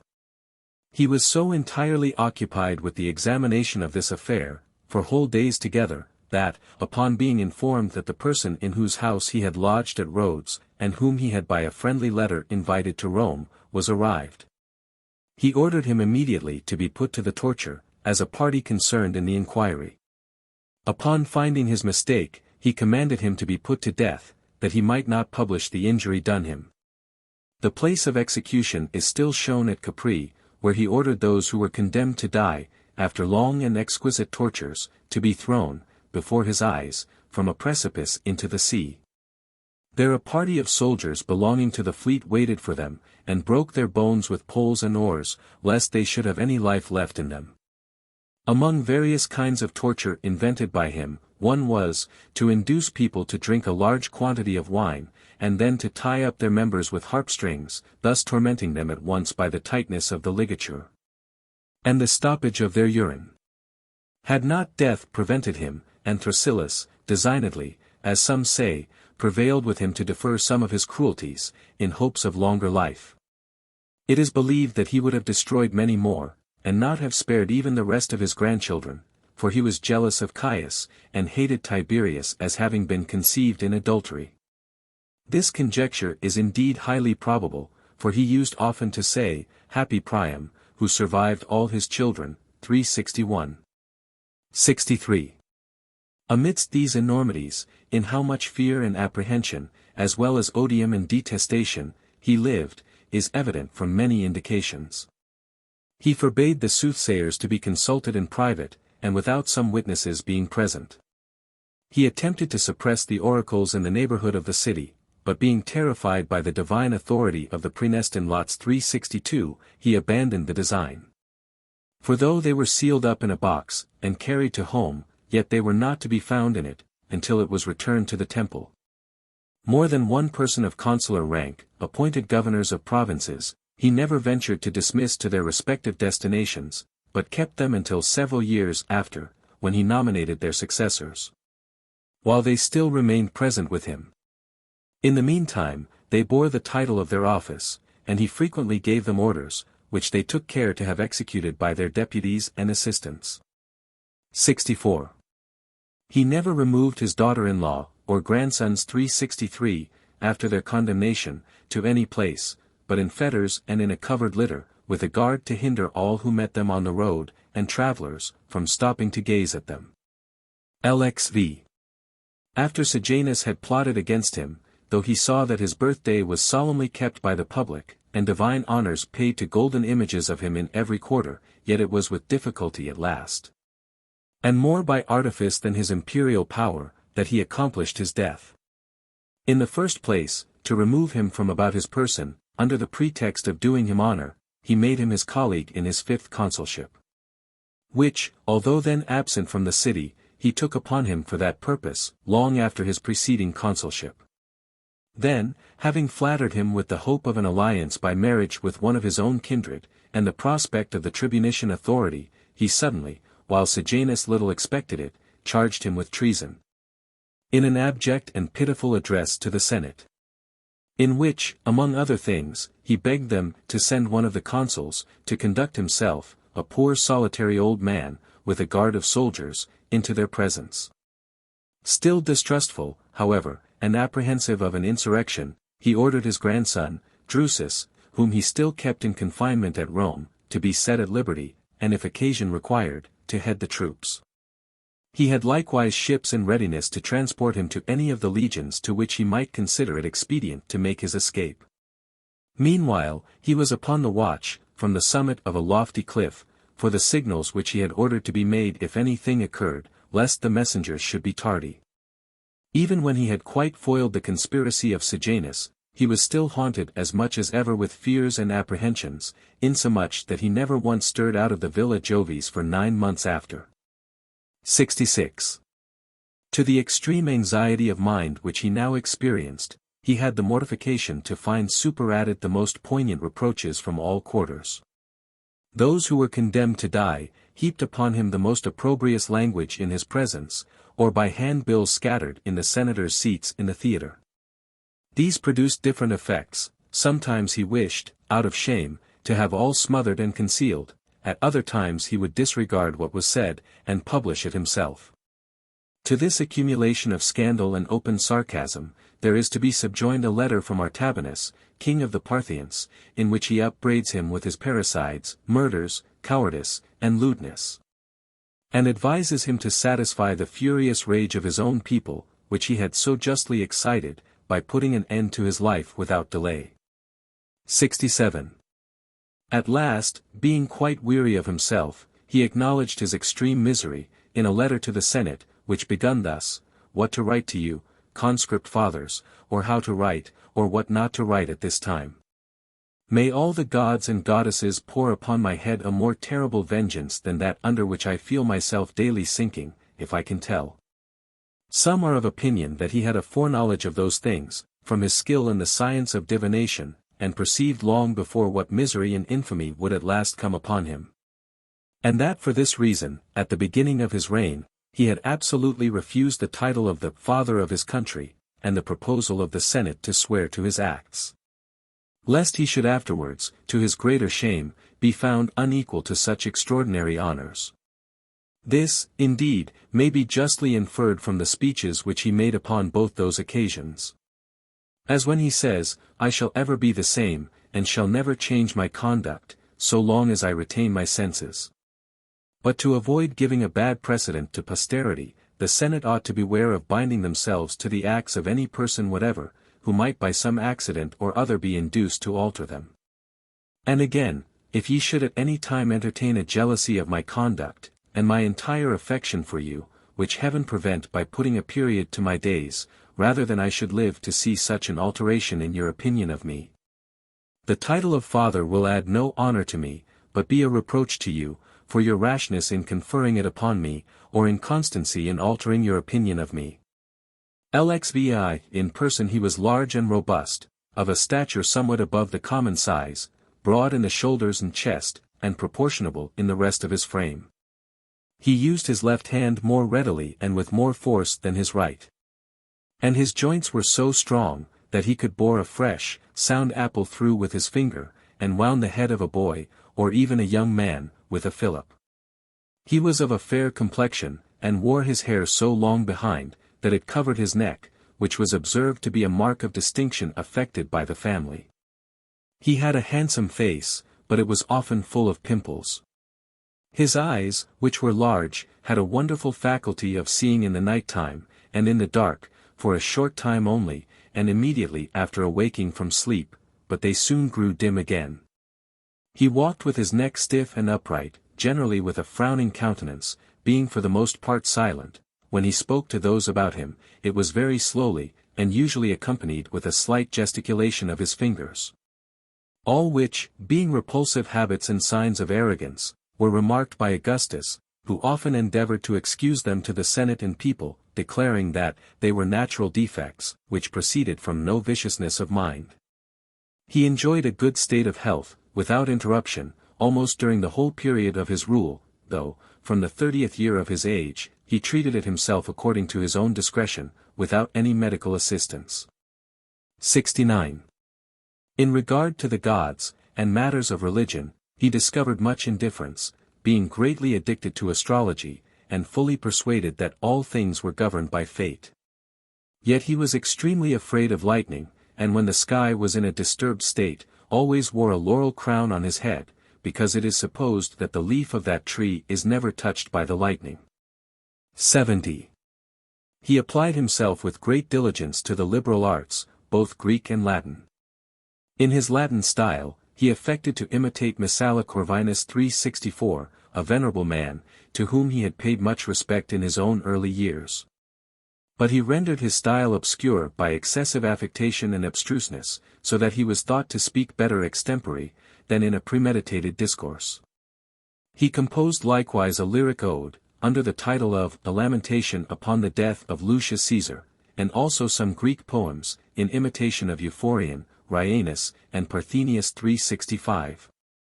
These poets he greatly admired, and placed their works and statues in the public libraries, amongst the eminent authors of antiquity.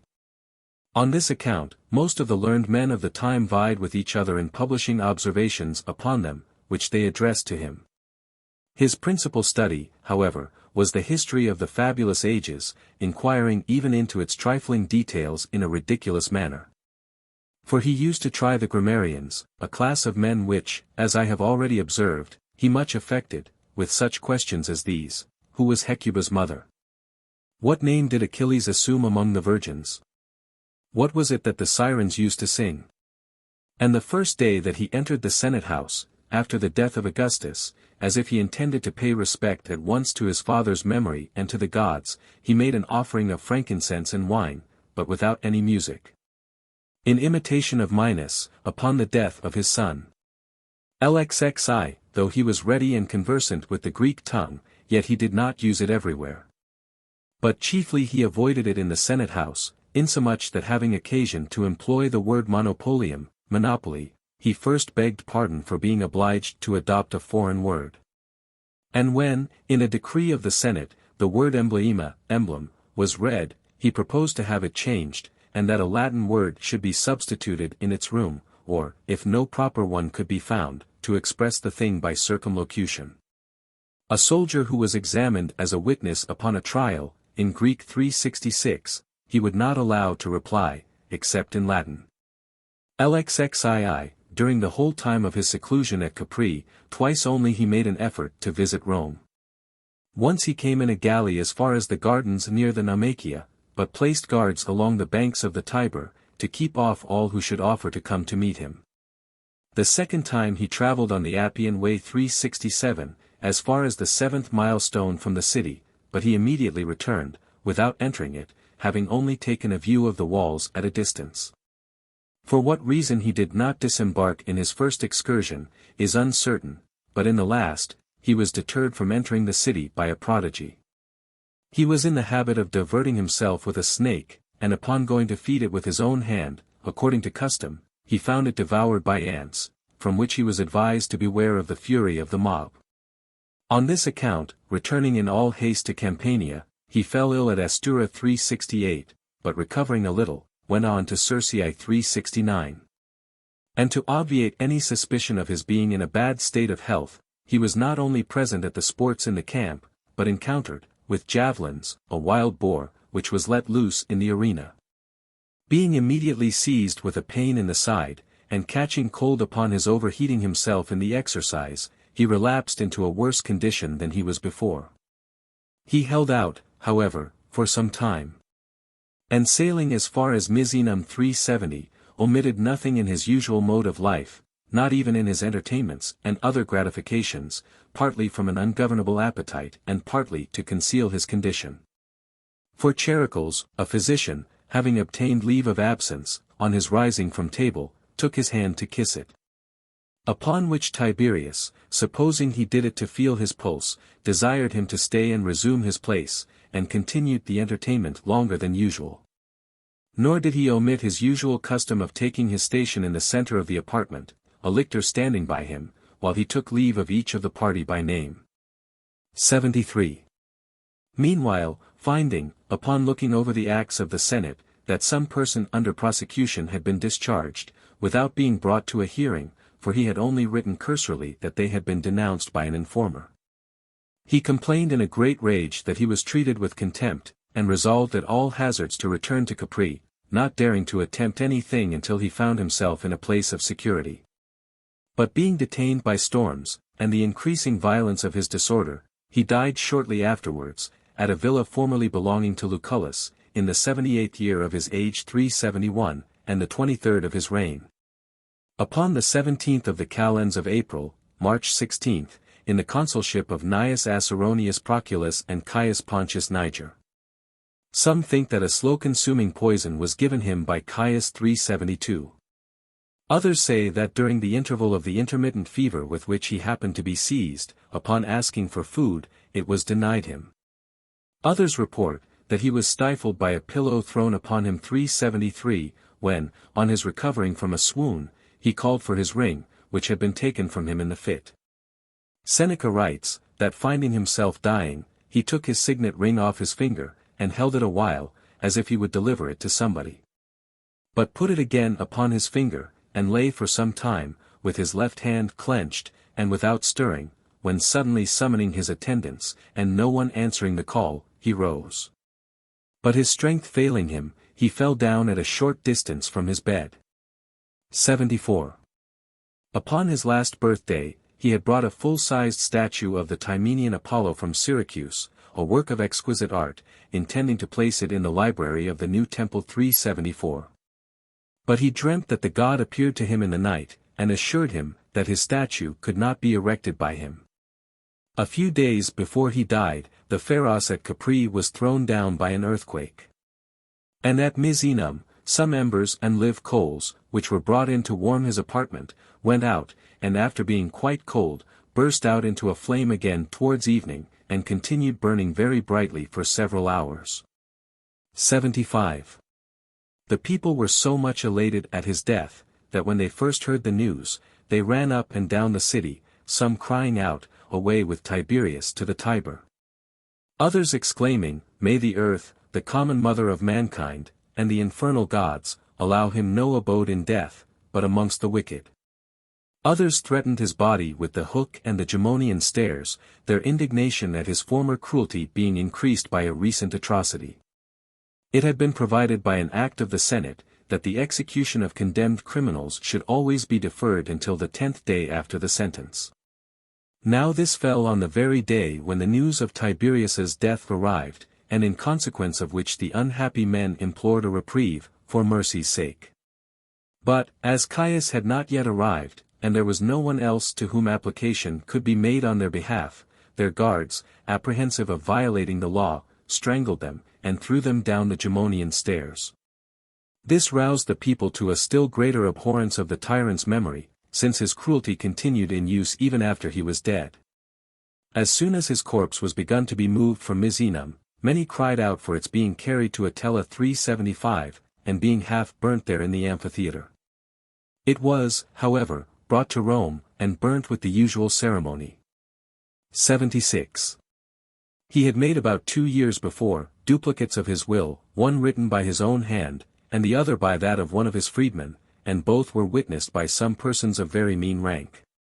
He appointed his 2 grandsons, Caius by Germanicus, and Tiberius by Drusus, joint heirs to his estate, and upon the death of one of them, the other was to inherit the whole.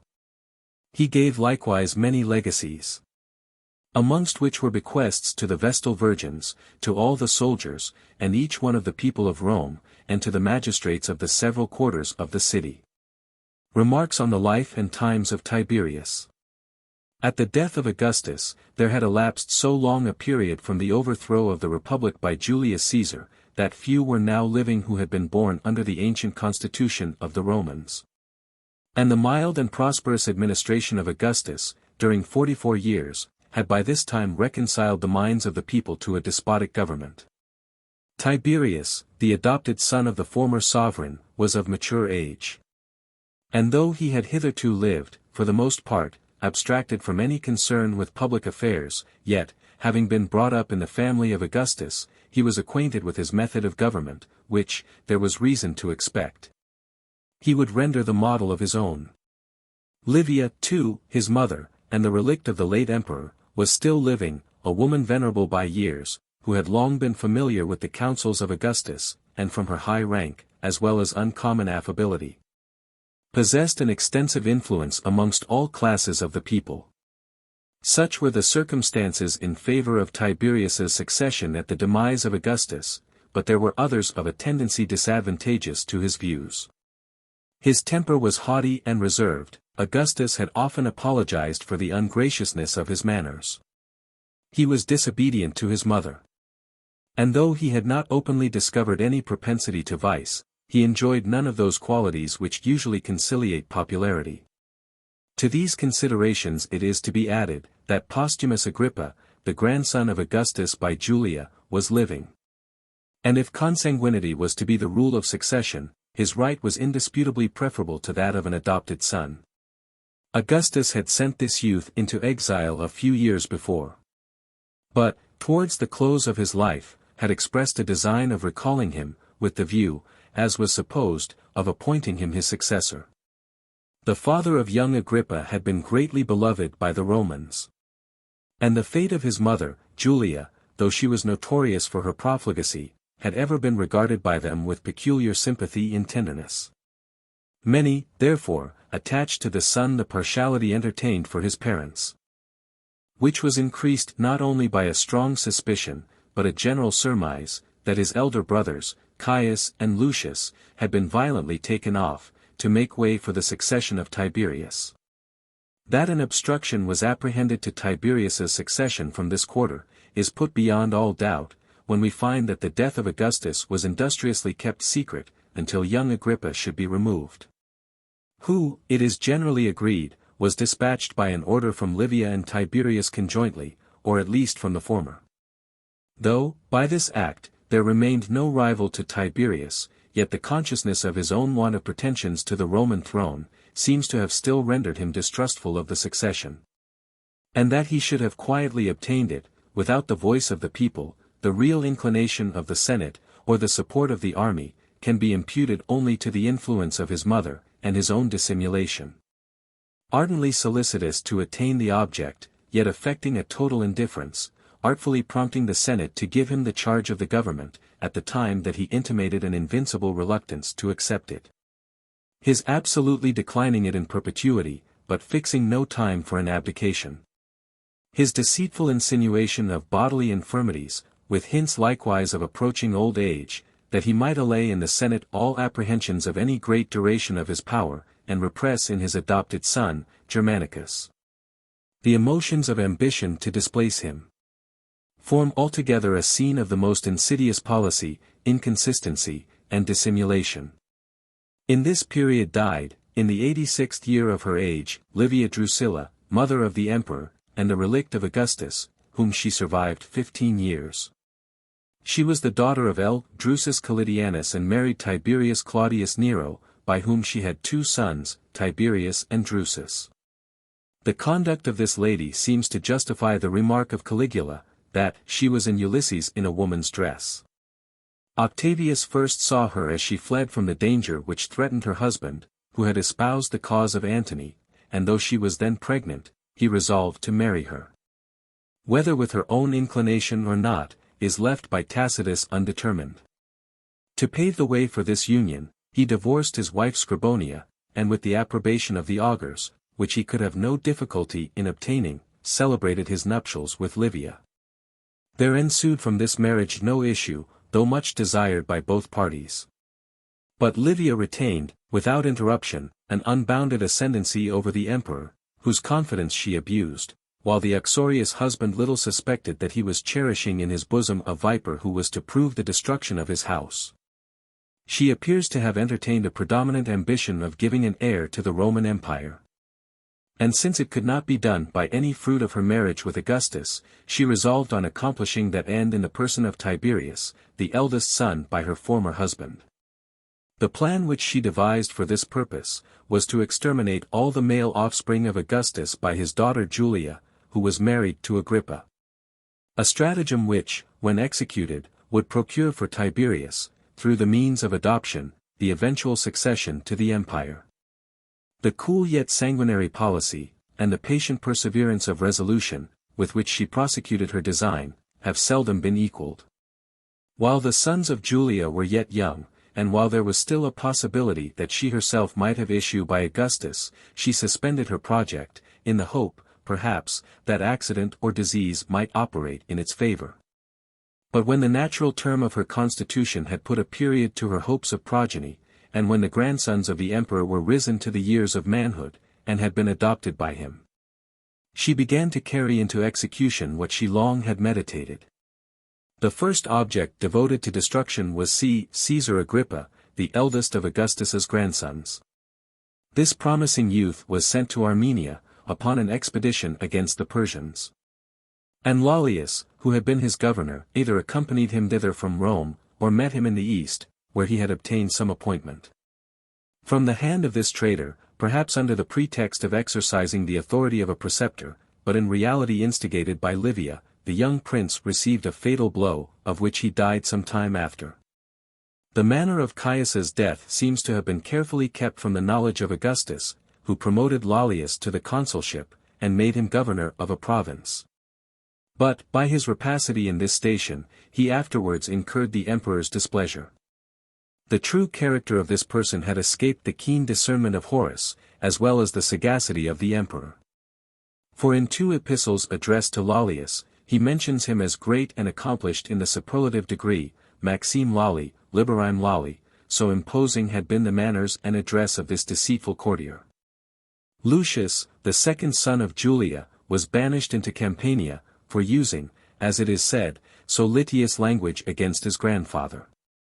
In the 7th year of his exile Augustus proposed to recall him. But Livia and Tiberius, dreading the consequences of his being restored to the emperor's favor, put in practice the expedient of having him immediately assassinated.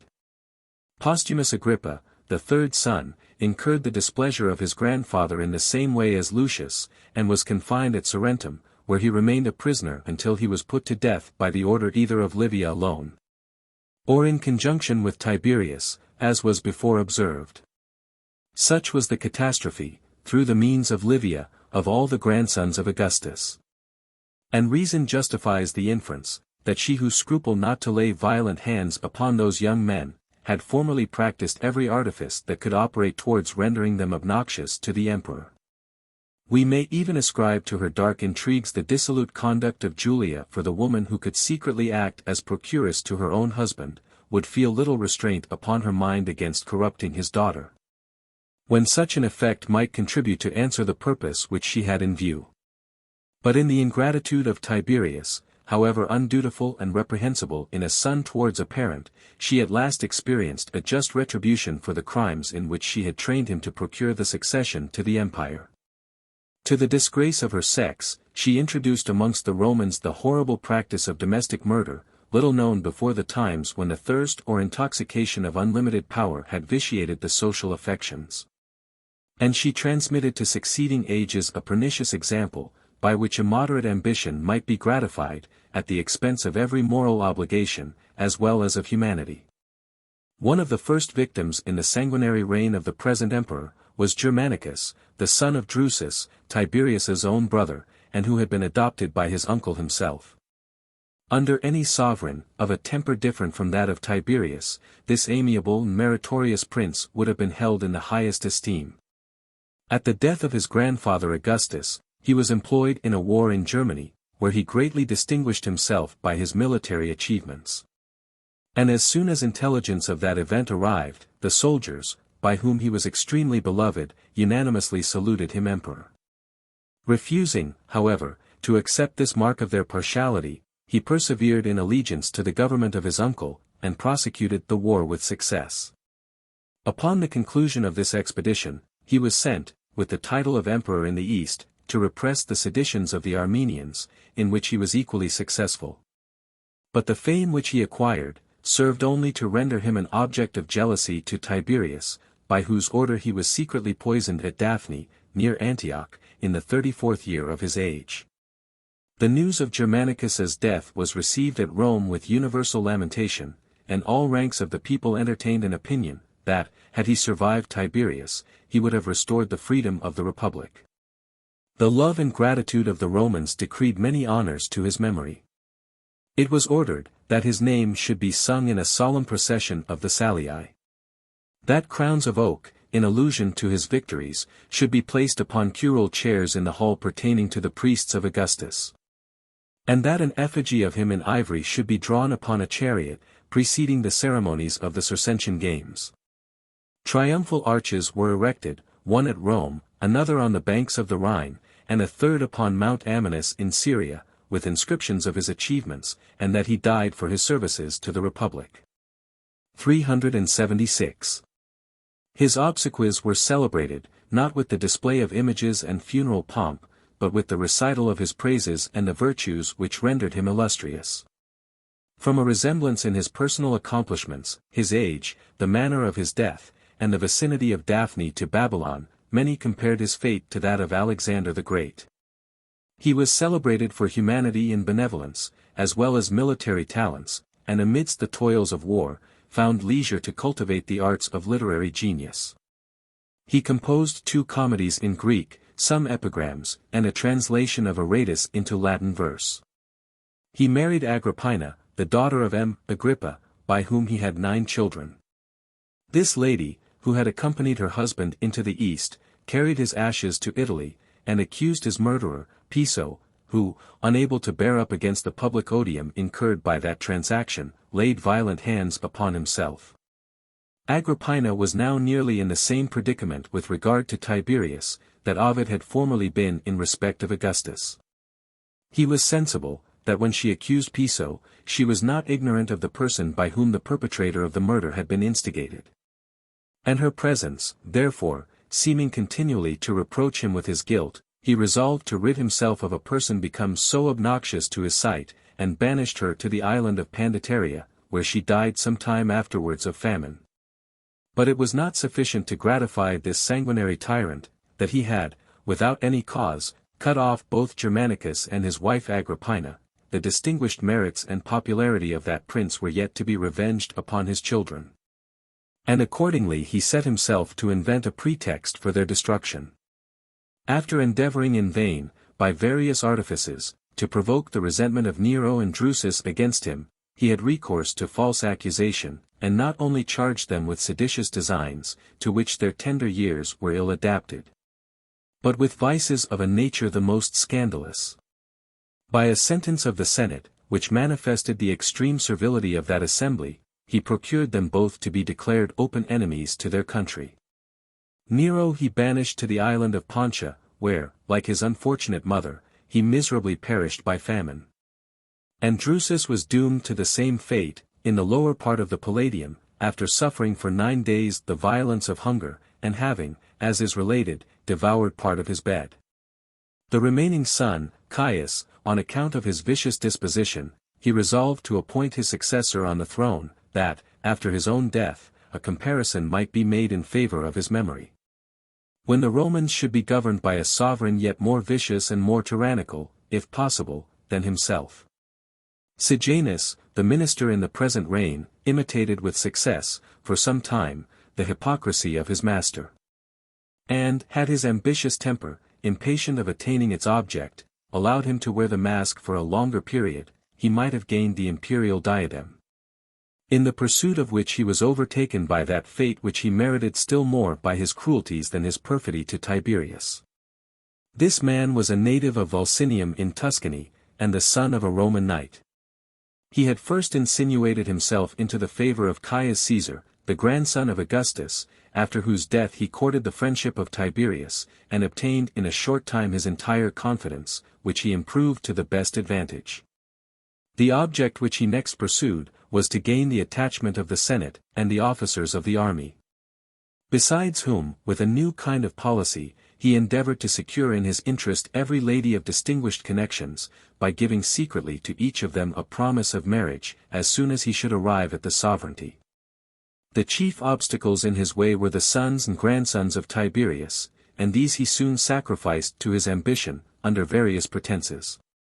Drusus, the eldest of this progeny, having in a fit of passion struck the favorite, was destined by him to destruction.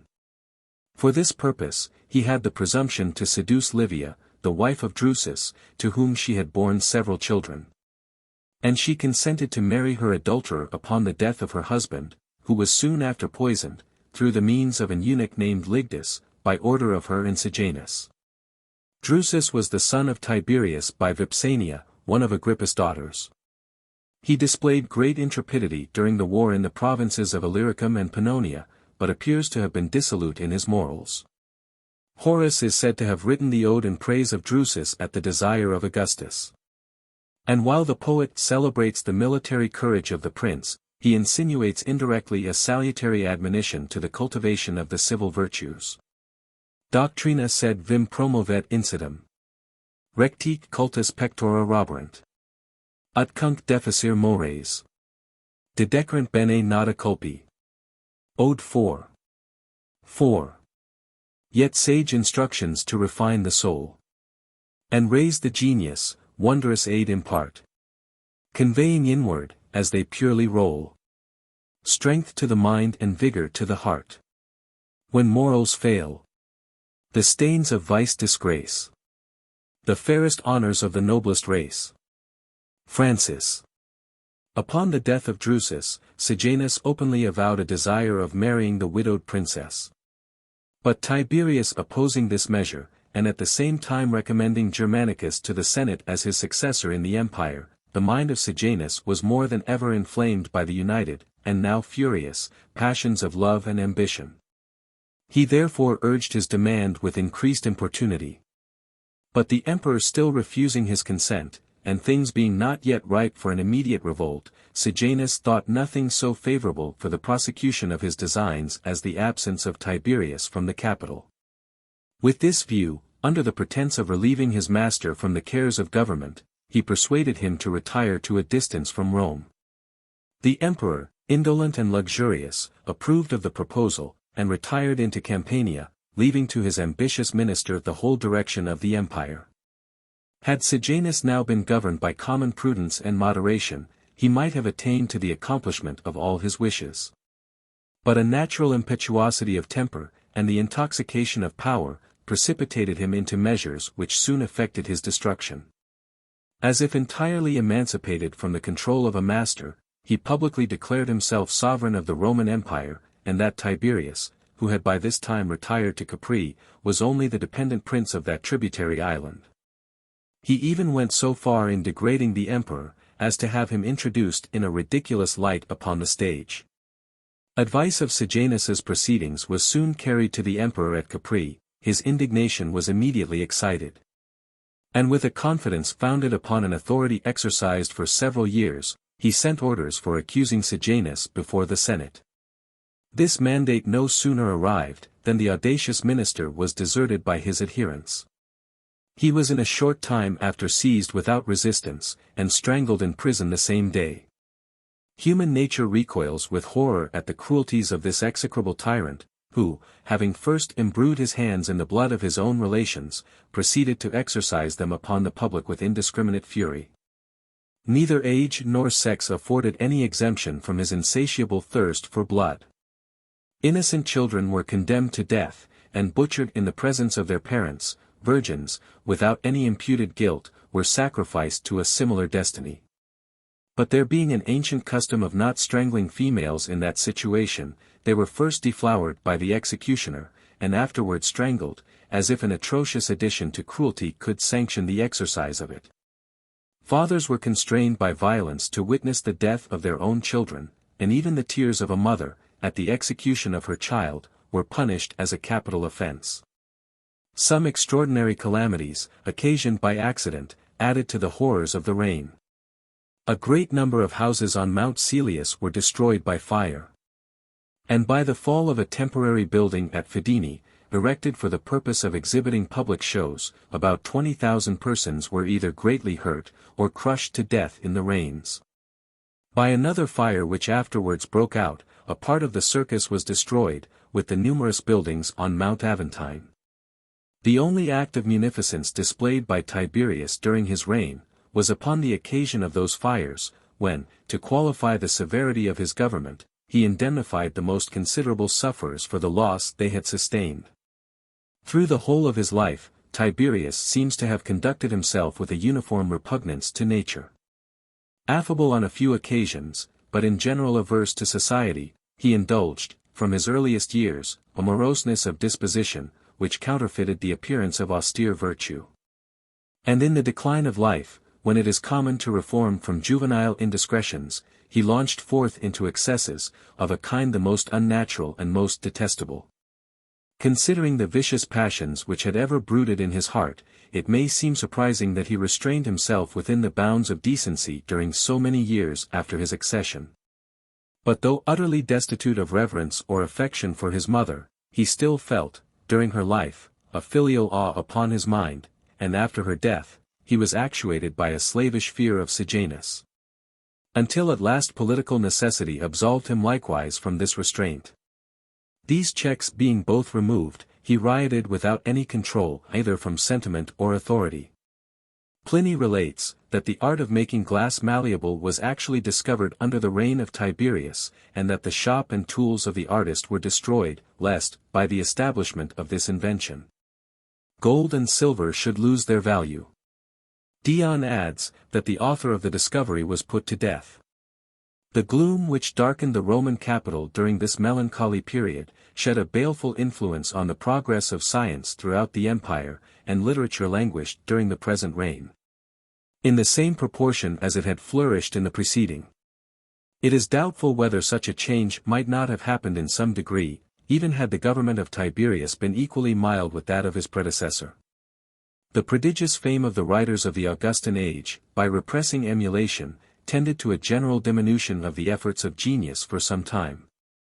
While the banishment of Ovid, it is probable, and the capital punishment of a subsequent poet, for censuring the character of Agamemnon, operated towards the farther discouragement of poetical exertions, there now existed no circumstance to counterbalance these disadvantages. Genius no longer found a patron either in the emperor or his minister, and the gates of the palace were shut against all who cultivated the elegant pursuits of the muses. Pandars, catamites, assassins, wretches stained with every crime, were the constant attendants, as the only fit companions, of the tyrant who now occupied the throne. We are informed, however, that even this emperor had a taste for the liberal arts, and that he composed a lyric poem upon the death of Lucius Caesar, with some Greek poems in imitation of Euphorion, Rhianus, and Parthenius. But none of these has been transmitted to posterity, and if we should form an opinion of them upon the principle of Catullus, that to be a good poet one ought to be a good man, there is little reason to regret that they have perished. We meet with no poetical production in this reign, and of prose writers the number is inconsiderable, as will appear from the following account of them. Vitellius Paterculus was born of an equestrian family in Campania, and served as a military tribune under Tiberius, in his expeditions in Gaul and Germany. He composed an epitome of the history of Greece and Rome, with that of other nations of remote antiquity, but of this work there only remain fragments of the history of Greece and Rome, from the conquest of Perseus to the 17th year of the reign of Tiberius. It is written in 2 books, addressed to Marcus Vinicius, who had the office of consul. Rapid in the narrative, and concise as well as elegant in style, this production exhibits a pleasing epitome of ancient transactions, enlivened occasionally with anecdotes, and an expressive description of characters. In treating of the family of Augustus, Paterculus is justly liable to the imputation of partiality, which he incurs still more in the latter period of his history, by the praise which is lavished on Tiberius and his minister Sejanus. He intimates a design of giving a more full account of the civil war which followed the death of Julius Caesar, but this, if he ever accomplished it, has not been transmitted to posterity.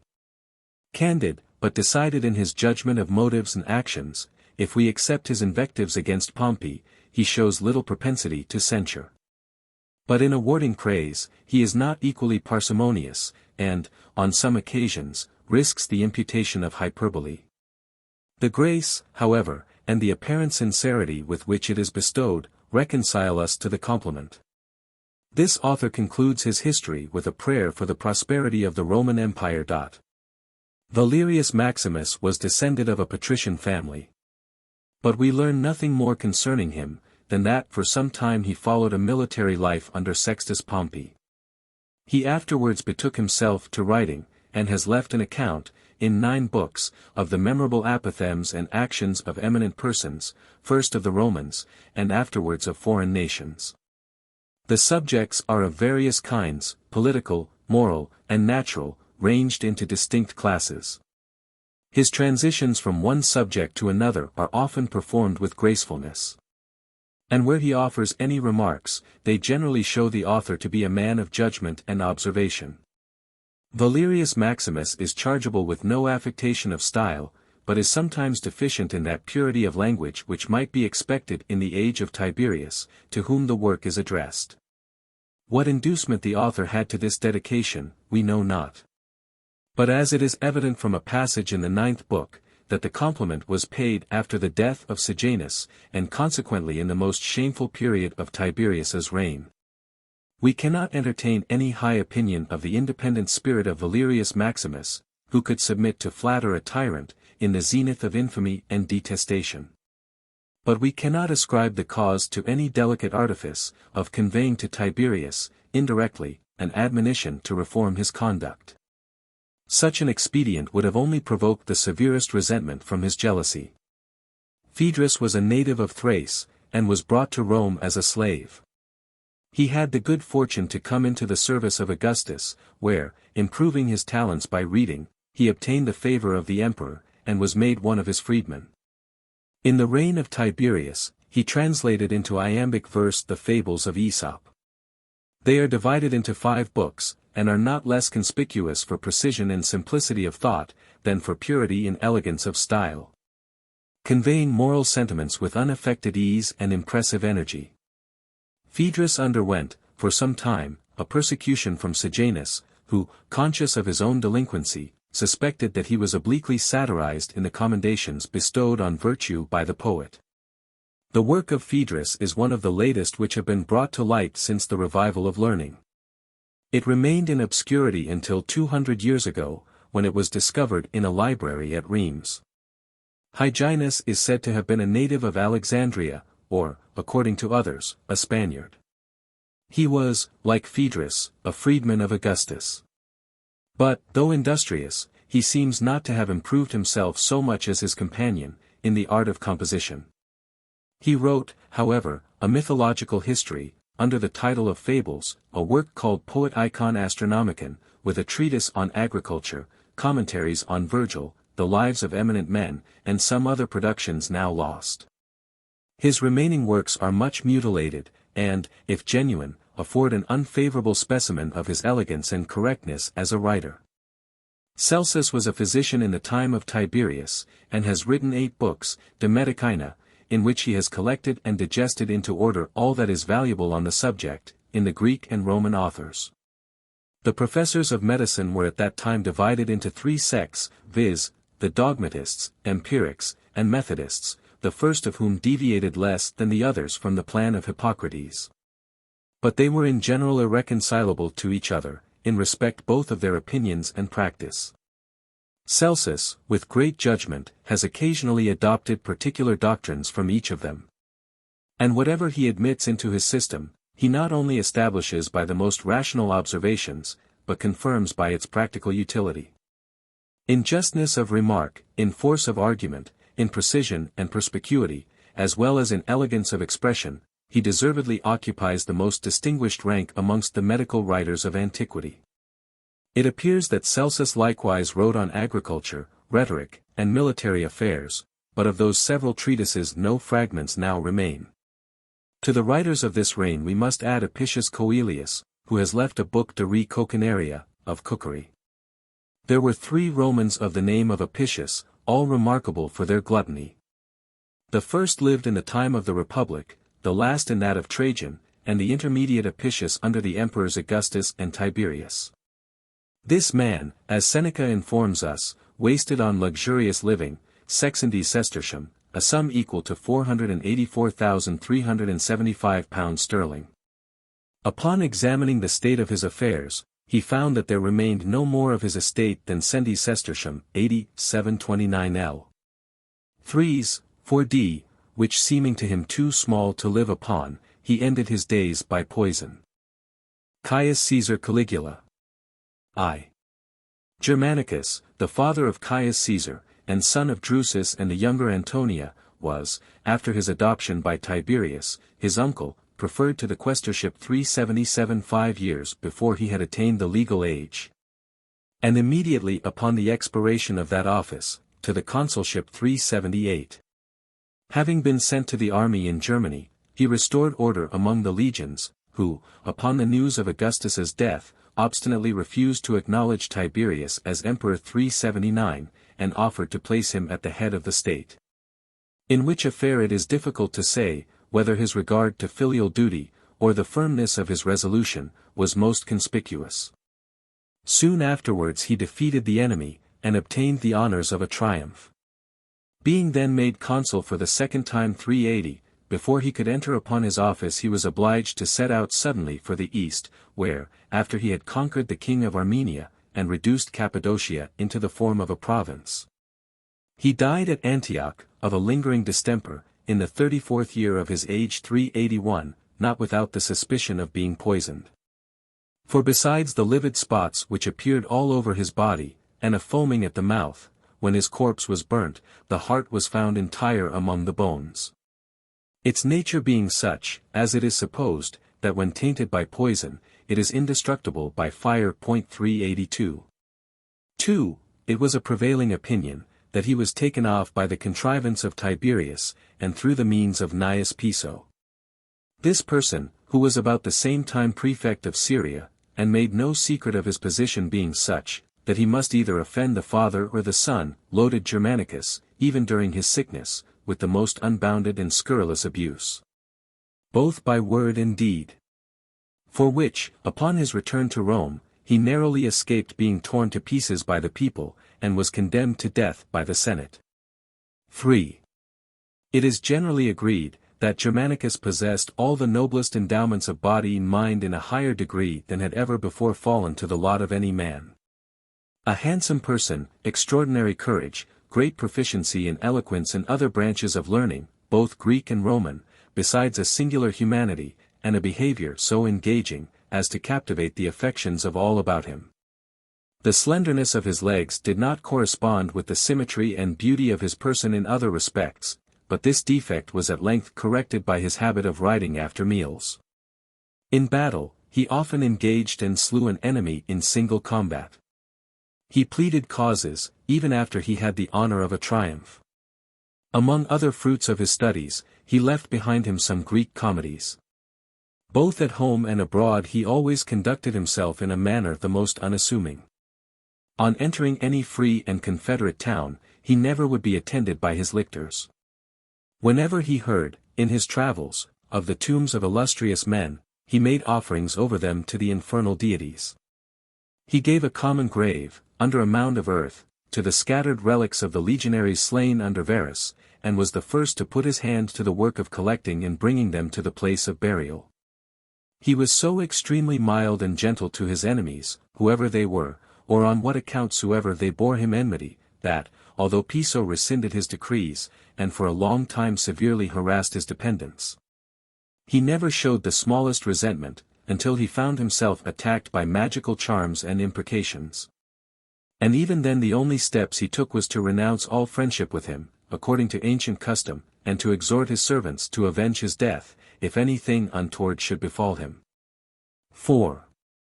He reaped the fruit of his noble qualities in abundance, being so much esteemed and beloved by his friends, that Augustus, to say nothing of his other relations, being a long time in doubt, whether he should not appoint him his successor, at last ordered Tiberius to adopt him. He was so extremely popular, that many authors tell us, the crowds of those who went to meet him upon his coming to any place, or to attend him at his departure, were so prodigious, that he was sometimes in danger of his life. And that upon his return from Germany, after he had quelled the mutiny in the army there, all the cohorts of the Praetorian Guards marched out to meet him, notwithstanding the order that only 2 should go. And that all the people of Rome, both men and women, of every age, sex, and rank, flocked as far as the 20th milestone to attend his entrance. At the time of his death, however, and afterwards, they displayed still greater and stronger proofs of their extraordinary attachment to him. The day on which he died, stones were thrown at the temples, the altars of the gods demolished, the household gods, in some cases, thrown into the streets, and newborn infants exposed. It is even said that barbarous nations, both those engaged in intestine wars, and those in hostilities against us, all agreed to a cessation of arms, as if they had been mourning for some very near and common friend. That some petty kings shaved their beards and their wives' heads, in token of their extreme sorrow. And that the King of Kings 383 forbore his exercise of hunting and feasting with his nobles, which, amongst the Parthians, is equivalent to a cessation of all business in a time of public mourning with us. 6. At Rome, upon the first news of his sickness, the city was thrown into great consternation and grief, waiting impatiently for farther intelligence. When suddenly, in the evening, a report, without any certain author, was spread, that he was recovered. Upon which the people flocked with torches and victims to the capital, and were in such haste to pay the vows they had made for his recovery, that they almost broke open the doors. Tiberius was roused from out of his sleep with the noise of the people congratulating one another, and singing about the streets. Salva Roma, salva patria, salvus est Germanicus. Rome is safe, our country safe, for our Germanicus is safe. But when certain intelligence of his death arrived, the mourning of the people could neither be assuaged by consolation, nor restrained by edicts, and it continued during the holidays in the month of December. The atrocities of the subsequent times contributed much to the glory of Germanicus, and the endearment of his memory. All people supposing, and with reason, that the fear and awe of him had laid a restraint upon the cruelty of Tiberius, which broke out soon afterwards.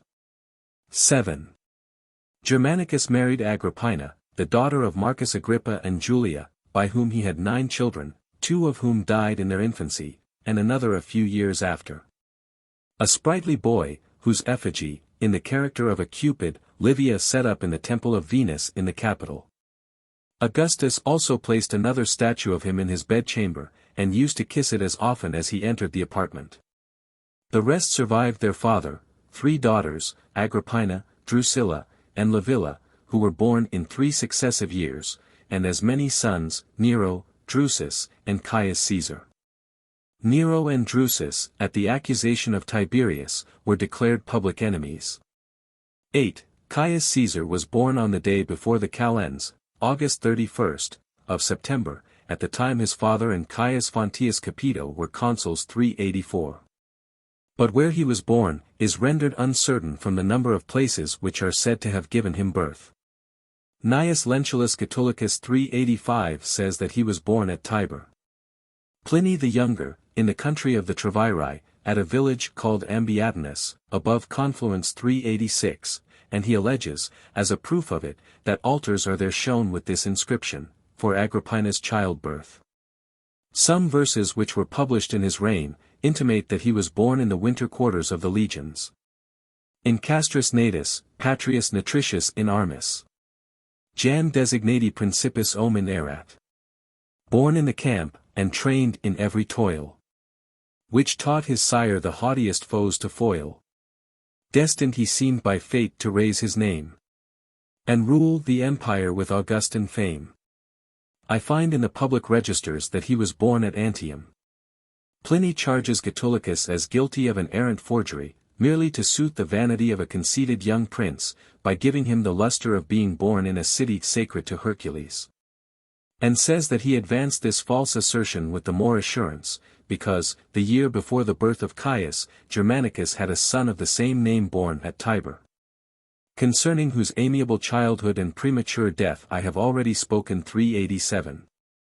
Dates clearly prove that Pliny is mistaken. For the writers of Augustus's history all agree, that Germanicus, at the expiration of his consulship, was sent into Gaul, after the birth of Caius. Nor will the inscription upon the altar serve to establish Pliny's opinion. Because Agrippina was delivered of 2 daughters in that country, and any childbirth, without regard to sex, is called puerperium, as the ancients were used to call girls pueri, and boys puelli. There is also extant a letter written by Augustus, a few months before his death, to his granddaughter Agrippina, about the same Caius, for there was then no other child of hers living under that name.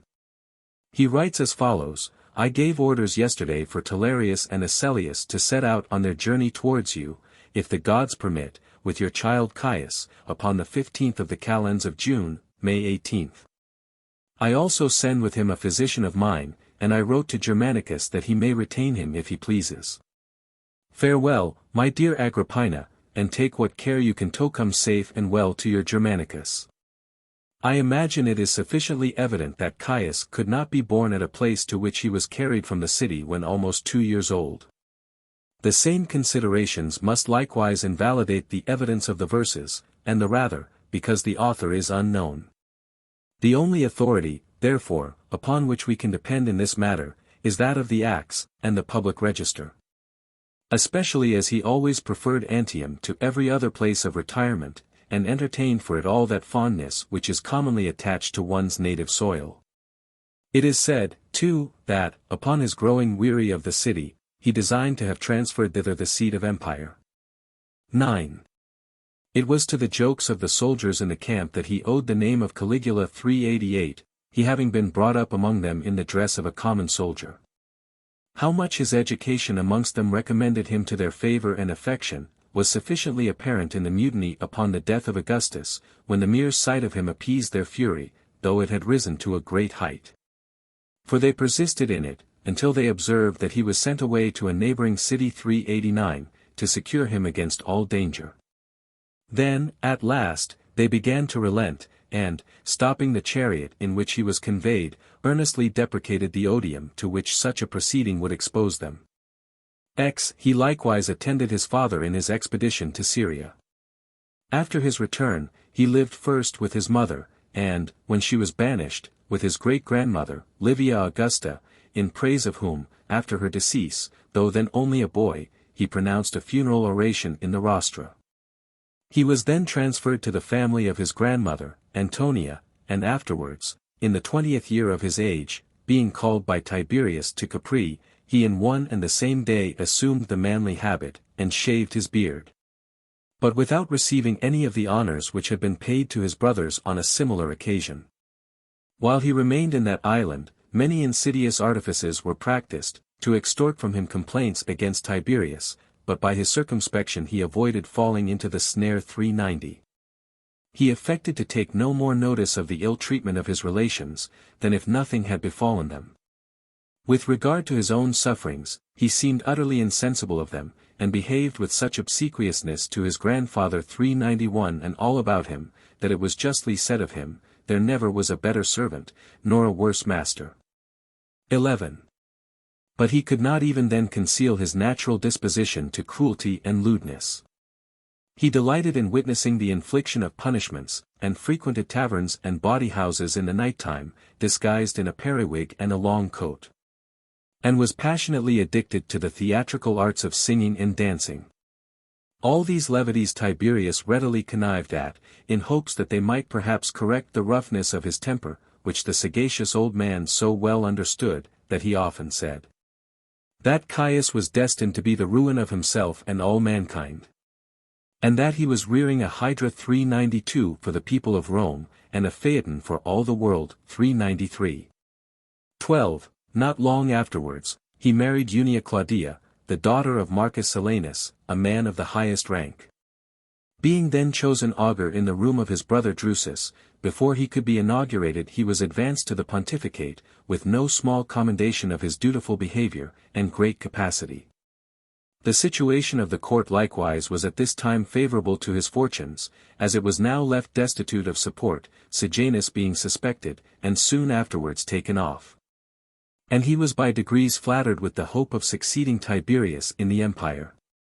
In order more effectually to secure this object, upon Unia's dying in childbed, he engaged in a criminal commerce with Ennia Naevia, the wife of Macro, at that time prefect of the praetorian cohorts.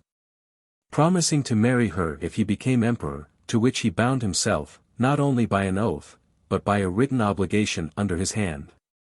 Having by her means insinuated himself into Macro's favor, some are of opinion that he attempted to poison Tiberius, and ordered his ring to be taken from him, before the breath was out of his body.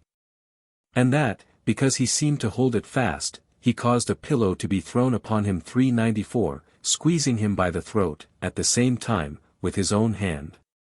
One of his freedmen crying out at this horrid barbarity, he was immediately crucified. These circumstances are far from being improbable, as some authors relate that, afterwards, though he did not acknowledge his having a hand in the death of Tiberius, yet he frankly declared that he had formerly entertained such a design. And as a proof of his affection for his relations, he would frequently boast, that, to revenge the death of his mother and brothers, he had entered the chamber of Tiberius, when he was asleep, with a poniard. But being seized with a fit of compassion, threw it away, and retired. And that Tiberius, though aware of his intention, durst not make any inquiries, or attempt revenge. 13. Having thus secured the imperial power, he fulfilled by his elevation the wish of the Roman people, I may venture to say, of all mankind. For he had long been the object of expectation and desire to the greater part of the provincials and soldiers, who had known him when a child. And to the whole people of Rome, from their affection for the memory of Germanicus, his father, and compassion for the family almost entirely destroyed. Upon his moving from Misenum, therefore, although he was in mourning, and following the corpse of Tiberius, he had to walk amidst altars, victims, and lighted torches, with prodigious crowds of people everywhere attending him, in transports of joy. And calling him, besides other auspicious names, by those of, their star, their chick, their pretty puppet, and, bantling. 14.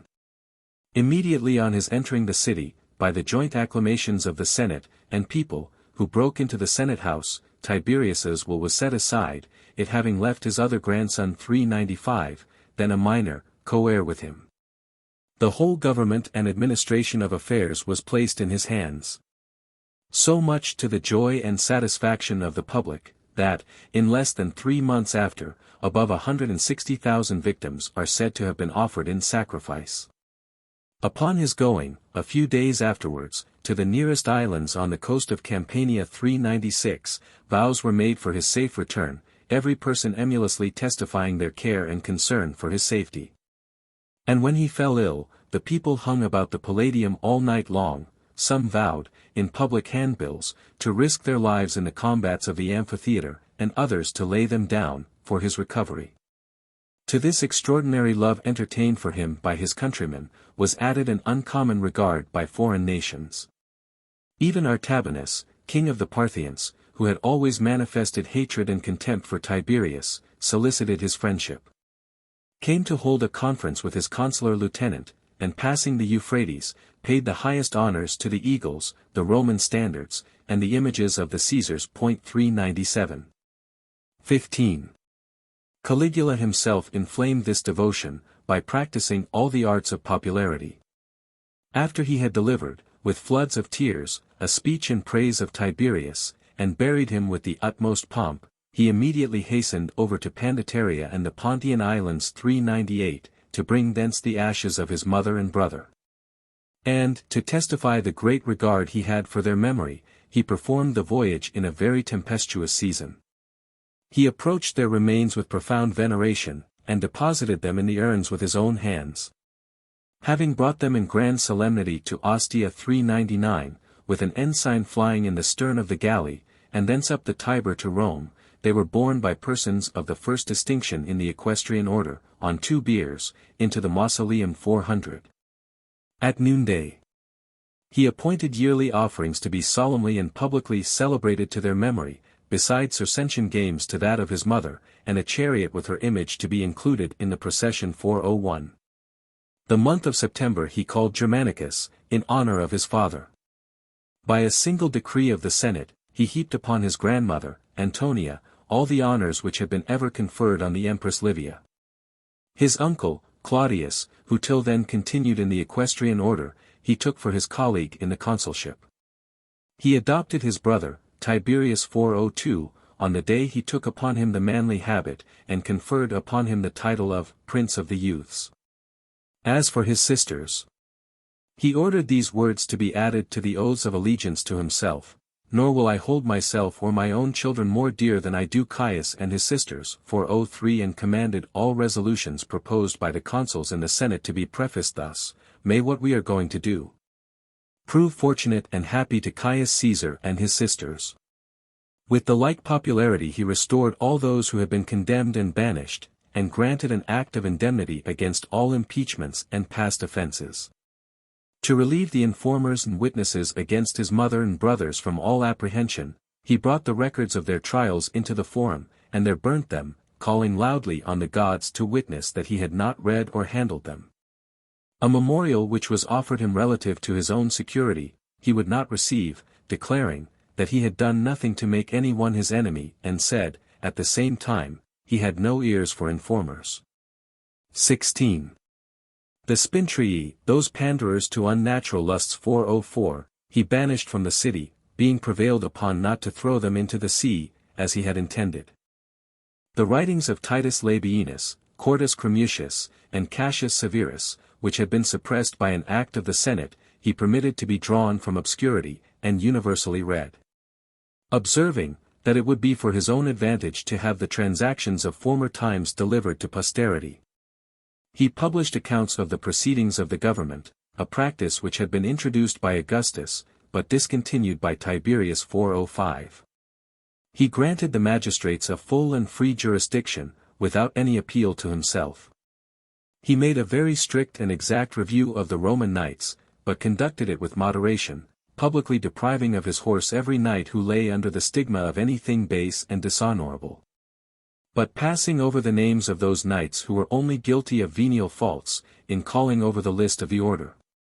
To lighten the labors of the judges, he added a fifth class to the former four. He attempted likewise to restore to the people their ancient right of voting in the choice of magistrates 406. He paid very honorably, and without any dispute, the legacies left by Tiberius in his will, though it had been set aside. As likewise those left by the will of Livia Augusta, which Tiberius had annulled. He remitted the 100th penny, due to the government in all auctions throughout Italy. He made up to many their losses sustained by fire. And when he restored their kingdoms to any princes, he likewise allowed them all the arrears of the taxes and revenues which had accrued in the interval.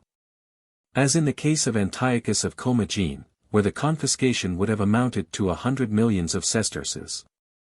To prove to the world that he was ready to encourage good examples of every kind, he gave to a freedwoman 80,000 sesterces, for not discovering a crime committed by her patron, though she had been put to exquisite torture for that purpose. For all these acts of beneficence, amongst other honors, a golden shield was decreed to him, which the colleges of priests were to carry annually, upon a fixed day, into the Capitol, with the Senate attending, and the youth of the nobility of both sexes, celebrating the praise of his virtues in songs. It was likewise ordained, that the day on which he succeeded to the empire should be called Polilia, in token of the cities being at that time, as it were, new-founded. 407. 17. He held the consulship 4 times. The first 408, from the calends, the 1st, of July for 2 months, the second 409, from the calends of January for 30 days, the third 410, until the Ides, the 13th, of January, and the fourth 411, until the 7th of the same Ides, January 7th. Of these, the 2 last he held successively. The third he assumed by his sole authority at Lyons, not, as some are of opinion, from arrogance or neglect of rules. But because, at that distance, it was impossible for him to know that his colleague had died a little before the beginning of the new year.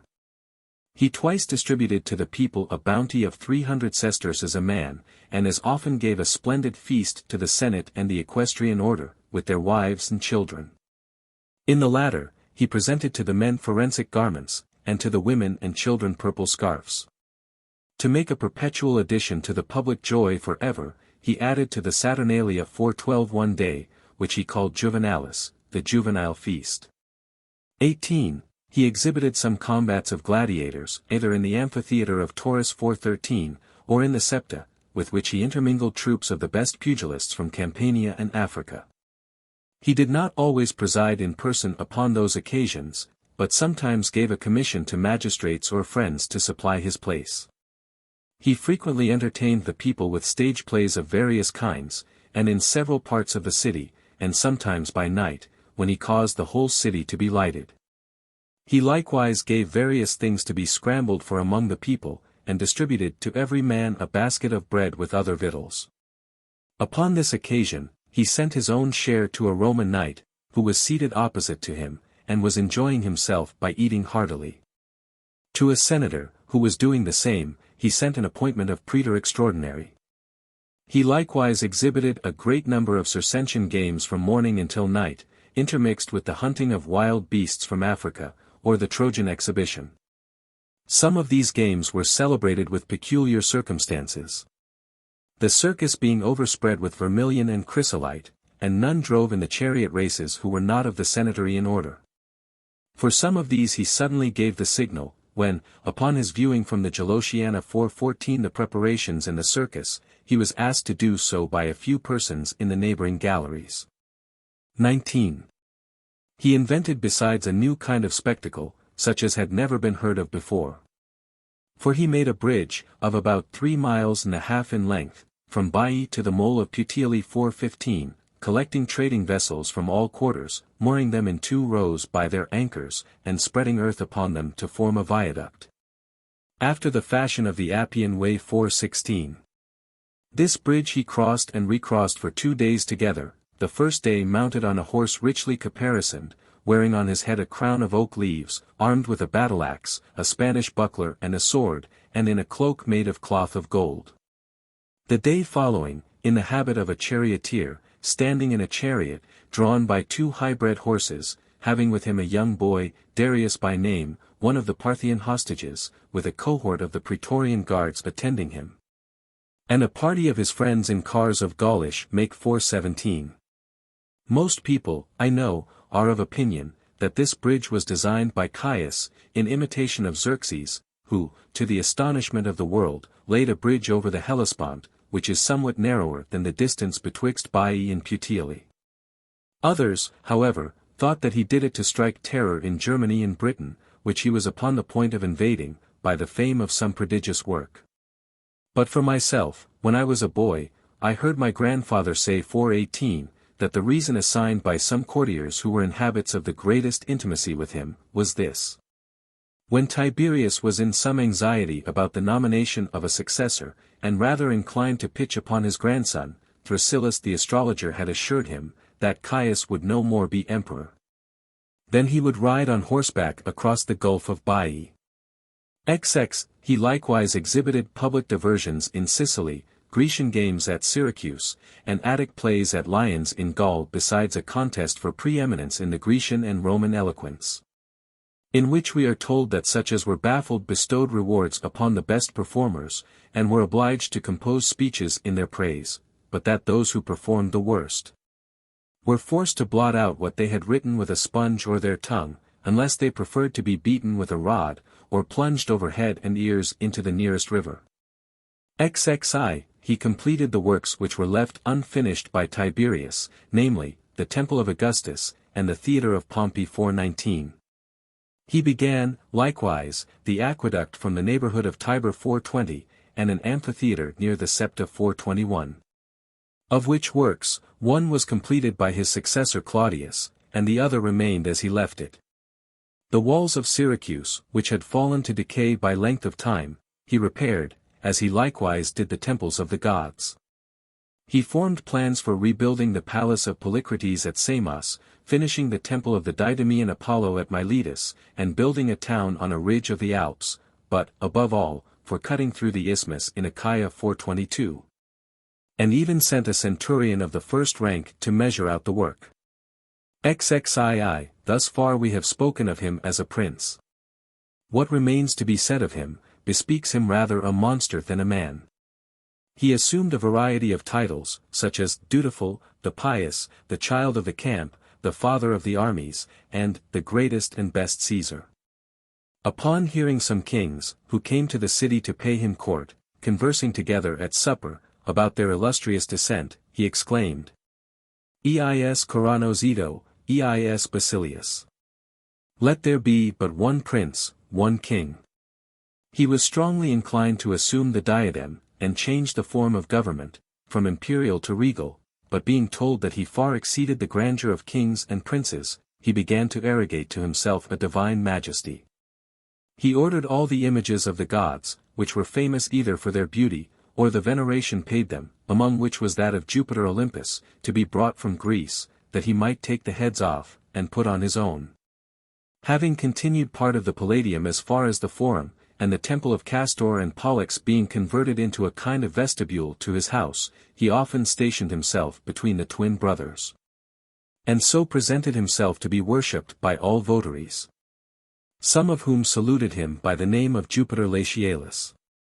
He also instituted a temple and priests, with choicest victims, in honor of his own divinity. In his temple stood a statue of gold, the exact image of himself, which was daily dressed in garments corresponding with those he wore himself. The most opulent persons in the city offered themselves as candidates for the honor of being his priests, and purchased it successively at an immense price. The victims were flamingos, peacocks, bustards, guinea fowls, turkey and pheasant hens, each sacrificed on their respective days.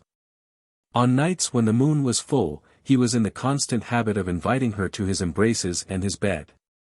In the daytime he talked in private to Jupiter Capitolinus, one while whispering to him, and another turning his ear to him. Sometimes he spoke aloud, and in railing language. For he was overheard to threaten the god thus. Hey aner, hey egoisi. 423. Raise thou me up, or I'll. Until being at last prevailed upon by the entreaties of the god, as he said, to take up his abode with him, he built a bridge over the temple of the deified Augustus, by which he joined the Palladium to the Capitol. Afterwards, that he might be still nearer, he laid the foundations of a new palace in the very court of the Capitol. Xi, he was unwilling to be thought or called the grandson of Agrippa, because of the obscurity of his birth. And he was offended if any one, either in prose or verse, ranked him amongst the Caesars. He said that his mother was the fruit of an incestuous commerce, maintained by Augustus with his daughter Julia. And not content with this vile reflection upon the memory of Augustus, he forbade his victories at Actium, and on the coast of Sicily, to be celebrated, as usual, affirming that they had been most pernicious and fatal to the Roman people. He called his grandmother Livia Augusta Ulysses in a woman's dress, and had the indecency to reflect upon her in a letter to the Senate, as of mean birth, and descended, by the mother's side, from a grandfather who was only one of the municipal magistrates of Fondi. Whereas it is certain, from the public records, that Aufidius Lurco held high offices at Rome. His grandmother Antonia desiring a private conference with him, he refused to grant it, unless Macro, the prefect of the Praetorian Guards, were present. Indignities of this kind, and ill usage, were the cause of her death, but some think he also gave her poison. Nor did he pay the smallest respect to her memory after her death, but witnessed the burning from his private apartment. His brother Tiberius, who had no expectation of any violence, was suddenly dispatched by a military tribune sent by his order for that purpose. He forced Silanus, his father-in-law, to kill himself, by cutting his throat with a razor. The pretext he alleged for these murders was, that the latter had not followed him upon his putting to sea in stormy weather, but stayed behind with the view of seizing the city, if he should perish. The other, he said, smelt of an antidote, which he had taken to prevent his being poisoned by him, whereas Silanus was only afraid of being seasick, and the disagreeableness of a voyage. And Tiberius had merely taken a medicine for an habitual cough, which was continually growing worse. As for his successor Claudius, he only saved him for a laughing-stock. Ziv, he lived in the habit of incest with all his sisters. And at table, when much company was present, he placed each of them in turns below him, whilst his wife reclined above him. It is believed, that he deflowered one of them, Drusilla, before he had assumed the robe of manhood. And was even caught in her embraces by his grandmother Antonia, with whom they were educated together. When she was afterwards married to Cassius Longinus, a man of consular rank, he took her from him, and kept her constantly as if she were his lawful wife. In a fit of sickness, he by his will appointed her heiress both of his estate and the empire. After her death, he ordered a public mourning for her, during which it was capital for any person to laugh, use the bath, or sup with his parents, wife, or children. Being inconsolable under his affliction, he went hastily, and in the night time, from the city, going through Campania to Syracuse, and then suddenly returned without shaving his beard, or trimming his hair. Nor did he ever afterwards, in matters of the greatest importance, not even in the assemblies of the people or before the soldiers, swear any otherwise, than by the divinity of Drusilla. The rest of his sisters he did not treat with so much fondness or regard, but frequently prostituted them to his catamites. He therefore the more readily condemned them in the case of Aemilius Lepidus, as guilty of adultery, and privy to that conspiracy against him. Nor did he only divulge their own handwriting relative to the affair, which he procured by base and lewd means, but likewise consecrated to Mars the Avenger 3 swords which had been prepared to stab him, with an inscription, setting forth the occasion of their consecration. XXV Whether in the marriage of his wives, in repudiating them, or retaining them, he acted with greater infamy, it is difficult to say. Being at the wedding of Caius Piso with Livia or Astilla, he ordered the bride to be carried to his own house, but within a few days divorced her, and 2 years after banished her. Because it was thought, that upon her divorce she returned to the embraces of her former husband. Some say, that being invited to the wedding supper, he sent a messenger to Piso, who sat opposite to him, in these words, "Do not be too fond with my wife," and that he immediately carried her off. Next day he published a proclamation, importing, that he had got a wife as Romulus and Augustus had done. For 24 Lollia Paulina, who was married to a man of consular rank in command of an army, he suddenly called from the province where she was with her husband, upon mention being made that her grandmother was formerly very beautiful, and married her. But he soon afterwards parted with her, interdicting her from having ever afterwards any commerce with man. He loved with a most passionate and constant affection Caesonia, who was neither handsome nor young, and was besides the mother of 3 daughters by another man, but a wanton of unbounded lasciviousness. Her he would frequently exhibit to the soldiers, dressed in a military cloak, with shield and helmet, and riding by his side. To his friends he even showed her naked. After she had a child, he honored her with the title of wife, in one and the same day, declaring himself her husband, and father of the child of which she was delivered. He named it Julia Drusilla, and carrying it round the temples of all the goddesses, laid it on the lap of Minerva, to whom he recommended the care of bringing up and instructing her. He considered her as his own child for no better reason than her savage temper, which was such even in her infancy, that she would attack with her nails the face and eyes of the children at play with her. 26.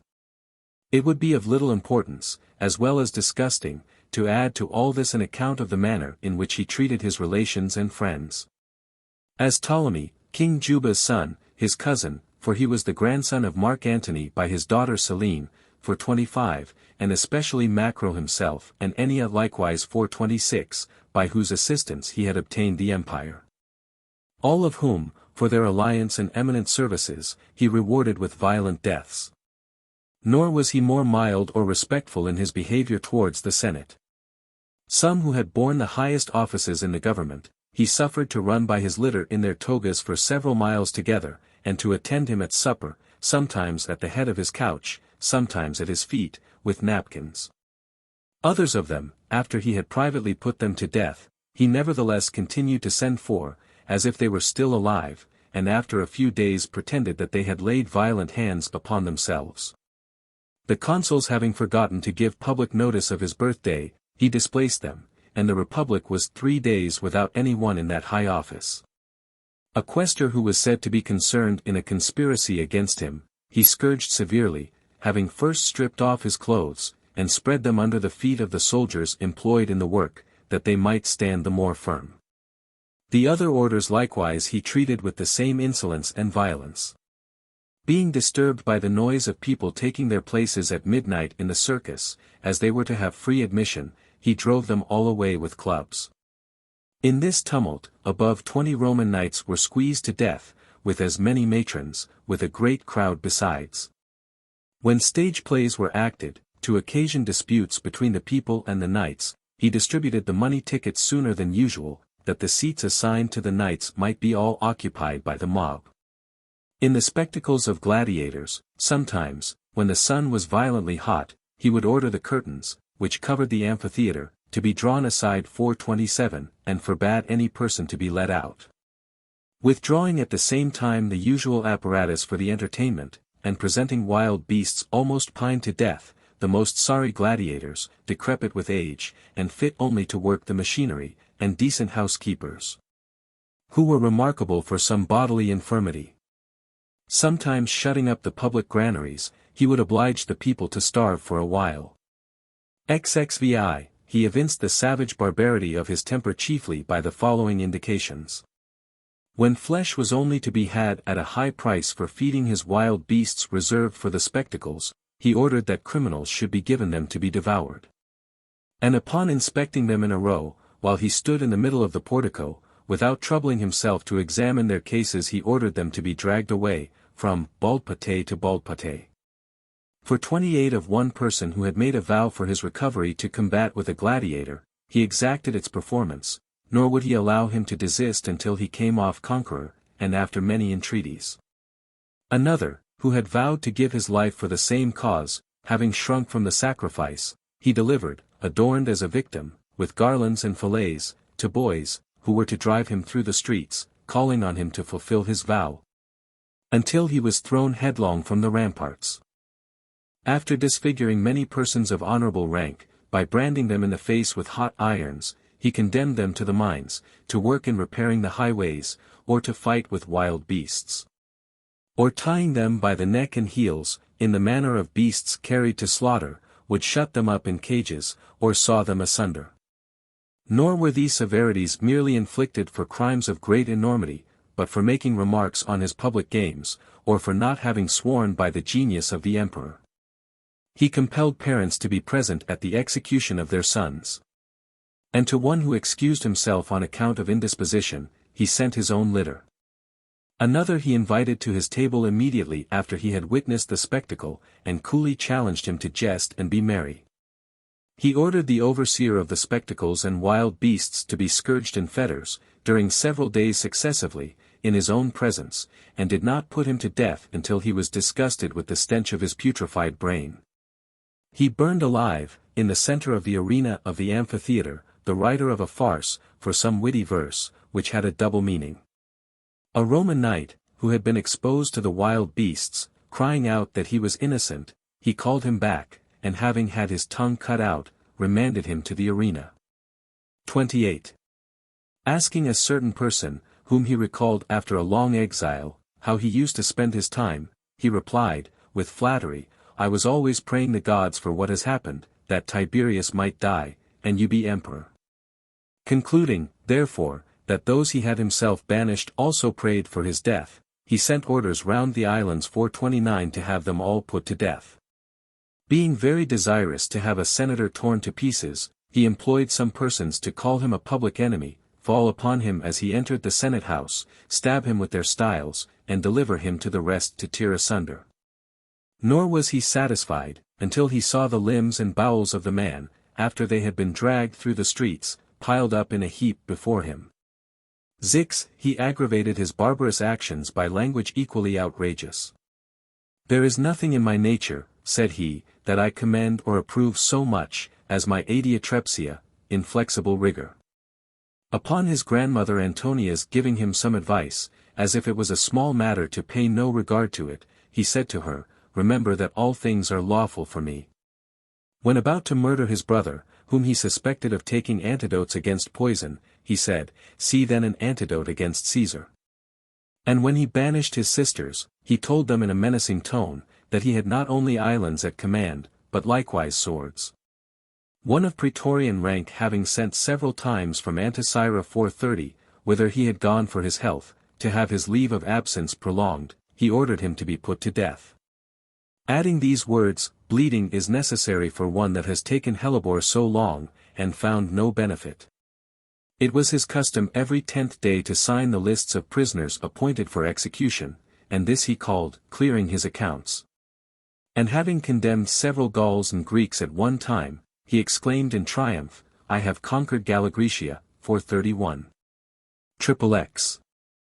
He generally prolonged the sufferings of his victims by causing them to be inflicted by slight and frequently repeated strokes, this being his well-known and constant order, strike so that he may feel himself die. Having punished one person for another, by mistaking his name, he said, he deserved it quite as much. He had frequently in his mouth these words of the tragedian. Oderant dum metuant. 432. I scorn their hatred, if they do but fear me. He would often inveigh against all the senators without exception, as clients of Sejanus, and informers against his mother and brothers, producing the memorials which he had pretended to burn, and excusing the cruelty of Tiberius as necessary. since it was impossible to question the veracity of such a number of accusers. 433. He continually reproached the whole equestrian order, as devoting themselves to nothing but acting on the stage, and fighting as gladiators. Being incensed at the people's applauding a party at the Circensian games in opposition to him, he exclaimed, "I wish the Roman people had but one neck."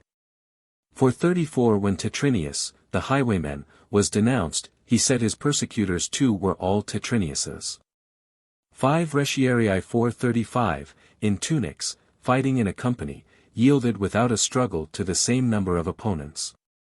And being ordered to be slain, one of them taking up his lance again, killed all the conquerors. This he lamented in a proclamation as a most cruel butchery, and cursed all those who had borne the sight of it. 31. He used also to complain aloud of the state of the times, because it was not rendered remarkable by any public calamities. For, while the reign of Augustus had been made memorable to posterity by the disaster of Varus 436, and that of Tiberius by the fall of the theatre at Fidene 437, his was likely to pass into oblivion, from an uninterrupted series of prosperity. And, at times, he wished for some terrible slaughter of his troops, a famine, a pestilence, conflagrations, or an earthquake. 32. Even in the midst of his diversions, while gaming or feasting, this savage ferocity, both in his language and actions, never forsook him. Persons were often put to the torture in his presence, whilst he was dining or carousing. A soldier, who was an adept in the art of beheading, used at such times to take off the heads of prisoners, who were brought in for that purpose.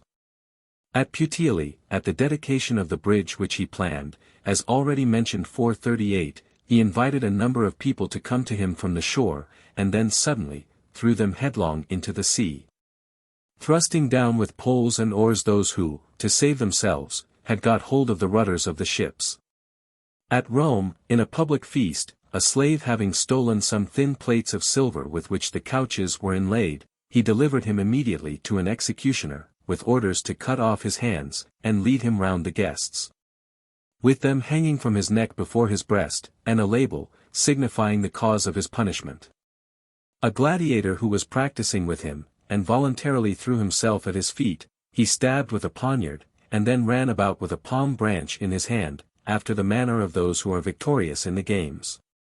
When a victim was to be offered upon an altar, he, clad in the habit of the Pope 439, and holding the axe aloft for a while, at last, instead of the animal, slaughtered an officer who attended to cut up the sacrifice. And at a sumptuous entertainment, he fell suddenly into a violent fit of laughter, and upon the consuls, who reclined next to him, respectfully asking him the occasion, "Nothing," replied he, "but that, upon a single nod of mine, you might both have your throats cut." 33. Among many other jests, this was one, as he stood by the statue of Jupiter, he asked Apelles, the tragedian, which of them he thought was biggest. Upon his demurring about it, he lashed him most severely, now and then commending his voice, whilst he entreated for mercy, as being well modulated even when he was venting his grief. As often as he kissed the neck of his wife or mistress, he would say, "So beautiful a throat must be cut whenever I please." And now and then he would threaten to put his dear Caesonia to the torture, that he might discover why he loved her so passionately. 34. In his behavior towards men of almost all ages, he discovered a degree of jealousy and malignity equal to that of his cruelty and pride. He so demolished and dispersed the statues of several illustrious persons, which had been removed by Augustus, for want of room, from the court of the Capitol into the Campus Martius, that it was impossible to set them up again with their inscriptions entire. And, for the future, he forbade any statue whatever to be erected without his knowledge and leave. He had thoughts too of suppressing Homer's poems, for why, said he, may not I do what Plato has done before me, who excluded him from his commonwealth? For 40 he was likewise very near banishing the writings and the busts of Virgil and Livy from all libraries, censuring one of them as a man of no genius and very little learning, and the other as a verbose and careless historian. He often talked of the lawyers as if he intended to abolish their profession. By Hercules, he would say, I shall put it out of their power to answer any questions in law, otherwise than by referring to me. 35. He took from the noblest persons in the city the ancient marks of distinction used by their families, as the collar from Torquatus 441, from Cincinnatus the curl of hair 442. And from Gnaeus Pompey, the surname of Great, belonging to that ancient family. Ptolemy, mentioned before, whom he invited from his kingdom, and received with great honors, he suddenly put to death, for no other reason, but because he observed that upon entering the theatre, at a public exhibition, he attracted the eyes of all the spectators, by the splendor of his purple robe. As often as he met with handsome men, who had fine heads of hair, he would order the back of their heads to be shaved, to make them appear ridiculous. There was one Aetius Proculus, the son of a centurion of the first rank, who, for his great stature and fine proportions, was called the Colossal. Him he ordered to be dragged from his seat in the arena, and matched with a gladiator in light armor, and afterwards with another completely armed.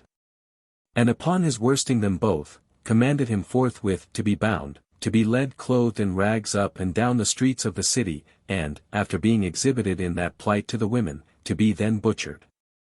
There was no man of so abject or mean condition, whose excellency in any kind he did not envy.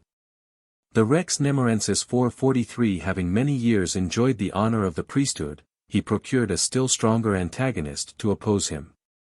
One Porreus, who fought in a chariot 444, having been victorious in an exhibition, and in his joy given freedom to a slave, was applauded so vehemently, that Caligula rose in such haste from his seat, that, treading upon the hem of his toga, he tumbled down the steps, full of indignation, and crying out, "A people who are masters of the world, pay greater respect to a gladiator for a trifle, than to princes admitted amongst the gods, or to my own majesty here present amongst them."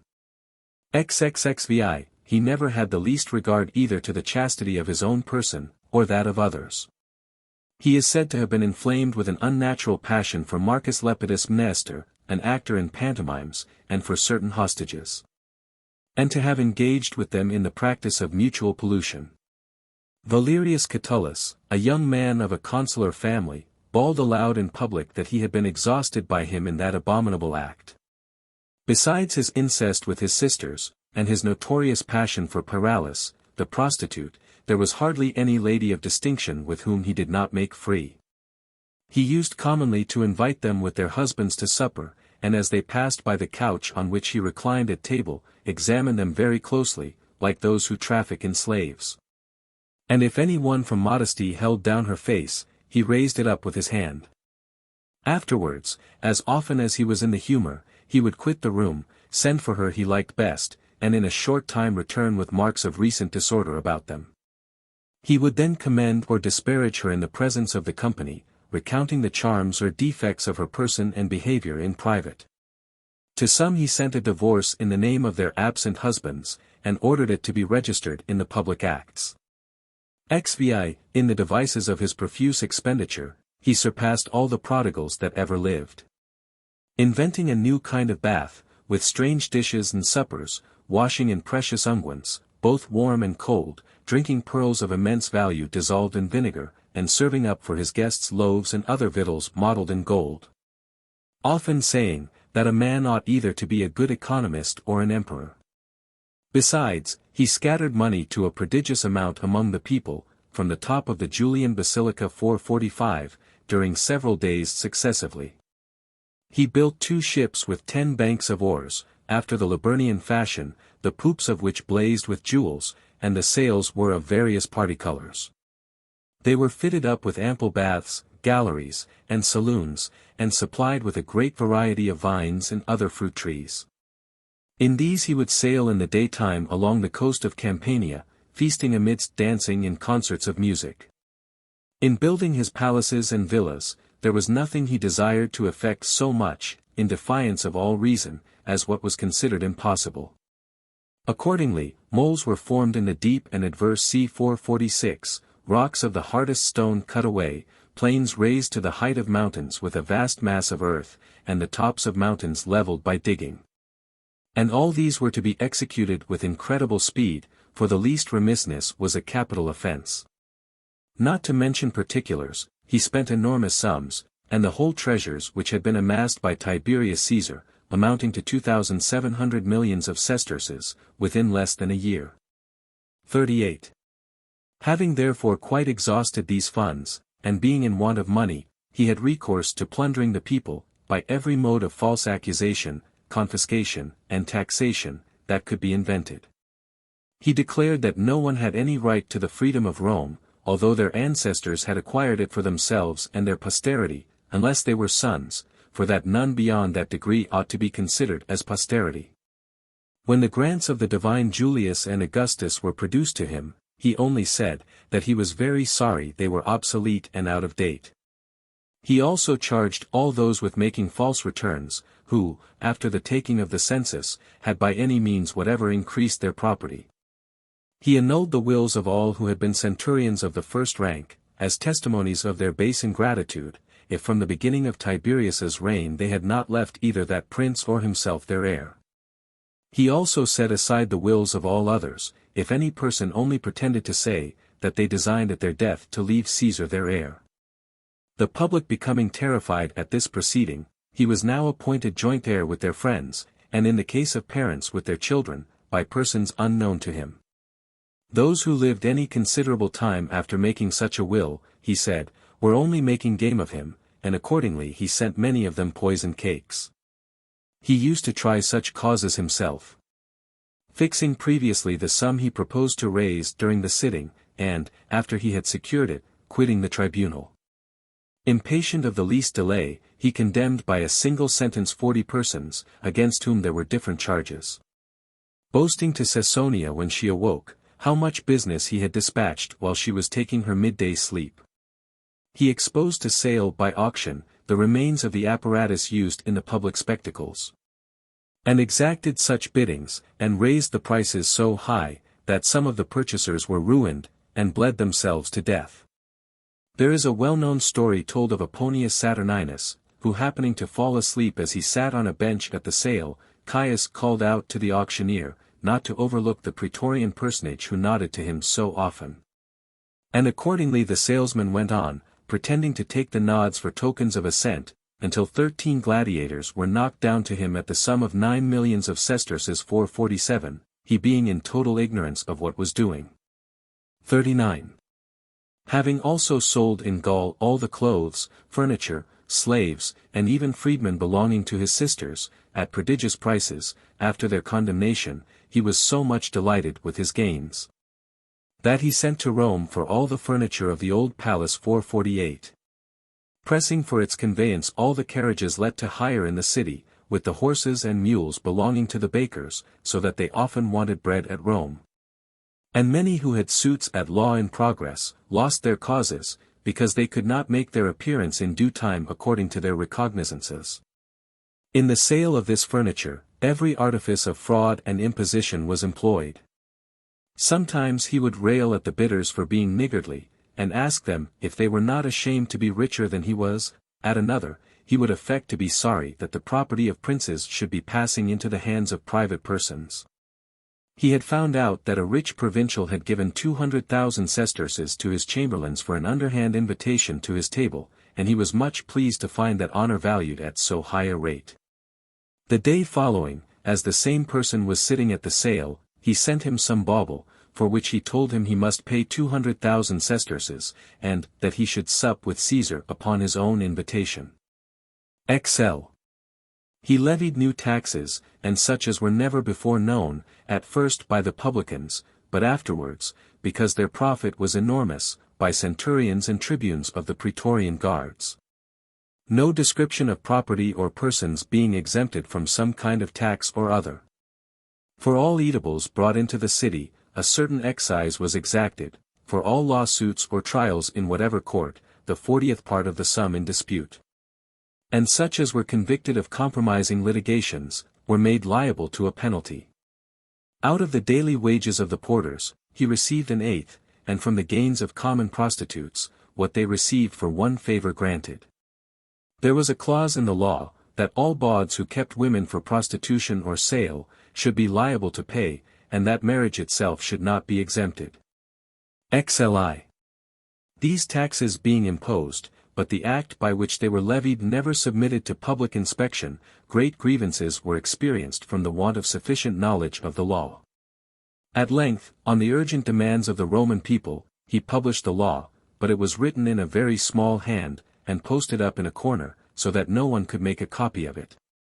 To leave no sort of gain untried, he opened brothels in the Palladium, with a number of cells, furnished suitably to the dignity of the place, in which married women and free-born youths were ready for the reception of visitors. He sent likewise his nomenclators about the forums and courts, to invite people of all ages, the old as well as the young, to his brothel, to come and satisfy their lusts, and he was ready to lend his customers money upon interest. Clerks attending to take down their names in public, as persons who contributed to the emperor's revenue. Another method of raising money, which he thought not below his notice, was gaming, which, by the help of lying and perjury, he turned to considerable account. Leaving once the management of his play to his partner in the game, he stepped into the court, and observing 2 rich Roman knights passing by, he ordered them immediately to be seized, and their estates confiscated. Then returning, in great glee, he boasted that he had never made a better throw in his life. 42. After the birth of his daughter, complaining of his poverty, and the burdens to which he was subjected, not only as an emperor, but a father, he made a general collection for her maintenance and fortune. He likewise gave public notice, that he would receive New Year's gifts on the calends of January following. And accordingly stood in the vestibule of his house, to clutch the presents which people of all ranks threw down before him by handfuls and lapfuls. At last, being seized with an invincible desire of feeling money, taking off his slippers, he repeatedly walked over great heaps of gold coins spread upon the spacious floor, and then laying himself down, rolled his whole body in gold over and over again. XLII, only once in his life did he take an active part in military affairs, and then not from any set purpose, but during his journey to Mevania, to see the grove and river of Clitumnus 449. Being recommended to recruit a body of Batavians, who attended him, he resolved upon an expedition into Germany. Immediately he drew together several legions, and auxiliary forces from all quarters, and made everywhere new levies with the utmost rigor. Collecting supplies of all kinds, such as never had been assembled upon the like occasion, he set forward on his march, and pursued it sometimes with so much haste and precipitation, that the praetorian cohorts were obliged, contrary to custom, to pack their standards on horses or mules, and so follow him. At other times, he would march so slow and luxuriously, that he was carried in a litter by 8 men, ordering the roads to be swept by the people of the neighboring towns, and sprinkled with water to lay the dust. 44. On arriving at the camp, in order to show himself an active general, and severe disciplinarian, he cashiered the lieutenants who came up late with the auxiliary forces from different quarters. In reviewing the army, he deprived of their companies most of the centurions of the first rank, who had now served their legal time in the wars, and some whose time would have expired in a few days, alleging against them their age and infirmity. And railing at the covetous disposition of the rest of them, he reduced the bounty due to those who had served out their time to the sum of 6,000 sesterces. Though he only received the submission of Adminius, the son of Cunobelin, a British king, who being driven from his native country by his father, came over to him with a small body of troops 450, yet, as if the whole island had been surrendered to him, he dispatched magnificent letters to Rome, ordering the bearers to proceed in their carriages directly up to the Forum and the Senate House, and not to deliver the letters but to the consuls in the Temple of Mars, and in the presence of a full assembly of the senators. XLV. Soon after this, there being no hostilities, he ordered a few Germans of his guard to be carried over and placed in concealment on the other side of the Rhine, and word to be brought him after dinner, that an enemy was advancing with great impetuosity. This being accordingly done, he immediately threw himself, with his friends, and a party of the Praetorian knights, into the adjoining wood, where lopping branches from the trees, and forming trophies of them, he returned by torchlight, upbraiding those who did not follow him, with timorousness and cowardice. But he presented the companions, and sharers of his victory with crowns of a new form, and under a new name, having the sun, moon, and stars represented on them, and which he called exploratorii. Again, some hostages were by his order taken from the school, and privately sent off, upon notice of which he immediately rose from table, pursued them with the cavalry, as if they had run away, and coming up with them, brought them back in fetters. Proceeding to an extravagant pitch of ostentation likewise in this military comedy. Upon his again sitting down to table, it being reported to him that the troops were all reassembled, he ordered them to sit down as they were, in their armor, animating them in the words of that well-known verse of Virgil. Durati. Iti vosmet rebus servate secundis. Ain. 1. Bear up, and save yourselves for better days. In the meantime, he reprimanded the Senate and people of Rome in a very severe proclamation, for reveling and frequenting the diversions of the circus and theatre, and enjoying themselves at their villas, whilst their emperor was fighting, and exposing himself to the greatest dangers. 46. At last, as if resolved to make war in earnest, he drew up his army upon the shore of the ocean, with his ballistae and other engines of war, and while no one could imagine what he intended to do, on a sudden commanded them to gather up the sea shells, and fill their helmets, and the folds of their dress with them, calling them the spoils of the ocean due to the Capitol and the Palladium. As a monument of his success, he raised a lofty tower, upon which, as at Pharos 451, he ordered lights to be burnt in the night-time, for the direction of ships at sea. And then promising the soldiers a donative of 100 denarii 452 a man, as if he had surpassed the most eminent examples of generosity, "Go your ways," said he, "and be merry, go, ye are rich." 47.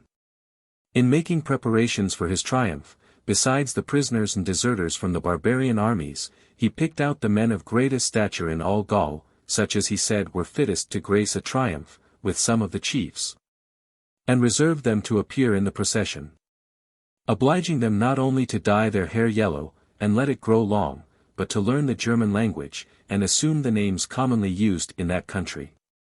He ordered likewise the galleys in which he had entered the ocean, to be conveyed to Rome a great part of the way by land, and wrote to his controllers in the city, to make proper preparations for a triumph against his arrival, at as small expense as possible, but on a scale such as had never been seen before, since they had full power over the property of every one.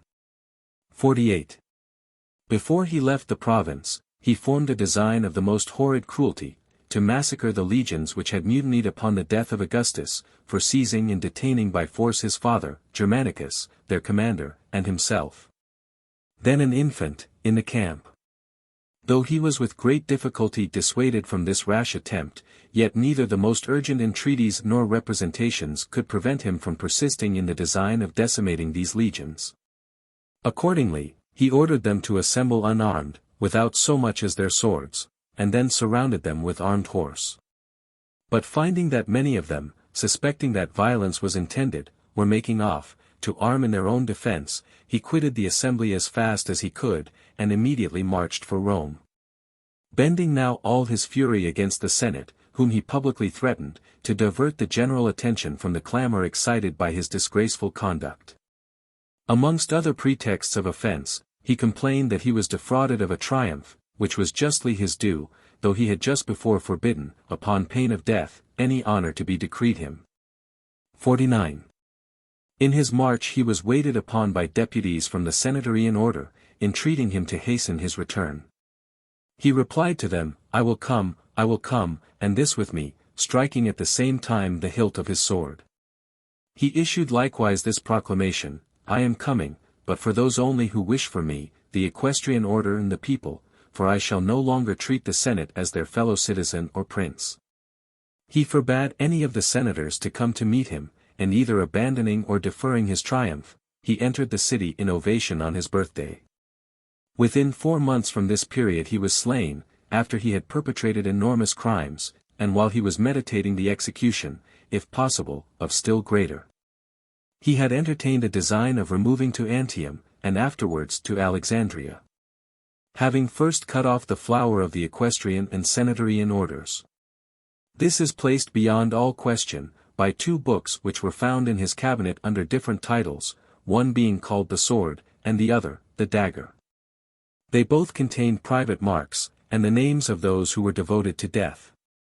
There was also found a large chest, filled with a variety of poisons which being afterwards thrown into the sea by order of Claudius, are said to have so infected the waters, that the fish were poisoned and cast dead by the tide upon the neighboring shores.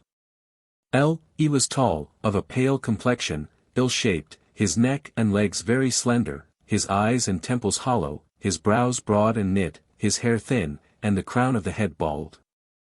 The other parts of his body were much covered with hair. On this account it was reckoned a capital crime for any person to look down from above, as he was passing by, or so much as to name a goat. His countenance, which was naturally hideous and frightful, he purposely rendered more so, forming it before a mirror into the most horrible contortions. He was crazy both in body and mind, being subject, when a boy, to the falling sickness. When he arrived at the age of manhood, he endured fatigue tolerably well, but still, occasionally, he was liable to a faintness, during which he remained incapable of any effort.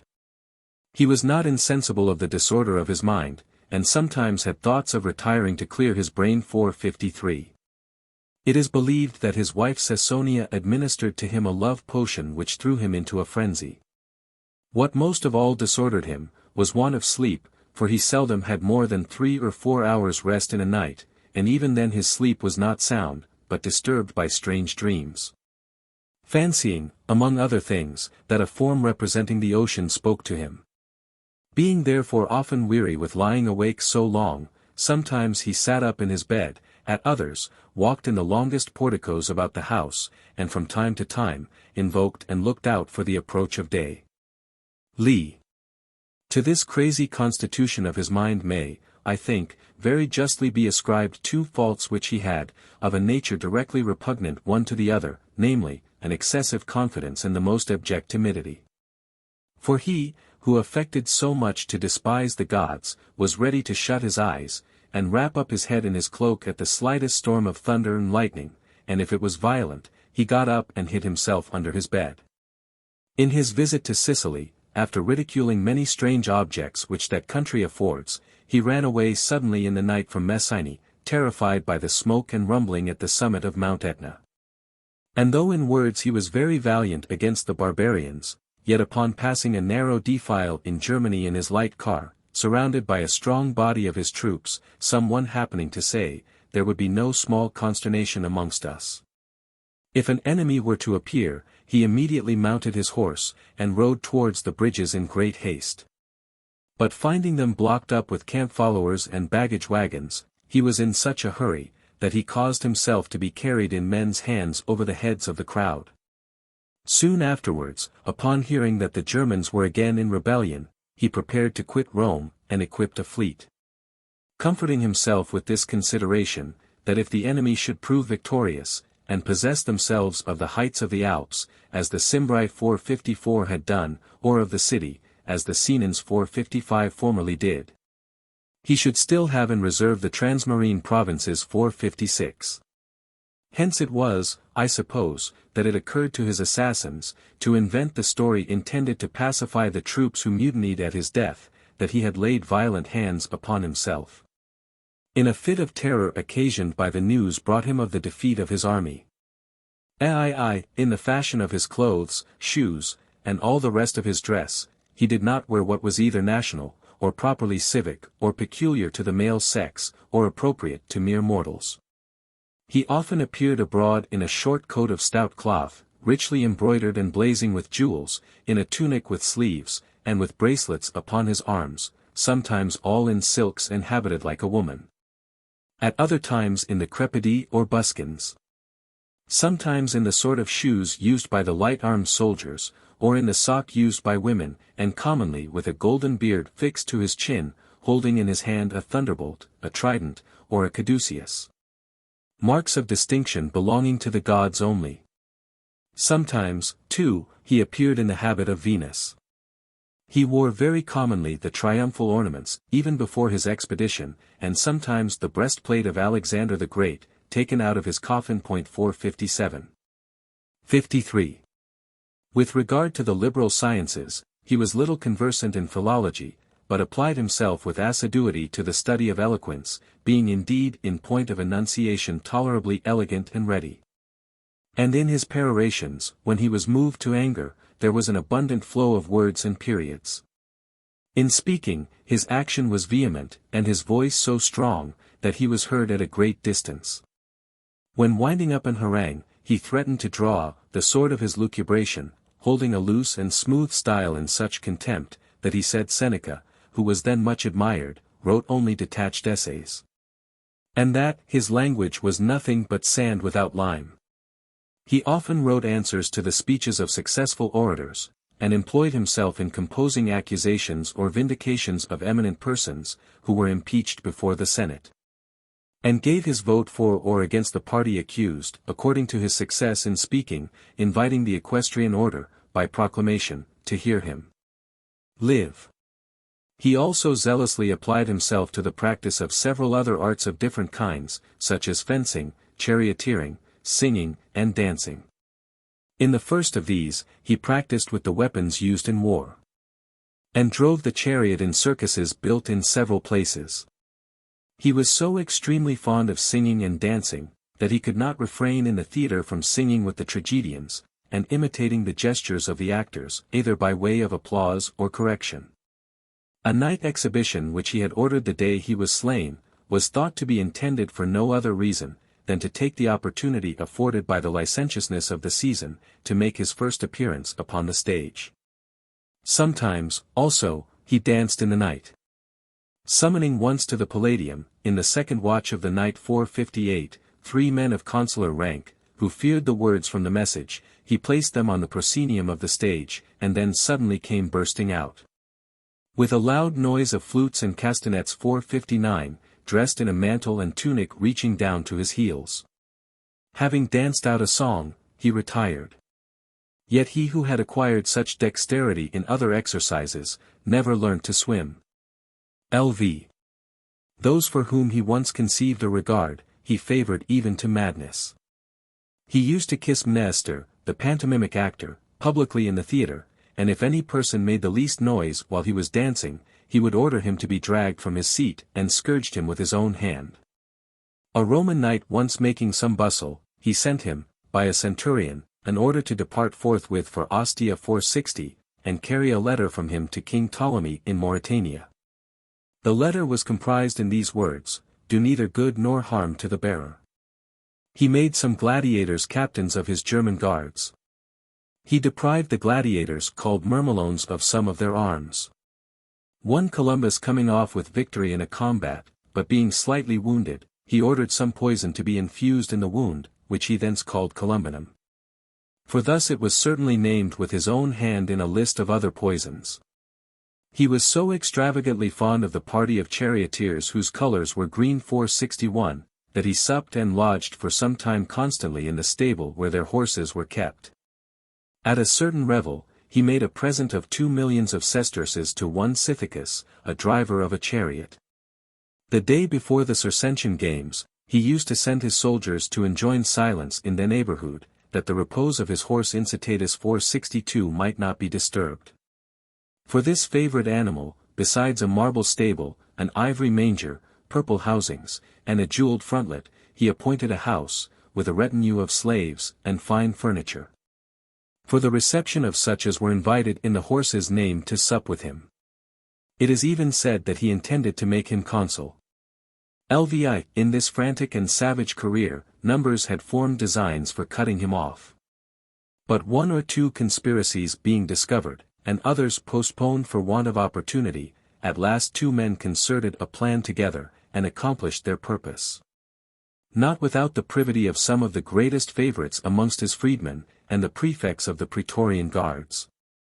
Because, having been named, though falsely, as concerned in one conspiracy against him, they perceived that they were suspected and become objects of his hatred.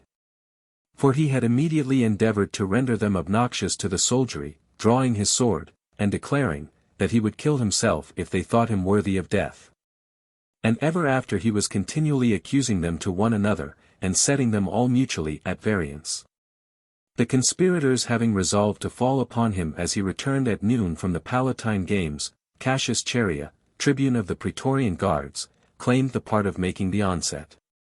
This Chaerea was now an elderly man, and had been often reproached by Caius for effeminacy. When he came for the watchword, the latter would give Priapus, or Venus. And if on any occasion he returned thanks, would offer him his hand to kiss, making with his fingers an obscene gesture. Lvii, his approaching fate was indicated by many prodigies. The statue of Jupiter at Olympia, which he had ordered to be taken down and brought to Rome, suddenly burst out into such a violent fit of laughter, that, the machines employed in the work giving way, the workmen took to their heels. When this accident happened, there came up a man named Cassius, who said that he was commanded in a dream to sacrifice a bull to Jupiter. The Capitol at Capua was struck with lightning upon the Ides of March, March 15th, as was also, at Rome, the apartment of the chief porter of the Palladium. Some construed the latter into a presage that the master of the place was in danger from his own guards, and the other they regarded as a sign, that an illustrious person would be cut off, as had happened before on that day. Sylla, the astrologer, being consulted by him respecting his nativity, assured him, that death would unavoidably and speedily befall him. The oracle of fortune at Antium likewise forewarned him of Cassius. On which account he had given orders for putting to death Cassius Longinus, at that time proconsul of Asia, not considering that Chaerea bore also that name. The day preceding his death he dreamt that he was standing in heaven near the throne of Jupiter, who giving him a push with the great toe of his right foot, he fell headlong upon the earth. Some things which happened the very day of his death, and only a little before it, were likewise considered as ominous presages of that event. Whilst he was at sacrifice, he was bespattered with the blood of a flamingo. And Nestor, the pantomimic actor, performed in a play, which the tragedian Neoptolemus had formerly acted at the games in which Philip, the king of Macedon, was slain.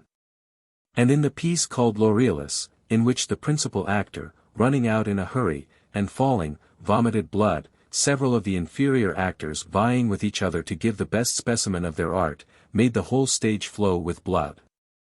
A spectacle had been purposed to be performed that night, in which the fables of the infernal regions were to be represented by Egyptians and Ethiopians. 58. On the 9th of the calends of February, January 24th, and about the 7th hour of the day, after hesitating whether he should rise to dinner, as his stomach was disordered by what he had eaten the day before, at last, by the advice of his friends, he came forth. In the vaulted passage through which he had to pass, were some boys of noble extraction, who had been brought from Asia to act upon the stage, waiting for him in a private corridor, and he stopped to see and speak to them. And had not the leader of the party said that he was suffering from cold, he would have gone back, and made them act immediately. Respecting what followed, two different accounts are given. Some say, that, whilst he was speaking to the boys, Chaerea came behind him, and gave him a heavy blow on the neck with his sword, first crying out, "Take this," that then a tribune, by name Cornelius Sabinus, another of the conspirators, ran him through the breast. Others say, that the crowd being kept at a distance by some centurions who were in the plot, Sabinus came, according to custom, for the word, and that Caius gave him Jupiter, upon which Chaerea cried out, "Be it so." And then, on his looking round, clove one of his jaws with a blow. As he lay on the ground, crying out that he was still alive 463, the rest dispatched him with 30 wounds. For the word agreed upon among them all was, "Strike again." Some likewise ran their swords through his privy parts. Upon the first bustle, the litter-bearers came running in with their poles to his assistance, and, immediately afterwards, his German bodyguards, who killed some of the assassins, and also some senators who had no concern in the affair. Lix. He lived 29 years, and reigned 3 years, 10 months, and 8 days. His body was carried privately into the Lamian Gardens 464, where it was half burnt upon a pile hastily raised, and then had some earth carelessly thrown over it. It was afterwards disinterred by his sisters, on their return from banishment, burnt to ashes, and buried. Before this was done, it is well known that the keepers of the gardens were greatly disturbed by apparitions. And that not a night passed without some terrible alarm or other in the house where he was slain, until it was destroyed by fire. His wife Caesonia was killed with him, being stabbed by a centurion. And his daughter had her brains knocked out against a wall. LX, of the miserable condition of those times, any person may easily form an estimate from the following circumstances. When his death was made public, it was not immediately credited. People entertained a suspicion that a report of his being killed had been contrived and spread by himself, with the view of discovering how they stood affected towards him. Nor had the conspirators fixed upon any one to succeed him. The senators were so unanimous in their resolution to assert the liberty of their country, that the consuls assembled them at first not in the usual place of meeting, because it was named after Julius Caesar, but in the Capitol. Some proposed to abolish the memory of the Caesars, and level their temples with the ground. It was particularly remarked on this occasion, that all the Caesars, who had the praenomen of Caius, died by the sword, from the Caius Caesar who was slain in the times of Cinna. Remarks on the life and times of Caligula. Unfortunately, a great chasm in the annals of Tacitus, at this period, precludes all information from that historian respecting the reign of Caligula. But from what he mentions towards the close of the preceding chapter, it is evident that Caligula was forward to seize the reins of government, upon the death of Tiberius, whom, though he rivaled him in his vices, he was far from imitating in his dissimulation. Amongst the people, the remembrance of Germanicus' virtues cherished for his family an attachment which was probably increased by its misfortunes, and they were anxious to see revived in the son the popularity of the father. Considering, however, that Caligula's vicious disposition was already known, and that it had even been an inducement with Tiberius to procure his succession, in order that it might prove a foil to his own memory. It is surprising that no effort was made at this juncture to shake off the despotism which had been so intolerable in the last reign, and restore the ancient liberty of the Republic. Since the commencement of the imperial dominion, there never had been any period so favorable for a counter-revolution as the present crisis. There existed now no Livia, to influence the minds of the Senate and people in respect of the government. Nor was there any other person allied to the family of Germanicus, whose countenance or intrigues could promote the views of Caligula. He himself was now only in the 25th year of his age, was totally inexperienced in the administration of public affairs, had never performed even the smallest service to his country, and was generally known to be of a character which disgraced his illustrious descent. Yet, in spite of all these circumstances, such was the destiny of Rome, that his accession afforded joy to the soldiers, who had known him in his childhood, and to the populace in the capital, as well as the people in the provinces, who were flattered with the delusive expectation of receiving a prince who should adorn the throne with the amiable virtues of Germanicus. It is difficult to say, whether weakness of understanding, or corruption of morals, were more conspicuous in the character of Caligula. He seems to have discovered from his earliest years an innate depravity of mind, which was undoubtedly much increased by defect of education. He had lost both his parents at an early period of life. And from Tiberius' own character, as well as his views in training the person who should succeed him on the throne, there is reason to think, that if any attention whatever was paid to the education of Caligula, it was directed to vitiate all his faculties and passions, rather than to correct and improve them. If such was really the object, it was indeed prosecuted with success. The commencement, however, of his reign was such as by no means prognosticated its subsequent transition. The sudden change of his conduct, the astonishing mixture of imbecility and presumption, of moral turpitude and frantic extravagance, which he afterwards evinced, such as rolling himself over heaps of gold, his treatment of his horse Incitatus, and his design of making him consul, seemed to justify a suspicion that his brain had actually been affected either by the potion said to have been given him by his wife Caesonia, or otherwise. Philters, or love potions, as they were called, were frequent in those times, and the people believed that they operated upon the mind by a mysterious and sympathetic power. It is, however, beyond a doubt, that their effects were produced entirely by the action of their physical qualities upon the organs of the body.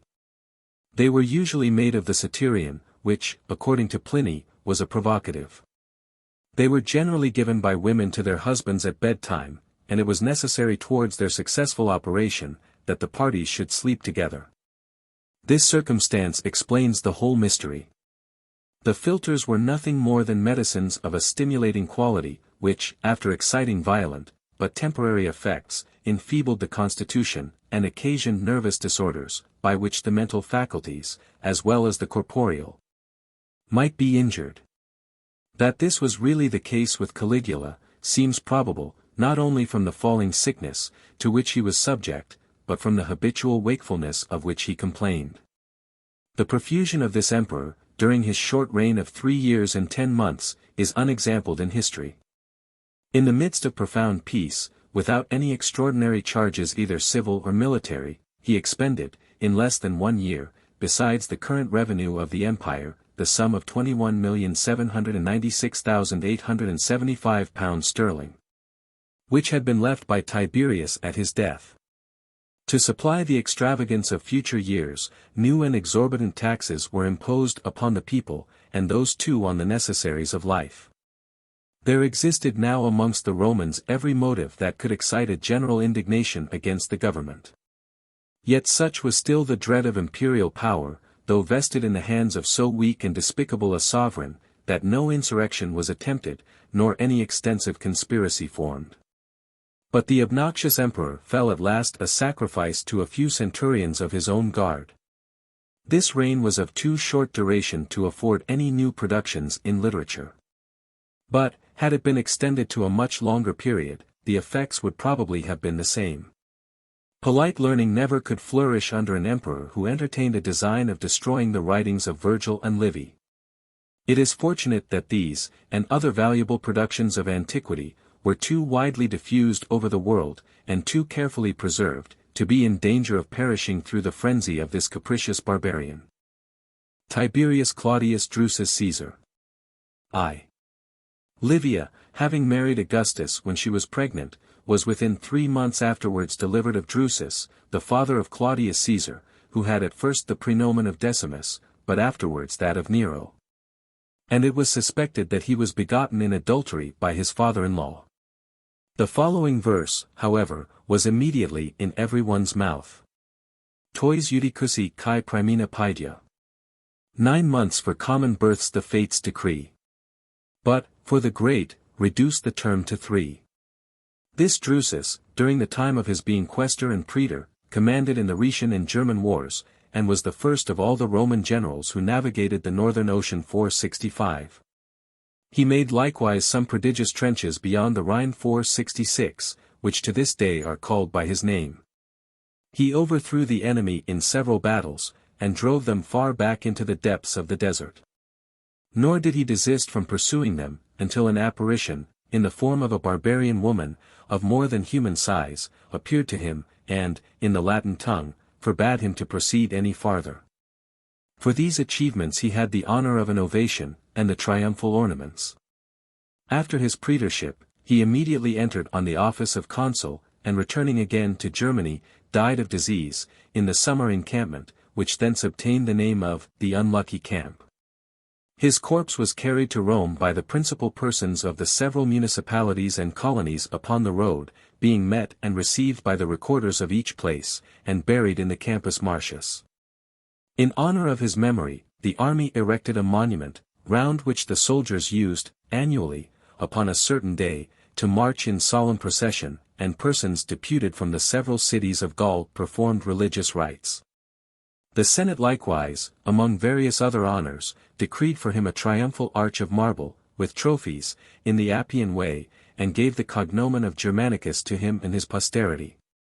In him the civil and military virtues were equally displayed. For, besides his victories, he gained from the enemy the spolia opima 467, and frequently marked out the German chiefs in the midst of their army, and encountered them in single combat, at the utmost hazard of his life. He likewise often declared that he would, some time or other, if possible, restore the ancient government. In this account, I suppose, some have ventured to affirm that Augustus was jealous of him, and recalled him. And because he made no haste to comply with the order, took him off by poison. This I mention, that I may not be guilty of any omission, more than because I think it either true or probable. Since Augustus loved him so much when living, that he always, in his wills, made him joint heir with his sons, as he once declared in the Senate.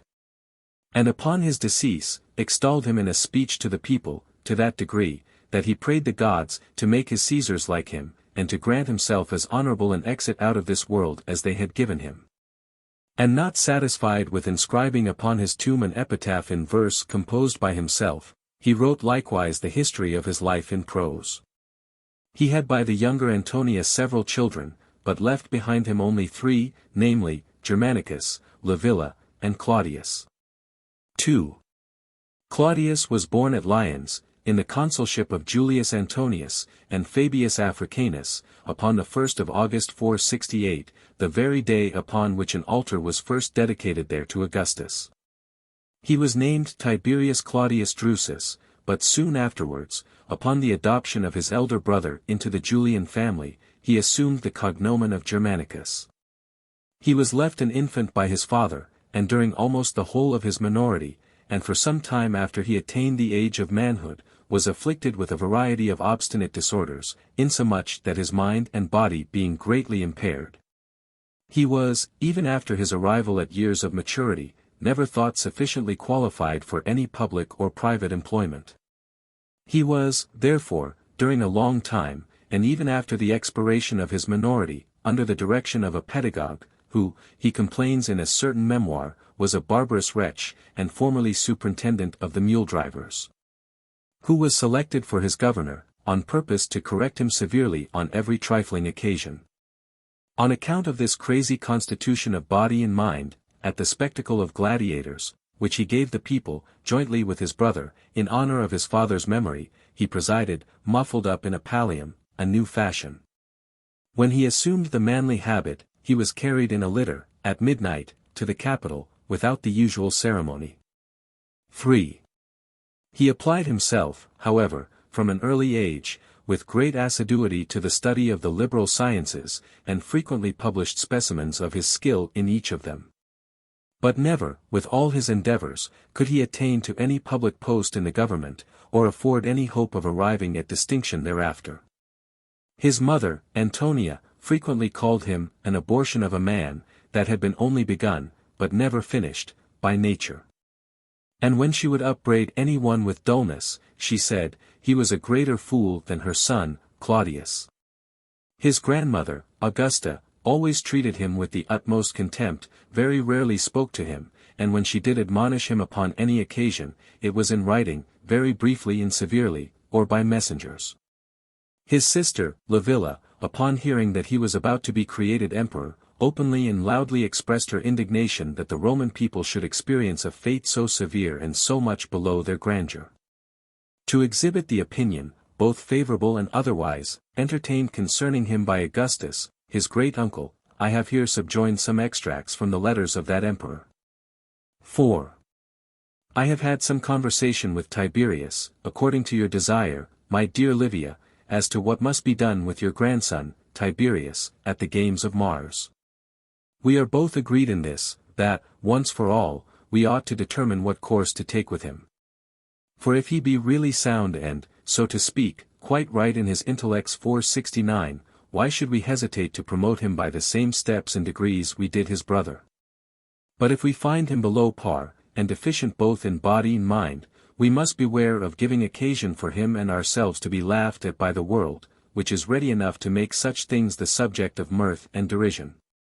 For we never shall be easy, if we are always to be debating upon every occasion of this kind, without settling, in the first instance, whether he be really capable of public offices or not. With regard to what you consult me about at the present moment, I am not against his superintending the feast of the priests, in the games of Mars, if he will suffer himself to be governed by his kinsman, Silanus's son, that he may do nothing to make the people stare and laugh at him. But I do not approve of his witnessing the Circensian games from the Pulvinar. He will be there exposed to view in the very front of the theatre. Nor do I like that he should go to the Alban Mount 470, or be at Rome during the Latin festivals. For if he be capable of attending his brother to the Mount 471, why is he not made prefect of the city? Thus, my dear Livia, you have my thoughts upon the matter. In my opinion, we ought to settle this affair once for all, that we may not be always in suspense between hope and fear. You may, if you think proper, give your kinsman Antonia this part of my letter to read. In another letter, he writes as follows: I shall invite the youth, Tiberius, every day during your absence, to supper, that he may not sup alone with his friends Sulpicius and Athenodorus. I wish the poor creature was more cautious and attentive in the choice of some one, whose manners, air, and gait might be proper for his imitation. Atucii panu en tois spudeois lien. In things of consequence he sadly fails. Where his mind does not run astray, he discovers a noble disposition. In a third letter, he says, Let me die, my dear Livia, if I am not astonished, that the declamation of your grandson, Tiberius, should please me. For how he who talks so ill, should be able to declaim so clearly and properly, I cannot imagine. There is no doubt but Augustus, after this, came to a resolution upon the subject, and, accordingly, left him invested with no other honor than that of the augural priesthood. Naming him amongst the heirs of the third degree, who were but distantly allied to his family, for a sixth part of his estate only, with a legacy of no more than 800,000 sesterces. v. Upon his requesting some office in the state, Tiberius granted him the honorary appendages of the consulship, and when he pressed for a legitimate appointment, the emperor wrote word back, that he sent him 40 gold pieces for his expenses. During the festivals of the Saturnalia and Sigillaria. Upon this, laying aside all hope of advancement, he resigned himself entirely to an indolent life, living in great privacy, one while in his gardens, or a villa which he had near the city. Another while in Campania, where he passed his time in the lowest society, by which means, besides his former character of a dull, heavy fellow, he acquired that of a drunkard and gamester. 6. Notwithstanding this sort of life, much respect was shown him both in public and private. The equestrian order twice made choice of him to intercede on their behalf. Once to obtain from the consuls the favor of bearing on their shoulders the corpse of Augustus to Rome, and a second time to congratulate him upon the death of Sejanus. When he entered the theatre, they used to rise, and put off their cloaks. The Senate likewise decreed, that he should be added to the number of the Augustal College of Priests, who were chosen by lot, and soon afterwards, when his house was burnt down, that it should be rebuilt at the public charge. And that he should have the privilege of giving his vote amongst the men of consular rank. This decree was, however, repealed. Tiberius insisting to have him excused on account of his imbecility, and promising to make good his loss at his own expense. But at his death, he named him in his will, amongst his third heirs, for a third part of his estate. Leaving him besides a legacy of 2 millions of sesterces, and expressly recommending him to the armies, the Senate and people of Rome, amongst his other relations. 7. At last, Caius 472, his brother's son, upon his advancement to the empire, endeavoring to gain the affections of the public by all the arts of popularity, Claudius also was admitted to public offices, and held the consulship jointly with his nephew for 2 months. As he was entering the forum for the first time with the fasces, an eagle which was flying that way, alighted upon his right shoulder. A second consulship was also allotted him, to commence at the expiration of the 4th year. He sometimes presided at the public spectacles, as the representative of Caius. Being always, on those occasions, complimented with the acclamations of the people, wishing him all happiness, sometimes under the title of the emperor's uncle, and sometimes under that of Germanicus's brother. 8. Still he was subjected to many slights. If at any time he came in late to supper, he was obliged to walk round the room some time before he could get a place at table. When he indulged himself with sleep after eating, which was a common practice with him, the company used to throw olive stones and dates at him. And the buffoons who attended would wake him, as if it were only in jest, with a cane or a whip. Sometimes they would put slippers upon his hands, as he lay snoring, that he might, upon awaking, rub his face with them. 9. He was not only exposed to contempt, but sometimes likewise to considerable danger, first, in his consulship. For, having been too remiss in providing and erecting the statues of Caius's brothers, Nero and Drusus, he was very near being deprived of his office. And afterwards he was continually harassed with informations against him by one or other, sometimes even by his own domestics. When the conspiracy of Lepidus and Catulicus was discovered, being sent with some other deputies into Germany 473, to congratulate the emperor upon the occasion, he was in danger of his life. Caius being greatly enraged, and loudly complaining, that his uncle was sent to him, as if he was a boy who wanted a governor. Some even say, that he was thrown into a river, in his travelling dress. From this period, he voted in the Senate always the last of the members of consular rank, being called upon after the rest, on purpose to disgrace him. A charge for the forgery of a will was also allowed to be prosecuted, though he had only signed it as a witness. At last, being obliged to pay 8 millions of sesterces on entering upon a new office of priesthood, he was reduced to such straits in his private affairs, that in order to discharge his bond to the treasury, he was under the necessity of exposing to sale his whole estate, by an order of the prefects. Having spent the greater part of his life under these and the like circumstances, he came at last to the empire in the 50th year of his age 474, by a very surprising turn of fortune. Being, as well as the rest, prevented from approaching Caius by the conspirators, who dispersed the crowd, under the pretext of his desiring to be private, he retired into an apartment called the Hermaeum 475. And soon afterwards, terrified by the report of Caius being slain, he crept into an adjoining balcony, where he hid himself behind the hangings of the door. A common soldier, who happened to pass that way, spying his feet, and desirous to discover who he was, pulled him out, when immediately recognizing him, he threw himself in a great fright at his feet and saluted him by the title of emperor. He then conducted him to his fellow soldiers, who were all in a great rage, and irresolute what they should do.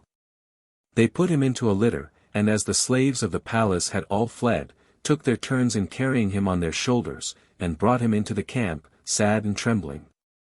The people who met him lamenting his situation, as if the poor innocent was being carried to execution. Being received within the ramparts 476, he continued all night with the sentries on guard, recovered somewhat from his fright, but in no great hopes of the succession. For the consuls, with the Senate and civic troops, had possessed themselves of the Forum and Capitol, with the determination to assert the public liberty. And he being sent for likewise, by a tribune of the people, to the Senate House, to give his advice upon the present juncture of affairs, returned answer, I am under constraint, and cannot possibly come. The day afterwards, the Senate being dilatory in their proceedings, and worn out by divisions amongst themselves, while the people who surrounded the Senate House shouted that they would have one master, naming Claudius, he suffered the soldiers assembled under arms to swear allegiance to him, promising them 15,000 sesterces a man. He being the first of the Caesars who purchased the submission of the soldiers with money. 477. 11. Having thus established himself in power, his first object was to abolish all remembrance of the 2 preceding days, in which a revolution in the state had been canvassed. Accordingly, he passed an act of perpetual oblivion and pardon for everything said or done during that time. And this he faithfully observed, with the exception only of putting to death a few tribunes and centurions concerned in the conspiracy against Caius, both as an example, and because he understood that they had also planned his own death. He now turned his thoughts towards paying respect to the memory of his relations. His most solemn and usual oath was, by Augustus. He prevailed upon the Senate to decree divine honors to his grandmother Livia, with a chariot in the Circensian procession drawn by elephants, as had been appointed for Augustus 478, and public offerings to the shades of his parents. Besides which, he instituted Circensian games for his father, to be celebrated every year, upon his birthday, and, for his mother, a chariot to be drawn through the circus, with the title of Augusta, which had been refused by his grandmother 479.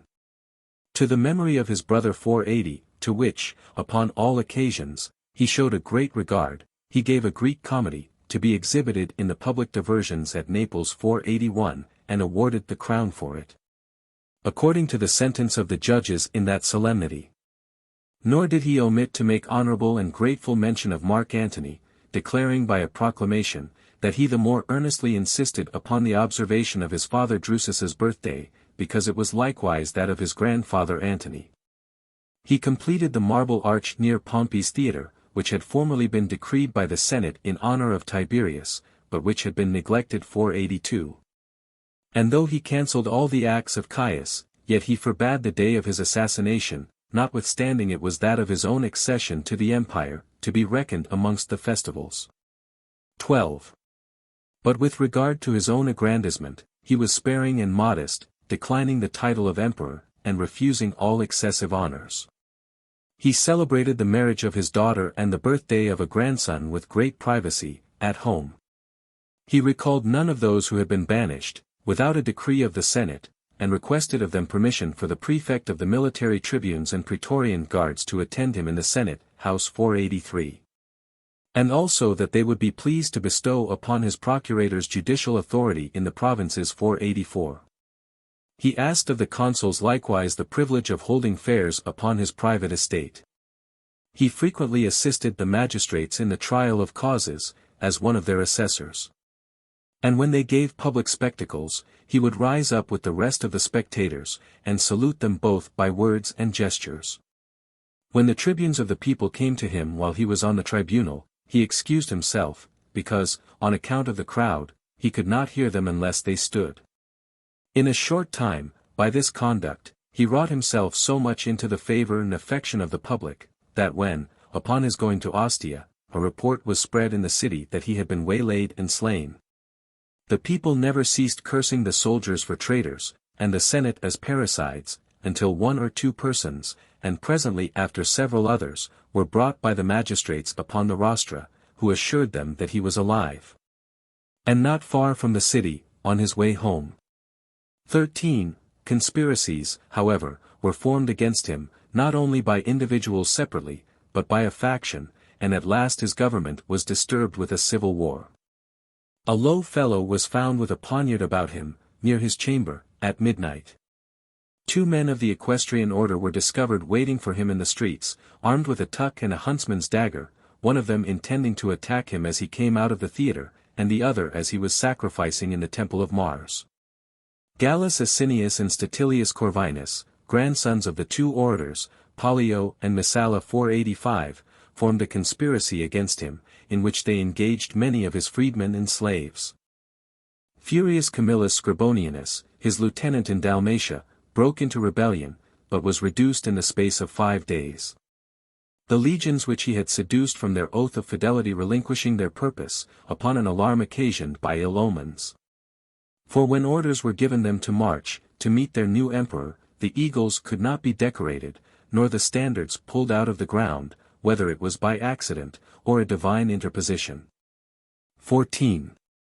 Besides his former consulship, he held the office afterwards 4 times, the first 2 successively 486, but the following, after an interval of 4 years each 487, the last for 6 months, the others for 2.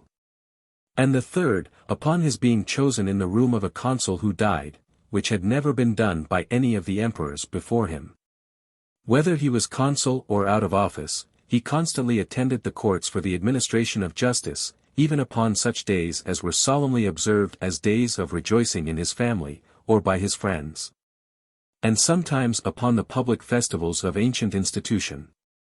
Nor did he always adhere strictly to the letter of the laws, but overruled the rigor or lenity of many of their enactments, according to his sentiments of justice and equity. For where persons lost their suits by insisting upon more than appeared to be their due, before the judges of private causes, he granted them the indulgence of a second trial. And with regard to such as were convicted of any great delinquency, he even exceeded the punishment appointed by law, and condemned them to be exposed to wild beasts. 488. 15. But in hearing and determining causes, he exhibited a strange inconsistency of temper, being at one time circumspect and sagacious, at another inconsiderate and rash, and sometimes frivolous, and like one out of his mind.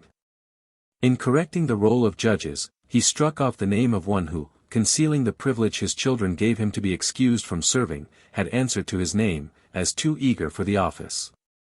Another who was summoned before him in a cause of his own, but alleged that the affair did not properly come under the emperor's cognizance, but that of the ordinary judges, he ordered to plead the cause himself immediately before him, and show in a case of his own, how equitable a judge he would prove in that of other persons.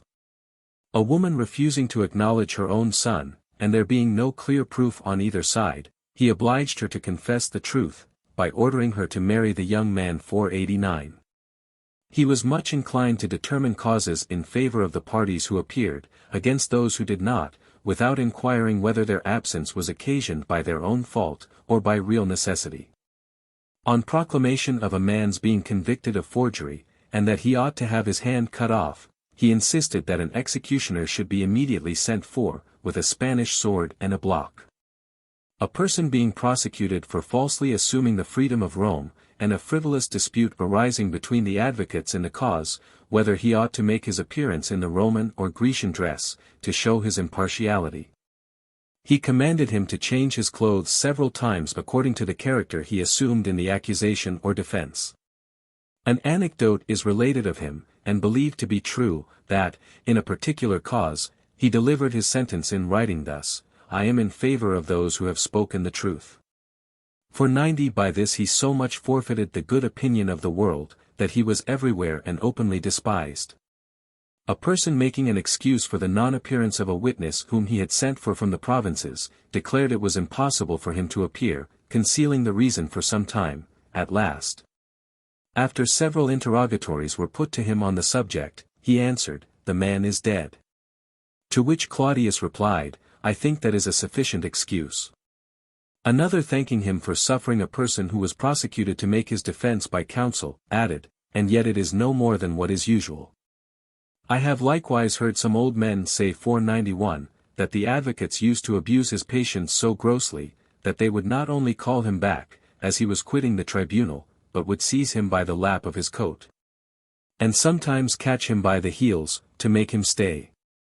That such behavior, however strange, is not incredible, will appear from this anecdote. Some obscure Greek, who was a litigant, had an altercation with him, in which he called out, "You are an old fool." For 92 it is certain that a Roman knight, who was prosecuted by an impotent device of his enemies on a false charge of abominable obscenity with women, observing that common strumpets were summoned against him and allowed to give evidence, upbraided Claudius in very harsh and severe terms with his folly and cruelty, and through his style, and some books which he had in his hands, in his face, with such violence as to wound him severely in the cheek. 16. He likewise assumed the censorship 493, which had been discontinued since the time that Paulus and Plancus had jointly held it. But this also he administered very unequally, and with a strange variety of humor and conduct. In his review of the knights, he passed over, without any mark of disgrace, a profligate young man, only because his father spoke of him in the highest terms, for, said he, his father is his proper censor. Another, who was infamous for debauching youths and for adultery, he only admonished to indulge his youthful inclinations more sparingly, or at least more cautiously, for 94 adding, "Why must I know what mistress you keep?" When, at the request of his friends, he had taken off a mark of infamy which he had set upon one knight's name, he said, "Let the blot, however, remain." He not only struck out of the list of judges, but likewise deprived of the freedom of Rome, an illustrious man of the highest provincial rank in Greece, only because he was ignorant of the Latin language. Nor in this review did he suffer any one to give an account of his conduct by an advocate, but obliged each man to speak for himself in the best way he could. He disgraced many, and some that little expected it, and for a reason entirely new, namely, for going out of Italy without his license, and one likewise, for having in his province been the familiar companion of a king. Observing, that, in former times, Rabirius Posthumus had been prosecuted for treason, although he only went after Ptolemy to Alexandria for the purpose of securing payment of a debt 495. Having tried to brand with disgrace several others, he, to his own greater shame, found them generally innocent, through the negligence of the persons employed to inquire into their characters. Those whom he charged with living in celibacy, with want of children, or estate, proving themselves to be husbands, parents, and in affluent circumstances. One of the knights who was charged with stabbing himself, laid his bosom bare, to show that there was not the least mark of violence upon his body. The following incidents were remarkable in his censorship. He ordered a car, plated with silver, and of very sumptuous workmanship, which was exposed for sale in the Sigillaria 496, to be purchased, and broken in pieces before his eyes.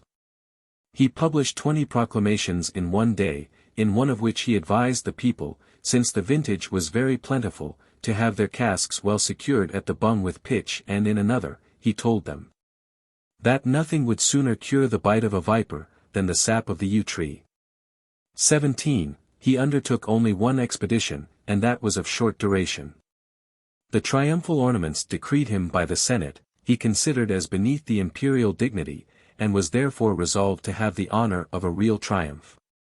For this purpose, he selected Britain, which had never been attempted by any one since Julius Caesar 497, and was then chafing with rage, because the Romans would not give up some deserters.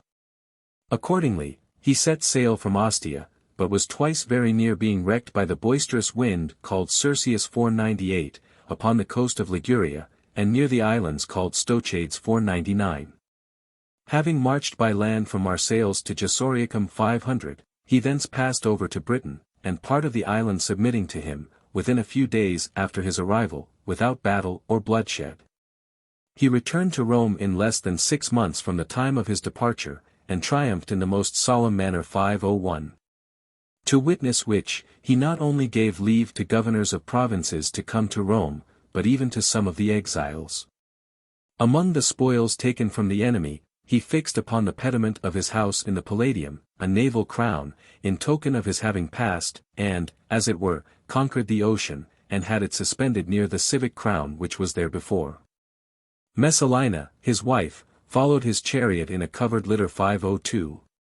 Those who had attained the honor of triumphal ornaments in the same war, rode behind, the rest followed on foot, wearing the robe with the broad stripes. Crassus Frugi was mounted upon a horse richly caparisoned, in a robe embroidered with palm leaves, because this was the second time of his obtaining that honor. 18. He paid particular attention to the care of the city, and to have it well supplied with provisions. A dreadful fire happening in the Aemiliana 503, which lasted some time, he passed 2 nights in the Diribatorium 504, and the soldiers and gladiators not being in sufficient numbers to extinguish it. He caused the magistrates to summon the people out of all the streets in the city, to their assistance. Placing bags of money before him, he encouraged them to do their utmost, declaring, that he would reward every one on the spot, according to their exertions. 19. During a scarcity of provisions, occasioned by bad crops for several successive years, he was stopped in the middle of the forum by the mob, who so abused him, at the same time pelting him with fragments of bread, that he had some difficulty in escaping into the palace by a back door. He therefore used all possible means to bring provisions to the city, even in the winter. He proposed to the merchants a sure profit, by indemnifying them against any loss that might befall them by storms at sea, and granted great privileges to those who built ships for that traffic. To a citizen of Rome he gave an exemption from the penalty of the Papia Papian Law 505, to one who had only the privilege of Latium, the freedom of the city. And to women the rights which by law belonged to those who had 4 children, which enactments are in force to this day. XX, he completed some important public works, which, though not numerous, were very useful. The principal were an aqueduct, which had been begun by Caius, an emissary for the discharge of the waters of the Fucine Lake 506, and the harbor of Ostia. Although he knew that Augustus had refused to comply with the repeated application of the margins for one of these, and that the other had been several times intended by Julius Caesar, but as often abandoned on account of the difficulty of its execution. He brought to the city the cool and plentiful springs of the Claudian water, one of which is called Carololius, and the other Curtius and Albutinus, as likewise the river of the New Anio, in a stone canal, and distributed them into many magnificent reservoirs. The canal from the Fucine Lake was undertaken as much for the sake of profit, as for the honor of the enterprise. For there were parties who offered to drain it at their own expense, on condition of their having a grant of the land laid dry. With great difficulty he completed a canal 3 miles in length, partly by cutting through, and partly by tunneling, a mountain, 30,000 men being constantly employed in the work for 11 years 507. He formed the harbour at Ostia, by carrying out circular piers on the right and on the left, with a mole protecting, in deep water, the entrance of the port 508. To secure the foundation of this mole, he sunk the vessel in which the great obelisk 509 had been brought from Egypt 510. And built upon piles a very lofty tower, in imitation of the Pharos at Alexandria, on which lights were burnt to direct mariners in the night. 21. He often distributed largesses of corn and money among the people, and entertained them with a great variety of public magnificent spectacles, not only such as were usual, and in the accustomed places, but some of new invention. And others revived from ancient models, and exhibited in places where nothing of the kind had been ever before attempted. In the games which he presented at the dedication of Pompey's Theatre 511, which had been burnt down, and was rebuilt by him, he presided upon a tribunal erected for him in the orchestra. Having first paid his devotions, in the temple above, and then coming down through the center of the circle, while all the people kept their seats in profound silence 512. He likewise exhibited the secular games 513, giving out that Augustus had anticipated the regular period. Though he himself says in his history, that they had been omitted before the age of Augustus, who had calculated the years with great exactness, and again brought them to their regular period. 514. The crier was therefore ridiculed, when he invited people in the usual form, to games which no person had ever before seen, nor ever would again, when many were still living who had already seen them. And some of the performers who had formerly acted in them, were now again brought upon the stage. He likewise frequently celebrated the Circensian games in the Vatican 515, sometimes exhibiting a hunt of wild beasts, after every 5 courses.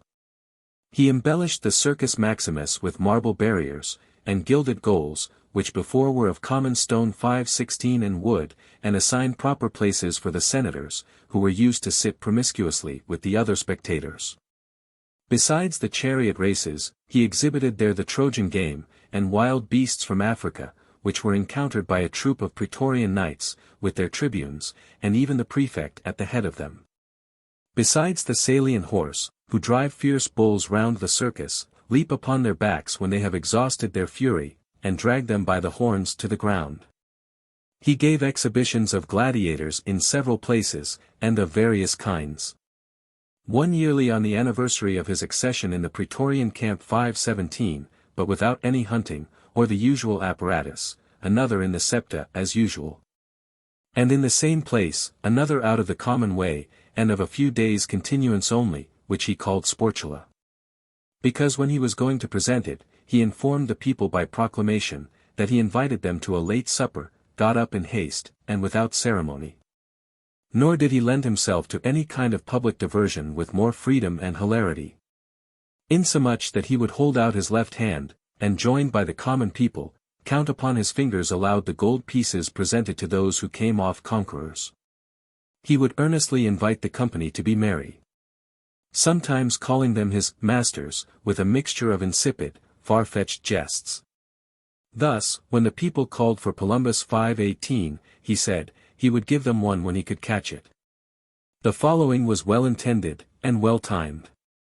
Having, amidst great applause, spared a gladiator, on the intercession of his 4 sons, he sent a billet immediately round the theatre, to remind the people, how much it behoved them to get children, since they had before them an example how useful they had been in procuring favor and security for a gladiator.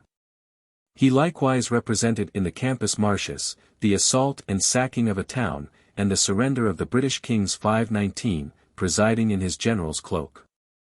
Immediately before he drew off the waters from the Fucine Lake, he exhibited upon it a naval fight. But the combatants on board the fleets crying out, "Health attend you, noble emperor! We, who are about to peril our lives, salute you." And he replying, "Health attend you too," they all refused to fight, as if by that response he had meant to excuse them. Upon this, he hesitated for a time, whether he should not destroy them all with fire and sword. At last, leaping from his seat, and running along the shore of the lake with tottering steps, the result of his foul excesses, he, partly by fair words, and partly by threats, persuaded them to engage. This spectacle represented an engagement between the fleets of Sicily and Rhodes, consisting each of 12 ships of war, of 3 banks of oars.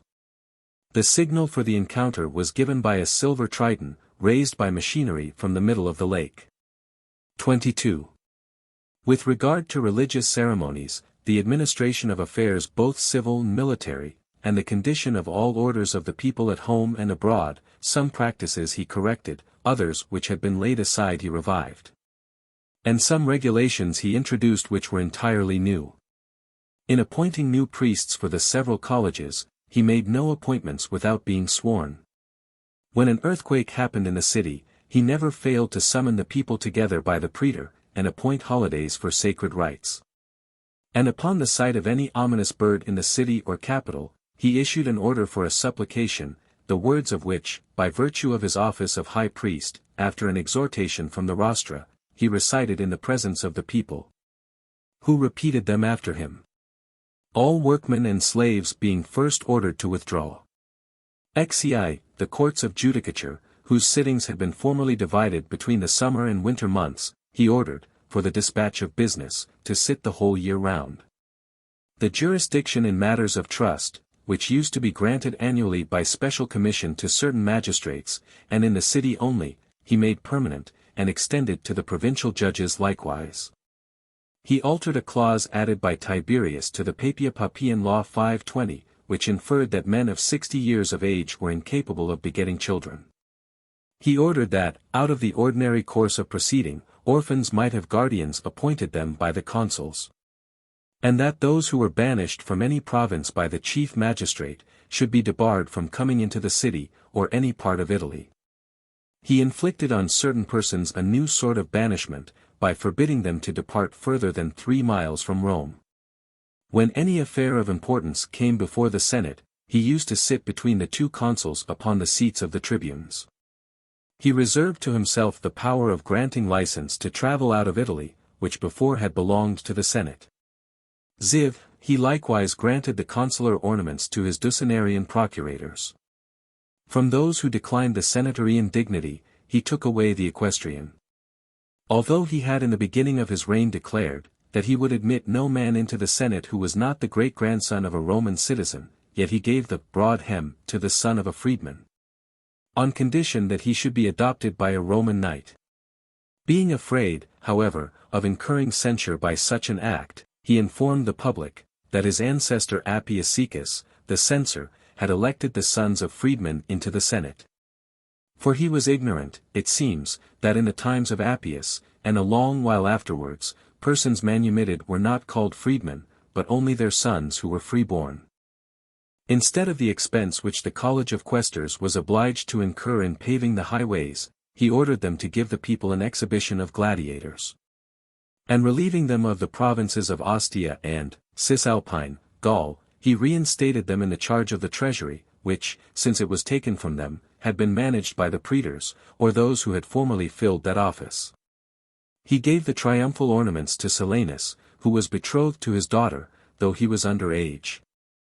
And in other cases, he bestowed them on so many, and with so little reserve, that there is extant a letter unanimously addressed to him by all the legions, begging him to grant his consular lieutenants the triumphal ornaments at the time of their appointment to commands, in order to prevent their seeking occasion to engage in unnecessary wars. He decreed to Aulus Claudius the honor of an ovation 521, going to meet him at his entering the city, and walking with him in the procession to the Capitol, and back, in which he took the left side, giving him the post of honor. He allowed Gabinius Secundus, upon his conquest of the Chauci, a German tribe, to assume the cognomen of Chaucius. 522. XXV. His military organization of the equestrian order was this. After having the command of a cohort, they were promoted to a wing of auxiliary horse, and subsequently received the commission of tribune of a legion. He raised a body of militia, who were called supernumeraries, who, though they were a sort of soldiers, and kept in reserve, yet received pay. He procured an act of the Senate to prohibit all soldiers from attending senators at their houses, in the way of respect and compliment. He confiscated the estates of all freedmen who presumed to take upon themselves the equestrian rank. Such of them as were ungrateful to their patrons, and were complained of by them, he reduced to their former condition of slavery. And declared to their advocates, that he would always give judgment against the freedmen, in any suit at law which the masters might happen to have with them. Some persons having exposed their sick slaves, in a languishing condition, on the island of Aesculapius 523, because of the tediousness of their cure. He declared all who were so exposed perfectly free, never more to return, if they should recover, to their former servitude, and that if any one chose to kill at once, rather than expose, a slave, he should be liable for murder. He published a proclamation, forbidding all travelers to pass through the towns of Italy any otherwise than on foot, or in a litter or chair 524. He quartered a cohort of soldiers at Puteoli, and another at Ostia, to be in readiness against any accidents from fire. He prohibited foreigners from adopting Roman names, especially those which belonged to families 525. Those who falsely pretended to the freedom of Rome, he beheaded on the Esquiline. He gave up to the Senate the provinces of Achaia and Macedonia, which Tiberius had transferred to his own administration. He deprived the Lycians of their liberties, as a punishment for their fatal dissensions, but restored to the Rhodians their freedom, upon their repenting of their former misdemeanors. He exonerated forever the people of Ilium from the payment of taxes, as being the founders of the Roman race. Reciting upon the occasion a letter in Greek, from the Senate and people of Rome to King Seleucus 526, on which they promised him their friendship and alliance, provided that he would grant their kinsmen the Ilientians immunity from all burdens. He banished from Rome all the Jews, who were continually making disturbances at the instigation of one Chrestus 527. He allowed the ambassadors of the Germans to sit at the public spectacles in the seats assigned to the senators, being induced to grant them favors by their frank and honorable conduct. For, having been seated in the rows of benches which were common to the people, on observing the Parthian and Armenian ambassadors sitting among the senators, they took upon themselves to cross over into the same seats, as being, they said, no way inferior to the others, in point either, of merit or rank. The religious rites of the Druids, solemnized with such horrid cruelties, which had only been forbidden the citizens of Rome during the reign of Augustus, he utterly abolished among the Gauls 528. On the other hand, he attempted to transfer the Eleusinian mysteries from Attica to Rome 529. He likewise ordered the temple of Venus Erycina in Sicily, which was old and in a ruinous condition, to be repaired at the expense of the Roman people. He concluded treaties with foreign princes in the Forum, with the sacrifice of a sow, and the form of words used by the heralds in former times. But in these and other things, and indeed the greater part of his administration, he was directed not so much by his own judgment, as by the influence of his wives and freedmen. For the most part acting in conformity to what their interests or fancies dictated. 26. He was twice married at a very early age, first to Aemilia Lepida, the granddaughter of Augustus, and afterwards to Livia Metellina, who had the cognomen of Camilla, and was descended from the old dictator Camillus. The former he divorced while still a virgin, because her parents had incurred the displeasure of Augustus, and he lost the latter by sickness on the day fixed for their nuptials.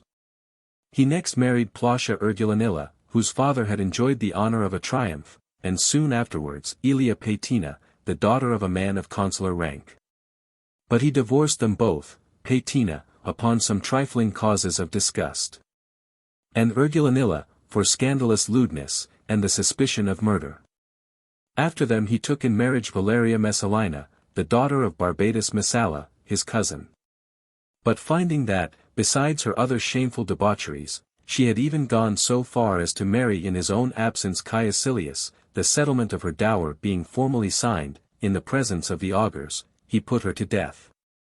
When summoning his praetorians to his presence, he made to them this declaration: as I have been so unhappy in my unions, I am resolved to continue in future unmarried, and if I should not, I give you leave to stab me. He was, however, unable to persist in this resolution, for he began immediately to think of another wife, and even of taking back Paetina, whom he had formerly divorced. He thought also of Lalia Paulina, who had been married to Caius Caesar. But being ensnared by the arts of Agrippina, the daughter of his brother Germanicus, who took advantage of the kisses and endearments which their near relationship admitted, to inflame his desires, he got someone to propose at the next meeting of the Senate, that they should oblige the emperor to marry Agrippina, as a measure highly conducive to the public interest. And that in future liberty should be given for such marriages, which until that time had been considered incestuous. In less than 24 hours after this, he married her 530. No person was found, however, to follow the example, excepting one freedman, and a centurion of the first rank, at the solemnization of whose nuptials both he and Agrippina attended. 27. He had children by 3 of his wives, by Urgulanilla, Drusus and Claudia, by Paetina, Antonia, and by Messalina, Octavia, and also a son, whom at first he called Germanicus, but afterwards Britannicus. He lost Drusus at Pompeii, when he was very young, he being choked with a pear, which in his play he tossed into the air, and caught in his mouth. Only a few days before, he had betrothed him to one of Sejanus's daughters 531. And I am therefore surprised that some authors should say he lost his life by the treachery of Sejanus. Claudia, who was, in truth, the daughter of Boter his freedman, though she was born 5 months before his divorce, he ordered to be thrown naked at her mother's door. He married Antonia to Gnaeus Pompey the Great 532, and afterwards to Faustus Sylla 533, both youths of very noble parentage, Octavia to his stepson Nero 534, after she had been contracted to Silanus. Britannicus was born upon the 20th day of his reign, and in his second consulship. He often earnestly commended him to the soldiers, holding him in his arms before their ranks. And would likewise show him to the people in the theatre, setting him upon his lap, or holding him out whilst he was still very young, and was sure to receive their acclamations, and good wishes on his behalf. Of his sons-in-law, he adopted Nero. He not only dismissed from his favor both Pompey and Silanus, but put them to death. 28. Amongst his freedmen, the greatest favorite was the eunuch Posides, whom, in his British triumph, he presented with the pointless spear, classing him among the military men. Next to him, if not equal, in favor was Felix 535, whom he not only preferred to commands both of cohorts and troops, but to the government of the province of Judea, and he became, in consequence of his elevation, the husband of 3 queens 536. Another favorite was Harpocras, to whom he granted the privilege of being carried in a litter within the city, and of holding public spectacles for the entertainment of the people. In this class was likewise Polybius, who assisted him in his studies, and had often the honor of walking between the 2 consuls.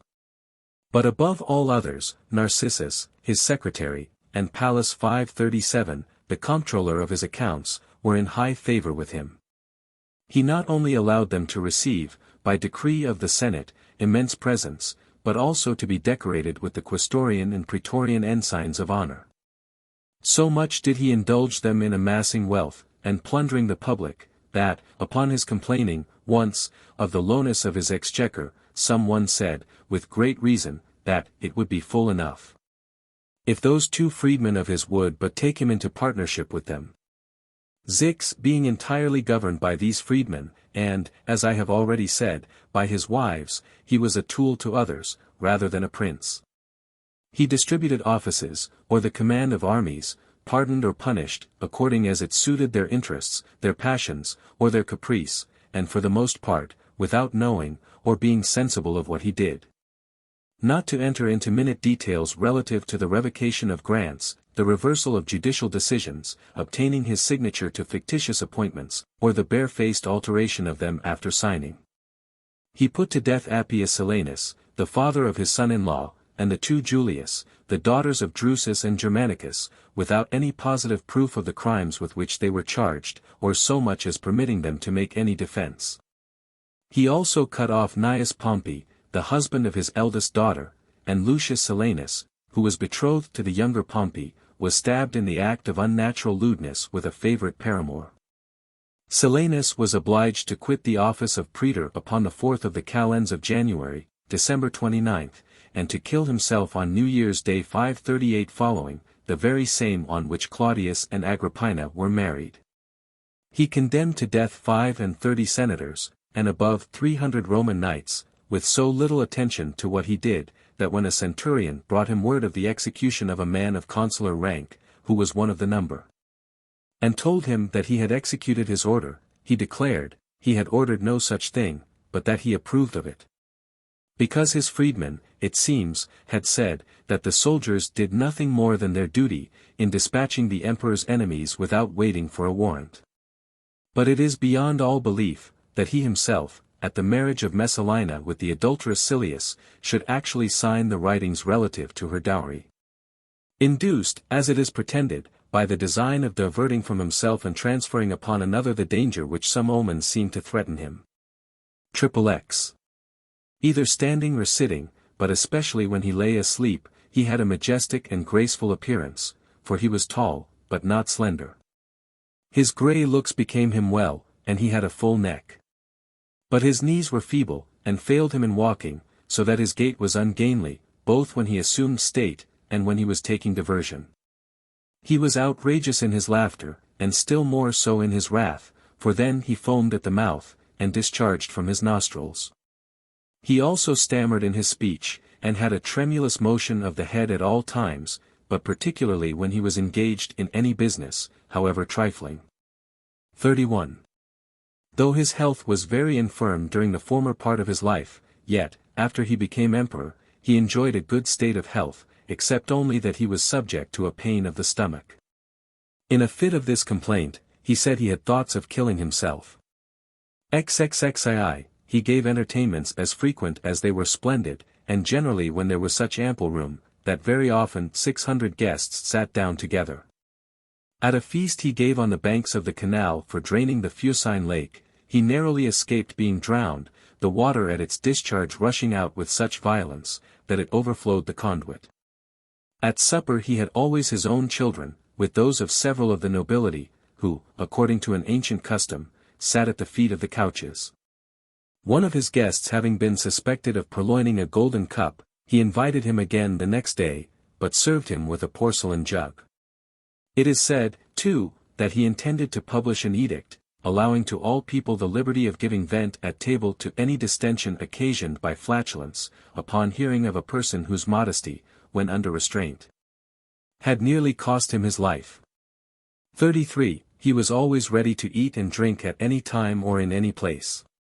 One day, as he was hearing causes in the forum of Augustus, he smelt the dinner which was preparing for the Salii 539, in the temple of Mars adjoining, whereupon he quitted the tribunal, and went to partake of the feast with the priests.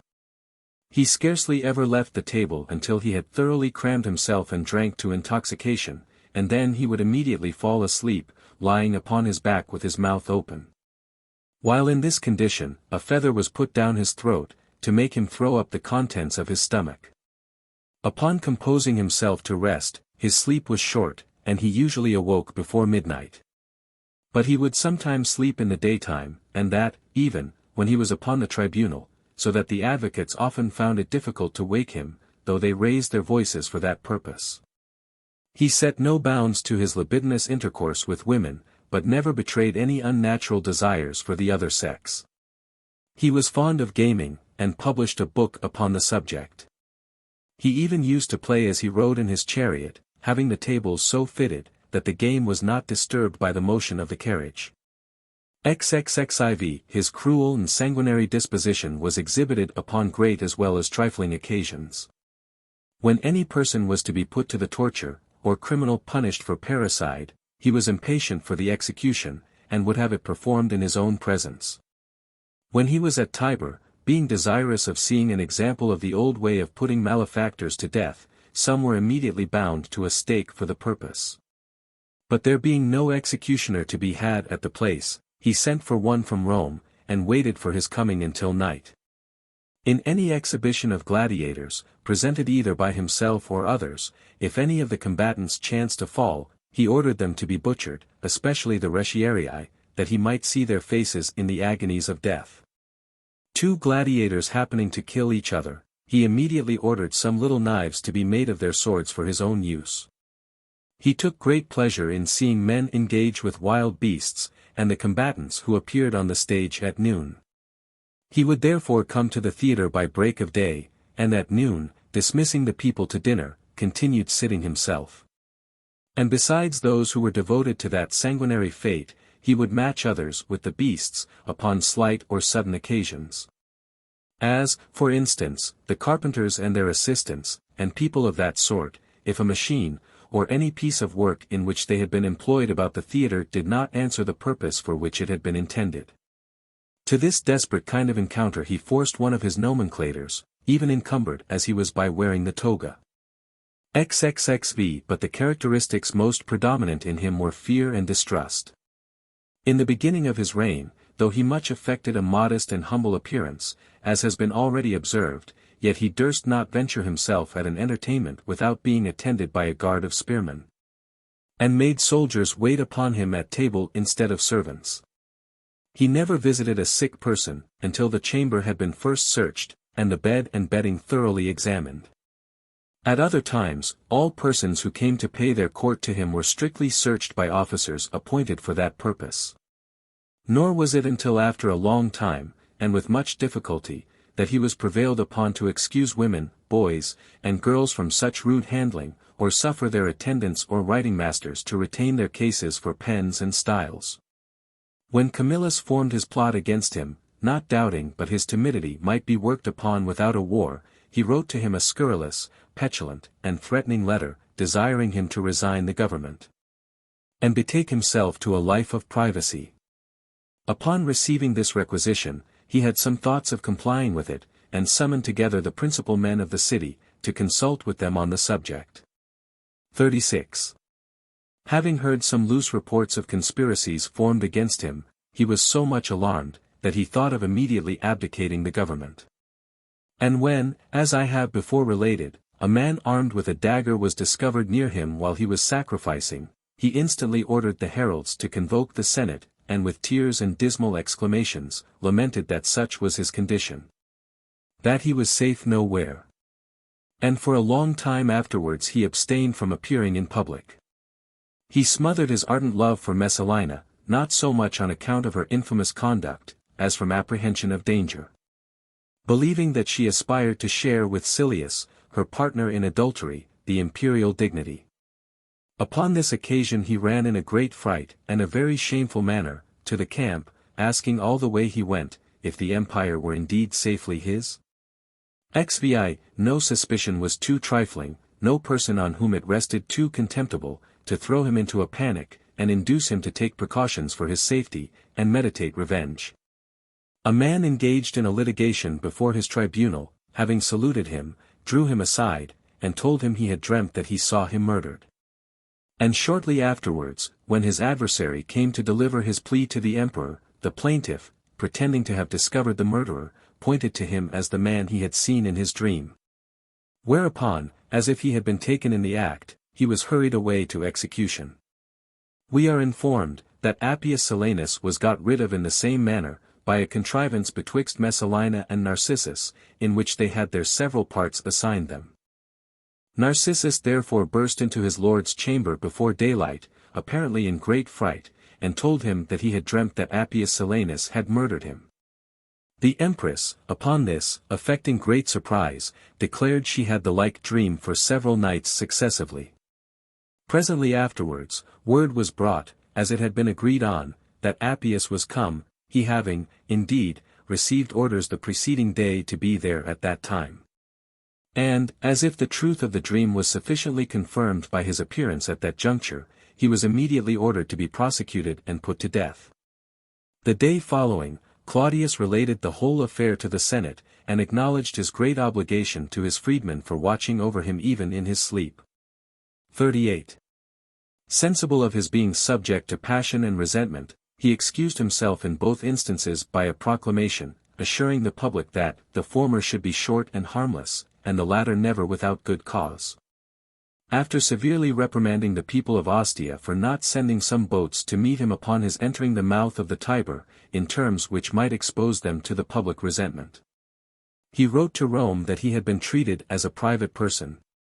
Yet immediately afterwards he pardoned them, and that in a way which had the appearance of making them satisfaction, or begging pardon for some injury he had done them. Some people who addressed him unseasonably in public, he pushed away with his own hand. He likewise banished a person who had been secretary to a quaestor, and even a senator who had filled the office of praetor, without a hearing, and although they were innocent.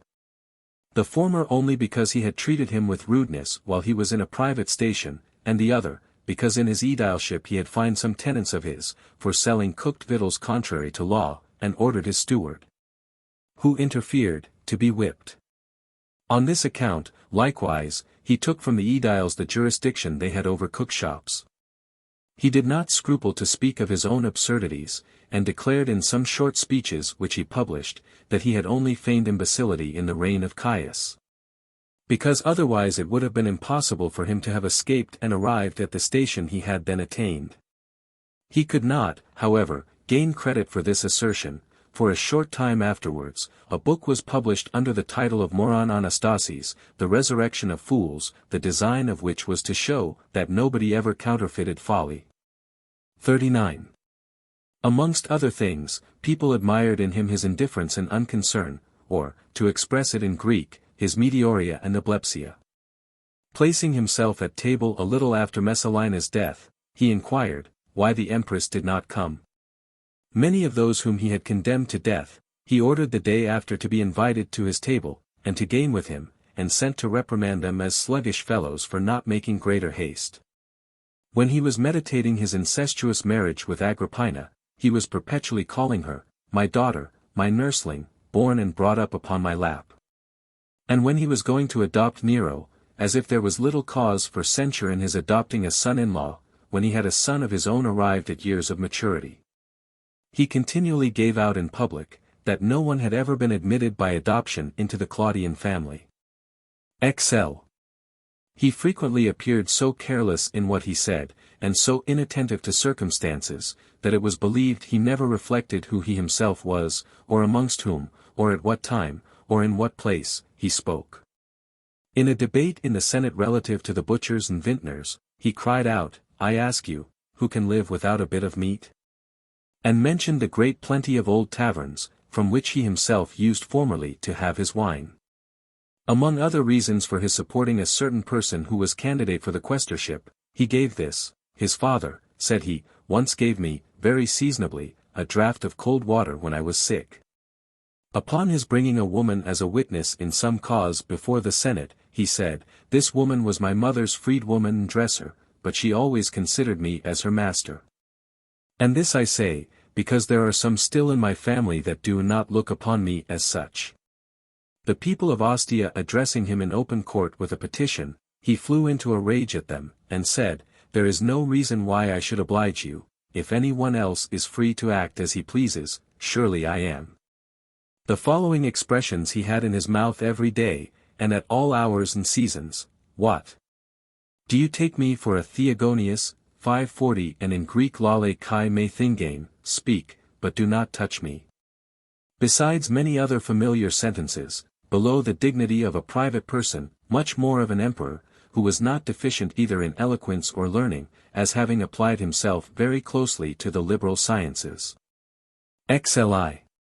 By the encouragement of Titus Livius 541, and with the assistance of Sulpicius Flavus, he attempted at an early age the composition of a history.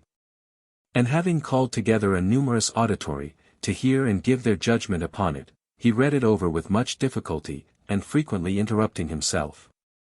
For after he had begun, a great laugh was raised amongst the company, by the breaking of several benches from the weight of a very fat man.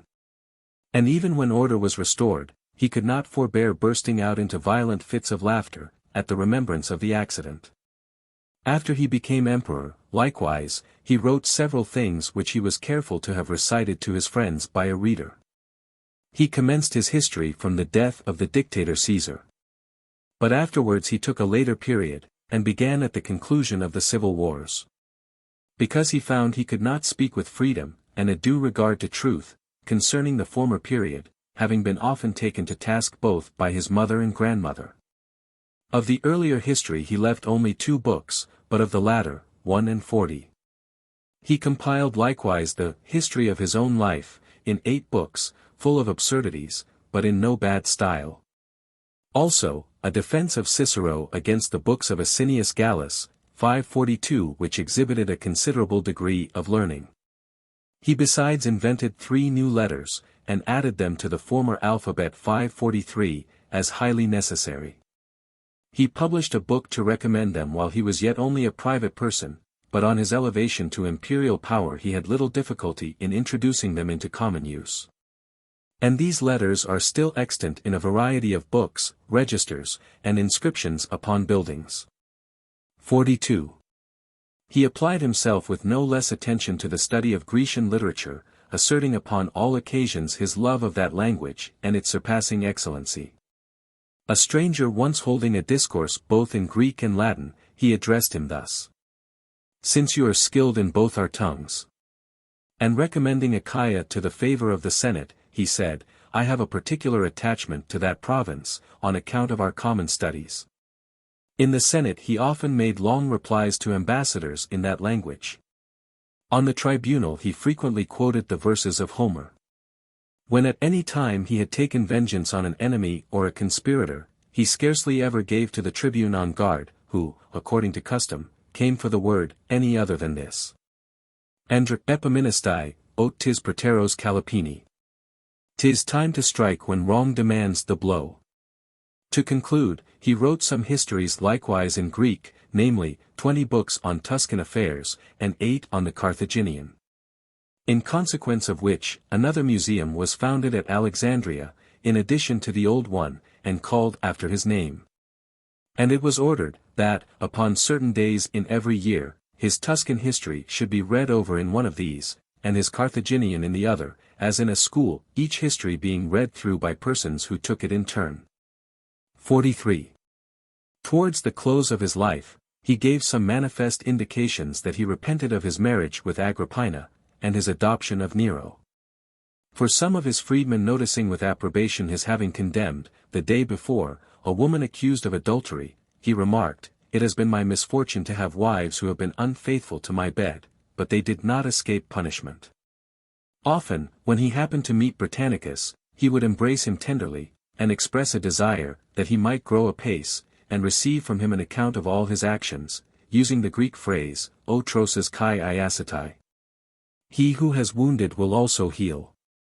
And intending to give him the manly habit, while he was yet under age and a tender youth, because his stature would allow of it, he added, I do so, that the Roman people may at last have a real Caesar. 544.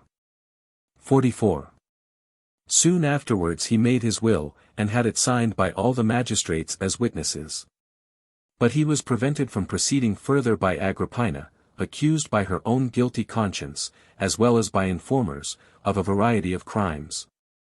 It is agreed that he was taken off by poison, but where, and by whom administered, remains in uncertainty.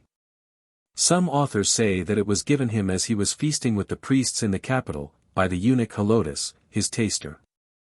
Others say by Agrippina, at his own table, in mushrooms, a dish of which he was very fond. 545.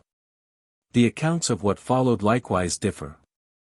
Some relate that he instantly became speechless, was racked with pain through the night, and died about daybreak, others, that at first he fell into a sound sleep, and afterwards, his food rising, he threw up the whole. But had another dose given him, whether in water gruel, under pretence of refreshment after his exhaustion, or in a clyster, as if designed to relieve his bowels, is likewise uncertain. XLV. His death was kept secret until everything was settled relative to his successor.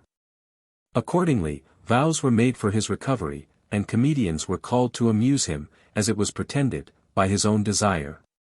He died upon the 3rd of the Ides of October, October 13th, in the consulship of Asinius Marcellus and Acilius Aviola, in the 64th year of his age, and the 14th of his reign. 546. His funeral was celebrated with the customary imperial pomp, and he was ranked amongst the gods.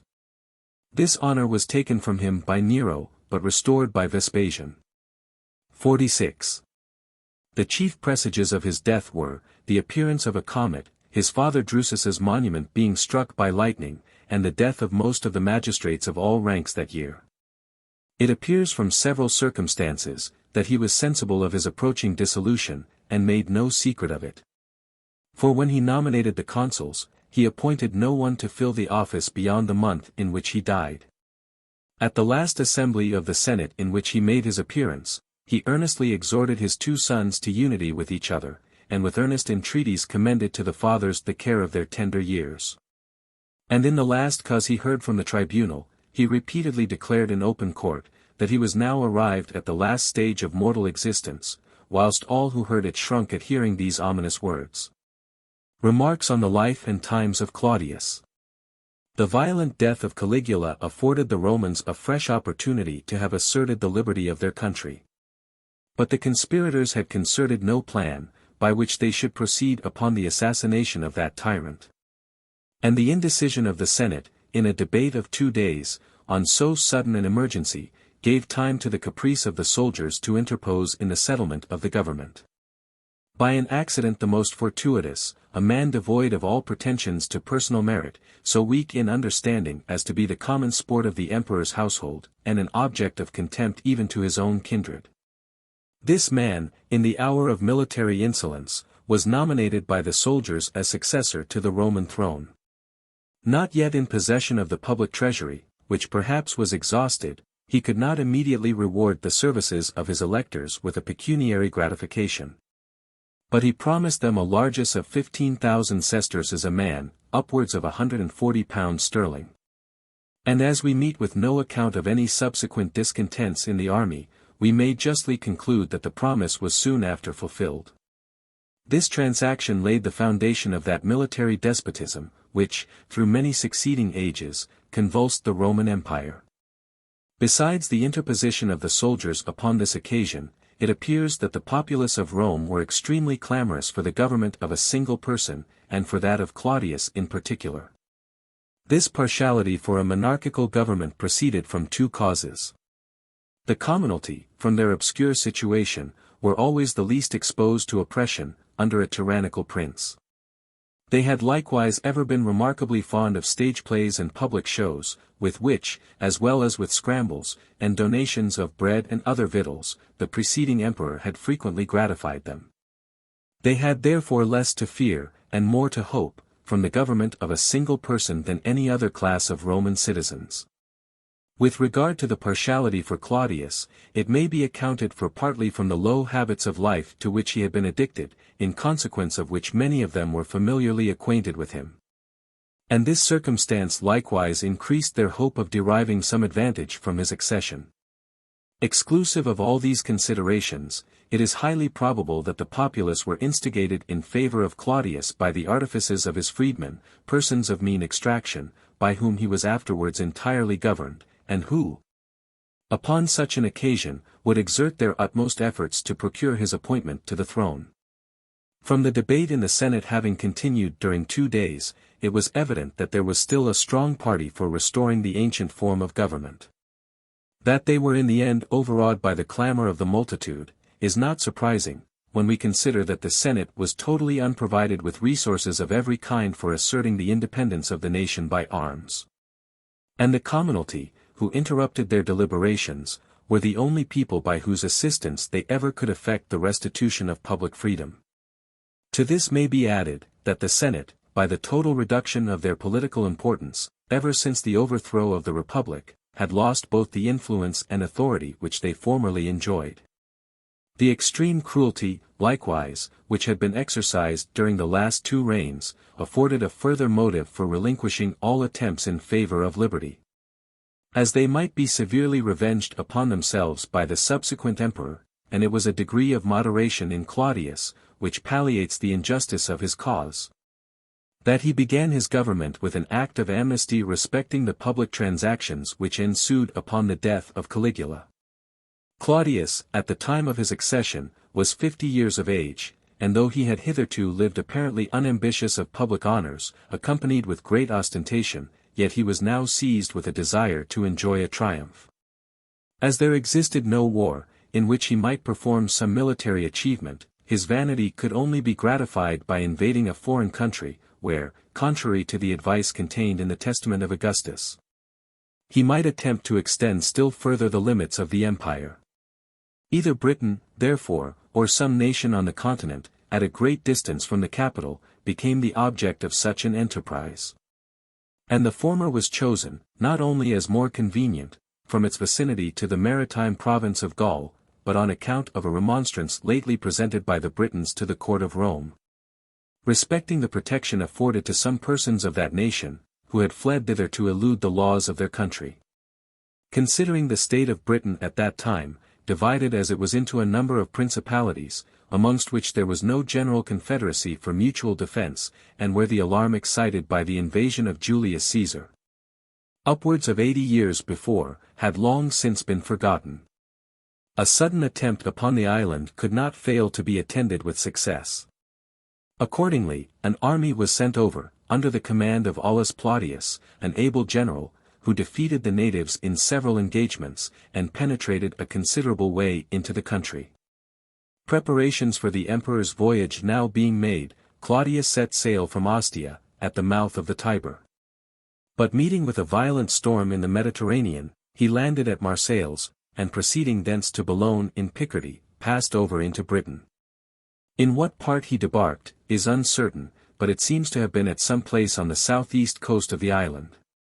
He immediately received the submission of several British states, the Cantii, Atrebates, Regni, and Trinobantes, who inhabited those parts. And returning to Rome, after an absence of 6 months, celebrated with great pomp the triumph, for which he had undertaken the expedition. In the interior parts of Britain, the natives, under the command of Caractacus, maintained an obstinate resistance, and little progress was made by the Roman arms, until Astorius Scapula was sent over to prosecute the war. He penetrated into the country of the Silures, a warlike tribe, who inhabited the banks of the Severn, and having defeated Caractacus in a great battle, made him prisoner, and sent him to Rome. The fame of the British prince had by this time spread over the provinces of Gaul and Italy, and upon his arrival in the Roman capital, the people flocked from all quarters to behold him. The ceremonial of his entrance was conducted with great solemnity.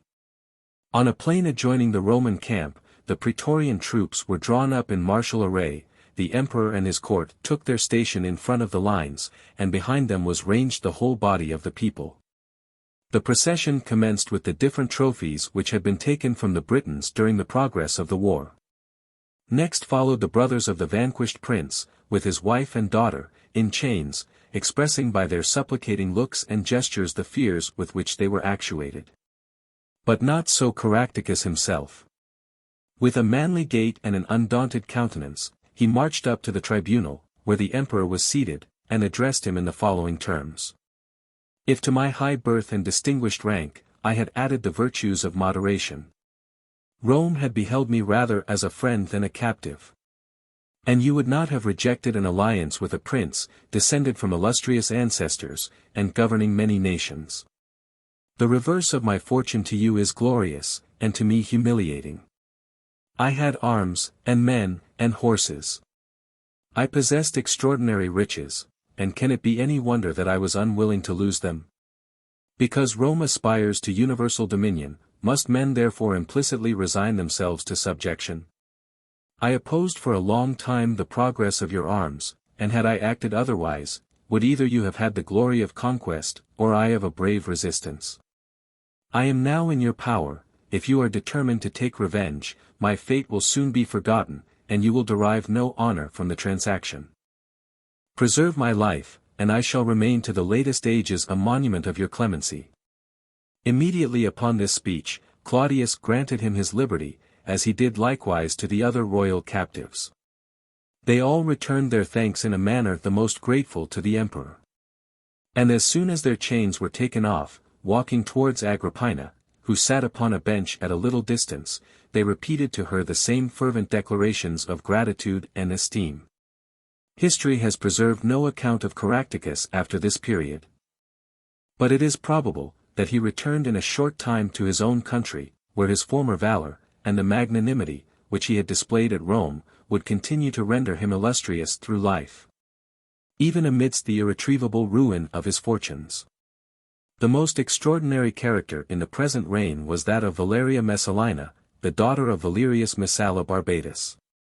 She was married to Claudius, and had by him a son and a daughter.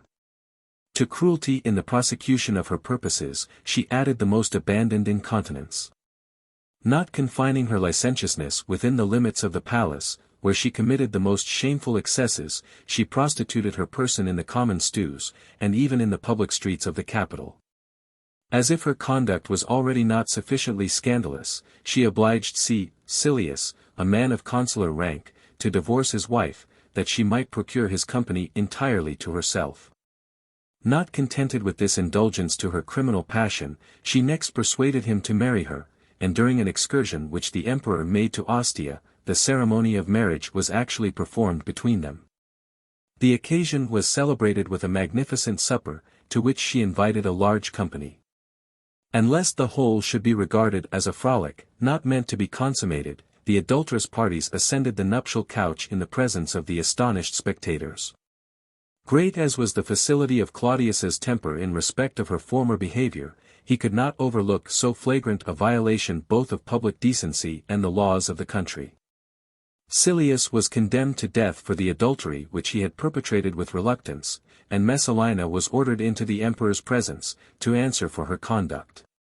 Terror now operating upon her mind in conjunction with remorse, she could not summon the resolution to support such an interview, but retired into the gardens of Lucullus, there to indulge at last the compunction which she felt for her crimes, and to meditate the entreaties by which she should endeavor to soothe the resentment of her husband. In the extremity of her distress, she attempted to lay violent hands upon herself, but her courage was not equal to the emergency. Her mother, Lepida, who had not spoken with her for some years before, was present upon the occasion, and urged her to the act which alone could put a period to her infamy and wretchedness. Again she made an effort, but again her resolution abandoned her, when a tribune burst into the gardens, and plunging his sword into her body, she instantly expired. Thus perished a woman, the scandal of whose lewdness resounded throughout the empire, and of whom a great satirist, then living, has said, perhaps without a hyperbole, Iti lasata viris, nectum satiata, recessit Juvenal, Saturday. 6. It has been already observed, that Claudius was entirely governed by his freedmen, a class of retainers which enjoyed a great share of favor and confidence with their patrons in those times. They had before been the slaves of their masters, and had obtained their freedom as a reward for their faithful and attentive services. Of the esteem in which they were often held, we meet with an instance in Tiro, the freedman of Cicero, to whom that illustrious Roman addresses several epistles, written in the most familiar and affectionate strain of friendship. As it was common for them to be taught the more useful parts of education in the families of their masters, they were usually well qualified for the management of domestic concerns, and might even be competent to the superior departments of the state, especially in those times when negotiations and treaties with foreign princes seldom or never occurred. And in arbitrary governments, where public affairs were directed more by the will of the sovereign or his ministers, than by refined suggestions of policy. From the character generally given of Claudius before his elevation to the throne, we should not readily imagine that he was endowed with any taste for literary composition. Yet he seems to have exclusively enjoyed this distinction during his own reign, in which learning was at a low ebb. Besides history, Suetonius informs us that he wrote a defense of Cicero against the charges of Asinius Gallus. This appears to be the only tribute of esteem or approbation paid to the character of Cicero, from the time of Livy the historian, to the extinction of the race of the Caesars. Asinius Gallus was the son of Asinius Pollio, the orator. Marrying Vipsania after she had been divorced by Tiberius, he incurred the displeasure of that emperor, and died of famine either voluntarily, or by order of the tyrant. He wrote a comparison between his father and Cicero, in which, with more filial partiality than justice, he gave the preference to the former.